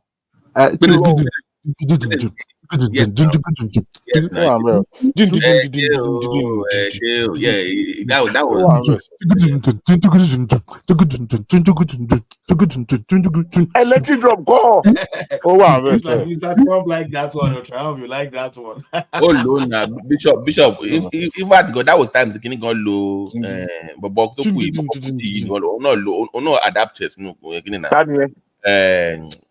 Kilo ko sikilo ayide náà òun náà bẹ́ẹ̀ sì lo electric drum kò wọ́n lo drum set ní kì í ṣe electric. No there's different tó bá lọ gbọ́ people are adopting that into their stuff now. Bishop on lo Obe still stay his own drum set àwọn yẹn adapt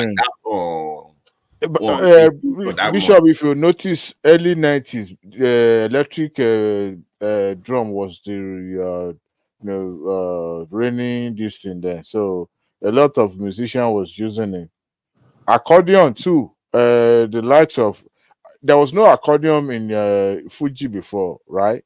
So I think innovation is what Bishop is trying to say. Yeah, exactly. Fuji has brought about more innovations than Juju. Fuji garbage.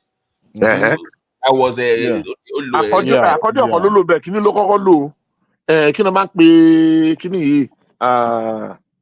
Yeah, no now. Piano àti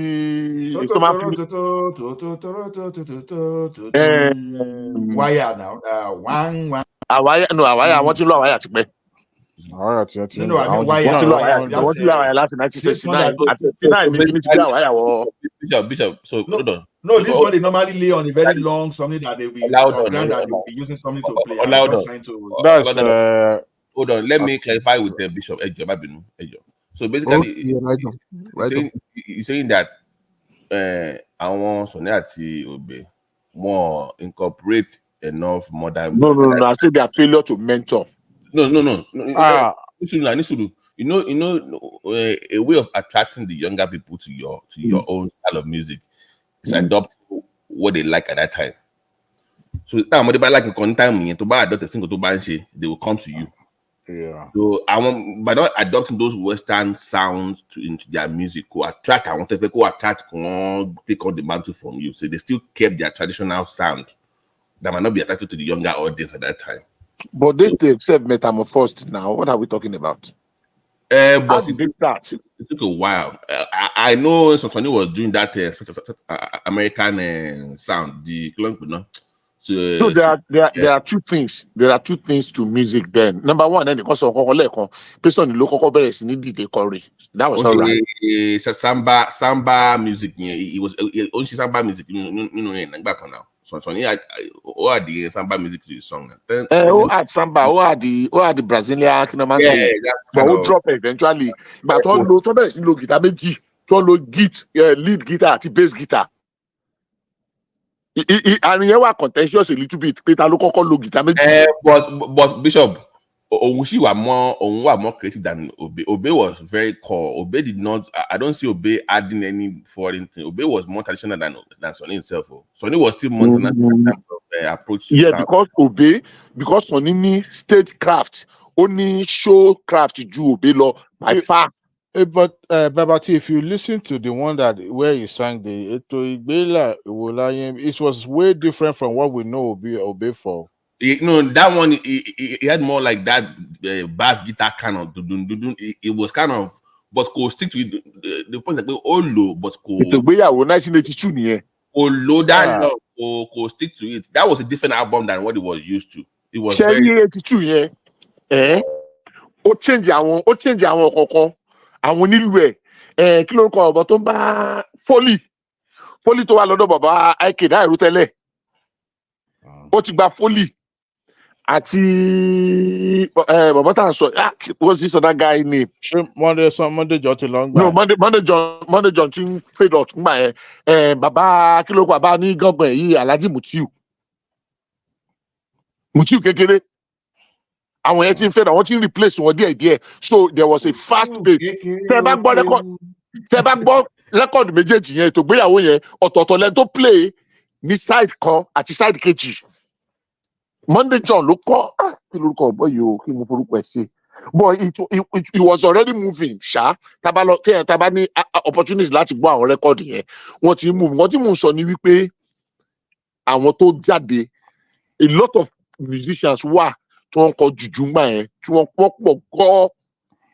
Àwọn kan dé wà they are very good tẹ́ bá gbọ́ wọn.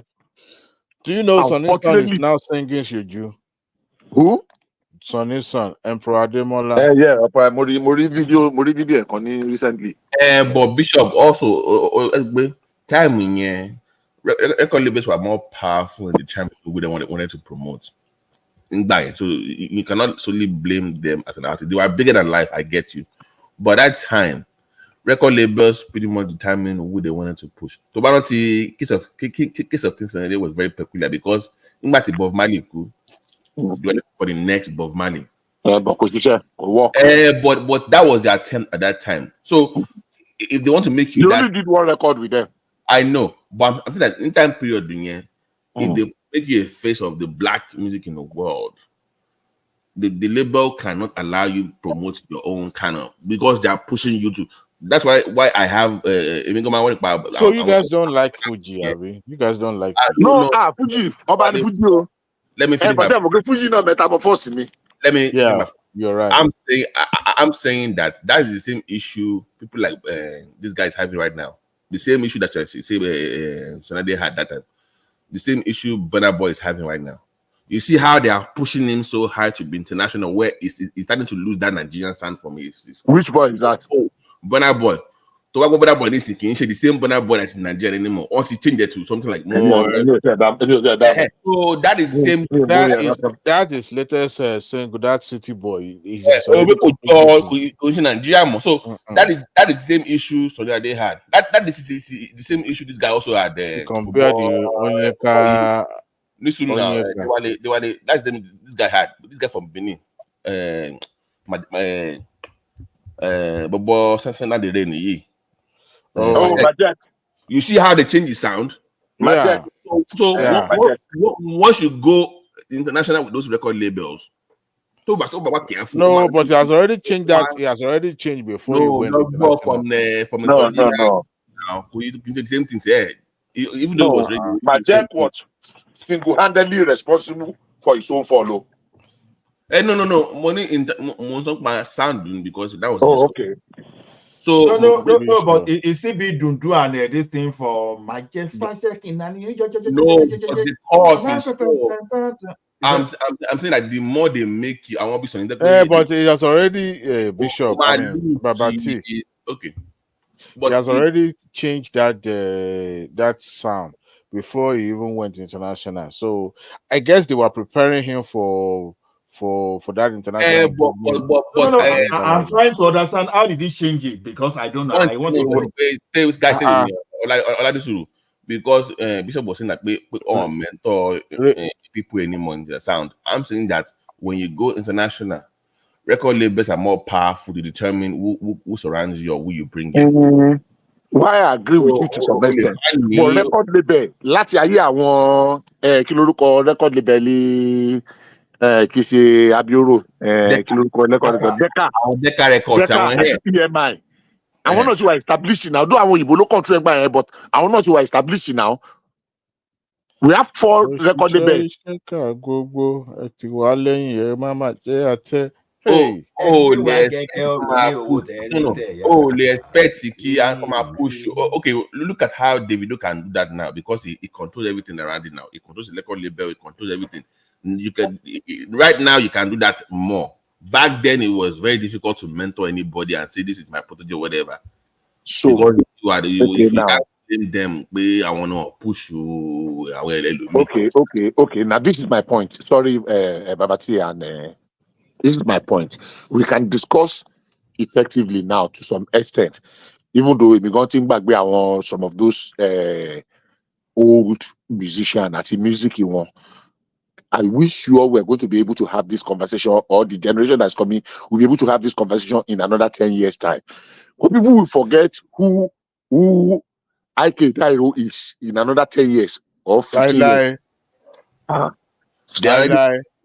Do you know what's going on? Then Yorubas, we need some kind of museum of art. Exactly. God bless you. That's where I'm going. To keep these records. Because how many people know more music genre of Mr. Tonja Ojindo? Ayinde Bakari died in 1973. Go and listen to someone. Many people don't know that Ambrose Campbell, a good number of Onichi Obe call only Ambrose Campbell.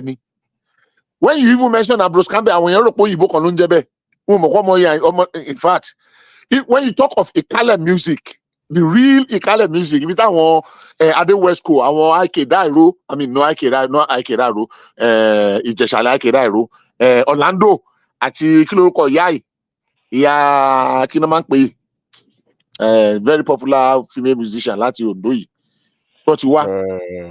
Ọjọ́ mi ò rí jẹ látọ̀. God bless you. Help me I want to remember. So many people don't know this musician, and this is a great, and we're talking of musicians that started way back in late 40s and they entered 50. Because many times we want to begin to rewrite the history of music in Nigeria. Omonga, comfort your Omonga princess. God bless you. How many people want to? If not that we and they've sampled that song, they've sampled gospel musicians have sampled that song so many times. They have no idea who sings. So anyhow, Sha, that's my comfort of Moge. God bless you, sir. So I mean, their music, I want to wa. Èmi ò fẹ́ kí Juju kú, but bí Juju ṣe ń lọ yìí, Juju máa kú in another 20 years. Somebody needs to no, like Bishop. First of all, we need the Museum of Yoruba Music Art. We just document everything. But it's all about documentation. We are very terrible at documenting things. So to buy an actual museum of art that will take in your information, process it, document it, save it for the future in audio, video format, literature, stuff like that. That is the only way you can preserve those kind of art. Yàtọ̀ sí àpàlà sí. Let me quickly say something. I want to go and pick my friend. The thing is this. Most of the musicians you see today, some of them cannot even play any instrument. So when you cannot play instrument, how do you now? No, that's a very wrong statement. No, so yeah, I didn't see. So in fact, you can just say I can say pam pam pam pam, and AI will make that sound for me in any instrument. That one is relevant. The word has moved beyond. That's why you see I like music very well, and if you see the type of speaker I command, you'll be shocked. The thing is this: when I listen to the modern this thing, it don't fill me with music because the thing will be like maybe you are fake. But when you see Sonny, maybe you just say all those things when they kill any one standard gun like this, and all this AI will make sound for you, and the instrumentalists will not be able to replicate it. It won't be that gun when you see even the Afrobeat that they are making, let them go and play live show. You will see that it's gonna be like. But they have been able to produce. I mean, what's the program going now? Yeah, it was difficult to do initially. That's the original Gong. But now they've been able to program it. Do you know? Back in college, I used to do some little production. You know, they still have this called FL Studios. Do you know FL Studio? Footy Loops. It's like you can buy the app, and back in the day, it used to be on CD, but you can download it now. You can plug in any sound known to man, and you can make anything on the NFL. You don't need to have a gone. You can just program it into the system, and that was years ago. Babati, I use amplitude, but when you play it through your amplifier, if you listen to analog program, on FL Studios, to play no, to program on FL Studios, someone like the real thing. Come on now, you know, if you're a producer in the comments, please type in FL Studio if you know what I'm talking about. Well, I know samplitude. I said wait now, Babati. I said I use samplitude. Google samplitude. Samplitude is even more complex than FL Studio. I know FL Studio now. I use samplitude. The thing is, if you program it, it will sound fine. What I'm saying is, take it away from this thing. Carry your own normal amplifier, stereo. Don't use a home theater, stereo. Put a plug in and plug the one from old Sony and plug those in. Listen to those sound. So yeah, I'm saying that the sound itself has evolved. What people want to hear, even if you have no. If you have a beautiful voice, even when you sing, they will say filter the noise that Bobo creeps in it. They can remove it now because the modern ear is attuned to most those kind of auto kind of sound. Even if they are very good, people don't for radio play. They want to hear the auto part of it. You can say it for clarity. If you don't have the voice, you don't have the voice. As simple as that. Really? If you have the voice, you know you have the voice. So yeah, you can have the likes of the video, Burna Boy, all those auto tone, nothing better. Even Ashake, all of them. But that is what the audience are tuning to now. Yeah, because it's commercial. It's commercial. It's bringing money. I can now say okay because I have a voice. I have a sound. You know the funniest thing? None of this song that they are singing now, we will make it in. They will forget that they even have that song. In today's world, forget the days of making evergreen. You guys don't even know the lyrics. Some of this. Evergreen. I can tell you one of the lyrics of Davido's song. He said, "Shuku Shaka, Ayashu Maker, Caroline, show your drama." I was like, the first time I listened to that, I was like, wait a minute, what the heck is this? Hold on. You see, let me give me 1 minute. Give me 1 minute. Aita Wanisi is about your chorus and the sound. But you don't justify all those things. Oh no! Does that sound like? Oh my God! Let me finish. Hold on. We live in a TikTok world. Bishop, you are right. We live in. You are right. Hold on, Bishop. Listen to this.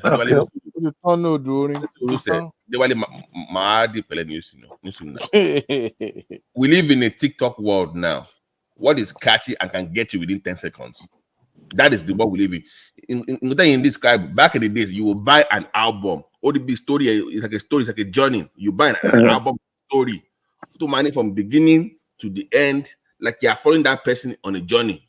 That is an album back in the days, right?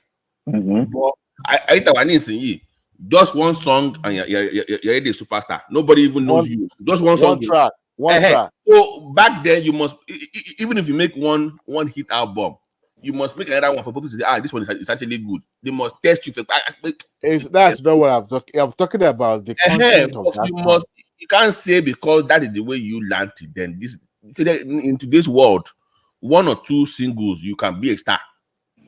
So you don't even need to be an actually good to be a good artist. You see, back then, you must play instruments. You have done voice training or voice coaching. No, see, Babalegba, if you listen to Babalegba very well, they don't need all those what do they call it in music studio? Those ones that you used to patch somebody. No, they themselves are the talent. When see Babalegba sit down, compose the song, sing